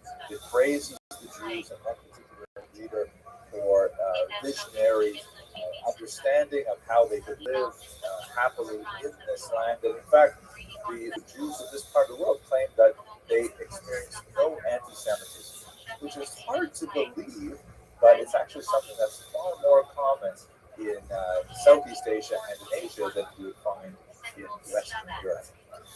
The many fascinating customs that they have in India include, for example, this beautiful custom that a bride's skirt would later be incorporated into the parochas, like the special ceremonial dress of a bride would then be actually used as a kind of a covering for the Torah in the synagogue. A very beautiful kind of connection of the elevation of the dignity of woman and its connection to the protection of the Torah. Beautiful thing. Also, customs that on Friday evening they would have a kind of a shamas go around, kind of like a functionary go around and light candles on the outsides of the homes of Jews to let them know that the Sabbath is coming and to provide light for the streets and so on, things like that. You can see there's a sort of an oil lamp sticking out of the doorway there in this particular house. Really unusual customs that you don't see elsewhere in the Jewish world. By the time you get to the 13th, 14th, 15th century in particular, that's when you begin to see the Portuguese showing up. Here is a depiction of the Jews of Malabar that were described by Benjamin of Tudela, who spoke in first class, as black Jews. In fact, here they do look more dark-skinned in this particular representation. Jews were especially associated with the Portuguese landfall in the southern part of India. Portugal, of course, was one of the early maritime seafaring countries that took advantage of this international trade to great advantage. And Jews were frequently employed as translators. Not necessarily that they would end up knowing, come there knowing the local language. This was true not only in the Far East, but also in the Americas. Some of the very first people to get off Columbus's boats were Jewish translators or Jewish translators who had been converted to Christianity, and they would walk out there and speak to the local population and try every single language they could think of until they finally were able to create some sort of common vocabulary. So one of these great Portuguese Jewish translators was someone who later took the name Gaspar da Gama after his patron Vasco da Gama. He was actually someone, a Jewish guy who spent a lot of time in southern India as the primary go-between between the Portuguese colonialists and the indigenous population. Certainly helped to promote the Jewish community. They have some fascinating things there, like these conical synagogues, really unusual synagogue architecture you don't see elsewhere in the world. And they have this famous synagogue in Cochin that actually has a Hebrew clock that includes Hebrew, Roman, and Indian numbers on it. And this is the Hebrew side. So that's just a very quick look at the Cochin Jews in particular. Move up the coast a little bit, you have in the region of Mumbai, the Bnei Israel. Totally different group of Jews. They do not regard themselves as being ethnically connected to the southern Indian Jews in Cochin. This is a beautiful 19th century representation of the baking of matzah by the Bnei Israel. I believe the language used here, besides the obvious Hebrew parts of it, I believe this is Marathi. And it's interesting to me that they're doing these things either on the floor or very close to the floor, but nevertheless they're going through the whole processes. And on the very bottom right, after they finish it, the woman on the right there, she's just marking up the prices way beyond what really should be baked in matzah. And that's, of course, a very time-honored tradition of Jews. That's also a joke. We don't know exactly when these Bnei Israel began, just like we don't know when the Cochin Jews began. The Bnei Israel don't have a similar document like the copper plates, but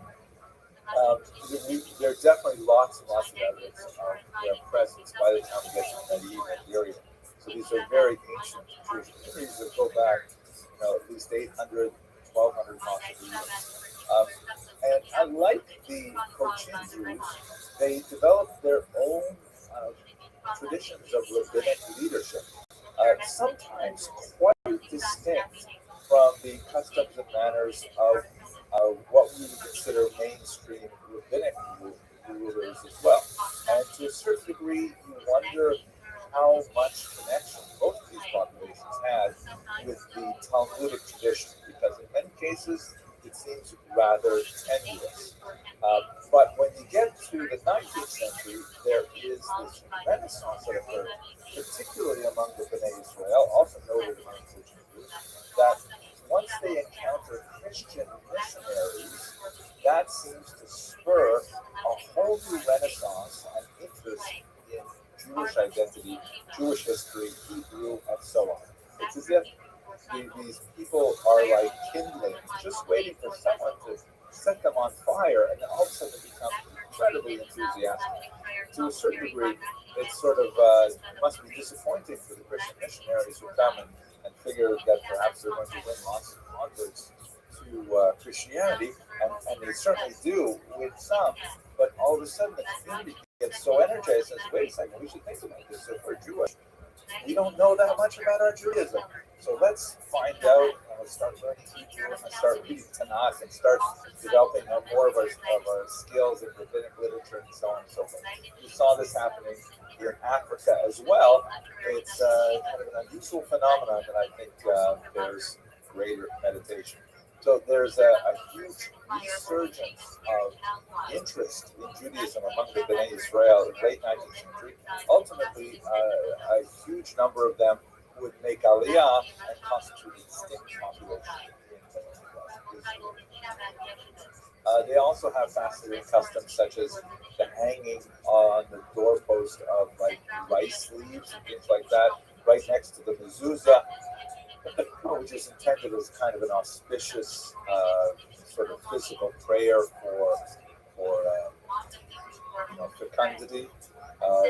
But as you see here in this image, there's definitely It's a very dynamic and changing society. As they're discovering more and about their Judaism, they're also discovering more and more of their secular identities too. In this picture, which is obviously multi-generational, you can see some rather very different styles of clothing represented between the generation and the younger generation, with the young man essentially looking essentially like a for a European individual, whereas father clearly looks like he comes from a distinct Asian culture. So this is a society that was undergoing remarkable change as they began to explore their vision. So that's just a quick look at two of the most significant and quite old communities of Jews in Asia. Let's have a look at the Jews of China now, who I find particularly fascinating. So there's no question that the Jews reached the Far East along the Silk Road. We know that Benjamin of Tudela, although he probably didn't get this far himself, described Jews making their way all the way out to East Asia. And we have the Radhanites who also traded all the way out here. And we can track specific communities in many locations. If you look at the numbers next to or underneath the names of these locations, that refers to the century in which we know the community was established.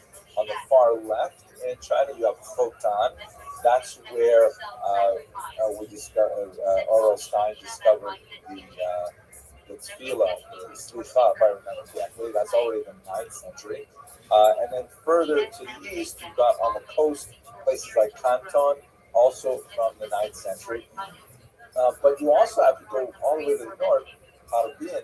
That's actually a very important population of Jews that was established in the very early 20th century, primarily because, in fact, only by this much did I miss personally growing up in Harbin, because the reason why this community had an explosion of Jewish settlement in the year 1904 was because the Russians were locked in a quixotic and desperate battle against the Japanese. And remarkably, even though you think of Russia geographically as this massive country, 1/6 of the Earth's landmass is Russia, fighting against this tiny little series of islands called Japan, and Japan would ultimately win that war, the War of 0405, the Russo-Japanese War. And my Zaidi, Alav Shalom, my grandfather, did not want to get conscripted into the Russian army to fight the Japanese. So he ended up, volunteering to be a farmer in northern Canada, and that's how he ended up bringing the Abramson clan all the way over to these shores. But the many Jews, approximately 30,000 Jewish men, were shipped off to Harbin, and they actually ended up staying. They actually found that perhaps it was the local cuisine, I don't know, but they ended up bringing their wives by and setting up a Jewish community. So there's actually a 20th century Jewish community established there that absolutely fascinating in its origin. So that's a modern Jewish community, and clearly an import primarily from Lithuania and Belarus. But the rest of these communities are more medieval in origin. I think one of the most fascinating stories of the Chinese Jews has to do with their discovery, because they were largely cut off, like Indian Jews, even more so than Indian Jews. They're largely cut off from the dominant intellectual life of Jewry to the west. Such a huge gap of geographic distance to be spanned. They never had the same kind of connection with the give and take of the Talmudic codification, and then the development of the codes and Maimonides. They were largely cut off from most of that. And in fact, they essentially lived their own lives quite distinct from the rest of world Jewry until they were discovered by the Jesuits. So Matteo Ricci, shown here, was a Catholic who was on a mission to convert the Chinese to Catholicism.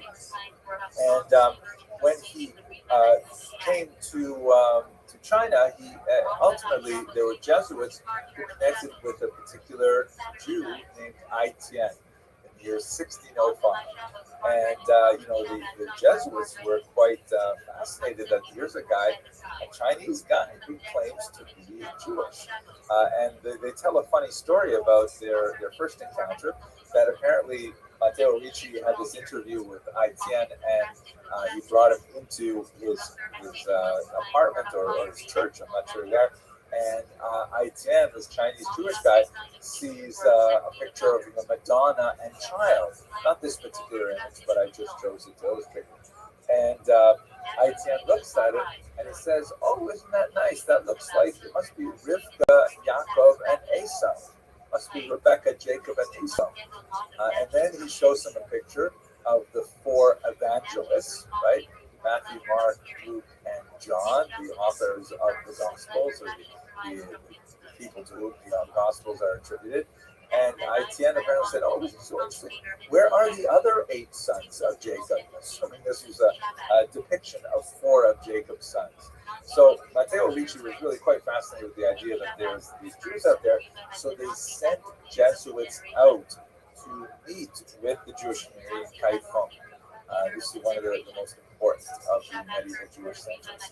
And when they got there, they were especially interested. They wanted to have a look at the Torah scrolls that belonged to the Jewish community, because they had this strange idea, 17th century Jesuitical idea, that the original Torah scrolls had to have some kind of reference to Jesus.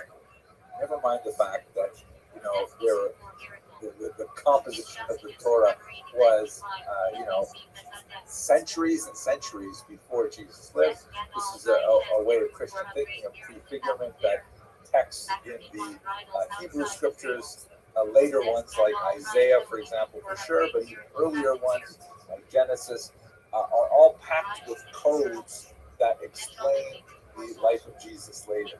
And so they were certain that there must be even more explicit references to Jesus in the Torah, but that the text had been corrupted by Jews who wanted to hide those things.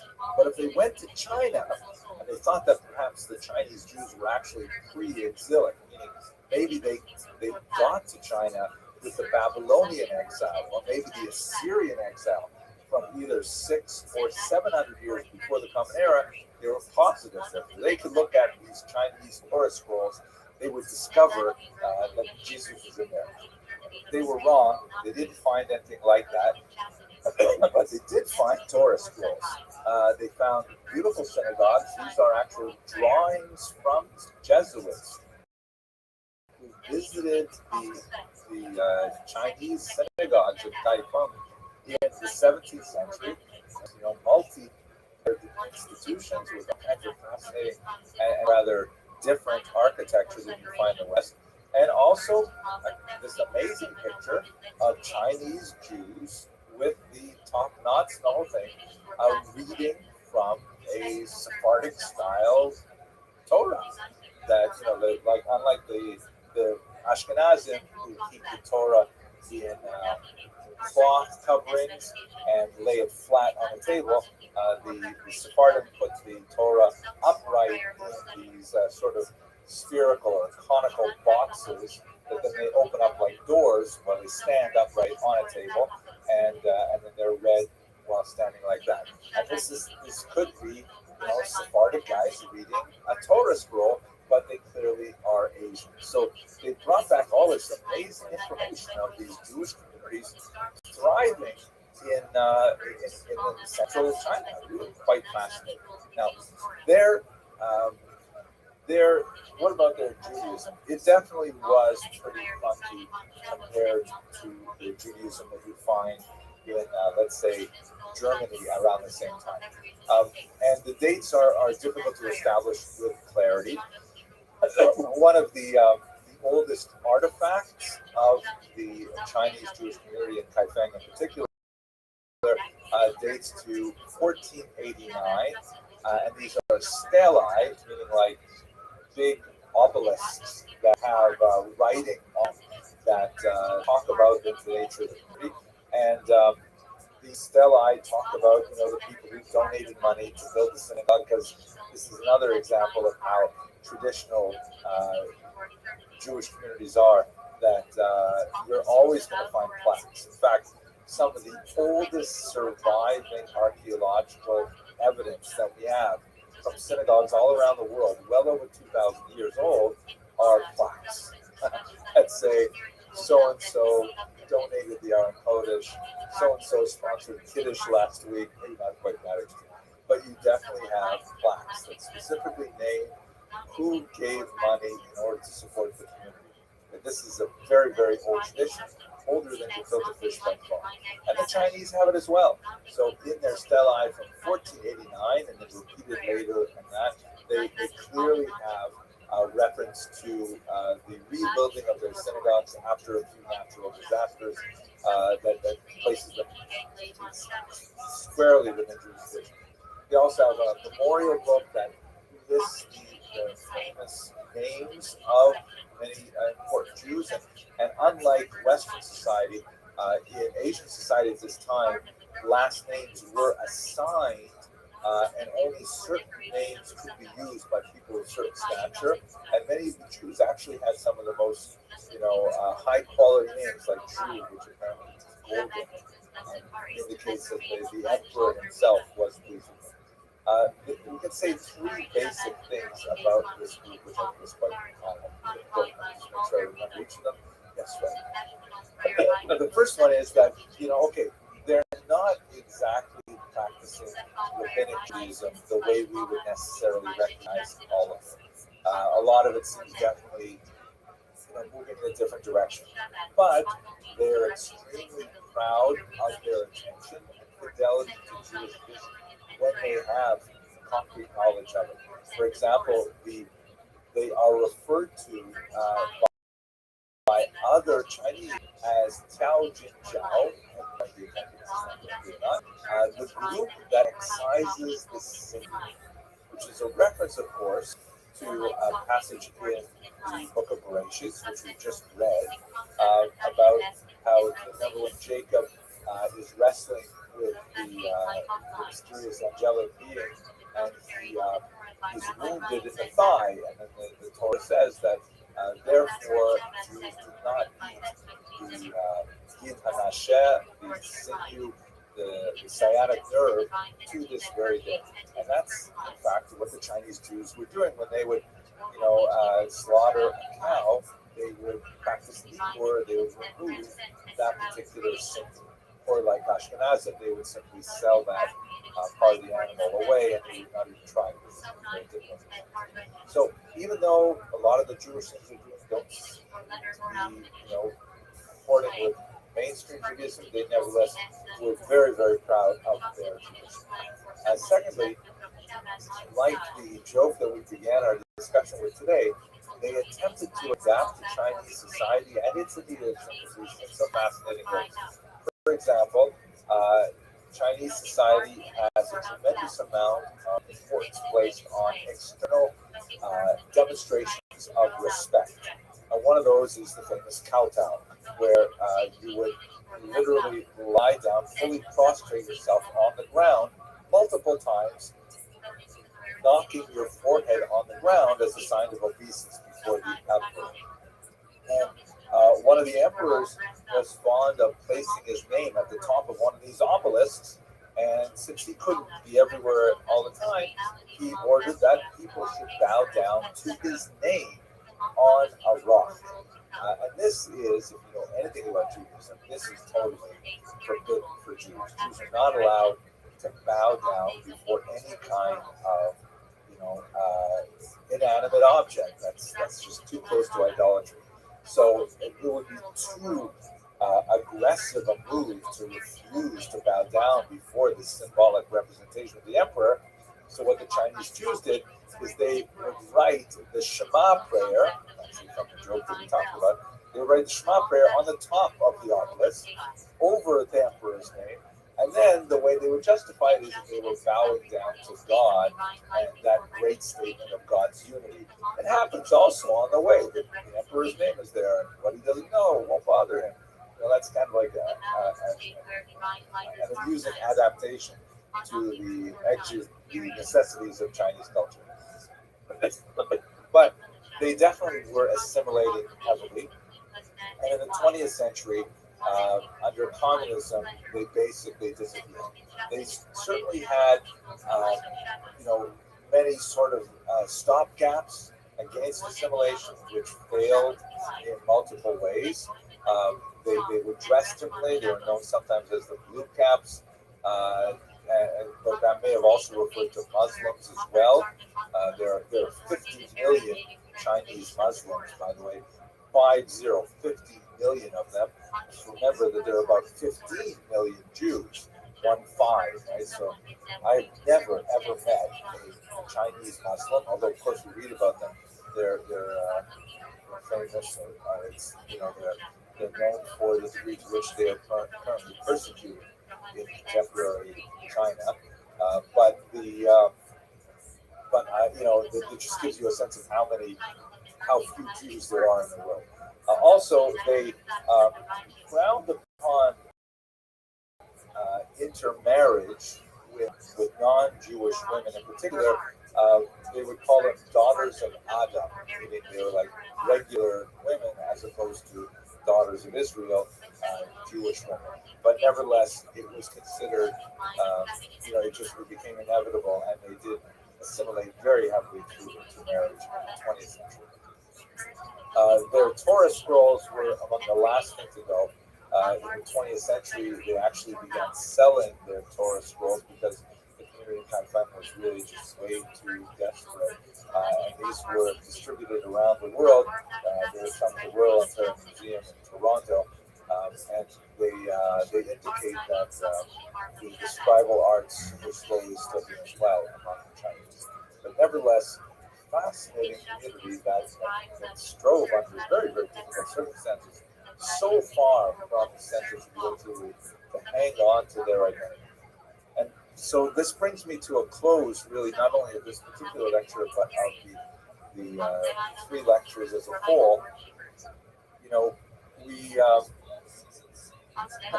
this time of year, when we're deep in the December dilemma, as I began our discussion with today, it's time that I personally like to reflect on the question of Jewish identity and the stories of these tiny Jewish communities who were, isolated for centuries from the rest of the Jewish world, and were nevertheless able to hang on to even tiny scraps of their Jewish identity until they could, like long lost tributaries, finally make their way back to the raging torrent of the main current of Jewish population. It's inspirational to think about them and think about how they held on to their identities under unusually difficult and such diverse circumstances. So I take a lot of personal inspiration from thinking about them, and I'm very grateful to you, Beth Jacob, and Rabbi Posey in particular, and the sponsors for inviting me to give this series. And with that, I will conclude the evening. I thank you very much for your attention, and we have about 10 minutes for any last questions or discussion. Thank you so much, Dr. Abramson. First of all, I will just let you know that I did get your jokes, and at least in our house we were laughing. So you don't have to worry about your blank screen. I wanted to, similar to your recap, ask sort of a recap kind of question, which is sort of lessons learned specifically about things like attrition and assimilation that you noted a couple of times over the course of tonight, and others as well. For me, actually, I was reading this question that got emailed to me, and it popped into my head and that picture of that multi-generational family, which we've seen in America and in many of our contemporary experiences. We see generations, having adverse attrition. Are there these trends that you're seeing, from your perspective, looking at so many different cultures, including the ones that we discussed here, and lessons that you can think about of places that may have been able to have stronger keys to strengthening tradition over different generations? Yeah, that's those are hard questions, Rabbi. And I spent most of my graduate training in the history department. The prophecy department was down the hall. I tried to avoid those people, but I think that there are a few things that we can definitely see that are valuable. Like, for example, we looked very briefly last week at the Pew report of 2020 that tracked attitudes among American Jews. And certain features, have us tearing our hair out and worried about the future of American Jewry.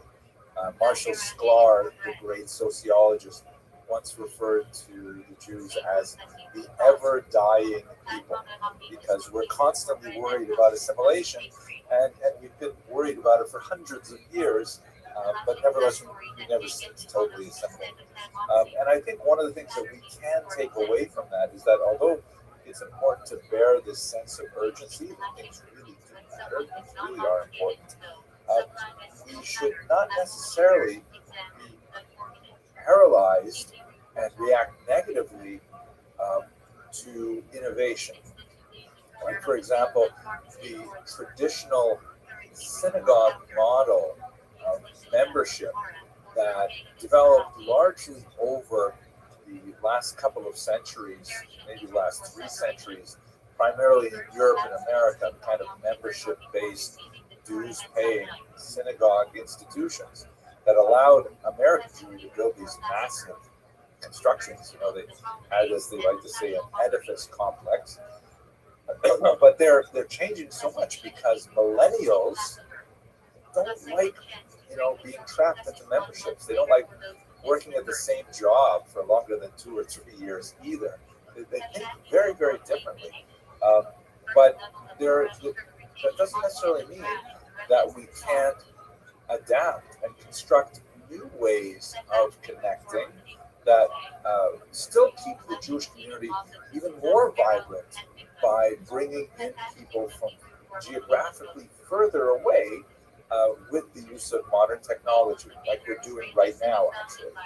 So, one sort of takeaway lesson that I get is,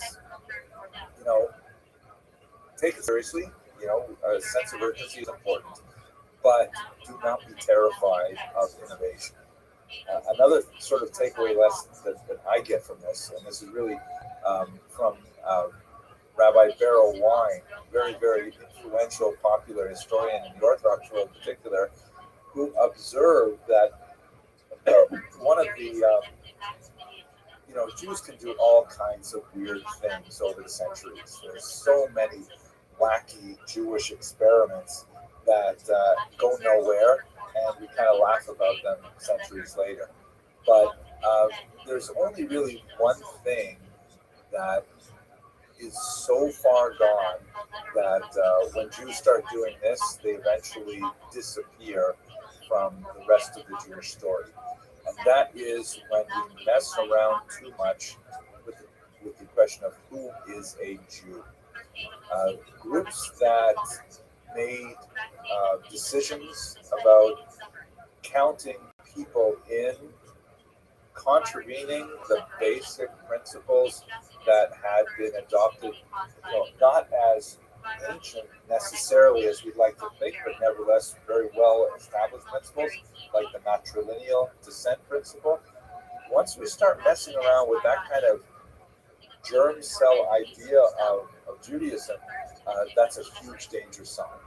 And I worry about that in America because that is something that is happening in this country as well. We can disagree with ourselves and kind of like a big, crazy, dysfunctional family.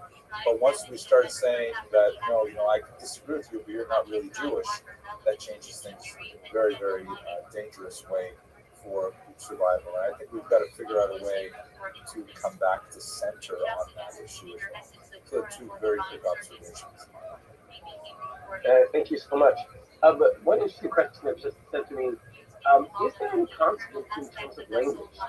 Hebrew or other types of language across a lot of, again, the question was about tonight in Jews of Asia, but is Hebrew a constant? across some of these Jewish communities that we've seen.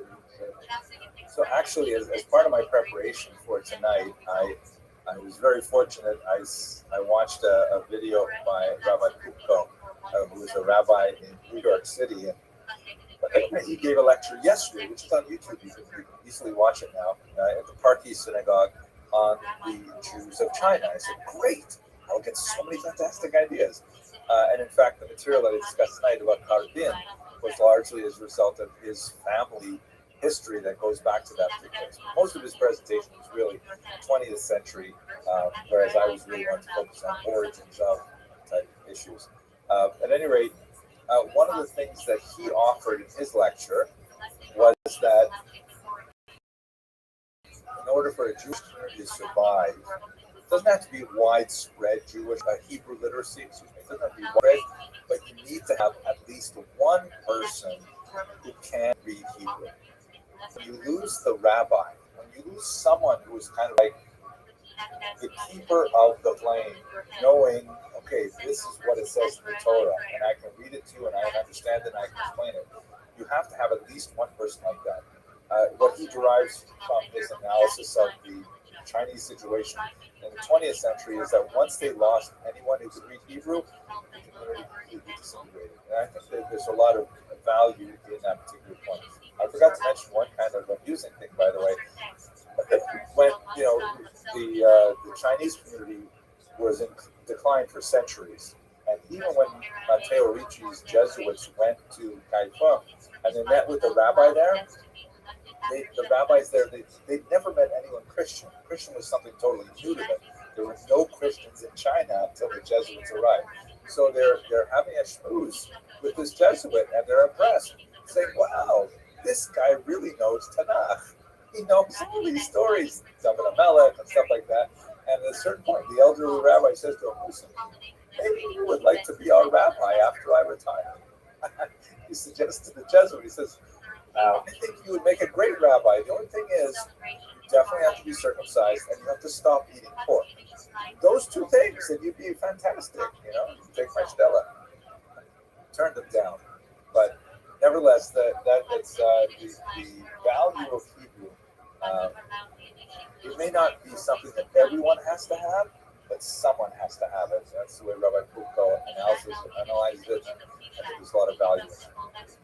That's fascinating. Really interesting. With that, I think we'll close. Once again, thank you to you guys for family for sponsoring and over and over getting lectures. I look forward to connecting post our Chazaka B'Ezrat Hashem and learning again. I know it's late for you, so a very, very good night on your end, and thank you so much. Thank you all very much. I appreciate the opportunity. Have a good night.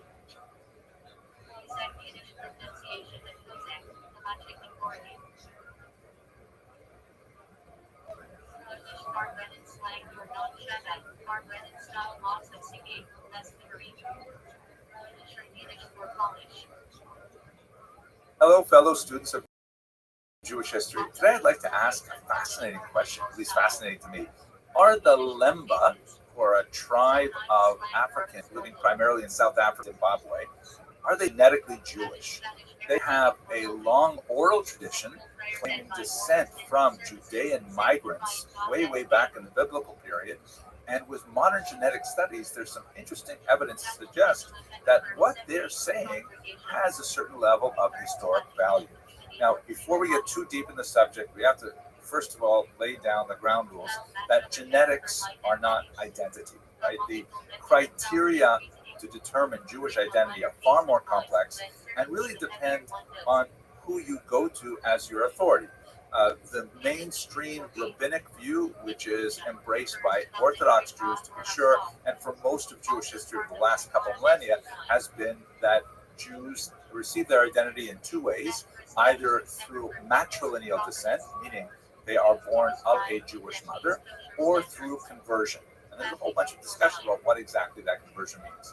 In the late 20th century, the Reform movement adopted a patrilineal descent, claiming biblical precedent. And in fact, when you look at biblical texts, there are some really interesting things that suggest that it may have been patrilineal in the biblical period.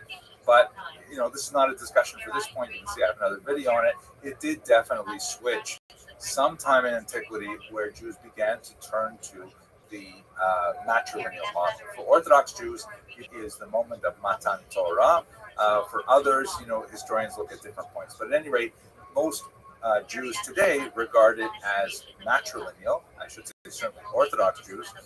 Jews from other denominations may have other definitions. What we don't have is the notion of bloodlines or of conformity to specific prophecies to say that a person is Jewish. I'm mentioning this because I got a lot of hate when I gave a couple of lectures on the history of the Jews of Africa. And boy, there's so many people who are upset about, you're not a real Jew, you're actually a Khazarian convert and stuff like that. We're not going to go into those things, but I will say that when we look at the Lemba and we look at genetic information, we can say that at least based on that kind of material, there's strong evidence to suggest that there is a Jewish connection to these people.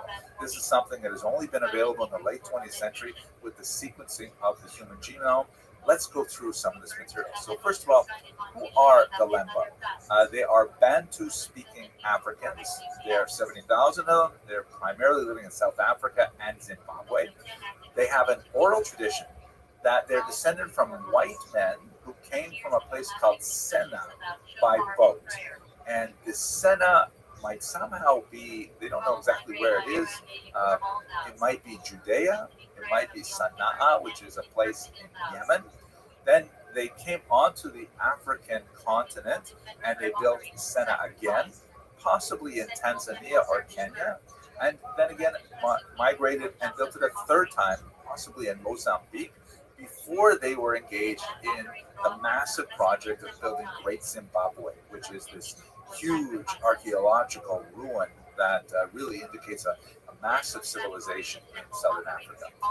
At some point in what we would call the medieval period, they broke Jewish law by eating mice, not kosher, and then they were exiled throughout South Africa. If it was me and this was my one opportunity to break the laws of kashrut, I don't think mice would be my first choice, but at any rate, that's how it went. Now, what's Jewish about them? Well, they claim there's Jewish descent, and in fact, they have lots of Jewish beliefs and practices. For example, they are monotheistic. They practice circumcision. Now, these two things are common also for Muslims in the region. But the Lemba also practice animal sacrifice, which seems to be more connected to a biblical past. They do not eat pork. Again, Muslims don't eat pork too. But they also don't eat milk and meat. Furthermore, they have other smaller practices that are very congruent with Jewish history, like they pay a lot of attention to the lunar calendar. So basically, their story is that they were led by a particular clan called the Buba, and they made their way from somewhere in the Middle East into Africa and eventually ended up primarily in South Africa and Zimbabwe. Now, what does the science say? So to understand that, we have to go back a little bit to look at the so-called Cohen gene. This is something that was discovered at the turn of the 20th century. Geneticists who worked on this major project and wrote a book about it called Jacob's Legacy, a genetic view of Jewish history. Very fascinating and really a very pleasant read too. I was laughed out loud at some points because he has a real great sense of humor. At any rate, what Goldstein and his extensive team did is they swabbed self-identified Jews and self-identified Kohanim to look for genetic patterns. They swabbed Ashkenazim and Sephardim. They did a lot of these swabs, for example, on the beach at Tel Aviv, but in other places around the world as well. And the bottom line in their research was they found that well over half of Jews who claimed to be Kohanim had a similar genetic feature, which they ended up calling the Kohen modal haplotype. Let me just back up for a second. I realized that maybe I didn't say this. Jews are divided in a patrilineal system. While the identity, the status of being Jewish is matrilineal, it comes through the mother, as we mentioned earlier. Tribal status, on the other hand, is derived from the father. Right, so you know the 12 tribes that are described in the Bible and so on, but there's one tribe, the tribe of Levi, which was divided in two. There were brothers. One of them was Moses, i.e., the Moses, and the other was Aaron, is also the Aaron, who was the first high priest. All the male descendants of Aaron were called in Hebrew Kohanim, or priests. And it goes through the male line exclusively. Now, thinking about genetics, of course, you're aware that women have two X chromosomes, men have an X and a Y chromosome. There's a lot more to say about differences between these two, but not for this video. But that means that all men receive their Y chromosome exclusively from their father. Whatever their father's Y chromosome had is what they've got on their Y chromosome. So this means that theoretically, every Kohen alive today has a Y chromosome that is like Aaron's chromosome a long, long time ago. Now, that's a fascinating kind of thing to measure because, you know, we know that a lot of people today who claim to be Kohanim, probably even in the 18th century, the great Vilna, who was a first child, and you have, if you're a firstborn, you have to be redeemed in a special ritual with a Kohen. He was famous for performing this ritual for himself with every Kohen he met, because you could be absolutely sure that the last Kohen was a real Kohen. Maybe this one's a real Kohen, so he would do it over and over again just to make sure that he did it right. Most firstborns, like myself, for example, only had it done once, and that's enough already. But nevertheless, this represents the possibility that many people simply adopted the Kohen identity. It has a higher status, for example. So maybe like when they moved from Eastern Europe to America and people didn't know them, they might say, I think I'd like to make great jokes about that. So we don't know really how many of those Kohanim really are Kohanim and how many others really do descend from Aaron. So when we look at this Y chromosome, when Goldstein and his team looked at these Y chromosomes, they found out that amazingly, well over half of the people who claim to be Kohanim shared this single genetic footprint called the Cohen modal haplotype. That's fascinating, which confirms that there is this long tradition of Y chromosome descent that was preserved among Kohanim. And even more fascinating, when you calculate how far back these people had a common male ancestor, it works out just about 3,000 years ago, a little more than that, possibly a little less, depending on how long the generations are, which essentially is the same as our sensibility of when Aaron the Kohen lived. So, like, wow, it was an earth-shattering discovery. Lots of people were really interested in it. There is also fascinating material we discovered about the mother's descent, which is a little more difficult to measure because, of course, both the father and the mother contribute an X chromosome. But there is a thing called mitochondrial DNA, which is exclusively from the mother, and through the DNA in the mitochondria, it is possible to determine interesting things about women and their role in the genetic history of the Jewish people. We'll say more about that, God willing, in another lecture, but it is important to point out that we shouldn't be thinking exclusively about the men. One of the things that's really important about the Kohanim is that their wives maintain fidelity, meaning the sons of these women were in fact the sons of their husbands at the same time. Now, let's go back to the lemma, now that we have identified this Kohen gene, so-called Kohen gene. Several scholars working with Goldstein, including the great Tudor Parfit, a tremendous historian who's worked extensively in Africa, retraced the migration patterns described in the Lemba tradition. They put that into context with the oral tradition that they have of descent from Judea. So we can first of all push aside the whole question of mitochondrial DNA, because when the Lemba women were tested, there was no similarity to Jewish women or Middle Eastern women. Their DNA was primarily similar to the African Bantu-speaking peoples among whom they lived. It's useful to note that the Lemba are very, very strict about their patrilineal descent, but not their matrilineal descent. Men, in other words, cannot convert to become a Lemba, but a woman may. There's a lot of really rigorous, amazing kind of rituals that are associated with female conversion, including things like they have to crawl through an anthill, and they have to eat these horrible emetics that cause them to vomit, and that thus remove their impurities, and really bizarre things like that.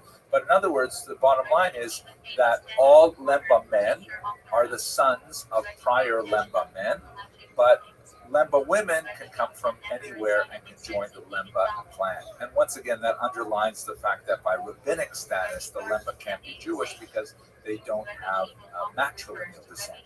But what about the men? And what about the Y chromosome of the men? And here we go. This is really the answer to our question. They have a very, very high content of synthetic DNA, which is unlike the population among whom they live, consistent with the idea of a migration from the Middle East. And more than that, they also have a surprisingly high incidence of the Cohen model haplotype, somewhere in the single digits for most Lemba, but among the Buba clan, that was especially associated with leading the Lemba out of the Middle East, it's over 50%. Wow. Meaning that if we say that people who have the Cohen model haplotype are in fact Kohanim, which we don't have to say that at all, but many Kohanim have that same genetic feature. If we were to say that, then the Lemba might not be Jewish, but they are certainly descendants of Kohanim. Oh, so this should demonstrate that genetics is certainly not the same as identity.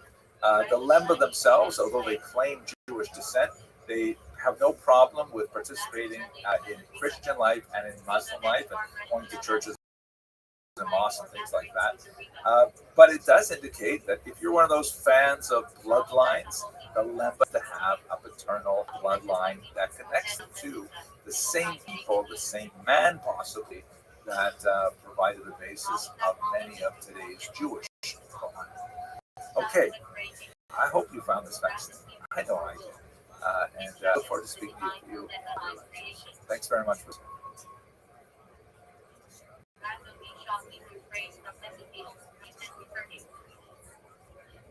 Hello, fellow students of Jewish history. I'm so excited to be here in Mexico City. I'm right now with Dean Daniel Feinstein, who is the Chief Academic Officer of the Universidad Hebreca.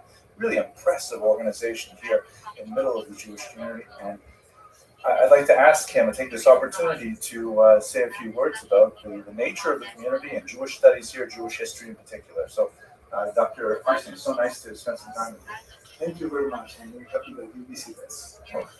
Oh, I have to say one sentence in Spanish. Please. Here we go. Okay. Yo estoy muy feliz de estar aquí con ustedes en Universidad Hebreca, en México, y con libros. Excellent. What did I just say?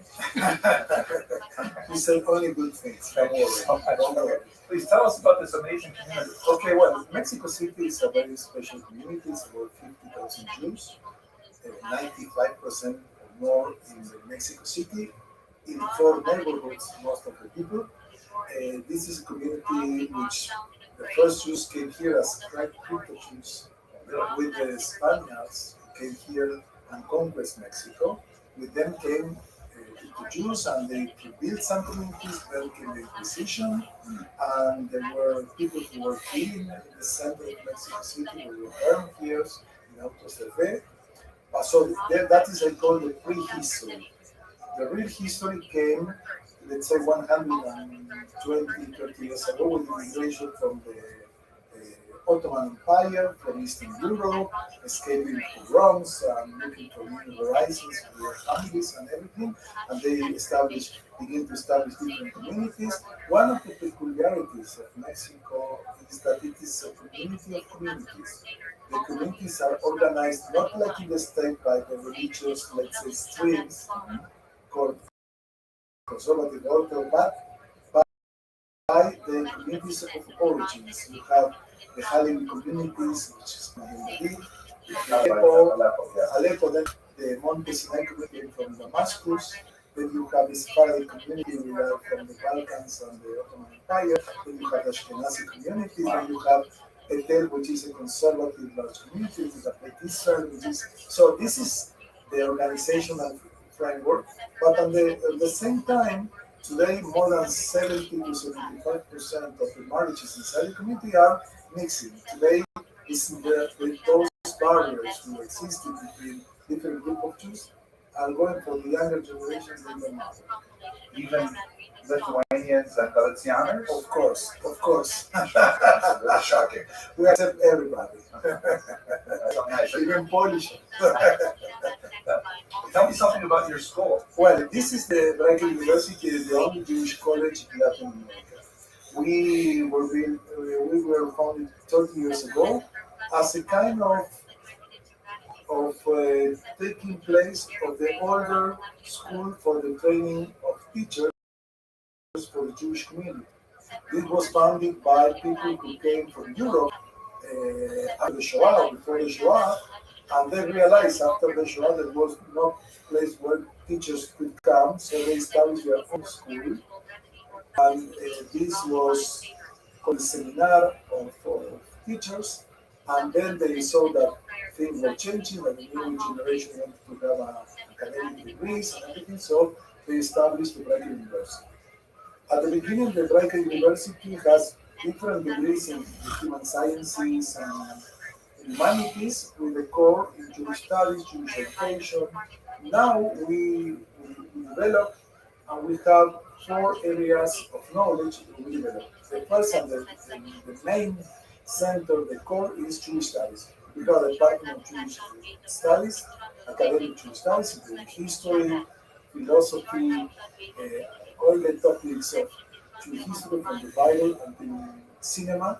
Then we have Hebrew department, teaching Hebrew for in different levels, online and at our school. Then we have the Department of Jewish Education, in which we train teachers for Hebrew studies, for Jewish studies, so we can provide the personnel that our day schools will reach network of 14 Jewish day schools. That's incredible. Amazing. 95% of all the kids in Mexico go K-12 to Jewish day schools.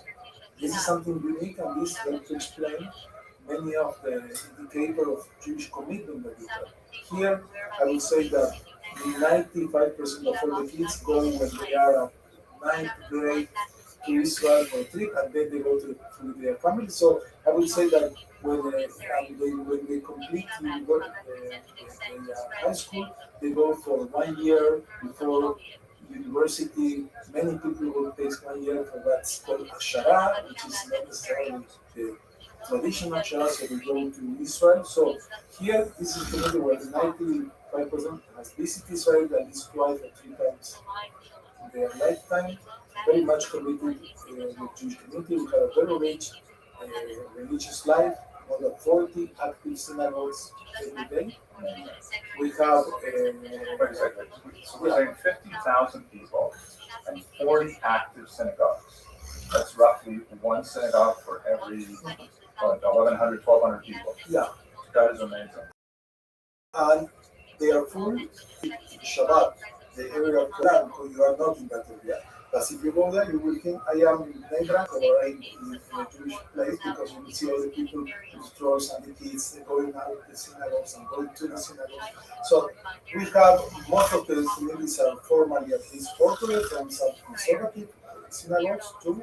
That is this is a very traditional community, because today 60% of the Jews came from the community from Syria, Aleppo, Damascus, and the Sephardi. So today they are around 60% of the demographics of the Jews in Mexico, and these are traditionalist communities.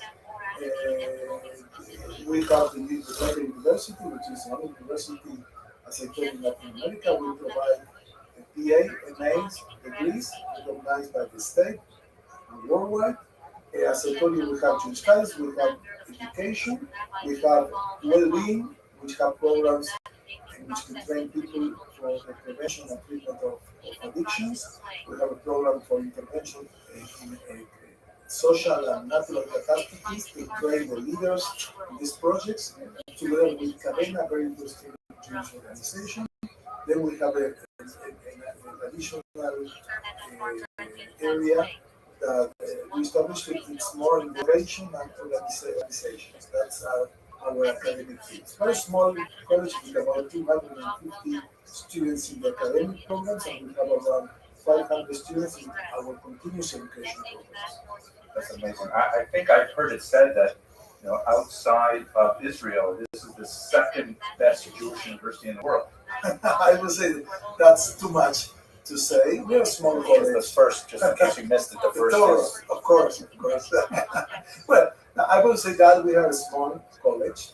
We do what we can with our limited resources. We have a nice program of visiting scholars that came all around, so we can spend from the state, from Israel, from other Latin American countries. But we're a small college. We have an MA program in 3 studies. Very interesting because it's multidisciplinary, and I will show you the structure. And also we have it, you can learn here or online. One of the very interesting news about this program In Spanish or in English? Spanish. But Very we're nice. thinking opening one in English. Yeah. Well, you have tough competition. Okay, we cannot make a kind of championship. You know why? Because the prices are much more cheaper than any other program that you can have in this state. You know, I looked at the prices here. Everything is like 2,000, 3,000. I couldn't figure it out. No, but you have to take 2 or 3 zeros to translate it to dollars. May I ask you, Dean Feinstein, could you please tell, because I was fascinated by what you told me earlier about your emergency response training program. Yes, there was a student of us at our MA program in studies, Benny Laniado, which he's from Laniado's very famous name. he's from a community from Aleppo. He's very much committed to Judaism, to Zionism. He's a very active people, and he said, I want to do something to help general society, but since a Jewish departure point of view. You have to love people, you have to help people, not just inside the Jewish community. But as Jews, we do that. So they established an organization called Cadena, which are the main means a committee to assistance in situation of catastrophes. Or can you say the Spanish? Cadena. Yeah, but then how do you break it down? Sí, Comité de Asistencia en Trastorno Cadena Desastres Naturales, something like that. Okay. Natural disaster. Yes, this organization was very active because it's trust. When you give money there, the things will go where they need to go. And they train themselves, they are professionals in knowing how to look people when there are destruction of buildings. Surfside, Florida. Like in Surfside, Florida, Yeah. etc. They are very active when there were earthquakes. They know how to organize the community. They have doctors, nurses, dentists. They have paramedics. They bring all kind of supplies, water. So they were very much trust. So together with them, we established this MA program, which now it can have to come to Mexico to study.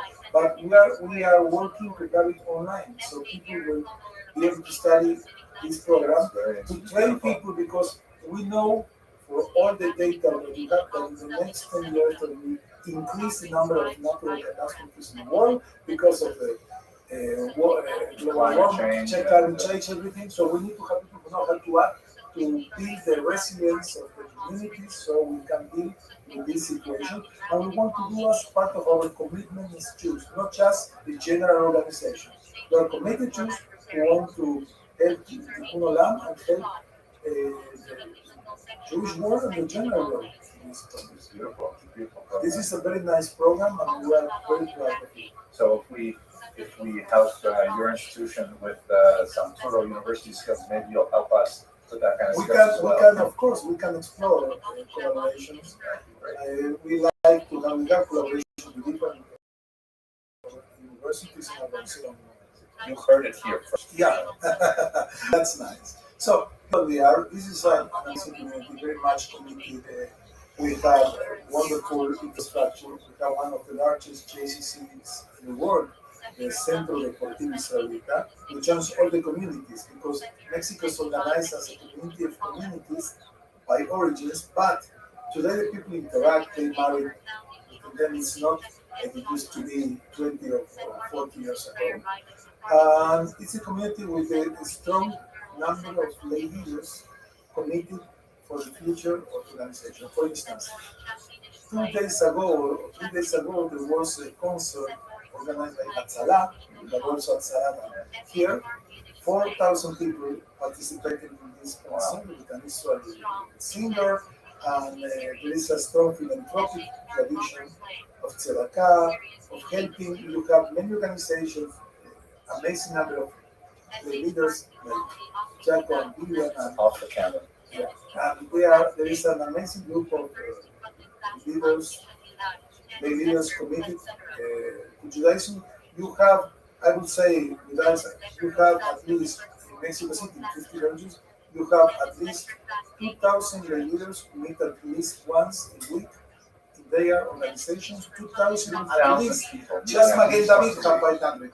In all kinds of committees, from Akhnasat Kala to people who have fertility problems, to community of Jewish education, to non-formal education. It's a very organized, strong Jewish community.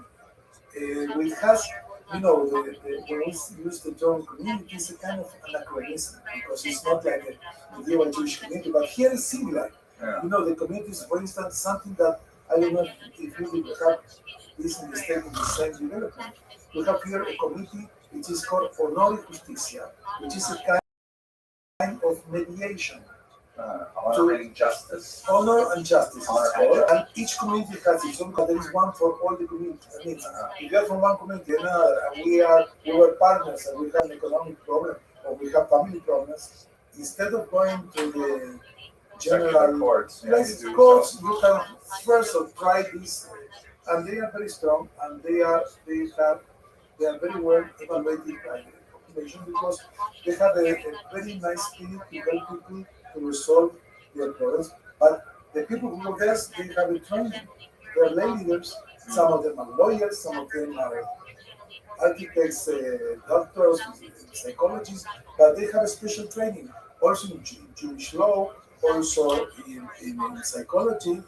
And it's very interesting. It's a very nice organization. You have also a very strong Hebra Kadisha here. Each community has its own Kadisha with the training, and they perform everything. The boarding society is completely Jewish.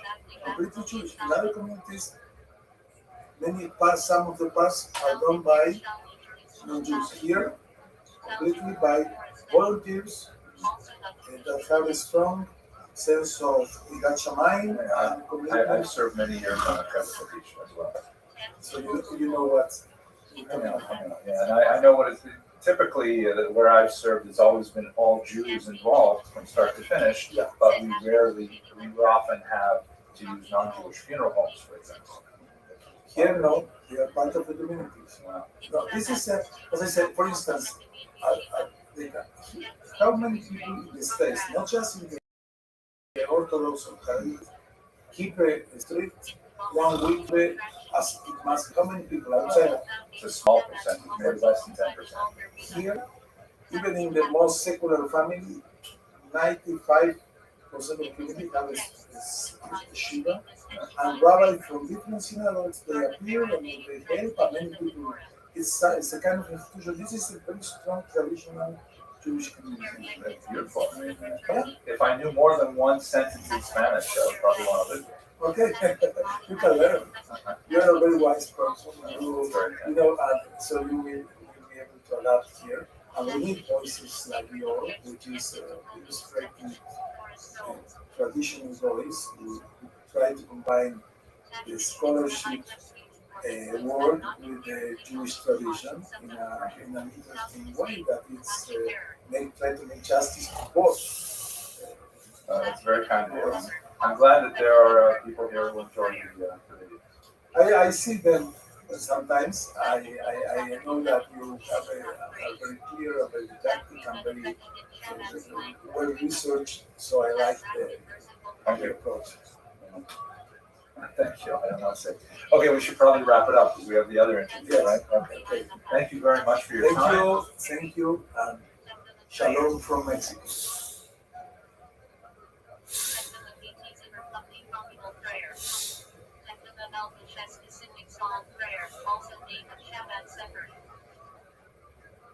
Earlier this month, I had the opportunity to visit Mexico City, which has a really remarkable Jewish community and a really fascinating and unusual past. I was invited by Limud, which is this wonderful organization that provides all kinds of learning opportunities and a whole series of venues. We visited the old downtown of the city and found some beautiful 18th century architecture there, really fascinating. But it felt a lot like the Lower East Side must have been at the beginning of the 20th century. Lots of bustle and activity. It was really a fascinating place. It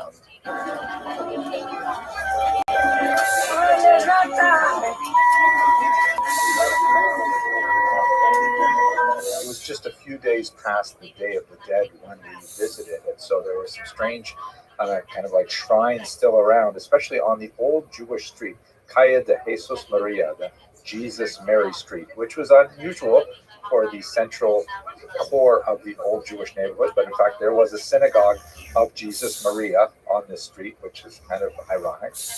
But it's a textile region where there were all kinds of businesses tucked away in little tiny corner stores, many of which are still owned and operated by Jews. You can see mezuzahs in the doorposts of a lot of them. So, and why does Casa Mary decide to keep a mezuzah? You know, it's really still quite an active place for Jews to visit and to work. And it has never stopped working because there are Jewish businesses in the area. So they somewhere else 1 hour from here, but when they come here, they work. At 2 o'clock they come, they eat a kosher meal, and they go back to work. One of the downtown synagogues was renovated at the early part of the 21st century. And my favorite part of the renovation is that the upstairs women's gallery is perfectly fine and functional on one side, but in order to balance it out, they put an identical structure on the other side of the room, but there's no access to it. So it's purely for show. The second synagogue, just a few doors down, of course, you have to have synagogues on the same street, right? One, you daven in, one, you don't get caught dead. But the second synagogue has a kind of like a sleeve-like structure. But they have this interior facade, this like patio, because every synagogue is also a social meeting place. And there are 2 buildings. The one that you saw, the office, and upstairs there was a kosher restaurant for some time. That all the businessmen or the immigrants used to come here.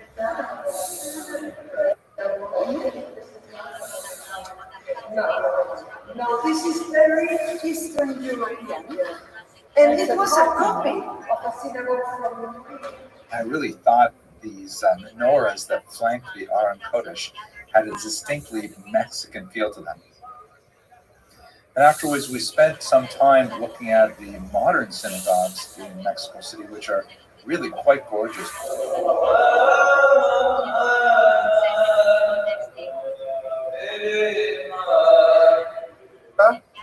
I'm Jack de México, and also soy un ciudadano de Latvia. Se sigue a tu papá en YouTube. Muchos saludos. Bienvenida a México cuando gustes con tu esposo.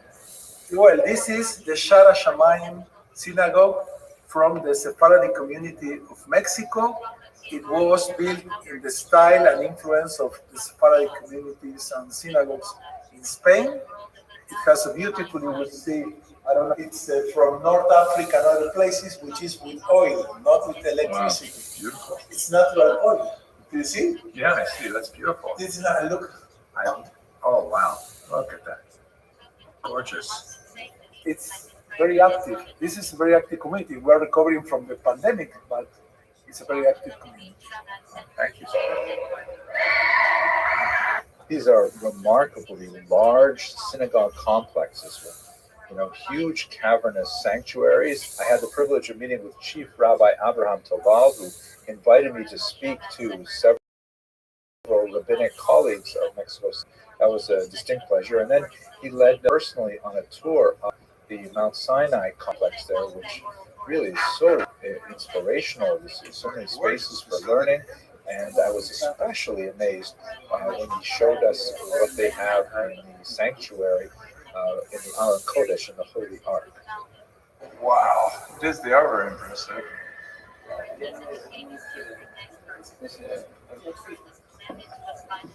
The Chagall windows, you know. These are Chagall windows. Yeah. Wow. Right.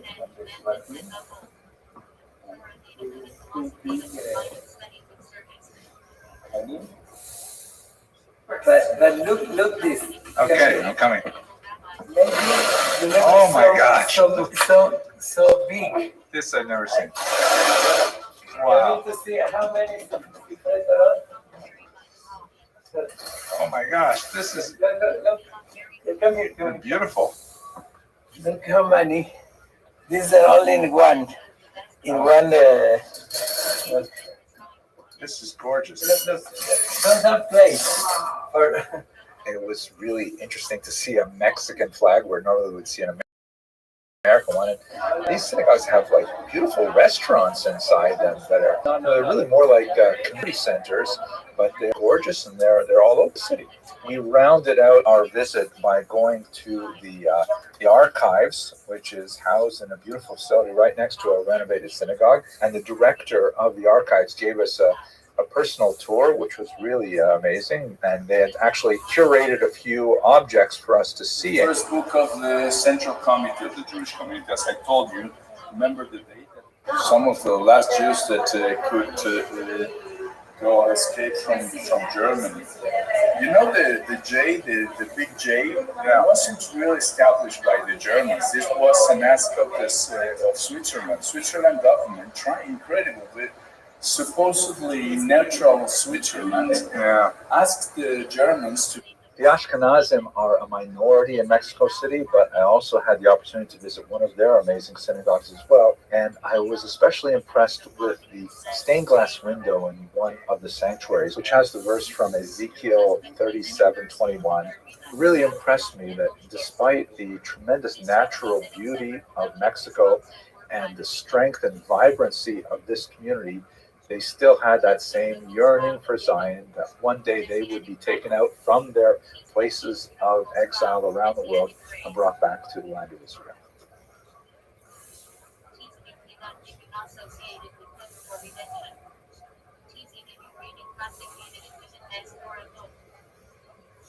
Hello, most valued students. I am delighted that you've decided to sign up for PHIN 233 Biomedical Ethics. My name is Henry Abramson, and I'm proud to be your instructor over the course of this semester. My background is not from the medical field. I'm a historian. My first degree was in philosophy. So I'm especially interested in the history of ideas, in understanding how groups of ideas come together to create values that later inform decisions that medical personnel have to make.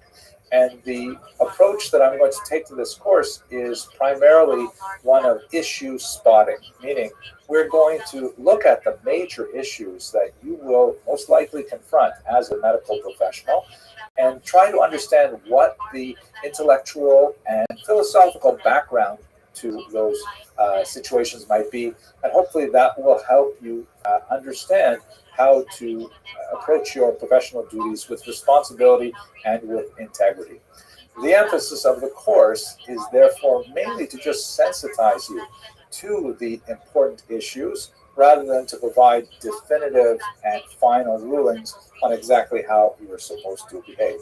Quite often, the technology changes so rapidly and societal rules change as well. So the specifics of how you're supposed to behave in your particular professional environment will really depend heavily on what the ethics guidelines you meet will consist of. But for our purposes, there are several broad areas of inquiry that will certainly give you the intellectual grounding to be able to make informed decisions together with the ethics board of your institution. Let's take a few minutes to go over the syllabus. The main textbook is this one here. legal and ethical issues for health professionals, and it takes a decidedly secular approach, understanding the various backgrounds that come to bear on any given question that you may face. But we're also going to look at it specifically from the Jewish tradition. That is a required text, and I would rely on it very heavily. We also have a couple of recommended texts. Edward Reichman's The Anatomy of Jewish Law, which just appeared this year, actually. Very brilliant, really a history of medicine, again, from a Jewish medical ethics perspective. And then this classic 3-volume encyclopedia of Jewish medical ethics, which is absolutely fantastic, but it's long out of print. So we'll be reading it from the library copy and things like that. Now, the units, there are 6 of them. We're going to start with foundational principles like what are biomedical ethics and how do we decide which ethical system we're going to use when we make decisions, things like that. Unit 2 is going to be on issues of health and illness, things like the ethics of smoking, the ethics of organ transplant, and how exactly do people have priorities, things like that. Unit 3 is going to be a complex and very relevant section on reproductive issues. We'll look, for example, at the debate over abortion, and I think you may be surprised when you hear what the Jewish perspective historically on abortion is. Unit 4, of course, is going to be on end-of-life issues. So these follow kind of a trajectory from birth to death, and we'll look at things like euthanasia or assisted suicide and so on. And finally, Unit 5 is going to look at emerging technologies, things like pre-implantation, gestational screening, a lot of genetics information, and so on. And I hope to look also at some of the issues surrounding vaccinations, public mandates, things like that. Finally, in Unit 6, we'll have a summary issue where we'll talk about ethics for health professionals today in a rapidly changing technological environment. Now, how do you get an A in this course? So it's basically 2 big things. The first is attendance.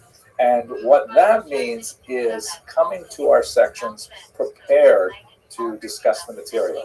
I hope to create much of the material for this course in advance on a recording, so you'll be able to watch the lectures in advance and then come to the discussions, and we can dispense with simply going through the material and just focusing on those areas where you might have questions, or I might bring case studies and we might analyze them and things like that. But attendance is crucial. You're expected to attend every class. Then there's another big chunk of assignment. That's worth, by the way, 20% of your grade. Now, the other 80% of your grade is made up of one big assignment that's divided into 3 parts. And this is an area where, well, here we go. The first part is a paper proposal in which you are going to write to me in 250 words about a topic that you would like to research for the rest of the semester. A list of suggested topics will be posted on Canvas, as will all kinds of other things about this course, but you will also have the opportunity to suggest something totally new as well.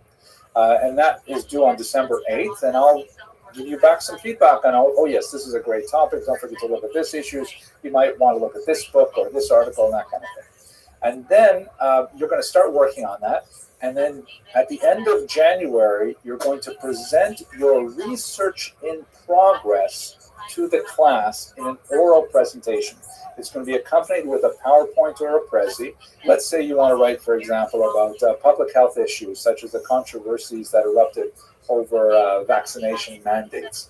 And so you'll do a lot of your research. You'll write to me in the paper proposal saying you want to talk about this.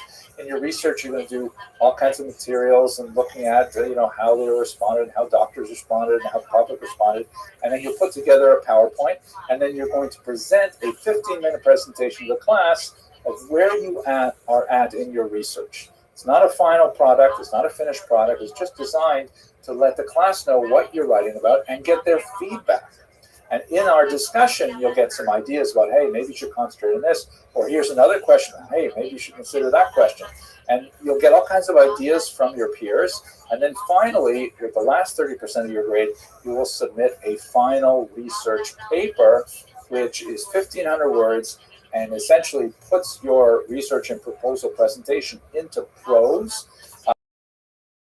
incorporating the kind of ideas your peers, and that's the whole course. So there's no exam in this course. It's just those 4 elements: the attendance, the paper proposal, the research in progress presentation, and finally the research paper. I think it's a really great course, and I think you will enjoy it. Okay, I'm going to stop here, and in the next video, we'll talk about some of the philosophical underpinnings of medical ethics as a whole. Thank you very much for watching, and thank you very much for joining this course.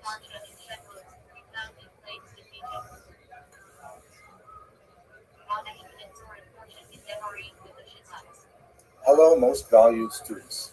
In this first video, we should take a few moments to think about what exactly are ethics, where do they come from, and how do we determine them? And most importantly, how do we use them in making our decisions when it really counts? Now, this is not something we're going to get to the bottom of in a very short lecture like this, but nevertheless, let's just explore some of the philosophical underpinnings of the very concept of ethics before we get into much more detailed specific examples. First of all, what is the term ethics? What does it mean? It comes from 2 related Greek roots.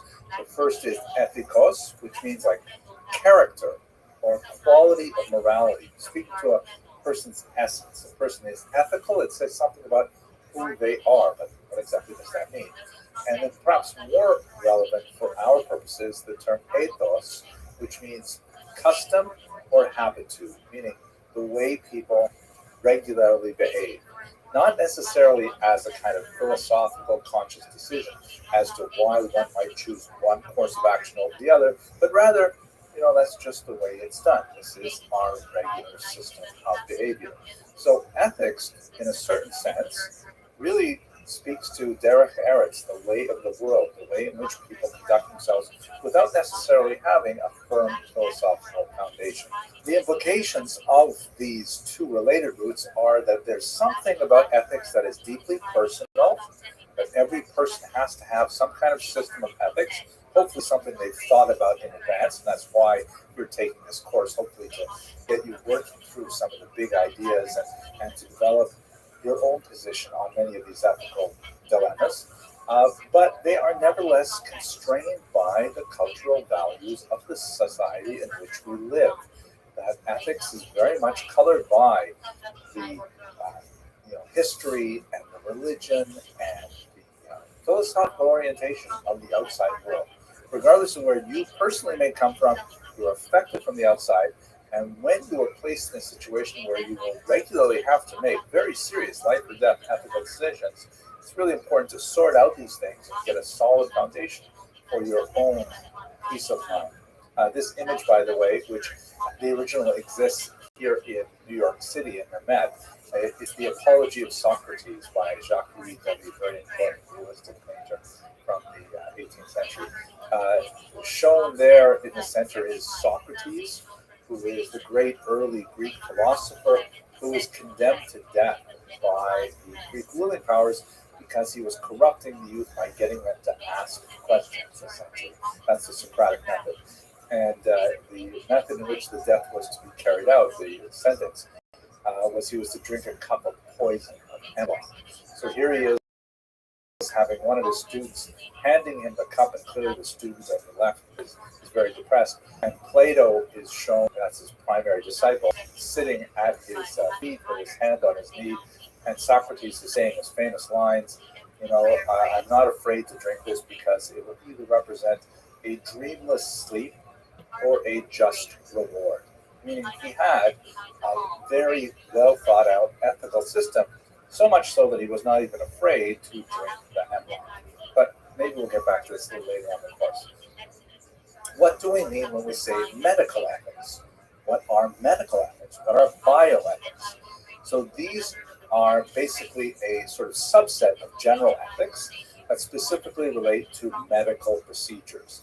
Meaning, if you have an ethical system and then you find yourself in a medical environment where you have to apply those ethics, the application of those ethics to those medical settings are medical ethics.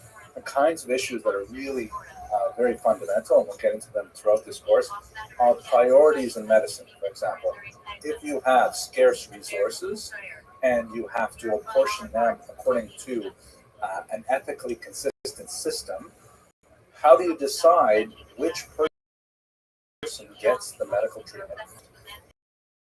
Or how do you decide which person gets it at all? This is a very, very crucial burning question that continues to affect all societies, including the United States of America. Secondly, what about types of treatment? There are certain treatments which might be effective on a level, but will be highly unethical on another level. Let's say, for example, stealing an internal organ from a living person in order to give it to another person. That would clearly be a violation of most basic ethical norms, but nevertheless might be a very effective medical technique. So choosing your medical ethics, working them out, is so crucial to functioning in medical field. And there's no one system of medical ethics. There are some basic principles which are widely accepted, and we're going to go over those, but it's subject to cultural, historical, geographic variation. Let's look at one classic example, the Hippocratic Oath, which was an oath that was first outlined in the 4th century before the Common Era, not too long after Socrates. That was an attempt to kind of, in a paragraph, say what doctors believe when it comes to medical ethics. But it is so deeply steeped within the cultural environment in which it was written. For example, it invokes the divine authority of all kinds of Greek gods that are certainly not accepted by Jews or any monotheistic faiths today. Like it says, I swear by Apollo, physician, and Asclepius, and Igea, kind of saying all the gods and goddesses. Like, invoking that as your authority is clearly a violation of the beliefs of many people. How can we base our ethical system if it's fundamentally founded on a polytheistic faith system that we do not adhere to? There's all kinds of other interesting things in there about debt to teachers, deference to surgeons, in particular, a huge distinction between various types of medical workers, and a massive, massive opposition to abortions, which would also be quite problematic for modern medical procedures, as we shall see in the later class. So even though we have something that everyone seems to sort of generally agree on, the Hippocratic Oath, that's a really important thing. When you actually look at the text of the Hippocratic Oath, it has a lot of difficulties for modern medical ethics. So we have to go a little bit deeper, and we have to say, what are ethics based on? So they are based essentially on values, meaning what are the things that we consider important? When we can rank the things that we consider important, we can structure our ethical system based on that ranking. Once again, values are culturally determined. A couple of examples. Not too long ago, it was considered absolutely appropriate to pay women less for identical work, especially in the Industrial Revolution. Men were considered the ones who were responsible to be the prime breadwinner, and therefore salaries given to men had to be larger because they were expected to support a wife and children. Women, on the other hand, were basically just getting money on the side, that sort of thing. It was a side hustle, as they say. So therefore, they didn't have to be paid as much. Obviously, this would be highly problematic and illegal in contemporary values, especially in the Western world. Other things, for example, Jews would consider very valuable, meaning very full of value, would be the need to preserve the dietary laws of kashrut, to observe the Shabbat, to preserve tzniut, right, the laws of modesty. All these kinds of things are extremely important to Jews, but not necessarily shared by the broader society. So what you value is something that is clearly shaped by the society in which you live, and you live in a multicultural society in which you may be dealing with patients who have a very different set of values, which you have to deal with, and hopefully respect them whenever possible for in a medically appropriate way. Now, these values frequently clash. One person may have one set of values, another person might have a very sincere belief in a different set of values, and those two things will come to clash with each other, and you have to make a decision. The Gemara, the Talmud in Bava Metzia, says a fascinating discussion that we will come to again later when we talk about the allocation of scarce resources. Two people are traveling in a desert, scenario set up. it's kind of a lifeboat morality situation. And they have one flask of water. Two people, one flask of water. The distance between where they are and the next point of civilization is sufficiently far that if they try to share that flask of water, they will both die of thirst. There's not enough for both of them to make next town. On the other hand, the person who owns that flask of water simply say, it's all mine, and refuse to share it with the other person, even though that will mean certain death for the other person. So the Talmud goes into a tremendous discussion over what does it mean and what are the values. Is it more important to share and risk your life with others, or is it more important to say, hey, my life comes first? And these are the kinds of examples where there's no clear-cut answer. Ultimately, you do have to make a decision, but there's no clear-cut answer right away. And structuring a valuable system or a values-based system is so crucial to the issues you will face. There are several different systems. I'm going to look at two of them in particular for this brief lecture. The first is systems which are based on the concept of intrinsic good. Intrinsic means something which is good in itself, for itself, just because it exists. Such as, for example, art, one might say, is intrinsically good.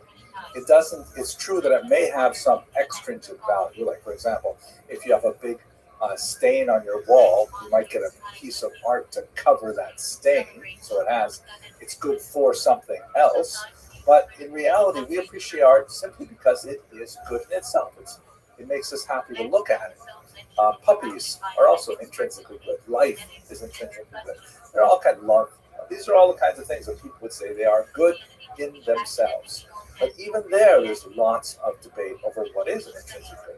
It may be a religiously determined value. Like, who gets to decide how much is intrinsically good? Does it have to be intrinsically good for everybody? What if I like Rembrandt and you like Michelangelo? What will happen? I mean, I consider Rembrandt intrinsically good, and you say fet, right? How do we decide that? So Immanuel Kant, who's shown here in this illustration, came up with a brilliant idea called the categorical imperative that essentially worked out a formula to determine when something was intrinsically good. According to the categorical imperative, if you can act in such a way that your action is logically consistent with the way in which all rational beings should similarly act, that's considered an intrinsic good, and it is something which is consistent with duty, which is a very important value for Immanuel Kant. And it actually was an extremely useful way of looking at things. I would love to go into more detail, but I think I would burden you if I actually walked you through. Maybe when we meet on Zoom, we'll speak about the categorical imperative and test it out in a few different ways. But it conflicted with other rival systems. For example, Immanuel Kant has no interest in protecting the observance of Shabbat. There is no intrinsic good in Shabbat, which means I feel really sorry for Immanuel Kant because Shabbat is just so amazingly, obviously intrinsically good, but you only know that when you actually try it out. Catholicism on abortion, the idea for Catholics to oppose abortion on pretty extreme grounds, that would be considered, because it's based on an assertion of intrinsic value to the developing fetus, not necessarily shared by all other faith groups or secular groups. So intrinsic good has its own limitations as systems of ethics go. The other one, which is going to be extremely important for us, and we will return to this time and time again, is systems of ethics which are based on various types of extrinsic goods. Intrinsic means something good in itself. Extrinsic means good for something else. Like, for example, a piece of art that you put on the wall in order to cover up a hole or a stain on the wall. The most important exponent of values based on extrinsic good is John Stuart Mill, shown here, who developed something he called utilitarianism. This term basically means usefulnessism. We will create, since we can't all agree on basic values because we come from different faith groups and different, types of philosophical orientation like that, we can all agree on, what's going to be the greatest good for the greatest number of people. We'll simply kind of like mathematically tally up how much good would be caused by a given action and how much good will be caused by a different action, and whichever one is the greater good, that's the one that we're going to choose. Even though we recognize that sometimes the greater good may harm some people, as long as it harms less people, essentially, then we should still go with the greater good. Right? That's the basic idea of utilitarianism, a huge influence on secular ethics and very much important for American ethics as well. To give you one example, let's say we have three friends, Reuven, Shimon, and Levi, and they all want to go out to eat dinner together. Shimon and Levi say they want to go to restaurant X. Reuven says, no, come on, let's go to Y. And you have three friends, two of them vote for one restaurant, and the third votes for a different one. Obviously, you go with the majority and you go to restaurants. Or do you? We'll see in just 1 second. So what's wrong with utilitarianism, right? It's not very good, I think. So first of all, we have to go back to the beginning. Most good for most people. What do you mean by good? What is good? Do we define good simply in terms of physical pleasure, of hedonism? That seems like a very, very shallow definition of what is good and precludes all kinds of far more profound types of self-fulfillment. But if we want to go with things like self-fulfillment or even happiness, what makes one person happy might make another person miserable. How do we find common denominators that everyone agree with is a value? This is unfortunately impossible. So, and one good example of it, if we go back to our restaurant situation, let's say Shimon and Levi are they're huge fans of a given restaurant X, but Reuven is allergic to peanuts. And that restaurant X is a Thai restaurant, which is famous for using peanuts. So therefore, Reuven can choose to go along with the majority and go to the Thai restaurant, but then he will die. And so the huge amount of not good that Reuven would inherit by going to the Thai restaurant is overwhelms the small amount of good that Shimon and Levi would have by enjoying their favorite dish of pad Thai or whatever. So with utilitarianism, there's no universally applicable standards. We're just trying to figure out in very rough terms what makes something useful and what makes something less useful. So where we are today, 21st century America, essentially a postmodern society. We may come back to discuss what this term postmodernism a little later, what that actually means. But we basically have a kind of relativistic ethics or a situational ethics where, for the most part, we decide these things as we're going along, kind of flailing about, just making decisions on the fly. And it's very, very difficult to have firm ground under us when we hit those really, really difficult situations. That's why studying biomedical ethics is so important, because when you actually get into the field, you won't have time to carefully contemplate all the options. You'll have to have rehearsed many of these scenarios in advance and to have engaged them so that you'll be able to be ready to make the right decision when it happens. Most people tend to say, well, it's all about just basically being a good person. What exactly does that mean? Even a cursory examination of the questions involved suggests that we really don't know what we are doing. Now, I don't want to paint too dire a picture. There are some areas in which there is broad agreement about the direction of modern medical ethics. One of those issues, for example, is the concept of autonomy, meaning the patient's right to choose what they want for their treatment. This is balanced by an older emphasis on paternalism. The term autonomy comes from the words auto, which means like self, and nomos, law. It means you make your own self-law, your own self-rule. You can choose what's going to happen to your own body. And paternalism comes from the term pater, meaning father. Right? Now, the father knows best. The father doesn't have to tell you what's happening. The father will make all the decisions for you. So while there's still elements of paternalism that are evident from time to time in modern medical ethics. We'll see some of them over this course, but in general, there's a lot more emphasis on patient autonomy. Sometimes that gets pretty weird. Like, for example, here in the United States, it's de rigueur to have advertisements for medicines on television. When I grew up in Canada, and in most states, most industrialized nations, it's actually illegal. You can't advertise medicines on television. The reason is because what do I, as a historian, not as a medical doctor, know about this medicine versus that medicine versus a third medicine, right? I trust my doctor to figure out which medicine is right for me. But in the American corporate world, if they can make really catchy ads with the right kind of mood and things like that, then I'll look at that and I'll say, wow, if I took that medicine, my life would be much better. And then I will go back to my doctor and I'll pressure my doctor in order to have him or her prescribe to me that particular medicine. And it's great for commerce, but not necessarily so great for medicine. Nevertheless, that's the nature of the society in which we live in. And like I said, our ethics are colored by the society in which we live. Another basic idea that's very, very common in contemporary modern ethical ethics is the idea of non-maleficence, that means don't hurt people. It comes from a passage in the Hippocratic Oath, primum non nocere. First of all, do no harm. Right? There is a strongly held common belief that doctors should strive at least not to make things worse. Sounds like a pretty low threshold, but nevertheless, it's a foundation. At least don't make things worse. And we try to make things better, of course, but at least don't make things worse. Don't go around like a bull in a china shop.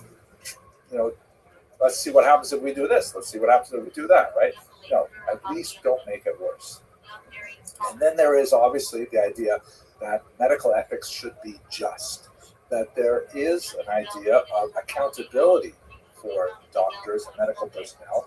That's why the main textbook is so important, because they have lots of really important information on the kind of legal implications of what you do in a medical environment.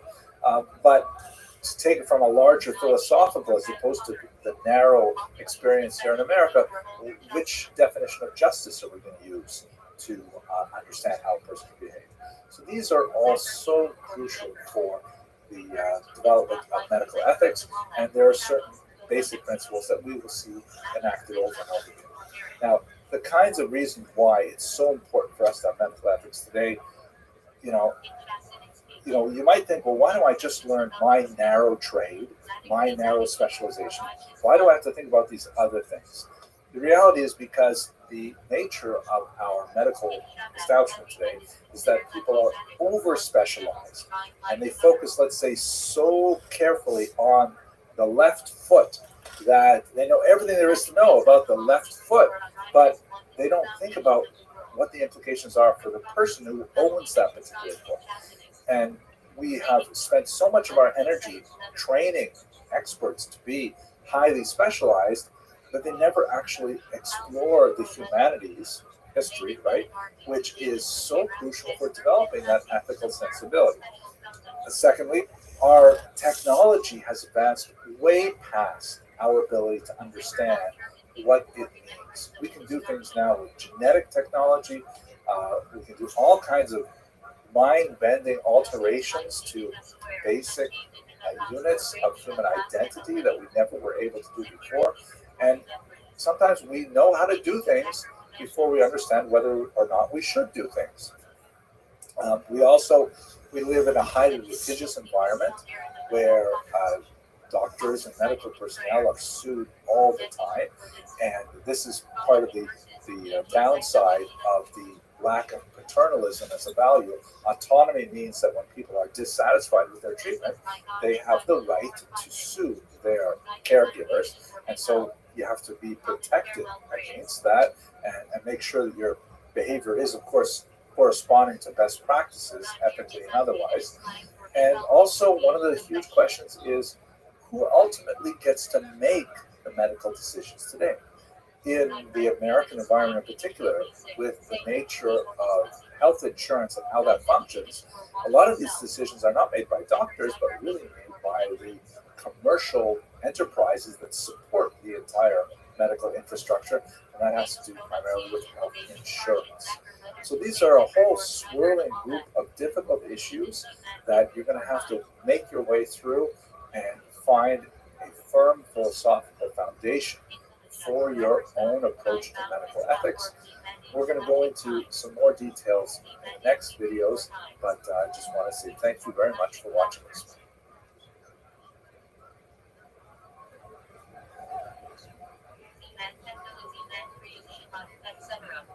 Hello, most valued students. We've had just a moment now to look at the general idea of where ethics come from. Let's take a little bit of a closer look at where Jewish medical ethics come from. As we shall see, there are a lot of different ways that we can use systems to derive consistent and well thought out ethical decisions, but we are going to be spending a lot of time looking at the Jewish medical tradition in this course. So let's understand the basics. Now, if you are totally new to this, this can be quite confusing, but I assure you that as we go through the specific on in this course, we will place all of the relevant pieces of information into their historical boxes, which are quite crucial. But if you are not new to this, this would be a very quick review, and I'm sure it would be at least moderately helpful. So, first of all, one of the most important differences between Jewish medical ethics and other systems, particularly modern systems based on utilitarianism, are that Jewish medical ethics are based on a fixed system of values that are derived from a revealed source. In other words, the Torah. That is, Jews rely, and I want to say Jews, I'm talking about the Jewish tradition. Obviously, in modern age, Jews can make individual decisions that may not conform to Torah priorities.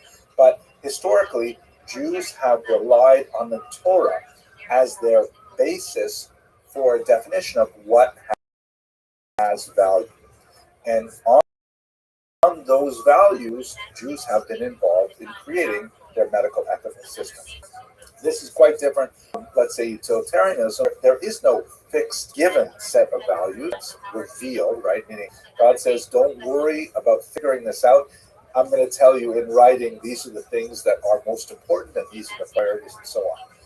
So not only do Jews start with a fixed, revealed source of already defined values, Jews also rely on a narrative tradition of how to interpret those values, specific rules, hermeneutic rules, to determine when an apparent contradiction exists, how it can be resolved. The books, the texts that have ultimately defined these things and record these things for later generations are what we're going to focus on today.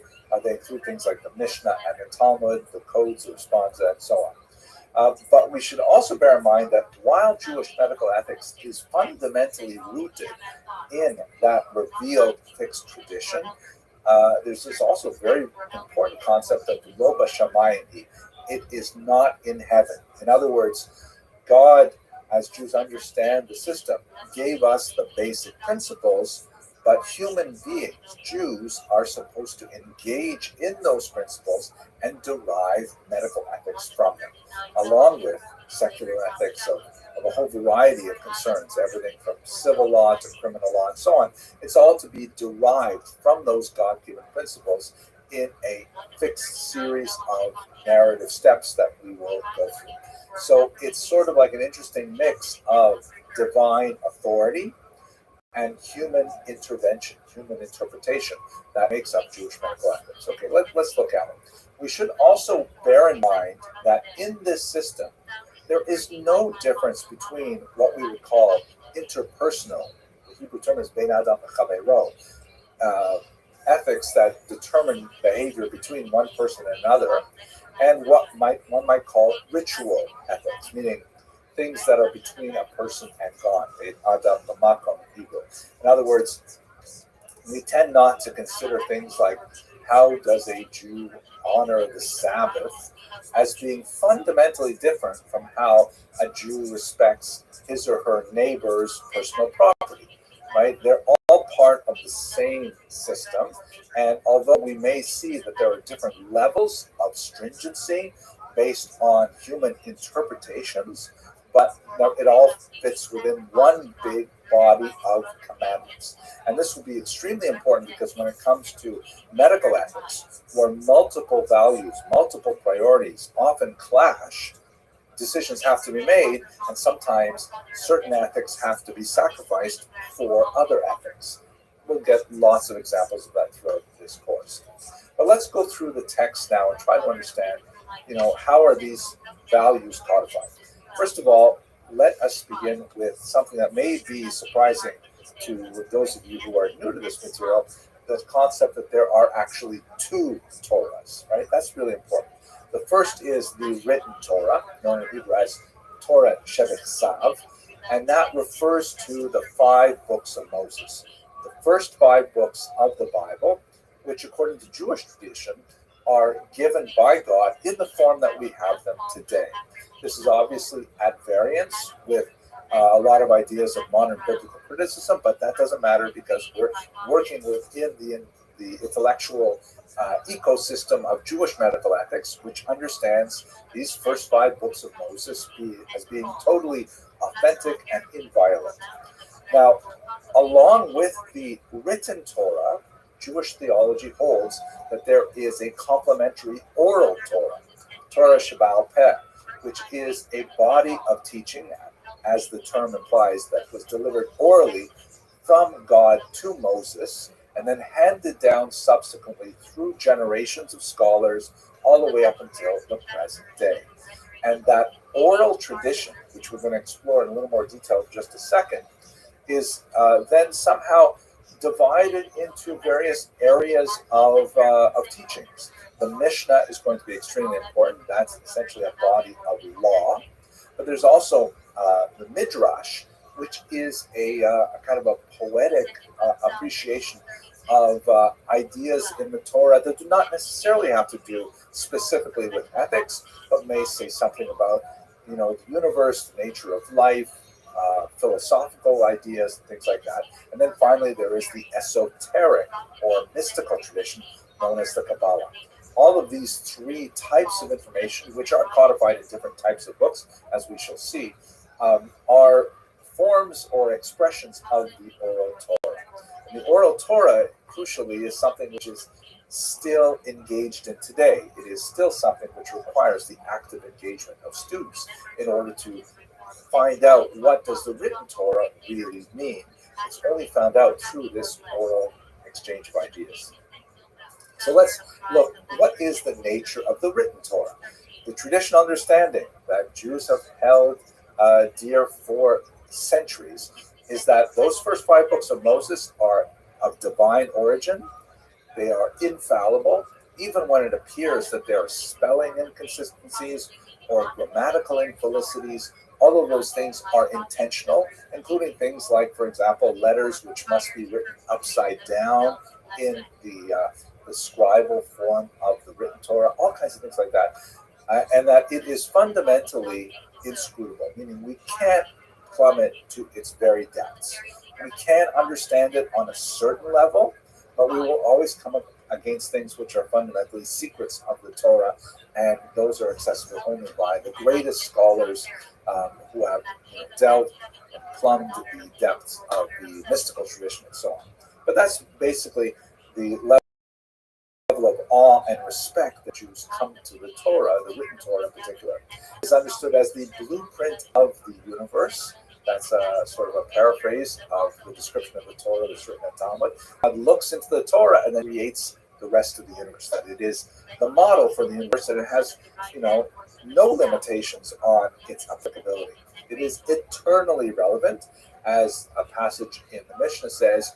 You can turn it and turn it. Of course, it's a scroll, right? So when you're turning it, you're going through it.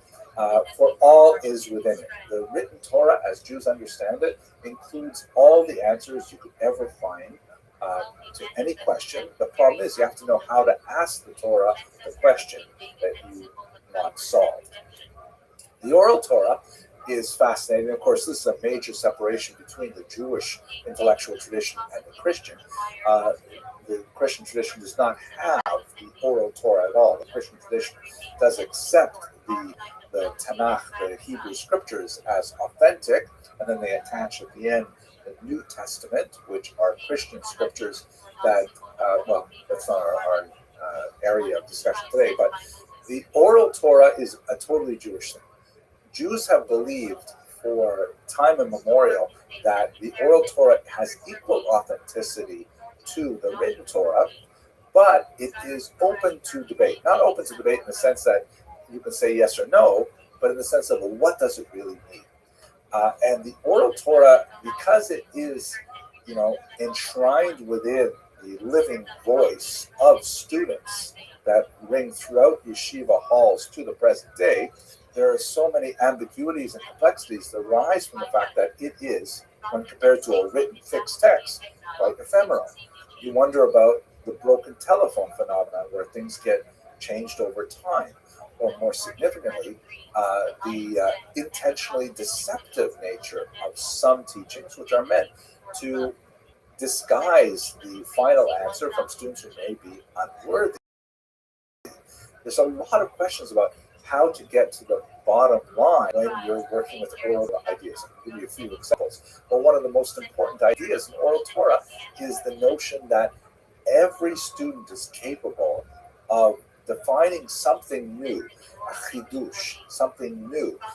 But this discovery of something new is actually the rediscovery of something that is actually already buried in the text of the written Torah. But through the exercise of the oral Torah, it becomes revealed as well. So something that previously existed, then found again. I know this is complex. We're not going to go into this in a lot of detail because we're going to get to medical ethics per se in the very next lecture. But let's just get our sense of what the major texts are. Okay, so here are the three major groups of texts. The first one is, as I mentioned earlier, Midrash, which are kind of like poetic riffs on passages in the written Torah. Sometimes the Midrash has a legal implication. The word for law in Hebrew is halacha, which means the way. And sometimes they are homiletic. The Aramaic term is agadata, or the Hebrew is agada. And that refers to kind of like things which are not necessarily teachings that imply that you should behave differently as a result. This chicken is kosher, that chicken is not kosher. But they illuminate basic ideas of Jewish thought and philosophy. The Midrash were collected primarily in the Middle Ages, some of them in the ancient period, and we have them in many different books, including things like the Midrash Rabbah, the Great Midrash. The second major body of teachings, and here we will be very active for the rest of this course, is the Mishnah. The Mishnah is almost exclusively legal in orientation. It is a body of teachings that was quite somewhere in the early 3rd century, and it is the foundation of a much larger body of work called the Talmud, right? The Talmud is essentially a commentary on the Mishnah. The Mishnah is not a commentary on the Torah, the written Torah. I'll explain that in the next slide. And then finally, the Kabbalah, which are the mystical teachings. And in terms of Jewish medical ethics, the Mishnah is hugely important, the Midrash somewhat important, and the Kabbalah least important. In other words, if these principles, if these three major texts come into conflict with one another, that has relevance to a specific medical question, like for example, we see this happen in IVF, in vitro fertilization, where there are certain ideas in the Kabbalah that are not discussed in the Mishnah, and in fact, a particular choice of action might be totally appropriate vis-a-vis the Mishnah, but in terms of the Kabbalah, it would be discouraged. Well, the Kabbalah and its teachings may be sacrificed because the halacha has primacy over the mystical teachings. Although obviously it would be ideal if a person could choose to follow each of them the Mishnah has pride of place when it comes to actually determining halachic or legal activities. I know that might be confusing for you, so just hold on, and it will become clear as we get to those specific issues. So those are the three basic kind of groupings of oral Torah works. What exactly does it do? So, for example, the oral Torah clarifies ambiguities in the written Torah. I'm recording this, by the way, right around the holiday of Sukkot, where one of the things that Jews do is they go to synagogue with 4 species that are connected with the harvest season, the palm frond, the myrtle, and a particular fruit, which is simply called, in written Torah, the fruit of a goodly tree. The written Torah does not tell us which fruit to use. So theoretically, I mean, what is the fruit of a goodly tree? Is it pineapple? Is it grapefruit? I mean, if I showed up to synagogue carrying a grapefruit, I would be laughed out of the building. We all know that the correct fruit to bring is an etrog, or an esrog in the Ashkenazi pronunciation, but it doesn't say so in the written Torah. There is an oral Torah that goes alongside it that clarifies the ambiguity that the correct fruit is an etrog. Similarly, see in the picture here, the phylacteries, known in Hebrew as tefillin, these prayer boxes worn on the arm and on the head, what are they supposed to look like? Right? The Torah doesn't tell us anything about what these prayer boxes are supposed to look like. The business with the straps, and square, and how they're shaped, and all kinds of, these are all things which are discussed in the oral Torah. Secondly, the oral Torah supplies what are apparent omissions, right? Like all the laws of how animals are slaughtered to be kosher is not discussed in the written Torah. You need the oral Torah to get that whole manual, really important for the Jewish diet. And finally, the oral Torah sometimes even contradicts simple readings of the text. Like, for example, the written Torah says an eye for an eye, a tooth for a tooth, which sounds very Hammurabian, meaning that if Reuven knocks out Shimon's tooth, then Shimon should be able to go back and knock out Reuven's tooth, which serves him right for forcing him to come to that Thai restaurant anyways.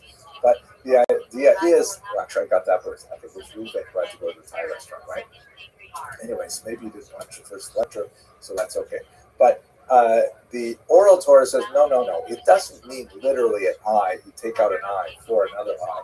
What it means is you calculate the monetary value of one eye, and the person who was harmed by having his eye poked out, God forbid, has to receive from the person who harmed him the value of that eye in some kind of cash payment, along with other things, lost wages and medical bills and all things like that. So the simple reading of the written text often gives a very blunt description of what has to be done.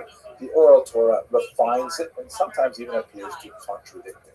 So that's what the oral Torah actually does. Okay, so let's go on now to the codes and responsa. Recall that all of these works are evolving historically as well.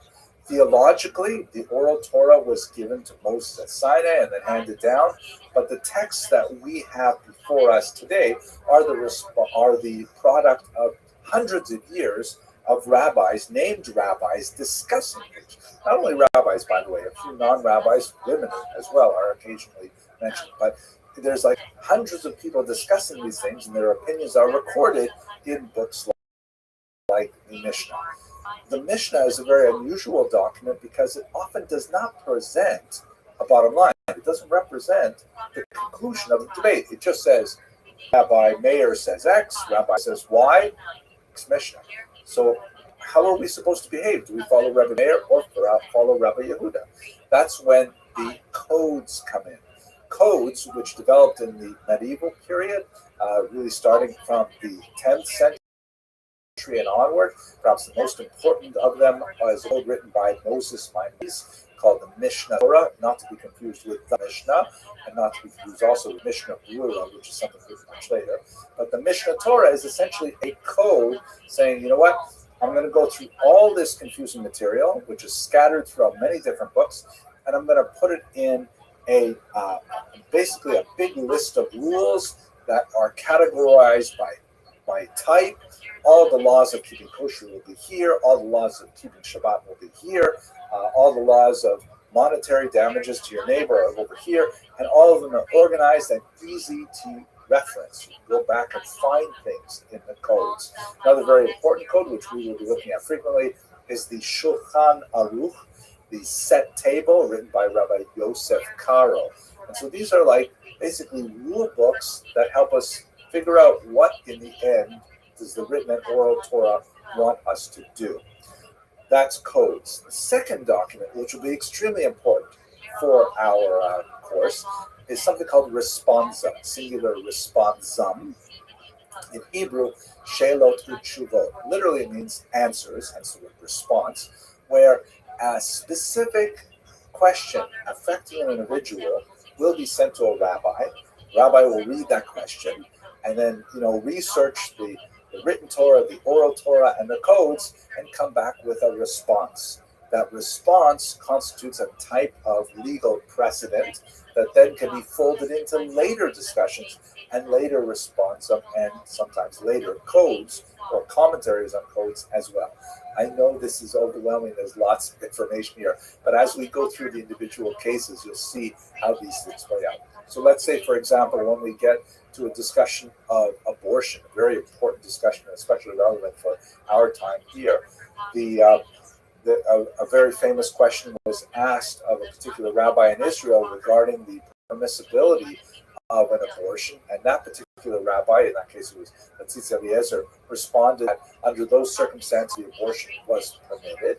Another rabbi, Rabbi Moshe Feinstein, later wrote, by the way, that rabbi, he answered incorrectly, an abortion should not be permitted under those circumstances. And those two positions, the first one was a classic response, singular, that was delivered to a particular woman in her particular question.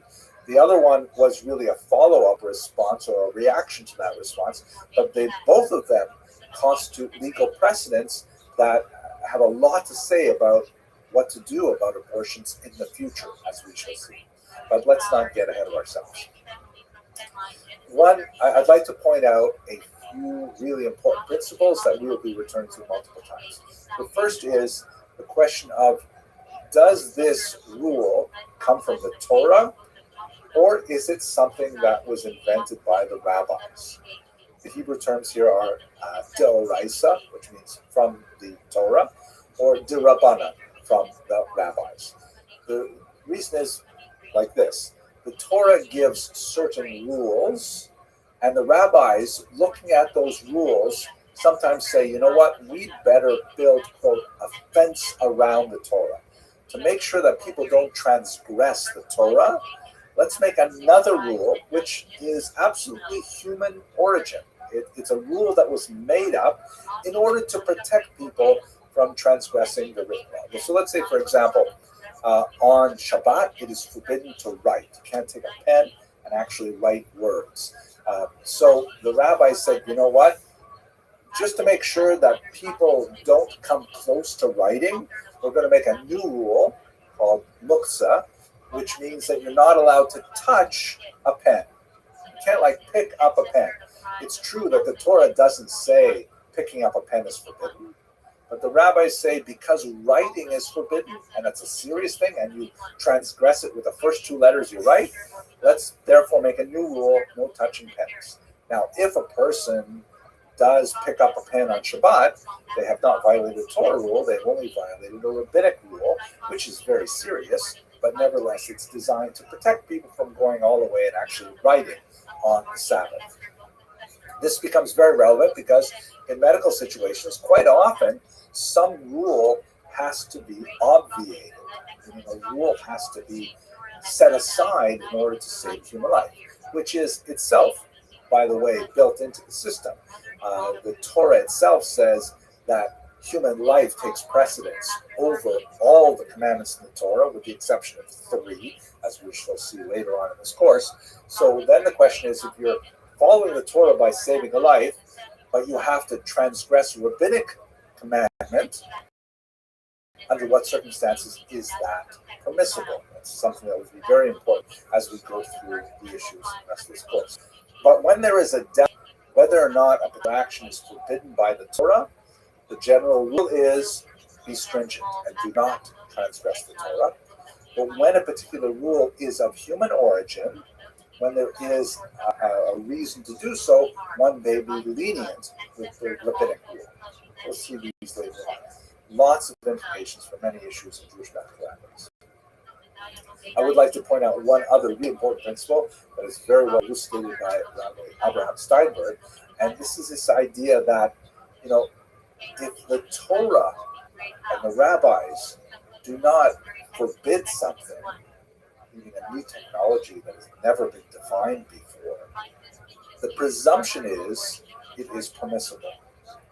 In other words, we start from the idea that new technologies, new medical procedures, unless there's some reason to say, no, it's against a law we already have, we assume that the answer is yes before it is no. That will become extremely important as we explore the emerging technologies and their implications vis-a-vis Jewish medical ethics.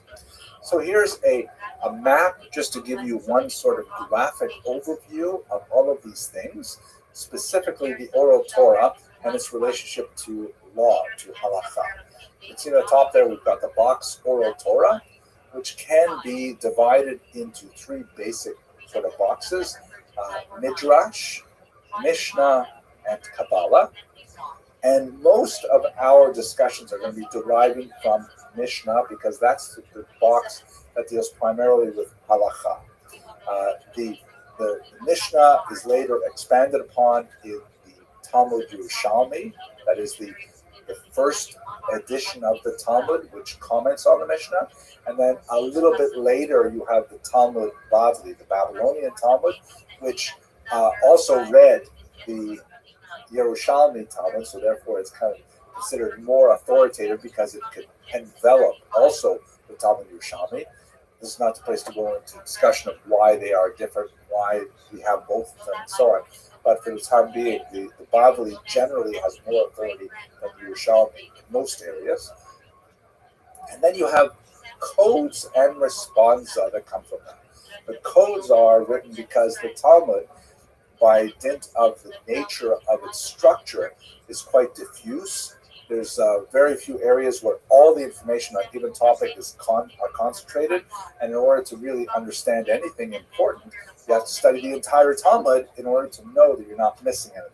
So the codes go back and organize it in new books like the Mishnah Torah or the Shulchan Aruch. And then we have responsa, which really date from the period of the Talmud Bavli shortly afterwards and come right up to the present day, 21st century. There are definitely lots of responses still being written today where individuals will ask rabbis specific questions. Those questions will then be answered in writing, and they constitute case law precedent for future halacha.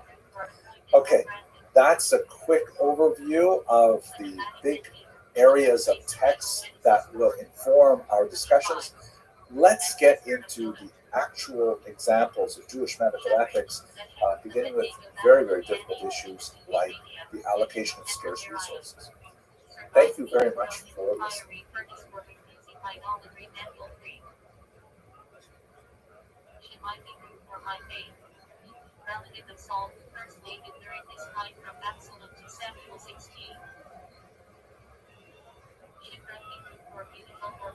Hello, fellow students of Jewish history. I'd like to begin a brief series of lectures on the Jewish encounter with Rome.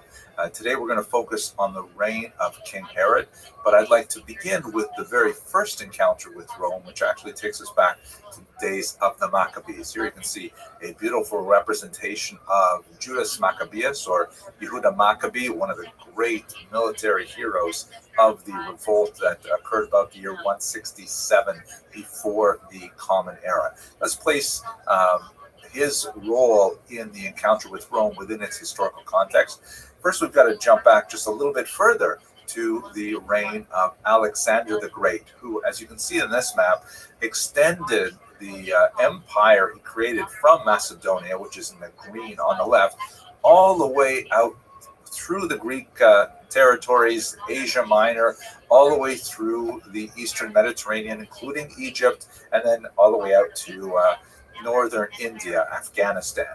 And after he died, this area was divided among 4 of his generals. You can see that the yellow color is the Seleucid Empire, and the sort of bluish purplish that is dominant in Egypt, that would be the Ptolemaic Empire. And of course, Israel finds itself right in the middle of those territories. And one of the reasons why you can see in this particular map that the land of Israel is sort of colored yellow and purple is because it went back and forth between those 2 rival empires over the next century or so.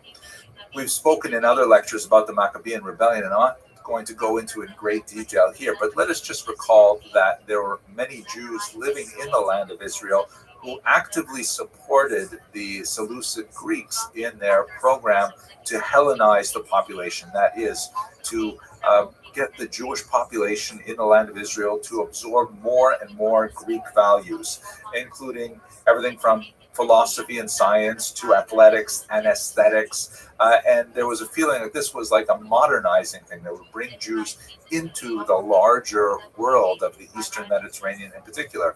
And traditionalists argued against it, beginning with Matisyahu, who was Judah's father.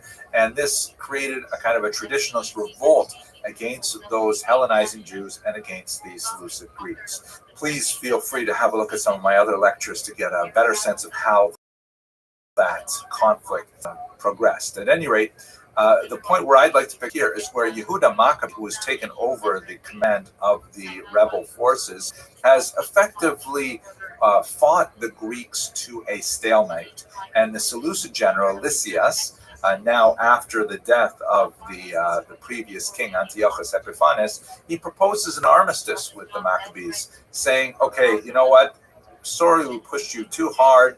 How about we find a compromise? We'll let you, for example, choose your own high priest, which was a major concern for a lot of the moderate population in Israel. So it turned out that the Hellenizing population in Israel and most of the moderates, they liked the idea. They wanted to end the war, not achieve full independence from the Seleucid kingdom, because they felt they're going to have to pay taxes anyways. As long as they were left alone, they had enough autonomy, especially religious autonomy, that was enough. But Yehuda Maccabi and his shrinking band of followers said that was not enough and insisted on fighting further. So the conflict at that point continued. A portion of the Jewish population in Israel sought support of the Seleucids to try and, end the fighting, whereas Yehuda Maccabi sends a delegation to Rome and says, hey, maybe Rome, you can help us out in our conflict with Seleucids and in our attempt to achieve full independence. If you look at the book of Maccabees, which does not appear in the Hebrew scriptures, but does appear in a lot of Christian Bibles in the Apocrypha section. This is, by the way, a beautiful reproduction of a 7th century English translation, the King James. And if we zoom in, we see this interesting passage. There's kind of like this header at the beginning. It says Judas is informed of the power and policy of the Romans and with a league with them, and the articles of that league described here.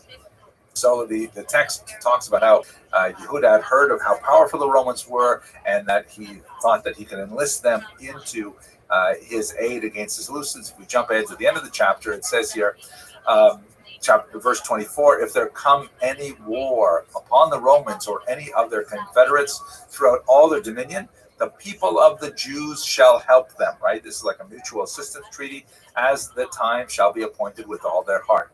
26, neither shall they give anything unto them that make war upon them, meaning they will not help the enemies of the Romans at all, or aid them with victuals, weapons, money, or chips. And I wondered about that. Why are they not giving them chips? What's so important about the chips? It must be they had these great chips, Hal's. This is not, by the way, a paid product announcement. I actually like these chips a lot. So that was a joke. I'm sorry. I don't know why I put these things in there. But at any rate, let's go back.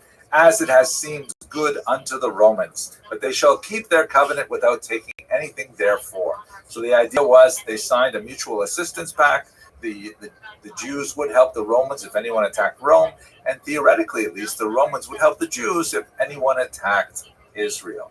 Now, it turned out that it was more of a kind of a cynical agreement, and we don't. Well, you'll see how it turns out. If you look at the Greek original, the text has both the Jews and the Romans virtually promising the same to each other, but it didn't work out that way. Meanwhile, the Seleucid kingdom lost control of Israel, and the Maccabees were able to actually achieve Yehuda Maccabee's dream of independence. He himself was killed in battle, but as you can see from this map, not only were the Maccabees able to establish a new dynasty called the Hasmonean kingdom or Hashmonaim, but they were actually able to expand it significantly throughout the region on the other side of the Jordan as well. And that's essentially the history of the Maccabean kingdom from the revolt in about the year 167 until the arrival of Pompey, a Roman general, and that's what we're going to turn to next. But to understand the nature of the Maccabean kingdoms, even though the Jews had a significant amount of independence, there was significant friction.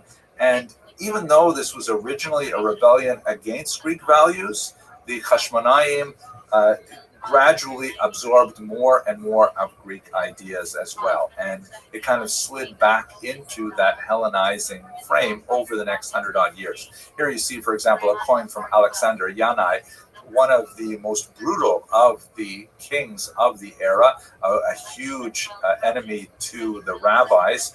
And as you can see from the right-hand side, the coin has an image of looks like a sun that's actually, in bas-relief. It's actually extruded from the coin itself, which according to some rabbinic opinions would be directly forbidden as a kind of idolatrous image, like sun worship. At any rate, when he died in 76, there was a period of a rapprochement between the Maccabean leaders who had, claimed for themselves both the title of king and the title of high priest. His widow, Salome Alexandra, known affectionately as Shlom Tzion Hamalka in Hebrew, during her reign, there was actually a period of great rapprochement between the rabbis and the rulers, and it was a period of tremendous prosperity, which unfortunately ended under her sons. When she passed away, the region was thrown into a civil conflict once again. And that's what brought General Pompey to Israel, the first encounter of Rome with the land of Israel proper. The civil war that erupted between the sons of Alexander Yanai and Salome Alexandra, who were named Hyrcanus II, he was the elder, and he was the high priest, the Kohen Gadol. And his younger brother was Yehuda Aristobulus II, and both of them claimed rule. Hyrcanus II was the elder, but he was widely regarded as an ineffective leader. Yehuda Aristobulus was much more ambitious and apparently capable, and wished to challenge his brother for the rule. Among other things, the idea that the role of Kohen Gadol and Melech, that is, high priest and king, should be separated. Both of the brothers ended up appealing to the Roman general Pompey, who was in the north at the time, for aid. Pompey looked at both of them, and he technically favored the weak Hyrcanus, but in reality, he just wanted to subjugate Judea to Rome. And when he came into the area, he nominally supported Hyrcanus, but in reality, he took it over, and in fact, defiled the temple in a rather disgusting manner. This was in the year 63 before the Common Era. About 20 years later, Hyrcanus would ultimately be deposed by his nephew Antigonus, who was actually Aristobulus' son. According to Josephus, Antigonus actually bit off his uncle's ears, which mutilated him in such a way that he was no longer fit to serve as the Kohen Gadol, because there are certain laws about how the high priest has to appear. Rather nasty kind of event. But this means that from 63 before the Common Era, Rome is officially in charge of the land of Israel.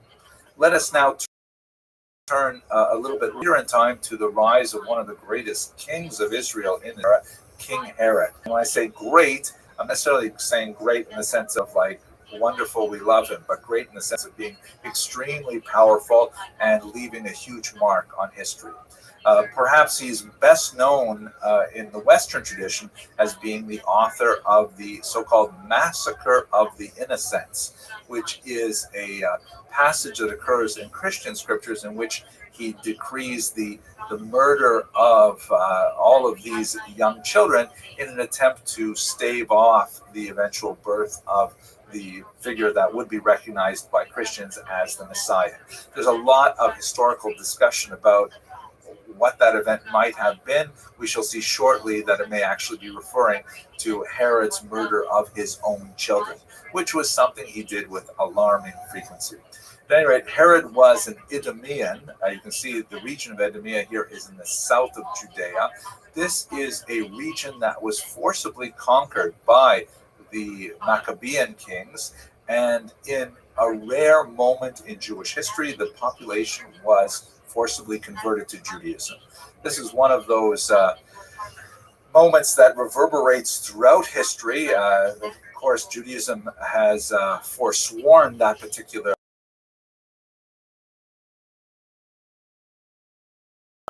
partially as a result under King Herod following this forced conversion. But at any rate, the Idumeans were a population that ultimately identified with the Jewish people, but they also felt somewhat separate and occasionally resentful of that. When we get a little further in the series, I'd like to discuss the role of the Idumeans in the First Roman-Jewish War, which was quite significant. Herod's father was Antipater, who was an ambitious advisor to Hyrcanus. Herod was one of his multiple sons. He was born in the year 73, and his father, as a result of his attachment to Hyrcanus and the support of Rome, was able to give his sons political rule in various parts of the land of Israel. Herod was given the Galilee, the north, and he immediately charged in and used rather brutal means to put down an incipient rebellion that was happening there. He actually imposed the death sentence without the authorization of the Sanhedrin, which got him into trouble with the great Jewish court. And we have two parallel descriptions of a rather unusual event. It's mentioned in Josephus, who is, of course, one of the great historians of this era. Once again, I hope to discuss his complicated backstory a little later in the series, but he provides us an unusual glimpse into the moment when Herod was brought before the Sanhedrin to answer for his precipitous brutality in the Galilee. And we also have the same story with some significant differences in the Talmud as well. According to the version that Josephus offers, Herod appears before the Sanhedrin fully armed, which was considered a great act of nerve, to use the Hebrew term chutzpah. It was a great act of insolence to appear before the great court wearing armor. And he effectively cowed all of the judges into submission. And essentially, they let him go without any kind of reprimand. In the Talmudic version, which you can see here, appears on page 19b of Tractate Sanhedrin. In the Talmudic version, it is Shimon ben Shetach who is the great rounds up against Alexander Yanai King and challenges his colleagues. But in the Josephine version, it is none other than the great Shammai, the interlocutor to Hillel, who was the only rabbi who has the courage to stand up to Herod, but unfortunately he is not supported by the rest of the Sanhedrin, and Herod walks. Why these two versions, Josephus and the Talmud, differ in the important details of which figures are speaking is beyond the scope of this discussion. Herod brought three particular skills to his rule in the land of Israel, and we'll see them play out over his long career. The first is that he was capable of bold, brutal repression, that he had very little qualms about using violence to support his rule. Secondly, and ironically, this was combined with a remarkable level of public generosity, that he was certainly capable of recognizing the needs of a larger population, and to provide for their tax relief and grain whenever possible, and especially, as we shall see shortly, in a massive series of public building works that were designed quite often for public benefit. So this combination of being very brutal and bold and at the same time very generous is rather unusual, and certainly helped to promote his rule. And the third skill that he possessed was he was an extremely shrewd cultivator of relationships and alliances, particularly early in his life. He was very, very careful and able to thread the needle between various Roman factions and to find supporters and patrons and know when to genuflect and when to fight back. He was able to secure his realm primarily because of these three skills: bold, brutal repression, remarkable public generosity, and his shrewd cultivation of relationship and alliances. Thank you very much for watching.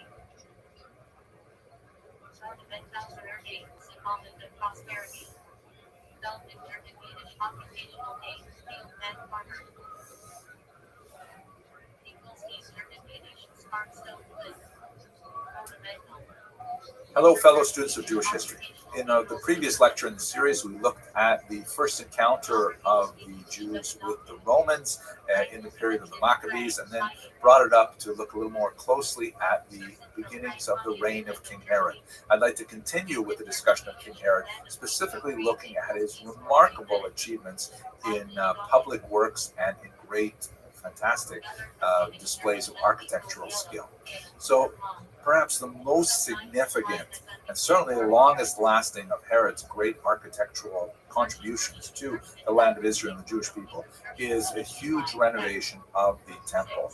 The rabbis in the Talmud are somewhat ambivalent about it, because Herod himself, even though he did a fantastic job beautifying the temple and expanding it, he was a really brutal, awful ruler, as we shall see in the next lecture in this series. But if you look at this very beautiful diagram, which I purchased from Lean Rittmeyer, he has a great site that has all kinds of amazing architectural drawings. You can see the Temple Mount as it existed under King Hezekiah. You can see the Temple Mount under King Chizkiyahu at the top. Of course, the temple is attributed to Shlomo HaMelech, but we're looking at the mount as a whole here. And then you have a few additions during the Maccabean era. And then the fourth picture from the top is how it was vastly expanded by King Herod. You can see the green area represents a dramatic expansion of the Temple Mount area as a whole. There's also a beautification of the actual structures. Josephus tells us that only Kohanim, only priests, were allowed to work on the construction, and that it never rained in the daytime, only at night, of course, during the rainy season and so on. And then on the bottom, by the way, you see that obviously it's changed dramatically because the temple structures were all destroyed during the first Roman-Jewish War in the year 70. The Muslims later built the Dome on the Rock and the Al-Aqsa Mosque, you can see on the right, but nevertheless the Temple Mount as a whole is still preserved. The area where we have the Western Wall, the Wailing Wall, is the wall that's facing us is the Western Wall, so it looks something like this. And you can see the Dome on the Rock in the background, the later Muslim addition to the Temple Mount, and of course Jews gathering to pray at the site of the last retaining wall of the temple. Note that it is a retaining wall at the end of the Temple Mount, not the wall of the temple itself. And if we also look to the southeast, you can see that there is actually remnants of the Herodian construction. This is an area that's often called the seam because it more clearly than in many other places shows where the actual wall under the Hasmonean kingdoms ended, and then you can see how Herod extended it significantly to the south in this particular map. Anyway, that was one of his greatest public contributions because, of course, the temple was the central ritual site for all Jews of the world. And by beautifying it and expanding it like this, he made it much more accessible to the larger population as a whole. And I should also mention, by the way, that his public generosity in terms of temples extended throughout the Eastern Mediterranean. He was not shy about offering sacrifices at non-Jewish temples as well, something which the rabbis would not approve of, to be sure, but he often generously gave donations to other temples elsewhere in the Eastern Mediterranean, and he was known as kind of very, philanthropic king from a significant territory in the land of Israel. Caesarea is one of my favorite places. This is one of the most beautiful locations in the land of Israel, and Herod had designated it as the primary location of the Roman Jewish nexus in Israel. That is, unlike Jerusalem, to be sure, and unlike much of Judea and the Galilee, Caesarea was to be essentially a Roman city. And he put a tremendous amount of money into renovating this city to make it acceptable to the Roman aesthetic. Here you can see an aerial view that shows you the port. It's, of course, on the Mediterranean, pretty much in the center of the land of Israel. And he significantly expanded the port to make it much more viable commercially. The whole region was destroyed, or the whole port was destroyed in a major earthquake in the year 117. But you can have a look at what it must have been like here in this artist's rendition, that he actually built this artificial reef that curved out, and you can see there's kind of an entrance to the bottom left of this picture where the boats would come in, and they would have a safe harbor to be able to dock and unload their wares and so on. The building of this artificial harbor, which was the largest of its day, used volcanic ash from the Italian peninsula in a rather unique architectural manner where they would float out to the places where they wanted to sink the stones for the reef. They would mix up this concrete that could actually draw water using this volcanic ash, and then they would allow the forms to drop into the water and harden there. It was a remarkable feat of engineering, and it must have been one of the wonders of the world at the time. You can see he built hippodromes, right, which are like racing stadiums for horses and things like that. Tremendous number of things like aqueducts, classic Roman architecture, bringing water from far away in order to meet the needs of the growing population of this region. Really fantastic public works that made a huge mark on the country as a whole. I'm going to show you a few images from this remarkable article, The Landscape Palaces of Herod the Great, published in Near Eastern Archaeology in 2014. The author is Professor Catherine Gleason. She has some amazing pictures. Let's have a look at them. Here in Caesarea, you can see an aerial view of one of the promontories that's related to that artificial reef that I just showed you. And this is what it would have looked like in terms of the palaces, the pools. You can see the Hippo Stadium on the right there, and it really must have been such a fantastic kind of thing to see this glorious palace. And Herod in particular was fond of gardens, so he made sure that there were gardens planted everywhere in his palaces. If we look at Jericho, there's a remarkable series of gardens that appear, kind of suddenly in this region, which is surrounded by desert, but has the Jordan River flowing through it. Here you can see in this a series of drawings from Professor Gleason's article that he has several palaces all surrounding Wadi, which is like the river, including sunken. And here it's what it looks like today, with just a suggestion of one of the artificial hills that he built to try and give contour to the region. And this is a cross section that just gives you a sense of what it would have been like to walk through Herod's palaces, which he scattered throughout the land of Israel. Here's Professor Gleason's own drawing that demonstrates his love for the Roman colonnades and the gardens, of course, and the landscape of Jordan, the landscape of Jericho in the background must have looked like. phenomenal kind of contributions.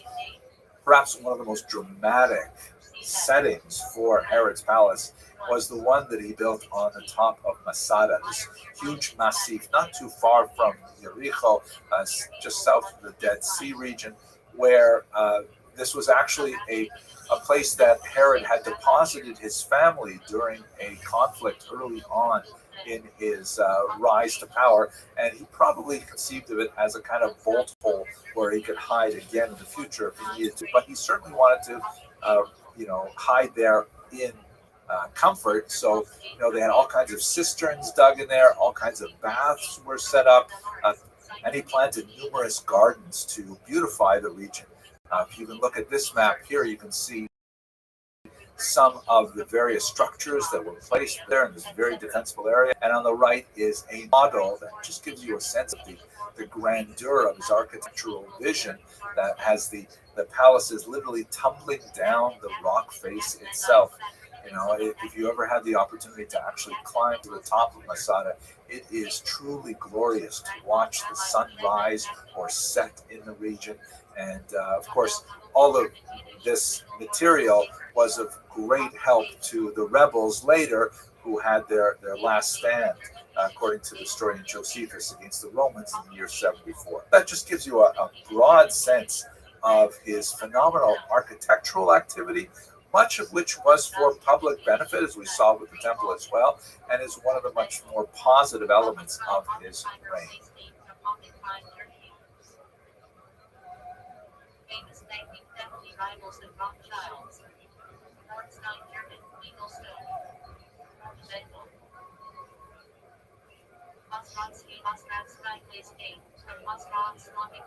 In the last lecture, we spoke about Herod's remarkable architectural achievements, but that is not the feature of his rule for which he is remembered. He is most likely remembered for his incredible brutality, directed not only at the general population, but specifically to members of his own family. And that's what I'd like to turn to first. In the image here from John William Waters' house, you see a beautiful depiction of Marianne, or also known as Miriam or Mariamne. That was one of Herod's 9 wives. She was the one who gave him the most status because she herself was of Maccabean descent. She was a Hasmonean princess, in other words. And as we mentioned in a previous lecture, Herod himself was of Idumean descent and therefore had less of an ethnic claim on the throne.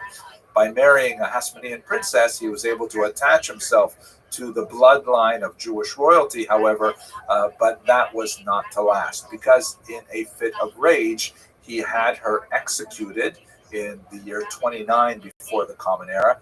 According to the Talmud, he immediately felt tremendous regret over this, and so he had her body not interred, but rather submerged in a vat of honey, so that he could preserve her body and look upon her when he so desired. Rather bizarre story.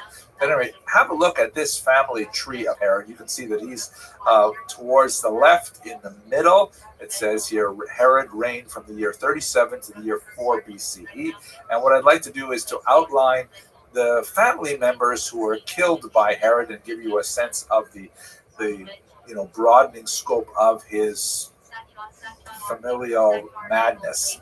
His first act of murder directed against his family is the murder of his brother-in-law, Aristobulus. This is the teenage brother of his favorite wife, Mariamne. He was 17 years old at the time, and Herod had appointed him to be the Kohen Gadol, the high priest. Much to his displeasure, Aristobulus proved to be quite a popular individual. Apparently, both Mariamne and his brother were very good looking, and the population as a whole were quite enamored of this young high priest. So, fearing the possible rebellion of his brother-in-law, he had him drowned at Jericho, and then cynically had a huge funeral to commemorate, or perhaps in his sense, to celebrate his death. That was his first nasty act against his family, but it continues. Obviously, relations with his wife, Mariamne, the sister of Aristobulus, went downhill for there, and Herod began to suspect her of adultery. And so he had her killed as well. She was 25 years old. This was in the year 29 before the Common Era. Then he goes on, and if you see towards the bottom left, his sister Salome was married to a man named Costobar, and Herod began to suspect Costobar of fomenting a rebellion. This is going to be a recurring theme. He's going to fear others trying to take power away from him, and so therefore he either murders them or exiles them and so on. So he has his brother-in-law Costobar executed for suspected rebellion. But Herod goes on to killing even his own sons. He killed both Alexander and Aristobulus. I know these names repeat frequently, so that's why this graph hopefully is helpful. They were sons of Mariamne, and once again, Herod was concerned that perhaps they were trying to plot to assassinate him, so he had them killed. The murder of Alexander and Aristobulus may actually be the event which triggered the story of the massacre of the innocents that features in Christian scriptures, but for which historians have not found a tremendous amount of record. But the murder of these two young men may have been associated with the idea of Herod fearing a possible usurper to his throne, and that got folded into the larger Christian narrative. After murdering his sons Alexander and Aristobulus, he decided to expel his own brother, Pheroras, that is something of a kindness rather than killing him, again for the possibility that his brother was plotting to overthrow him. And he also expelled his first wife, Doris, of Jerusalem. He actually expelled her once earlier, so this is the second expulsion. He invited her back after the first one. Finally, Herod jails his own son Antipater by Doris. He would ultimately execute Antipater, but that occurs very shortly before his own death. Thinking about all of these family murders, the Emperor Augustus is said to have once remarked that it is better to be Herod's pig than to be his son. And this is in reference to the Jewish dietary laws that would forbid Jews from slaughtering and then eating pigs. But obviously, Herod had no problem slaughtering his own children. Herod, at the end of his life, was suffering from a painful, debilitating disease, possibly syphilis. At one point, he actually attempted to take his own life with an apple knife. It turned out that that was unsuccessful.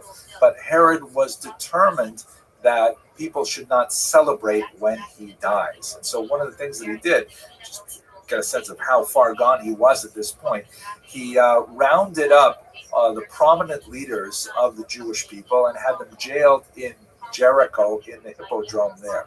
He left orders with the guards that all of these local leaders should be killed as soon as the guards hear that Herod has died. And it seems that he was thinking that, he doesn't want people to celebrate in the streets when he himself dies, so therefore he wants to kill a lot of other people to dampen the mood, to make sure that people are actually mourning when he leaves this planet. After his unsuccessful attempt to take his own life, he was enraged, and he decided at this point to order the murder of Antipater, who up until this time was awaiting trial for rebellion. And shortly after Antipater was killed, Herod changes his will. This is the 7th time he's done so, not surprising. He keeps on killing off his beneficiaries, so he has to keep juggling his will. We'll talk about what the meaning of that will was in the next lecture in the series. But luckily for the captives in Jericho, Herod's sister Salome, you'll recall that Herod had banished one of her husbands out of the land of Israel. She convinces the guards that her brother had actually changed his mind and that he had said they should release all the prisoners. And so perhaps with a sigh of relief, the guards released the prisoners and then made themselves scarce right away as well. And then shortly thereafter, Herod finally succumbed to his illness, and as per his wishes, he was entombed at this great last architectural site, Herodion, also pronounced Herodium. It is the only building project that he named after himself. It was designed as usual, a great palace, but also his final resting place. He had a special sentimental attachment to this large hill because it was at this location that he had a great initial victory against Persian forces that was extremely influential in his early rise to power. Here you can have a look at the actual temple site and the tomb, which is down the hill towards the left. Once again, the prominence of gardens in the area gives a sense of Herod's horticultural inclinations. This is a view from the top, or rather, gloomy view with the gray skies, but nevertheless, you must sense the majesty of this particular location. And here is the archaeologist Ehud Netzer, who spent much of his life searching for Herod's tomb, believing it was somewhere at Herodion. Here he is in front of a projection of the image. And finally, here is the smashed up sarcophagus, which Dr. Netzer believes held Herod himself. The tomb was ransacked at least once in antiquity, perhaps in the context of the Roman-Jewish War. So we don't have much of Herod's riches from the tomb itself, but we do have his great architectural legacy. And of course, we have the historical record of his bloody yet long reign in the 1st century before the Common Era. Thank you very much for watching this video. I look forward to continuing in the next video with a discussion of Jewish sectarianism in the early 1st century.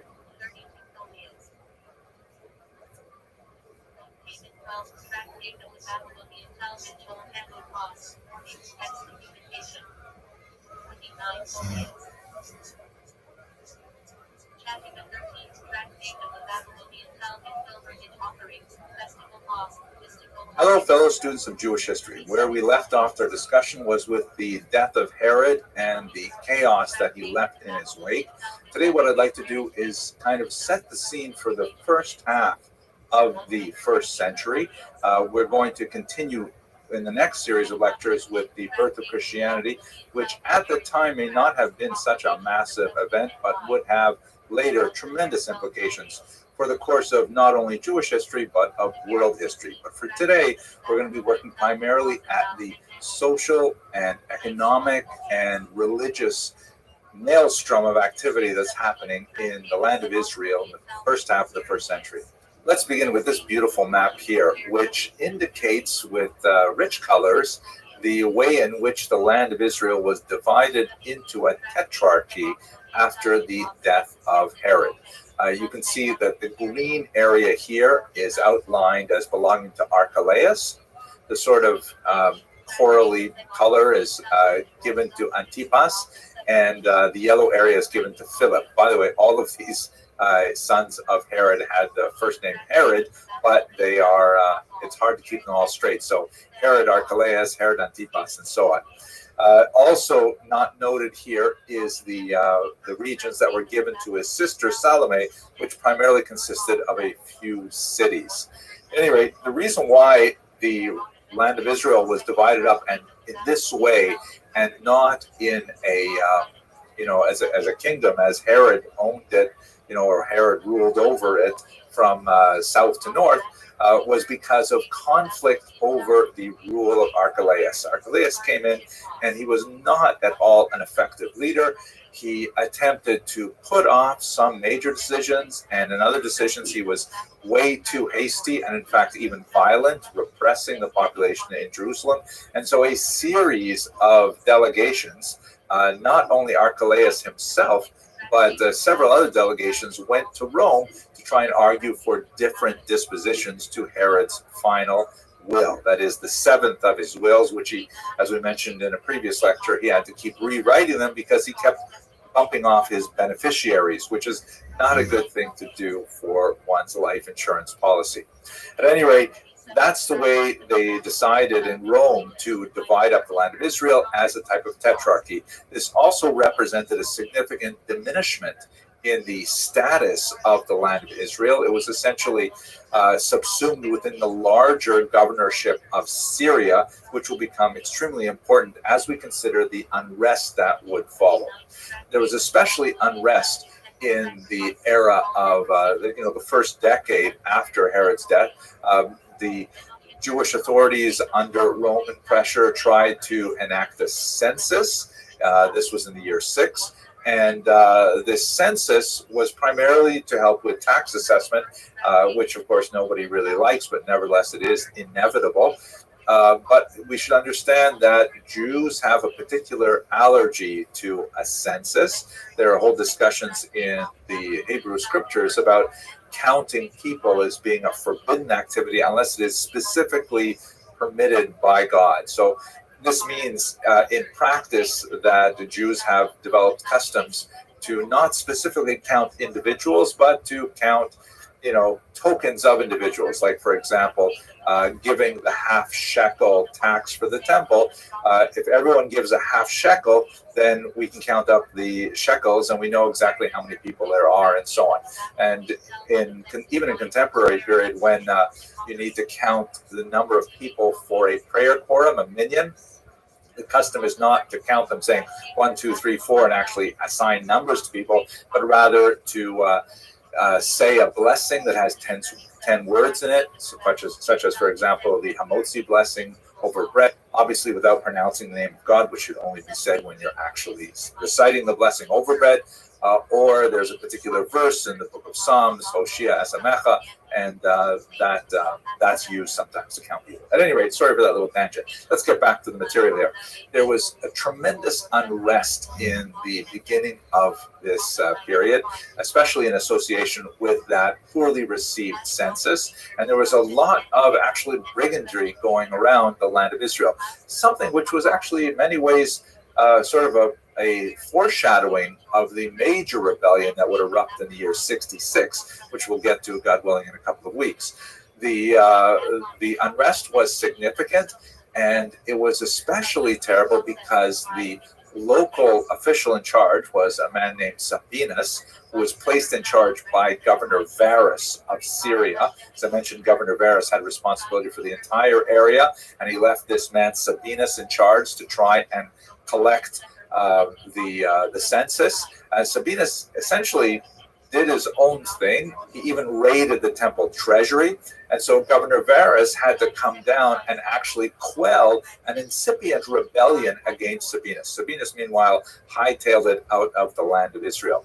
But Archelaus was called to account in Rome for his failure to effectively control the population.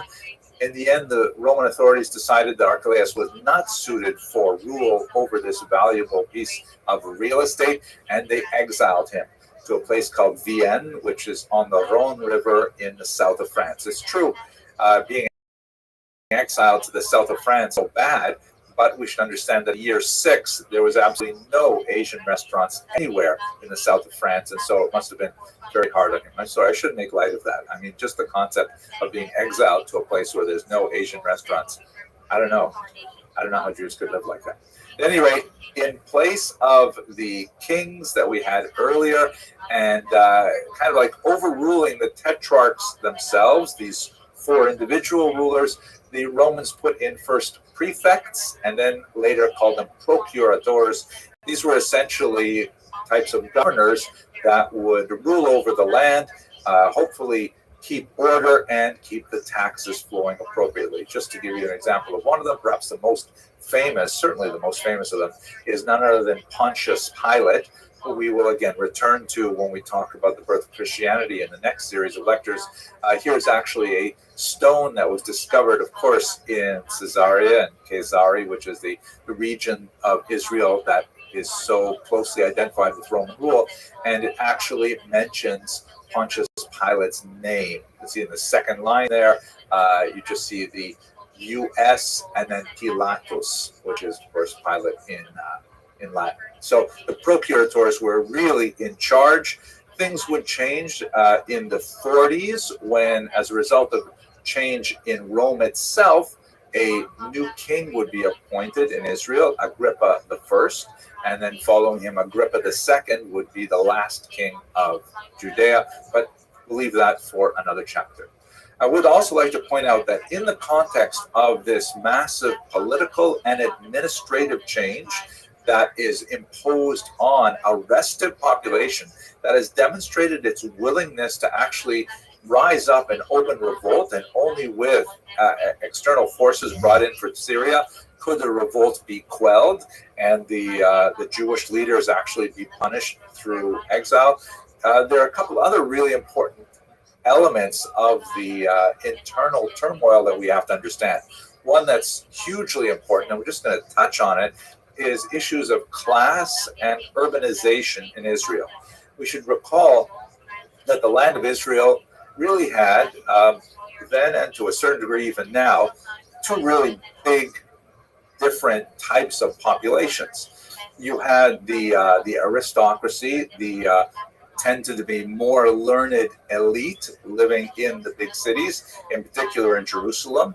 And there are, of course, very different characteristics of urbanized Jews living in Jerusalem as opposed to, let's say, Caesarea. But in Jerusalem, you have the gravitational center of the Jewish people because the temple is there. And so the aristocracy, the high priest to be invested in Jerusalem per se, and will attract the wealthier classes. The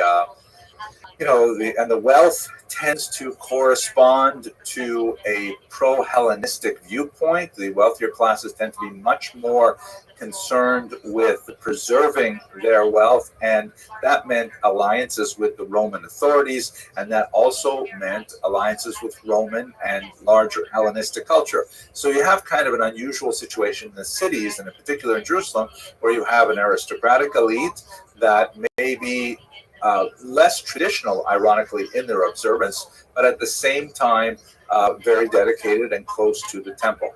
The city of Jerusalem, of course, is the center not only spiritually of the Jewish people, but also demographically, and it would attract masses, tens of thousands, hundreds of thousands of pilgrims to its boundaries during the 3 pilgrimage holidays.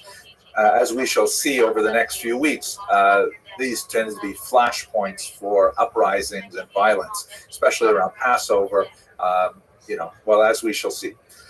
The second major element that I really want to touch on before we go any deeper is the fact that we are relying quite heavily for much of this period on Josephus, and we have to always be aware of that reliance.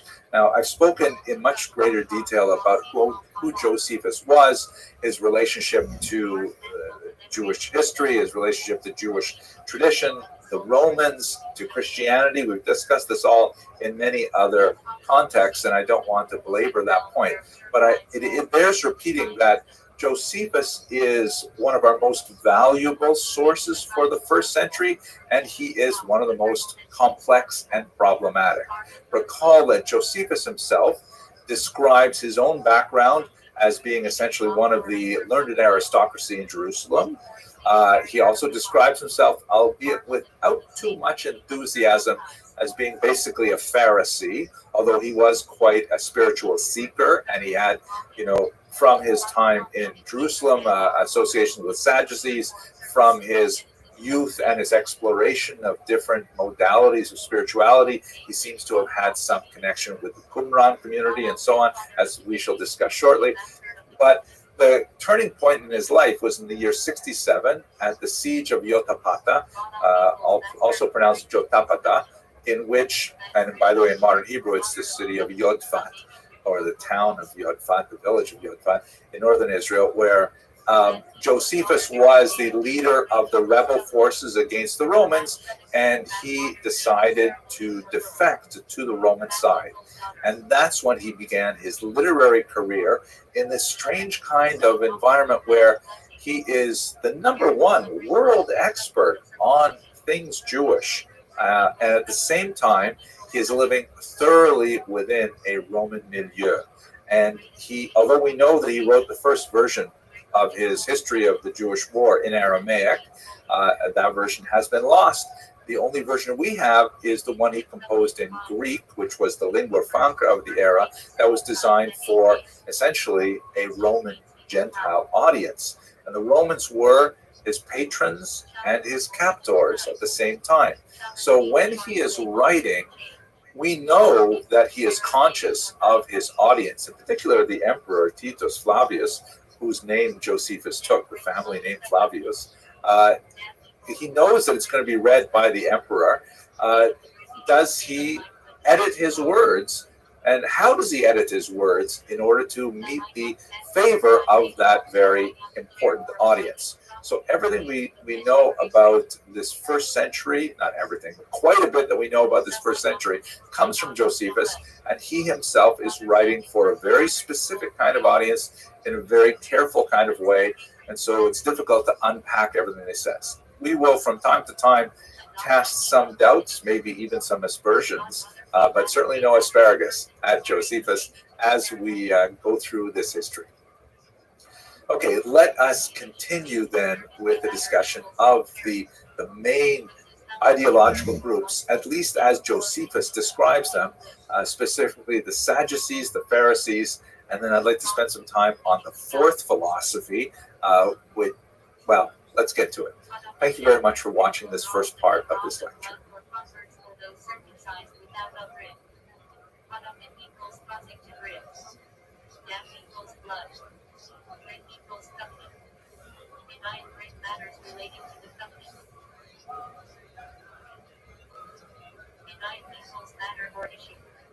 Hello, fellow students of Jewish history. Let's continue with our discussion of Judaism and Jewish sectarianism in the early first century. So perhaps the most important of the groups, at least important in terms of their temporal power, their association with the Romans, and their control of the temple cult, are the Sadducees. The Sadducees, or as they are known in Hebrew as the Tzedukim, the word derives most likely from the followers of Tzadok, and let's explore that in just a minute. They were the group that was especially known for its production of the various high priests of the era. And as we shall see, this became a revolving door where high priests were appointed and then deposed, and all kinds of things happened to them as they went through very, very high rate of churn from one to the other. Here's an interesting picture, by the way, from Vicente Juan Masi, and it is, the title in Spanish is El Sumo Sacerdote Aarón, the high priest Aaron. Of course, the high priesthood descends from Moses' brother Aaron, and it descends through the males of the families, such that actually some great research has been done on the genetic components of even modern day Jews who claim Kohen status. They often have that as a last name, or Katz, but they can have a lot of different names as well, that in fact they do overwhelmingly bear a marker on their Y chromosome, which is consistent with the proposition of a single male ancestor 3,000 years ago, which is really fascinating, but not our topic today. So here you can see Kohen, the high priest, the Kohen Gadol, Aaron, the first high priest, wearing a really interesting mitre, which is nothing like what the Torah or the Talmud describes, but nevertheless very cool. And he seems to be rushing to carry this Greek-style vase of, looks like some kind of, maybe he is doing Trumat HaDeshen, the removal of the ashes. But he looks very serious about it, and I really like this image. At any rate, so the name Tzedukim is one that appears in the Talmud in particular to describe the Sadducees. And there are two possible Tzadoks from whom they could derive this. One Tzadok, of course, is a biblical figure who comes from the era of King David. He had a high priest named Tzadok. The rabbis of the Talmud, however, derive the term Tzeduki from one of the two prime students of Antigonus Ish Socho. Antigonus, the man of Socho, who's quoted in the great collection of Jewish ethical teachings Pirkei Avot. He was a rabbi who lived in the early 2nd century before the Common Era, and he had two students, Tzadok and Boetus. Now, Antigonus Ish Socho is famous for a particular passage that's quite fascinating, in which he urged his students to serve the master not for the sake of receiving a reward, right? In other words, serve God without any, anticipation or demand for a payment in return. Payment is in fact even a better term for the word pras than reward, but like okay, God, I'm going to do you a favor, and now you pay me back, right? So Antigonus Isocho said, no, that's not the right attitude. You should do it just because it's God. God asks you to do it, and you should do it simply because God is the one asking you. According to the rabbinic tradition, his two students, Tzadok and Boetus, misunderstood him and said, well, must mean that there is no reward for performing the will of God. And we should do it, following teacher, we should do it without thought of receiving reward. Why? Because there is no reward. And so the Sadducean were especially associated with the notion of denying the world to come, denying the notion that there was, a heaven and things like that. This is one of the prime kind of delineations between the Pharisees, we'll see in a second, and the Sadducean is particularly with regards their notion of life. It would be fantastic if we could actually what the Sadducees had to say about this rabbinic characterization. Unfortunately, the Sadducees left behind no clearly self-identified written records that tell us about their attitudes to the world to come, or really about anything else that happened to them historically. The Sadducees, of course, being so closely identified with the temple rituals, once the temple rituals were done away with the destruction of the temple in the year 70, there was no more physical anchor for them, no more kind of like center of gravity to organize their power, and they simply disappeared as a group. Some of these ideologies, of course, would resurface in several other groups over the medieval period, and we will have, God willing, opportunity to explore those in the future. But for the time being, we only know what others say about the Sadducees, not only the rabbinic tradition, but also, for example, the Christian tradition has a fair amount to say about them as well. Now, I mentioned that there were two students, Tzadok and Boetus, and in the rabbinic tradition, for sure, they are distinguished. You see them referred to in different contexts, but it's really hard to parse out, well, what exactly is the difference between a Tzadduke and one of the Boetians? What exactly, how do you parse out the difference between these Tzaddukim and these Baitusim?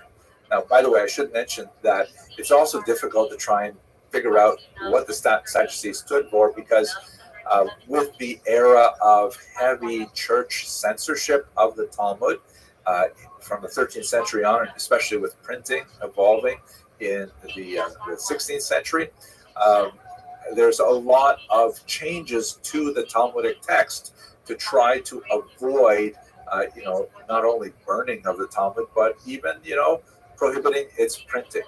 This is something that Jewish printers often did of their own accord in order to avoid getting into trouble. And one of the techniques was that if there was a criticism of a figure, or let's say there's a dialogue in the Talmud that presents a rabbi versus let's say an early Christian, and they know that if they submit this text to the church censor, it will immediately be excised, and maybe they'll have to, scrap the entire print run.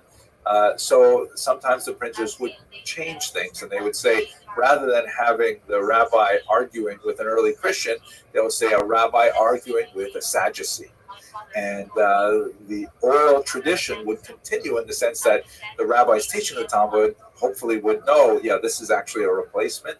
It should read early Christian, but it actually reads Sadducee. But quite often we don't know what that means anymore. And so it's really hard to rely on the Talmud for good descriptions of what the Sadducees held for. But one reasonable argument that may appear in a deeper analysis of, for example, Josephus, is that the Sadducees were the older aristocracy that relied on their connections with the Hashmonayim, with the earlier Jewish kings, going back to the period of the Maccabean revolt. And the Boeotians may have been a sect of, again, aristocracy, priesthood, and so on, that began to gain power under Herod specifically. Herod had such a long reign of many decades that you could easily have rivalries develop among the aristocracy vying for the position of Kohen Gadol, and so that may be an actual kind of not ideological, but kind of organizational difference between the Tzdukim and the Aidusim. We otherwise don't know ideologically how they differ. Okay, so those are the Sadducees in a very brief treatment. Let us now turn to look at the Pharisees.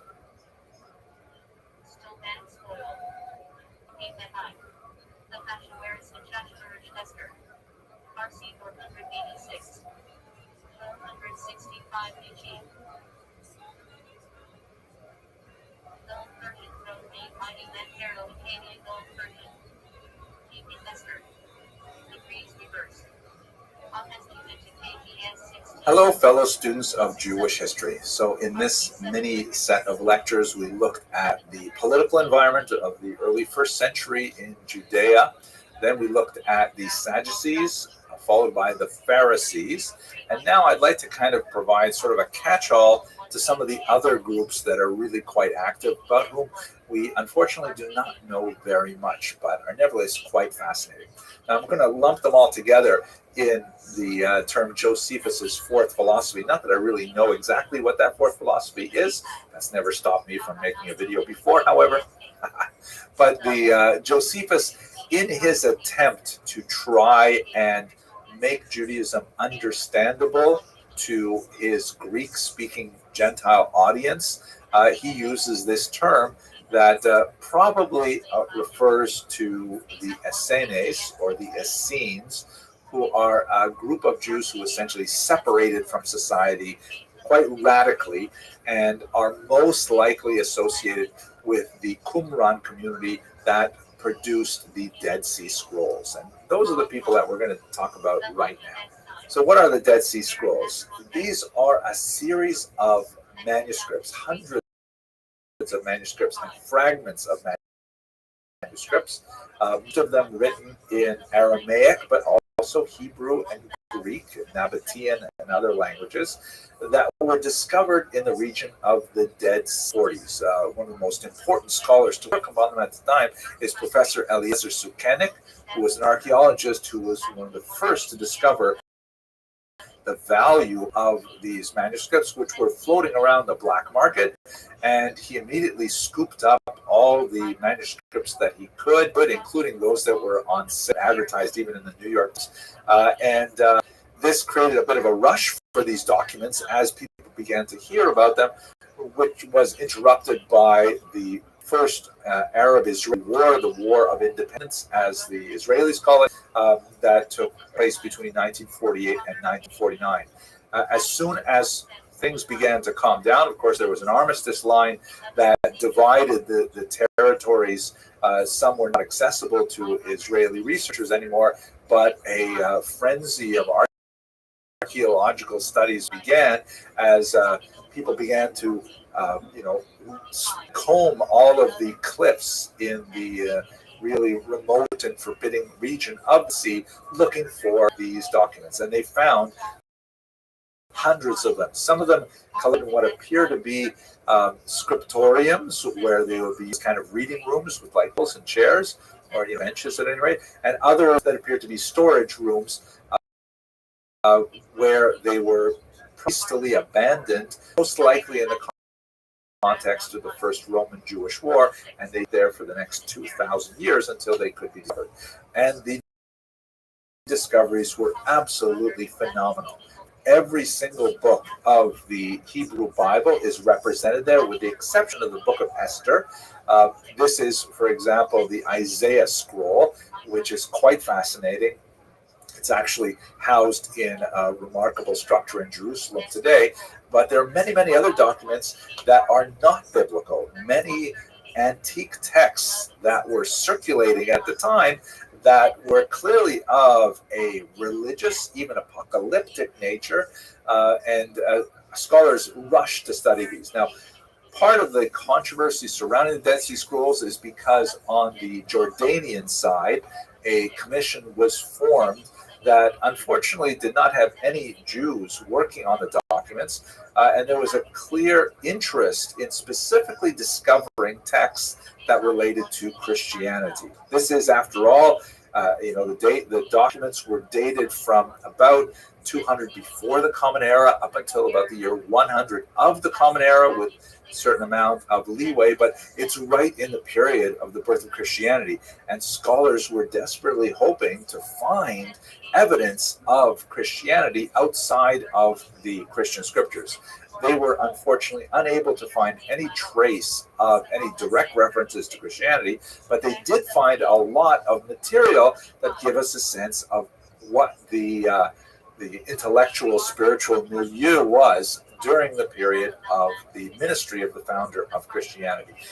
They found not only biblical texts, but these remarkable texts, sometimes written on copper. This is one section of the famous copper scroll that deal with all kinds of things that are not mentioned in the Bible.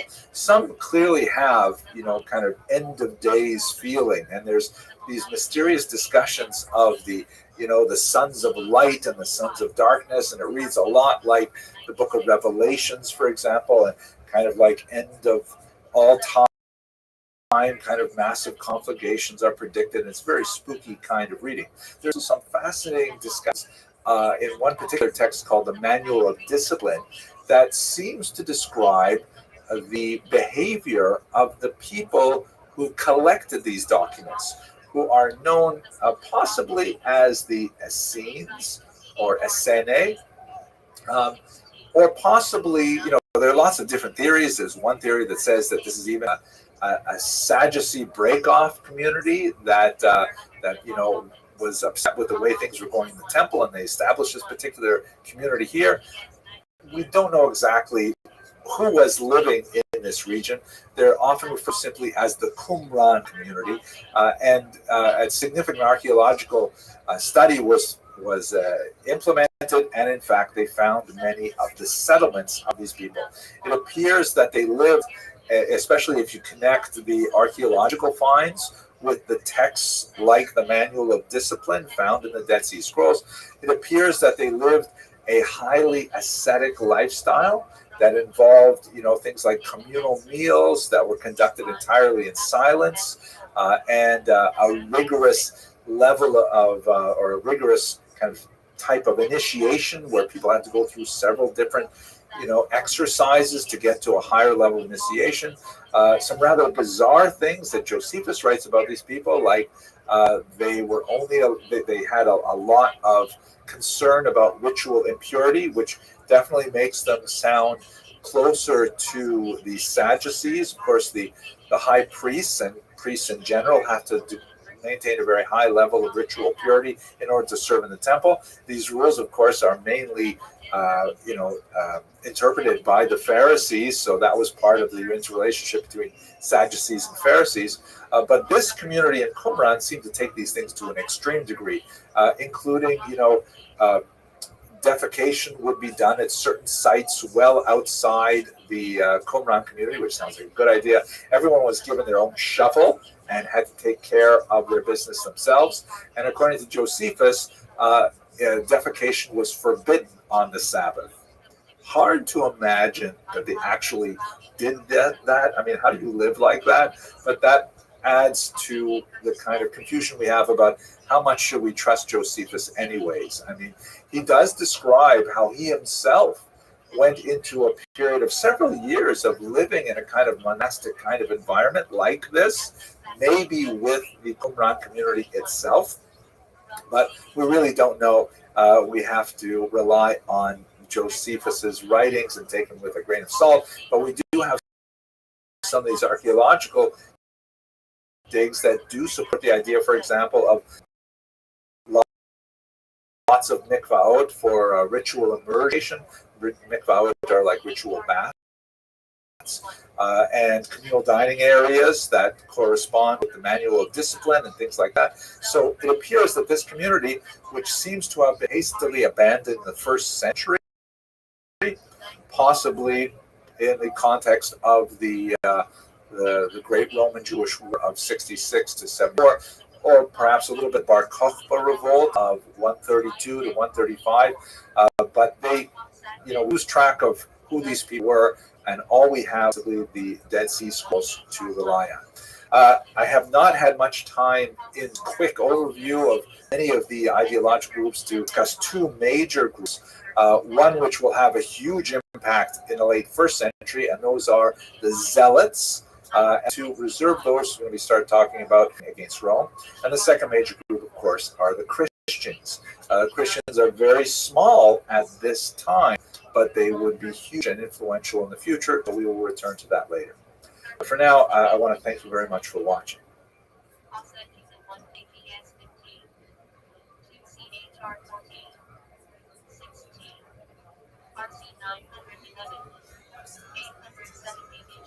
Hello, fellow students of Jewish history.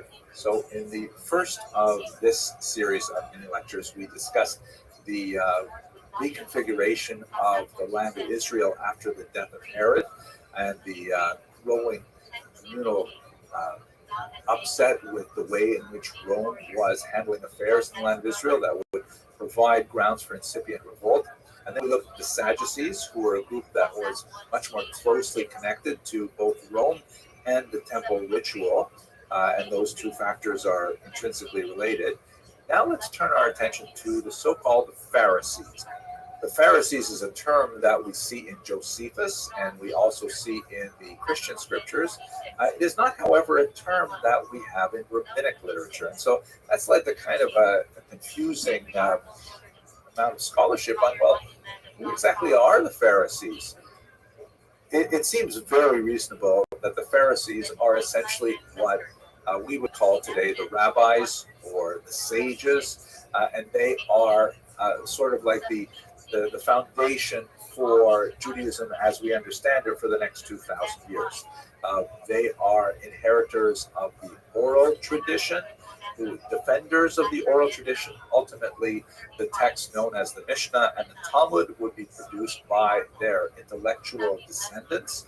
We can understand them basically using modern terminology in mainstream Judaism. Although, if you lived in the first century, you might have difficulty figuring out which one actually is mainstream Judaism. Actually, living in the 21st century, sometimes that's difficult too. Do you define mainstream Judaism on the amount of adherents that a particular movement has? Define it in terms of wealth of a particular movement or the power of movement, or do you determine it in terms of its antiquity? So certainly today's, let's call them Orthodox Jews, lay claim to the greatest antiquity. It's, Orthodox Jews today can read the text of Maimonides and basically identify their own lives in the text of Maimonides with the observance of the Sabbath and all kinds of things like that, and much further back than that as well. And many of those things would be totally foreign to non-Orthodox Jews. But when you get to the first century, the version of the past that we receive from the Pharisees is essentially the same, that they are inheritors of the oral tradition that goes back to Moses, although other groups, such as the Sadducees in particular, they would dispute certain aspects of that particular argument. And so, as my father of blessed memory would often say, tout ça change, tout c'est la même chose, the kinds of disputes that we have in the 21st century are in many ways very similar to the disputes that we had in the first century. But let us return to our identification. Who exactly are the Pharisees? So one very long-standing scholarly argument is that the Pharisees refer to a group called the Perushim. And if you watch some of my older lectures, I really push on this point hard. But since I'm doing a lot more reading lately, I'm not quite so sure that that is a hard and fast identification. One of the reasons for it is because we only find it in a handful of places, and it tends to be in very specific contexts. The term Perushim means those who separate, And so the argument is that the rabbis, seeing that the temple cult was essentially defiled by Sadducees who disrespected the oral tradition, they separated from them, and their power base, their link to the larger population, and there seems to be very little doubt that the Pharisees were in fact the most popular of the ideological movements of that day, that their separation from the center of power is really what caused them to take on the name Gerushin, or those who separate. You know, this is a hard argument, not only because it's only used a handful of times in rabbinic literature, and again within specific contexts, but it could be defended perhaps by saying that quite often groups only really derive terms to describe themselves when they have to distinguish themselves from the other, right? Like, for example, if you look at 18th century Eastern Europe, the so-called misnagdim, or opponents, didn't have that term, which is basically what we call Lithuanian Jews today. They didn't have that terminology until the Hasidic movement arose, and so the traditionalists said, oh, well, we oppose the Hasidim, so therefore we are the opponents, we are the misnagdim. They existed long before, centuries before the Hasidic movement, but they didn't have a word for themselves because there was nothing to define themselves against. So that may be one of the reasons why you don't see this term floating through the Talmud and the Mishnah and so on. You tend to see terms like Chazal, which means the sages of blessed memory, really see the term Perushin.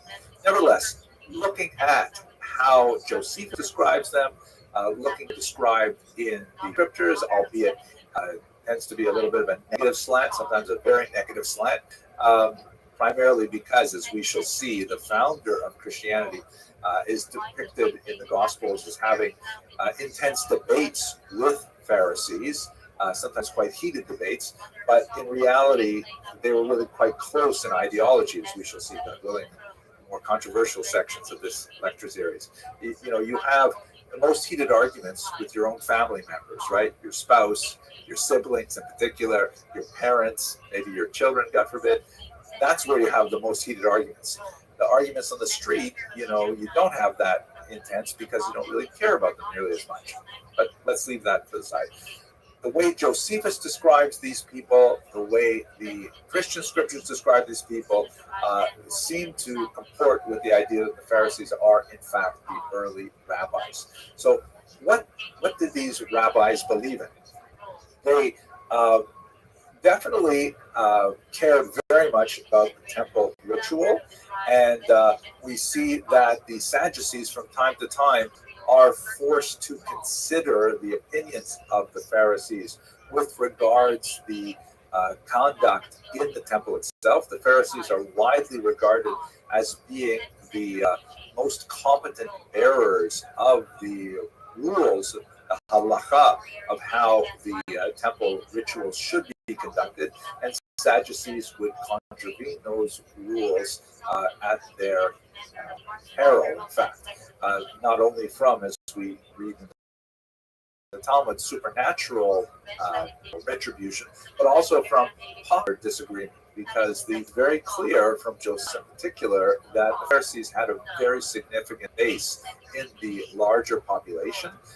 Jews tended to look to the Pharisees as being legitimate bearers of spiritual authority, and they constitute essentially the heroes of the first century and prior. Some of the great figures of the Pharisaic tradition are people like Hillel and Shammai. We mentioned earlier Antigonus Ish Socho, one of hundreds of figures who make up the teachings of the Mishnah in particular. Of course, these teachings were only recorded later, but based on very strong oral traditions. The Pharisees essentially promoted the vision of Judaism and the relationship of Jews to God and the world and the metaphysical universe that we would understand today as Judaism. Obviously, in the modern era, when we get to the 18th century and beyond, there are new questions raised as to how to interpret these doctrines. But in the ancient world, the Pharisees were generally considered to have the greatest level of authority of anyone. Okay, so that's basically the Pharisees in a nutshell. Let us continue with the discussion of the Qumran community in particular. Thank you very much for watching.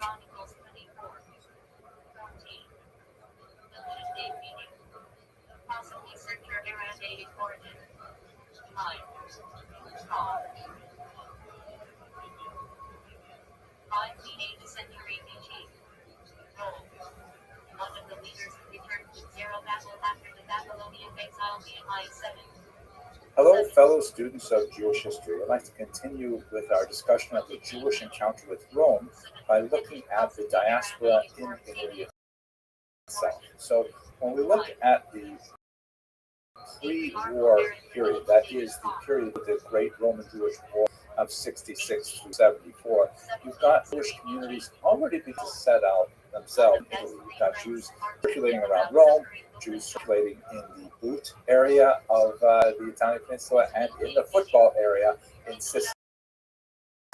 So you've already got settlements already happened. Rome is certainly the most significant of them.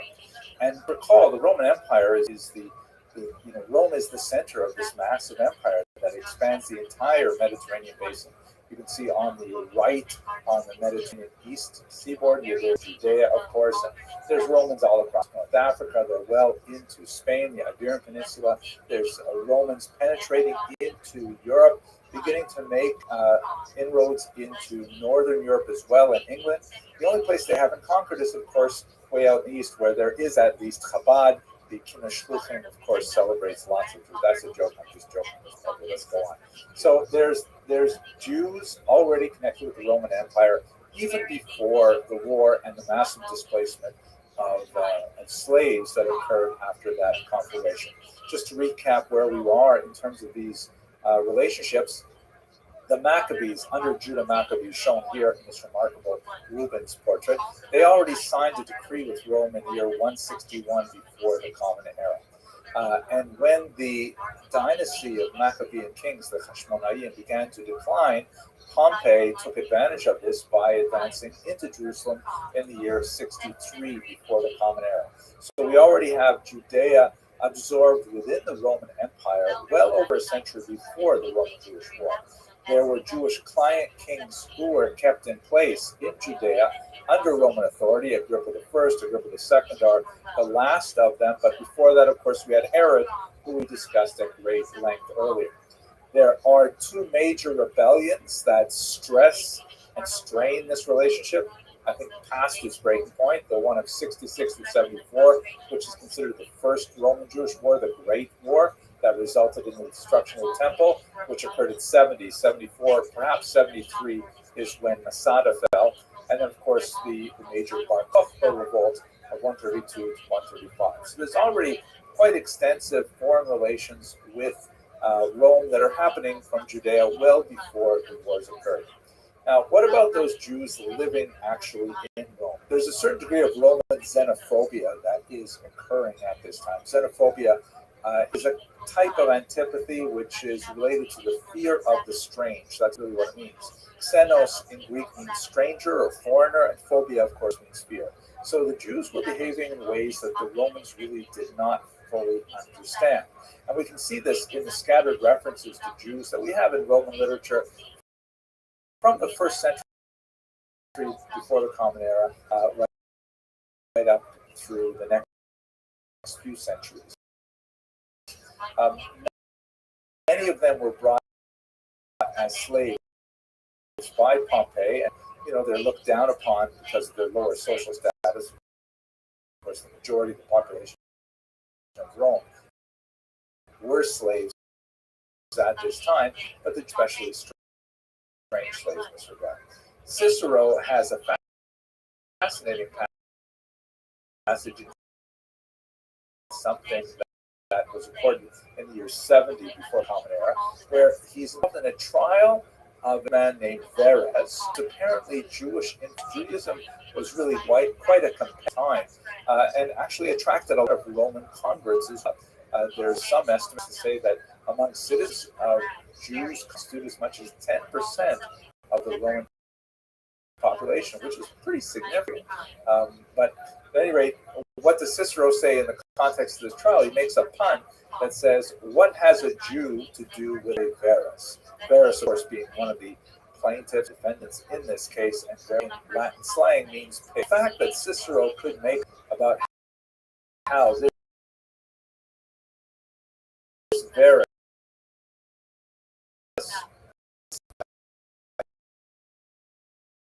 perhaps has adopted some Jewish practices, Jewish leaning, he would stay far away from a pig, and yet his name itself means pig, and kind of a convoluted pun. But the fact that Cicero could make this pun, and the pun would be well received theoretically by his audience, or else he wouldn't have said it, just indicates some sense of the consciousness of Jews that Romans had at the time. There was some awareness of Jewish practices, and they were regarded with some suspicion. For example, the fact that Jews took off an unheard of 1 day in 7 to rest, the Sabbath. This was far greater frequency than Romans would normally, and so Jews were considered slothful. The fact that Jews, had certain initiation rites, especially for men, circumcision, made them seem somewhat anthropic or clannish to Romans who were not necessarily willing to go through this in order to be part of Jewish society.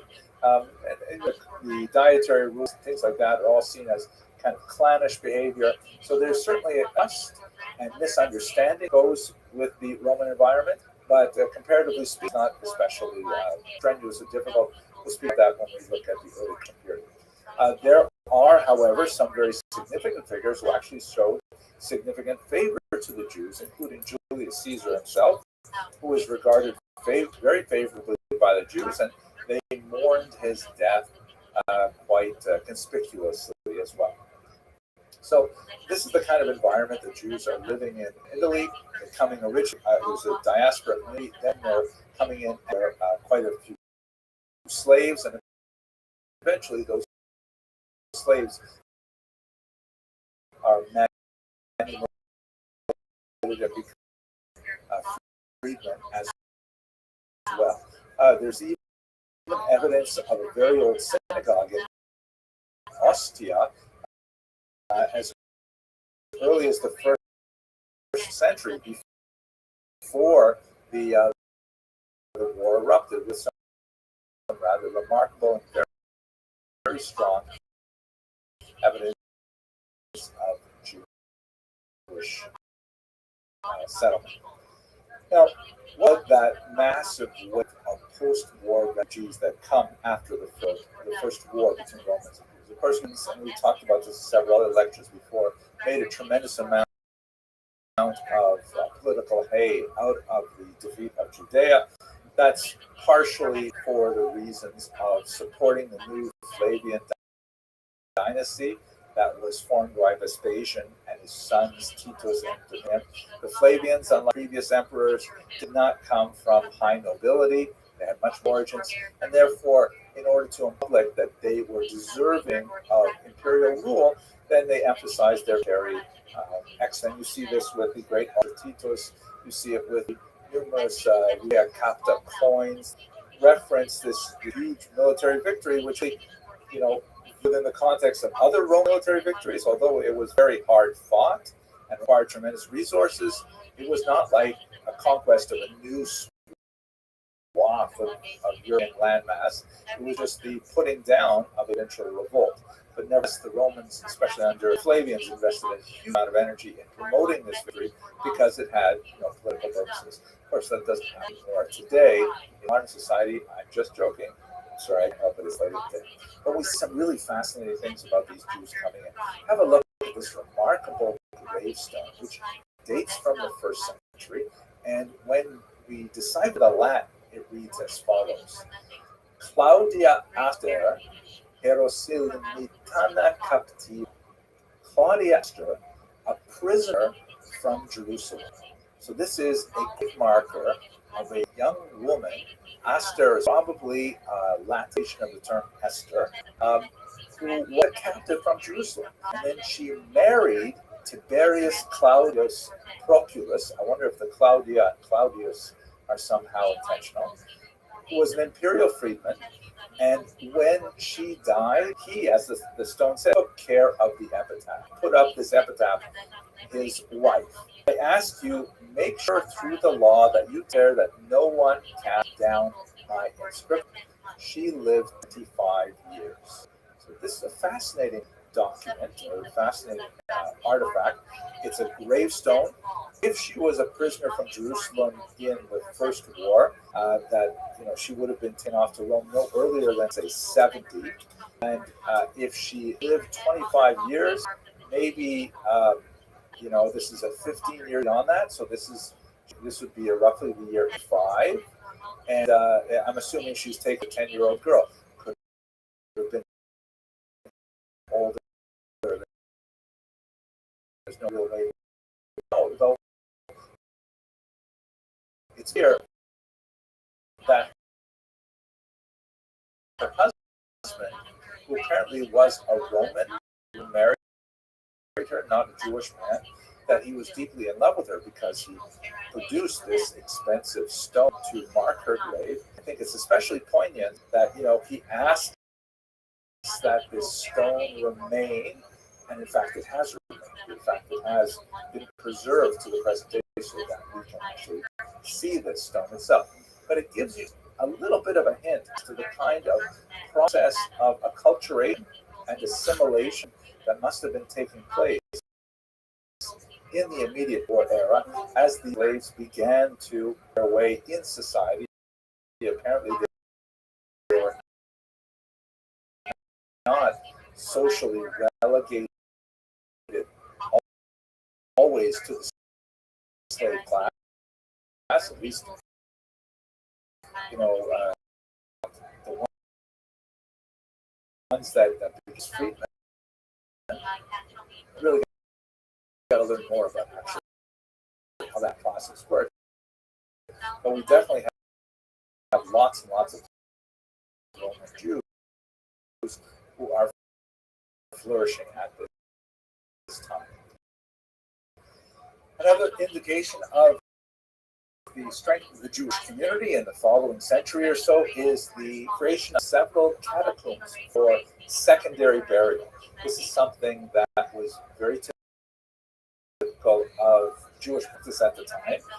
It's described in the Talmud. There's an entire tractate devoted to this, and there are similar necropolises in Israel, particularly in Beit Shan, where basically what Jews would do is they would bring their dead to a location, and they would be left there to decompose. And then afterwards, usually a year afterwards, there would be like a family celebration where the family would go and collect the bones. This was something called ikut atzamot, the gatherings, and then they would bring them back to the family crypt where they would be preserved. And so there are several of these family crypts and public necropolises on the city of Rome. Here you can see a map where they are located. The crosses, of course, are catacombs, and the ones with menorahs, you can see there's some in the north of Via Torlonia, and then on the left, Monteverde, and in the south, there's quite a few, Vigna Radani, and so on, with clear evidence of Jewish burial. All kinds of symbols. The menorah is perhaps the most surprisingly, very little Hebrew is used, sometimes a word or two, like shalom, but lots of Jewish symbols, like the menorah, the lulav, the etrog, all kinds of things like that. And some of them are really quite lavishly decorated, as you can see this one here, with the peacocks in the background and the painted ceiling. So these are upwardly mobile people who are spending money on graves. I find here's a beautiful wall painting on a balsam pine, a date pine, that is obviously very well associated with Israel. And I find things like this especially remarkable. This is a sarcophagus lid showing what must have been a very expensive sculpture of a young child patting his pet puppy. And it must have been something that was dedicated by very devoted parents, obviously heartbroken to have suffered this loss, who have sought to remember their child with this gorgeous piece of art to cover his tomb, his final resting place. It is also interesting to know, of course, that this particular representation would have presented many problems in the period for the prevailing customs with regards to three-dimensional sculpture presentations of people. Particularly, Jews did not do very much. They had a kind of a cultural allergy to these kinds of representations. So perhaps that is a suggestion as to the lower level of education, Jewish education of these people. Hard to say exactly. We also have evidence of another Jewish community growing in Rome. This, of course, is the Christian community, which is still a very strong Jewish movement. And as we'll talk in another lecture, they're still trying to actually work out what is the appropriate posture of the Christian vis-a-vis the mother religion. Are Christians supposed to be celebrating Jewish? What exactly are they supposed to be doing? It is over the course of centuries of the Christian movement that you begin the gradual de-Judaization of the community as more ethnic non-Jews are attracted to the movement. So, and that also is a shift in relationship of the Christian community with the Jewish community as well, which has a turning point in the early 4th century, conversion of Constantine, as shown here in this sculpture. By that time, in the early 4th century, you still have a fairly strong Jewish community, and by one estimate, the Christian and Jewish populations are more or less the same size, more or less the same proportion in the overall Roman Empire. After Constantine's conversion and the conversion of the state, recognizing that Christianity as a legitimate religion, then of course the balance shifts very, begins to lose a high of its demographic in Rome, the city and Rome. What happens after this is to see Jews now as friends to various parts of Europe. We see them in the south of France. We've already seen actually in the year 6, Herod's son exiled to the south of France. Such a bad place to be exiled to, although I hear there was no Asian restaurants anywhere in the neighborhood at the time he left. What is wrong with me? I don't know. But you find all kinds of interesting scattered evidence of Jewish life in these remote Roman outposts at this time. Here's one that I'd like to share with you right now. And there are like dozens of these kinds of artifacts of various types. This is a small amulet that was discovered in the Austrian town of Halbturn. It's called the Halbturn amulet. It's a piece of gold foil. It's a flat piece of gold, about 2.5 by 1.5 centimeters in size, and it has some Greek letters written on it. It was originally folded into a tiny silver box, and it looked like it was worn on a leather thong, probably around the neck or something like that, as a type of amulet, ward away and untoward kind of developments. And what exactly did the amulet say?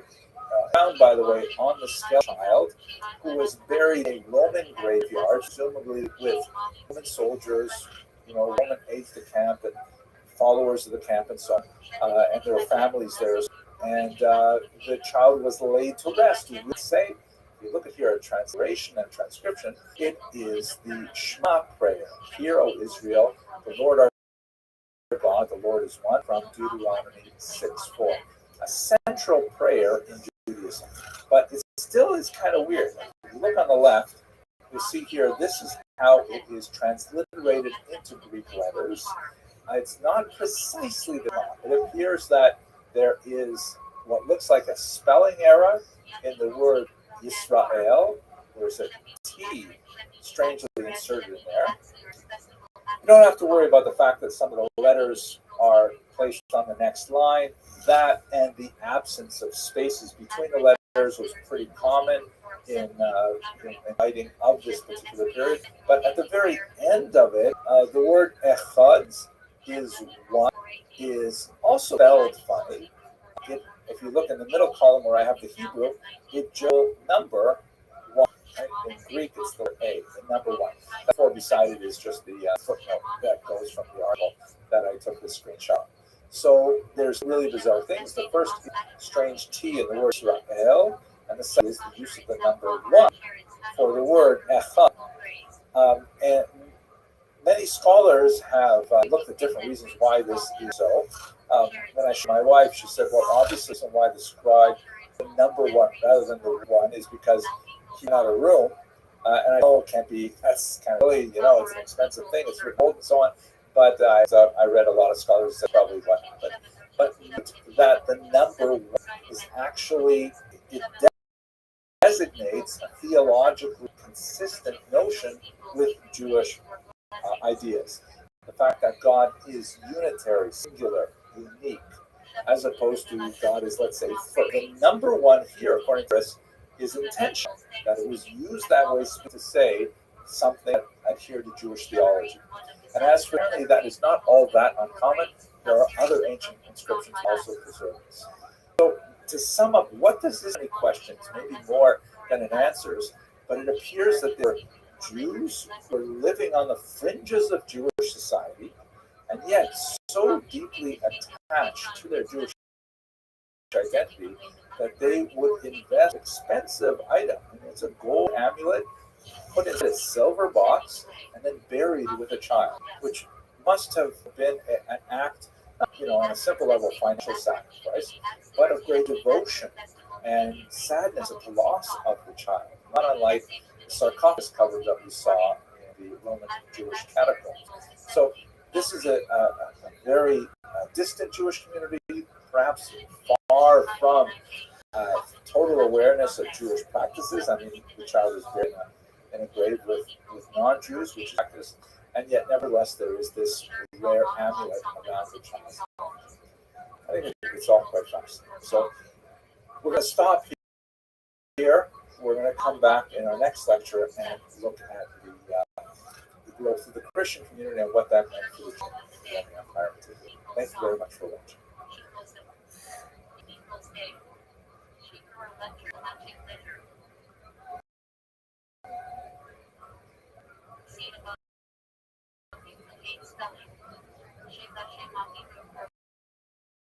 Fantastic. So then let us begin. Tonight's take us past the Roman Empire at the Byzantine Empire, and this becomes to the north, to the Galilee, to really look at the Romans of Ashkenaz. This is, of course, a region where many of us on this call actually trace roots to. About 70% of American Jews trace their roots back to Central and Eastern Europe, which is associated with the Rhineland of Germany. And we're going to look at today the relationship Rome and Ashkenaz specifically. So here, let's have a quick look at the population distributions around the year 700. And this is going a bit rough. I don't have the map making skills to give you a nice map, but so pay too much attention to the relative size of the circles. But clearly, the largest and most important site for Jews in the 7th and early 8th century was in the region of Mesopotamia. That the great Talmudic centers, and specifically moving a little bit further upriver to the region of Baghdad, which would be a major center by the time you get to the concentrated. That's where the geographic intellectual center, the gravitation of the Jewish world really is. There's still a significant in the land of Israel. In fact, part of the story of the 7th and 8th centuries is the tension between the land of Israel and Mesopotamia and the growing descendants of Mesopotamia. We have also discussed last week a significant population of Jews in the Italian peninsula. A lot of them are there as a result of the disastrous Jewish wars of the 1st and the century. And although I'm not showing it here because, again, my map making skills are not so, there are significant little pockets living in Asia Minor, Greece, all across. But the center in Spain is beginning to grow our house and even eclipse Babylonia by the time you get to 10th, 11th century. And specifically, there's a growth from Spain moving into what would be southern France today. And that's where our story really begins. at the in the region of Provence, which is one of the earliest Roman centers. No Jews lived. In fact, we even know the name of the very first Jew who lived in the south of France. His name is Archelaus. He may not have been, actually, I should exaggerate, he may not have been the actual first Jew in this city called, which was a Roman outpost on the river Rhodanus, or the Rhone. But he was exiled there in the year 6 of the Common Era, largely because he was an extremely ineffective ruler. Recall, we discussed his situation. He was the son of Herod and was unable to placate the various factions that were competing for power and authority. And so the Romans simply said, okay, that's it for you, Archelaus. We're shipping you off to the France. Not an especially bad place to if you have to go somewhere, but of course it was bereft of any kind of food, so must be. This Vienne is on this very important river, which runs from the north to the south and into the Mediterranean. And that is the home of famous Radhanites, also known as the Radhaniya. These are remarkable travelers who left no record of their own, but they are recorded in the Arab geographers who are Ibn Qutb, pronounced that right, who describe their far-flung travels, and absolutely amazing.